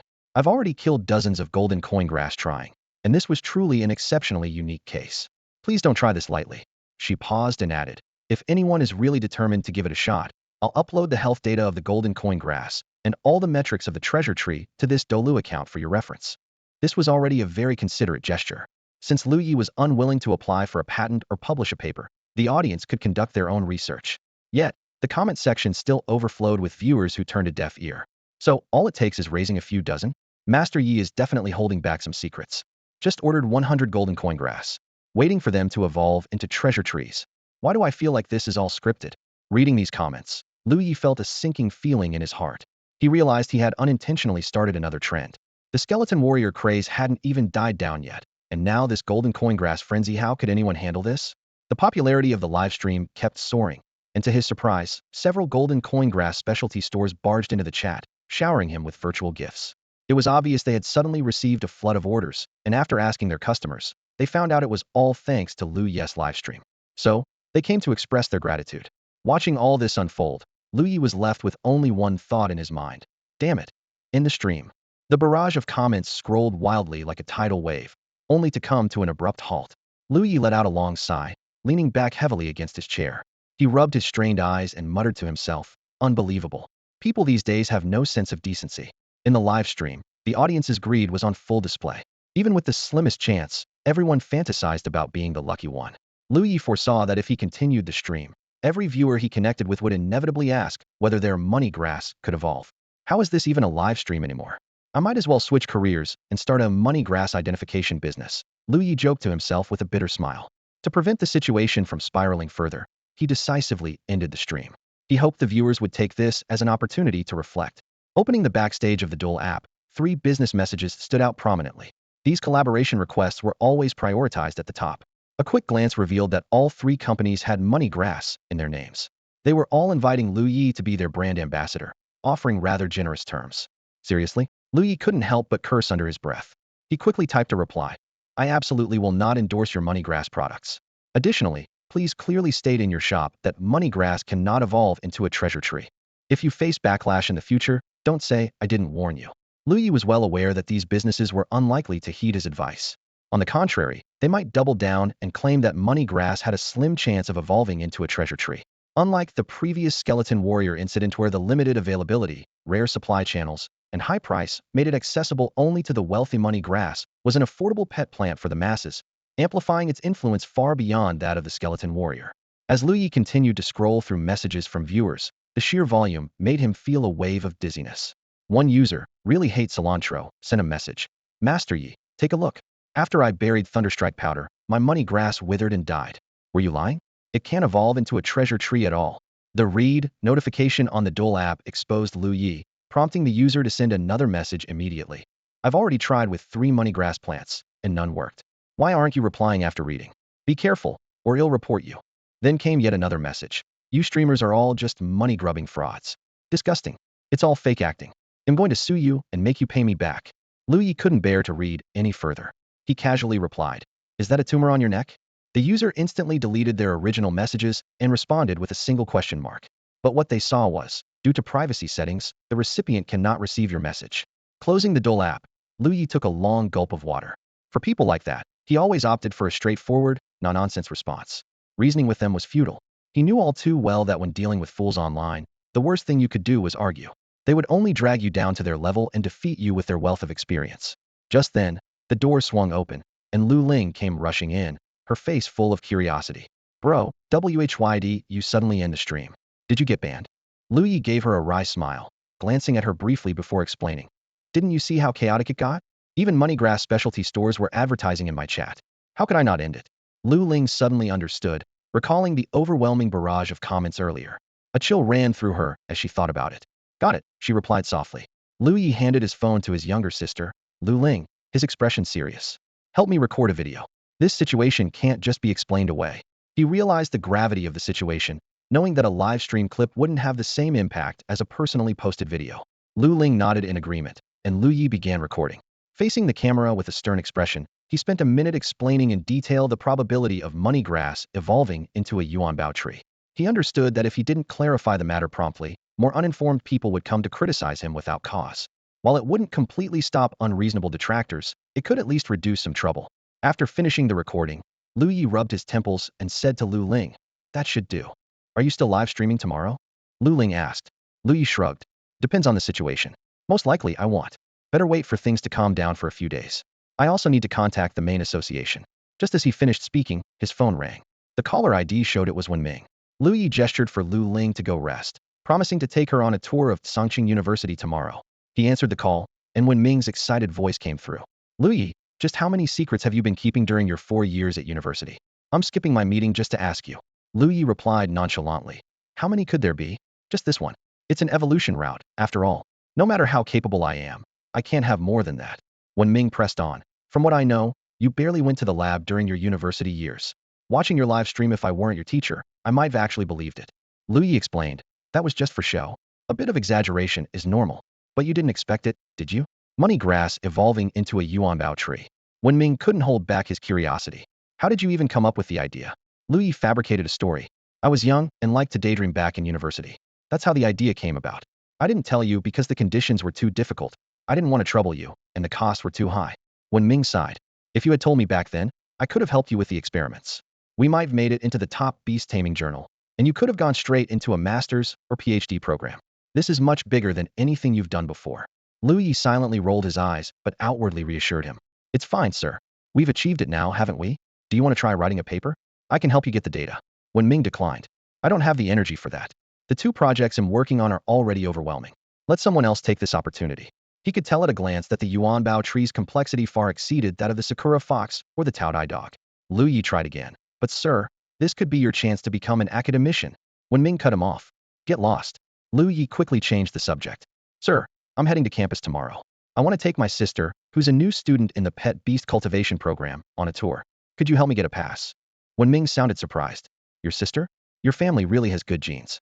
All right, I'll send someone to meet you at the campus gate tomorrow." "Thanks, sir," Lu Ye said gratefully. After hanging up on Wenming's call, Lu Ye immediately dialed Ren Fuchen's number. The phone rang for a long time before Ren Fuchen's weary voice answered. "Hello? Lu Ye? Uncle Ren, you sound a bit off," Lu Ye said with concern. Ren Fuchen replied irritably. "No kidding. Try going 2 days without sleep. This secret realm spans over 10,000 square kilometers. Not only do we have to build fences around the perimeter, but we also have to patrol day and night. Don't let my leadership position fool you. I'm running around constantly, completely drained." Hearing this, Lu Ye rubbed his nose sympathetically. 2 days without sleep? That's rough. All right, let's not waste time chatting. What do you need? Ren Fuchen cut straight to the point. Lu Ye briefly outlined the content of tonight's live stream. After listening, Ren Fuchen sounded astonished. "Are you saying that money grass can evolve into a gold ingot tree? And the catalyst is Thunderstrike sediment powder?" Lu Ye had expected Ren Fuchen to remain calm, given his status as a leading figure in pet beast research. Discovering an evolution path should be routine for someone like him. Yet, Ren Fuchen's reaction was completely unexpected. "That seems to be the case." Lu Ye replied hesitantly. "Damn it, does that mean my earlier research was wrong?" Ren Fuchen suddenly let out a curse. "Huh." Lu Ye was confused. "You've researched money grass before," Ren Fuchen impatiently clarified.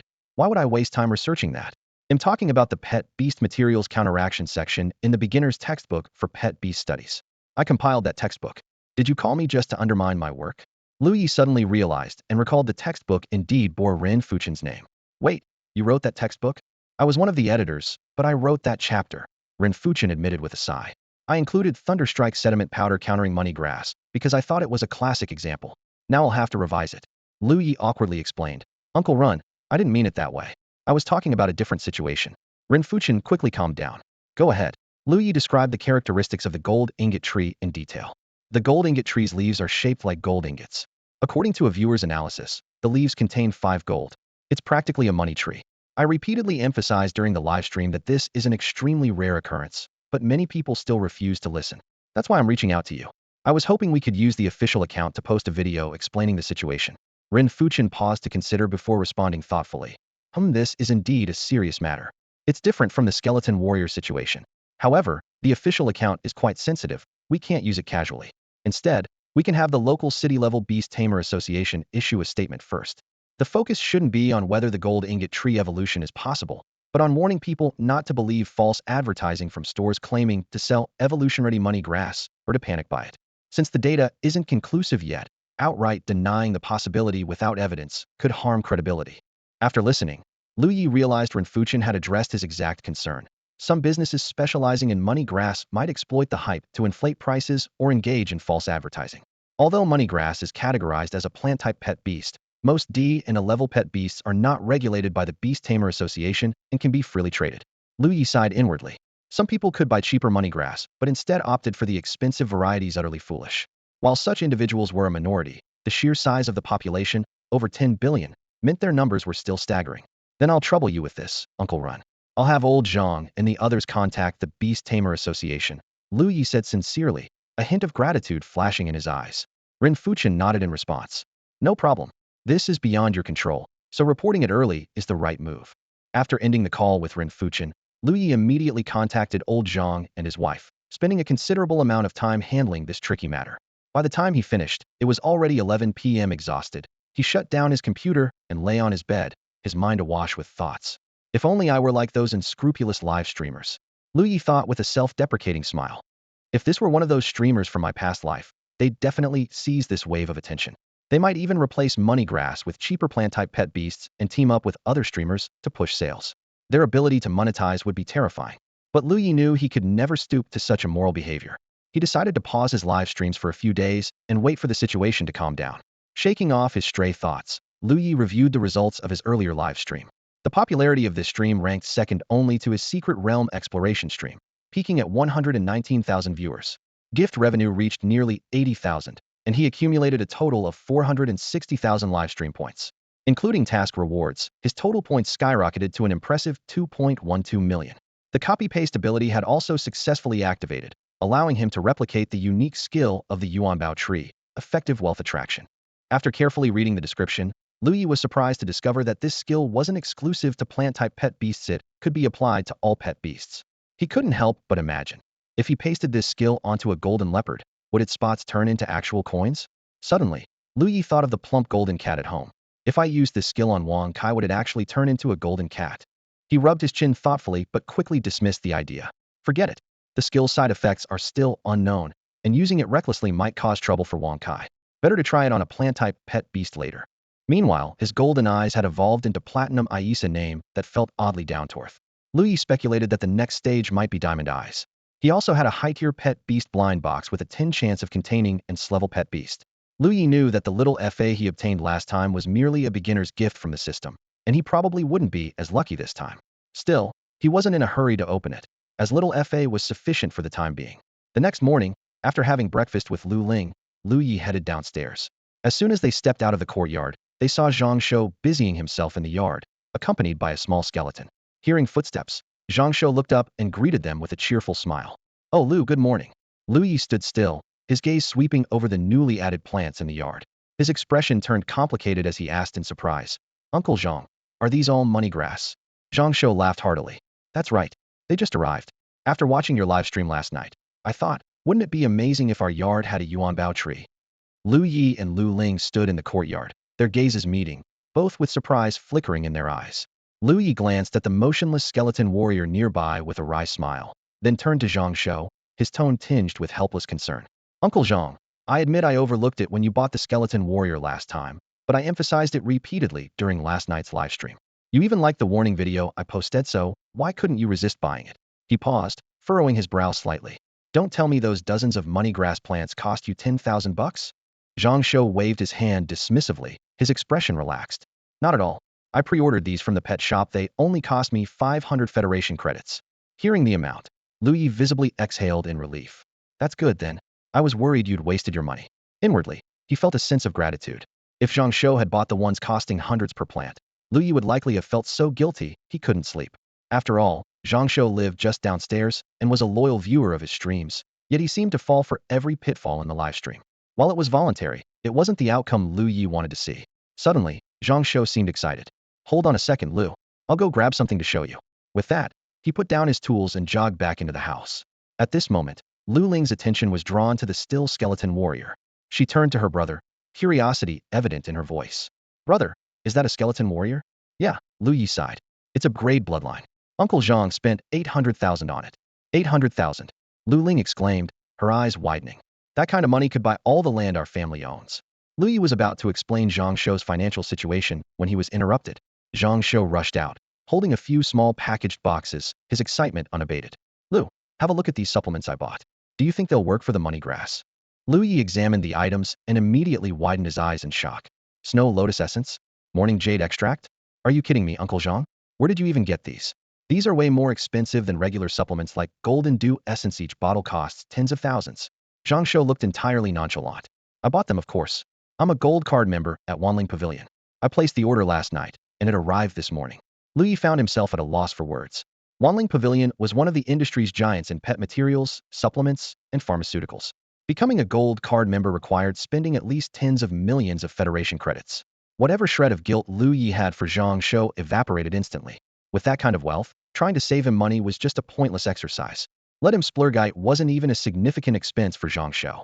Lu Ye forced a stiff smile, struggling to move his neck as he said, these supplements are a bit too potent. Something like golden dew essence would be more suitable to use gradually. But I have to remind you, Uncle Zhang, the chances of success are really slim, almost impossible. Zhang Shou, however, seemed unconcerned. That's fine. It's just a hobby anyway. All right then.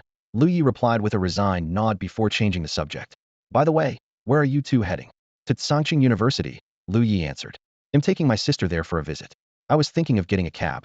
Zhang Shou shook his head and pulled a set of keys from his pocket, tossing them to Lu Ye. Why take a cab? That's no way to treat your sister. My car's parked outside, take it and go. Don't worry about any accidents. You won't have to pay if something happens to the car. Faced with Zhang Shou's generosity and his sister's eager gaze, Lu Ye reluctantly accepted the keys. Thank you, Uncle Zhang. No need for thanks between us, Zhang Shou replied with a smile, waving them off as he watched the siblings leave. As Lu Ye pushed open the gate to the courtyard, his eyes immediately caught sight of a brand new awoke car gleaming under the sunlight in the parking spot. Just as he was about to open the car door, his younger sister, Lu Ling, spoke up with a mix of anticipation and nervousness in her voice. Brother, how about letting me drive? Lu Ye froze, turning to look at his sister with a slight frown. You? Did you even get your driver's license? Of course. Lu Ling nodded enthusiastically, her eyes brimming with excitement. I just got it last week, but I haven't had any real practice yet. Lu Ye hesitated. Although Zhang Shou had assured him there was no need to worry about accidents, the thought of the car being wrecked still made him uneasy. He was about to say something when Lu Ling puffed out her cheeks, sounding a little indignant. What? Don't you trust your own sister? That's not it. Lu Ye sighed helplessly and handed her the keys. Just be careful, okay? This car is worth as much as everything your brother owns. I know. Lu Ling said smugly as she took the keys. I got a perfect score on all my tests, you know. With that, she swiftly climbed into the driver's seat. Lu Ye settled into the passenger seat, buckled his seatbelt, and couldn't help but feel a little uneasy. Shouldn't you get familiar with the car's features first? Already looking it up, Lu Ling replied seriously, her eyes fixed on her phone screen. Suddenly, the sound from her phone made Lu Ye's expression change. Today, we'll be introducing this awoke car, valued at around 600,000 federal credits. Our instructor for today's demonstration is none other than the Red Sun Yuan coach from our driving school. Let's take a look. Wait a second, are you watching a pet beast drive?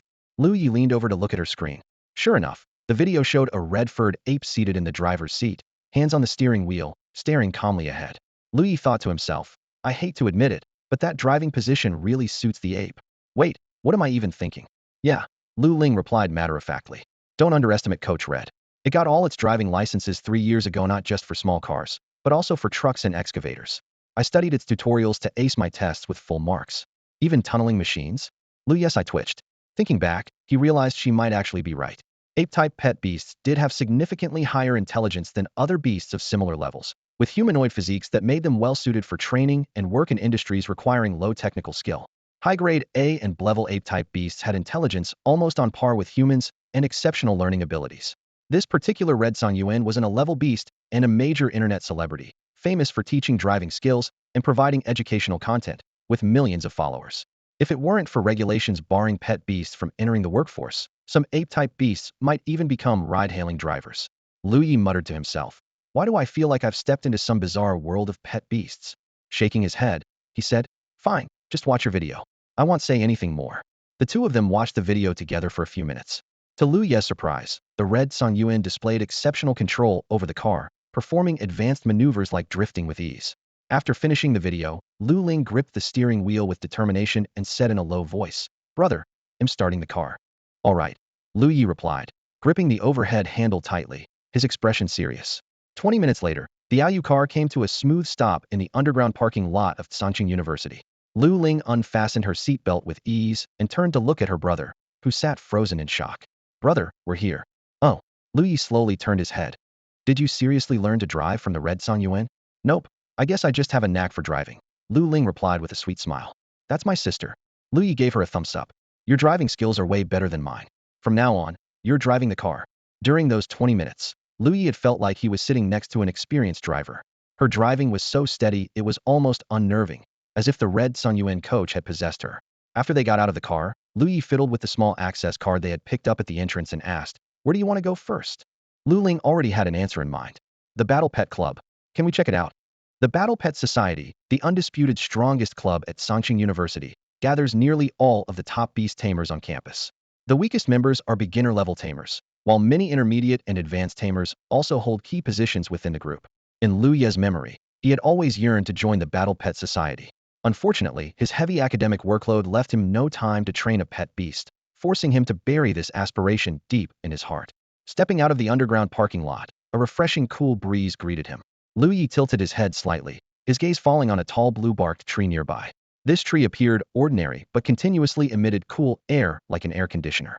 Lu Ling curiously examined the tree and exclaimed in surprise, "Is this a cloud spray tree? When did the school get such high-end upgrades?"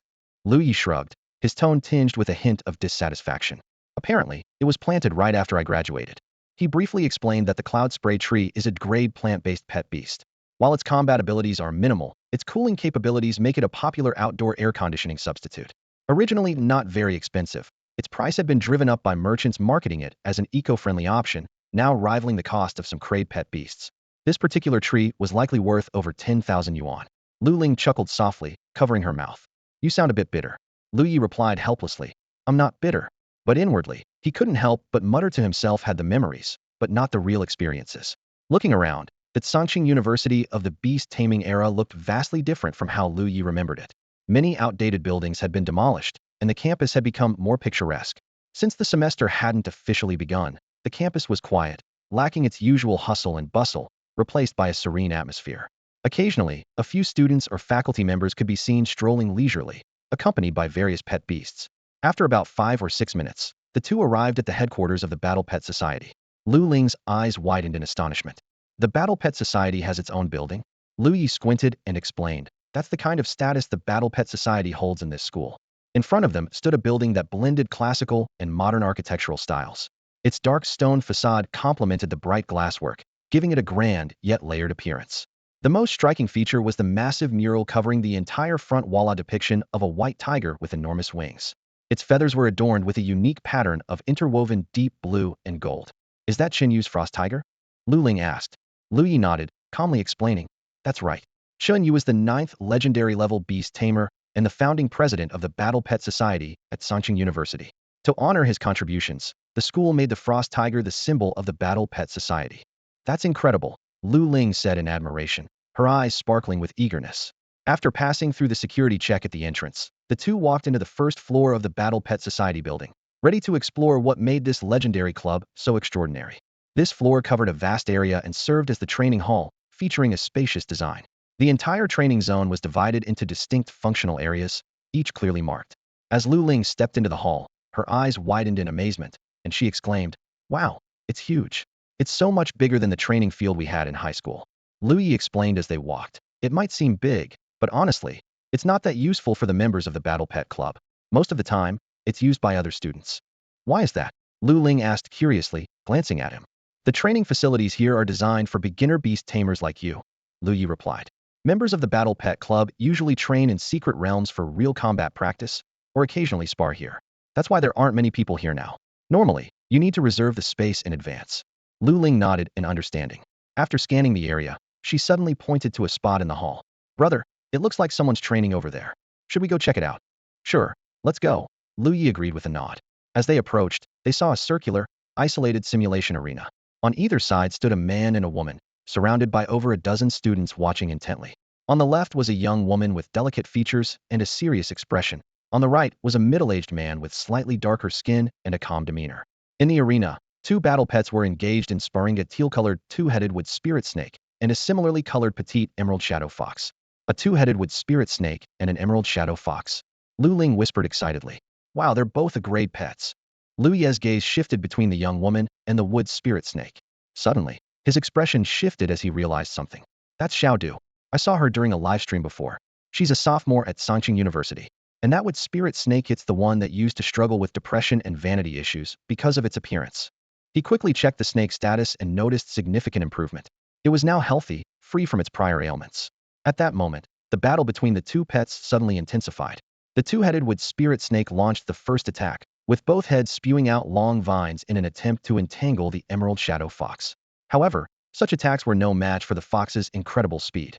With a flicker, the fox vanished from its original position, moving so fast that it seemed to blur. When it reappeared, it had already flashed to the other side of the snake. Seizing the opportunity, the emerald shadow fox counterattacked.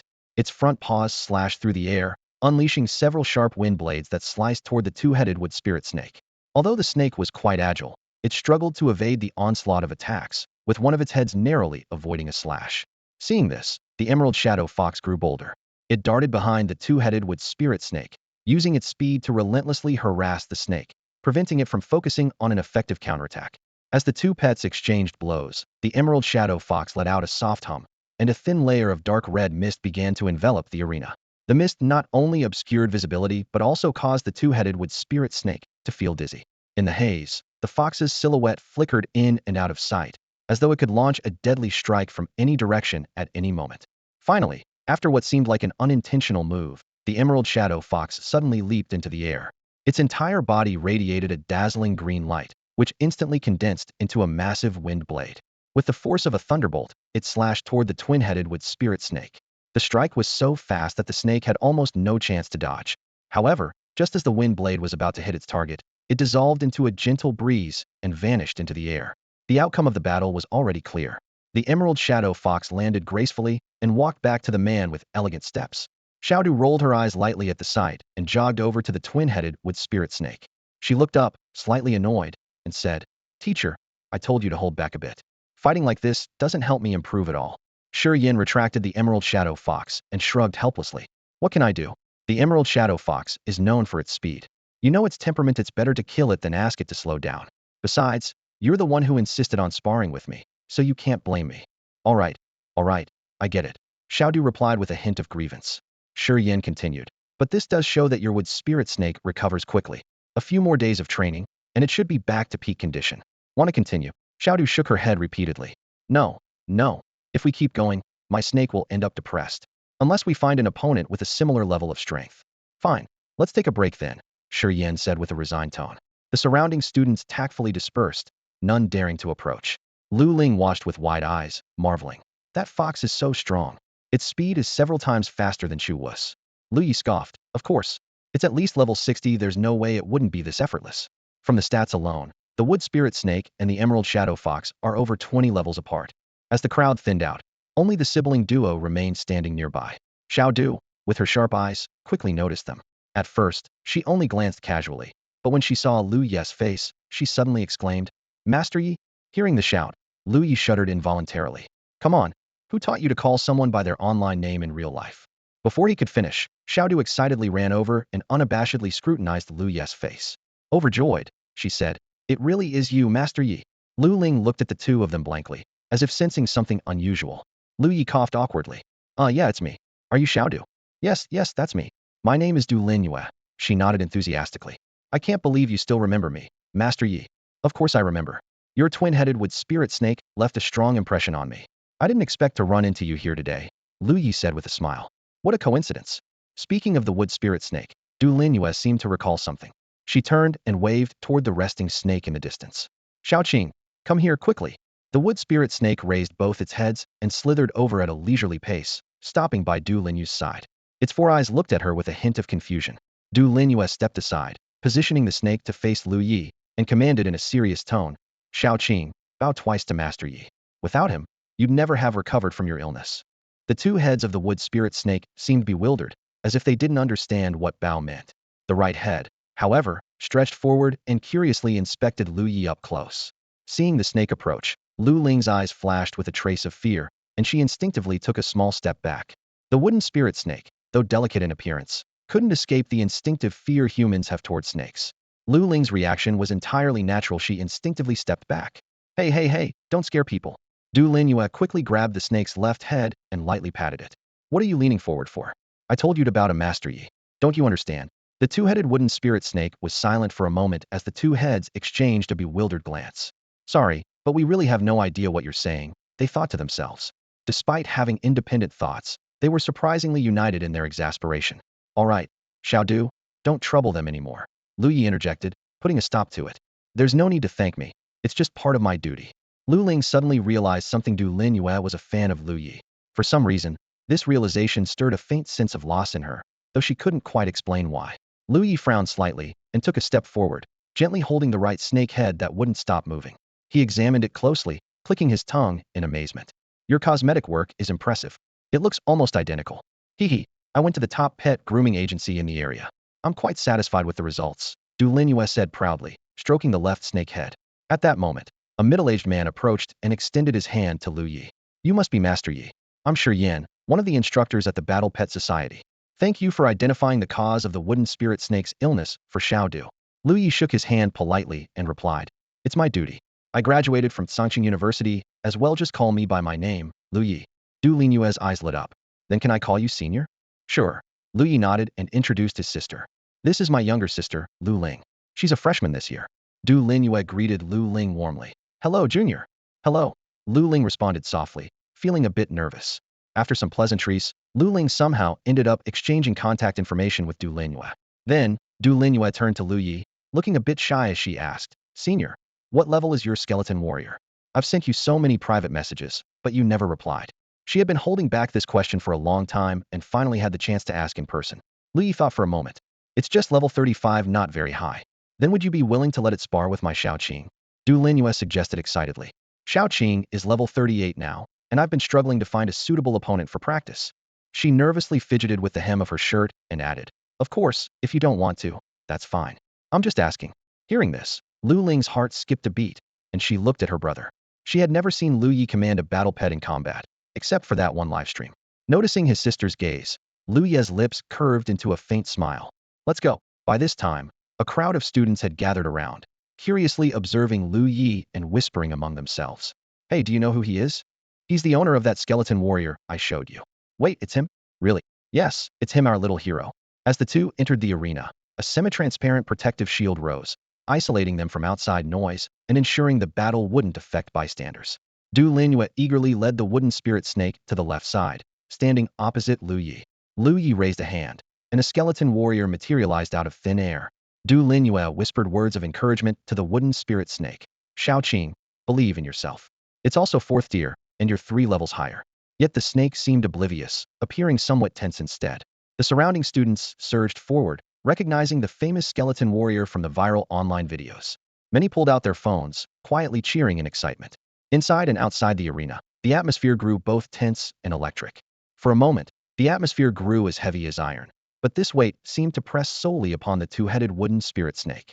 This peculiar creature, affectionately named Xiaoqing by Du Linyue to symbolize a life of purity and distance from characters like Su Xian, now had both its heads fixated on the skeletal warrior in the distance, each displaying a starkly different emotion. The left head, ever carefree, remained calm and even let out a yawn. The right head, however, was visibly agitated, its expression tense, as though the skeletal warrior before them posed an even greater threat than the emerald shadow fox from earlier. Frustrated by its siblings' nonchalance, the right head flicked its tongue out and delivered a sharp bump to the left.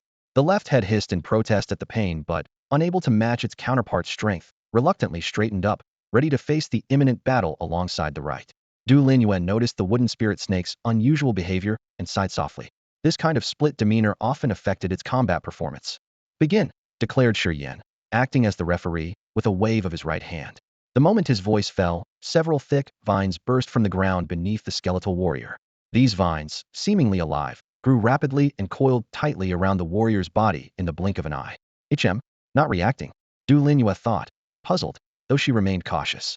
Taking advantage of the moment, the two-headed wooden spirit snake grew even more alert, its swift movements leaving behind fleeting afterimages across the battlefield.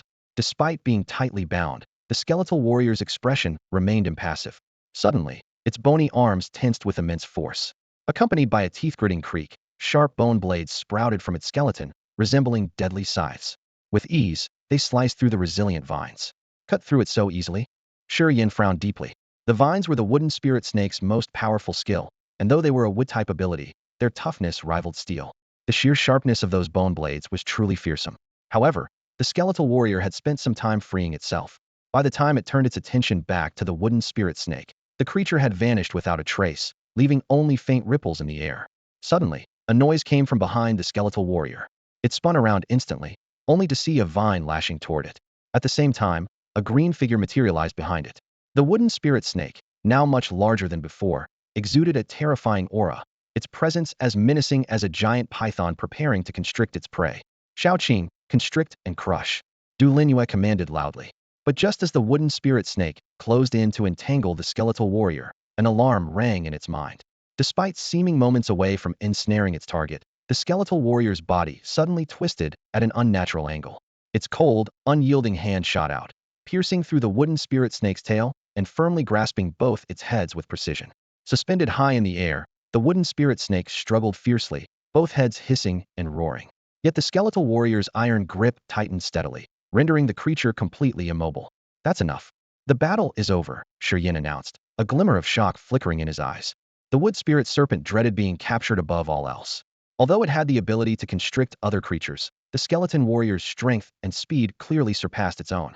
In a real fight, the moment it was seized, its head would likely be crushed. The surrounding students gasped in amazement, marveling at how formidable Master Yes Skeleton Warrior was, effortlessly subduing the skeleton knight. Some even questioned whether it was truly only at level 30, it seemed far stronger than that. Lu Ye was momentarily stunned. He hadn't expected the fight to end so quickly. He gave an order to the skeleton warrior. Let go of the wood spirit serpent. The skeleton warrior released its grip on the serpent's slender neck.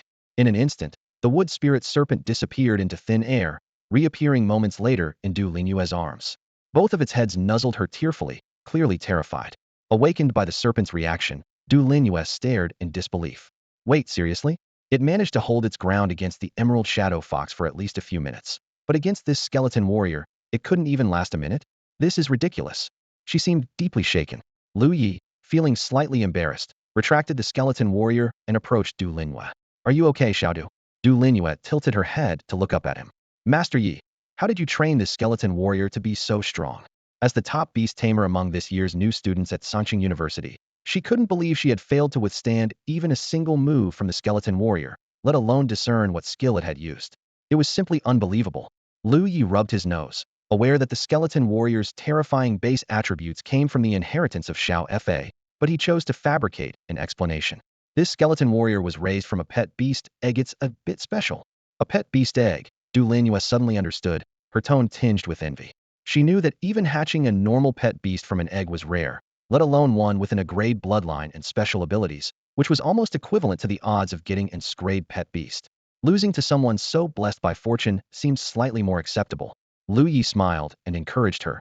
Your wood spirit serpent is already outstanding among its peers. Keep training hard, and I'm sure you'll achieve great results in this year's pet beast competition. Thank you, senior. Du Linhua nodded earnestly. However, the wood spirit serpent in her arms still couldn't bring itself to look directly at Lu Ye, seemingly trapped in its fear of the skeleton warrior. At that moment, Yin approached.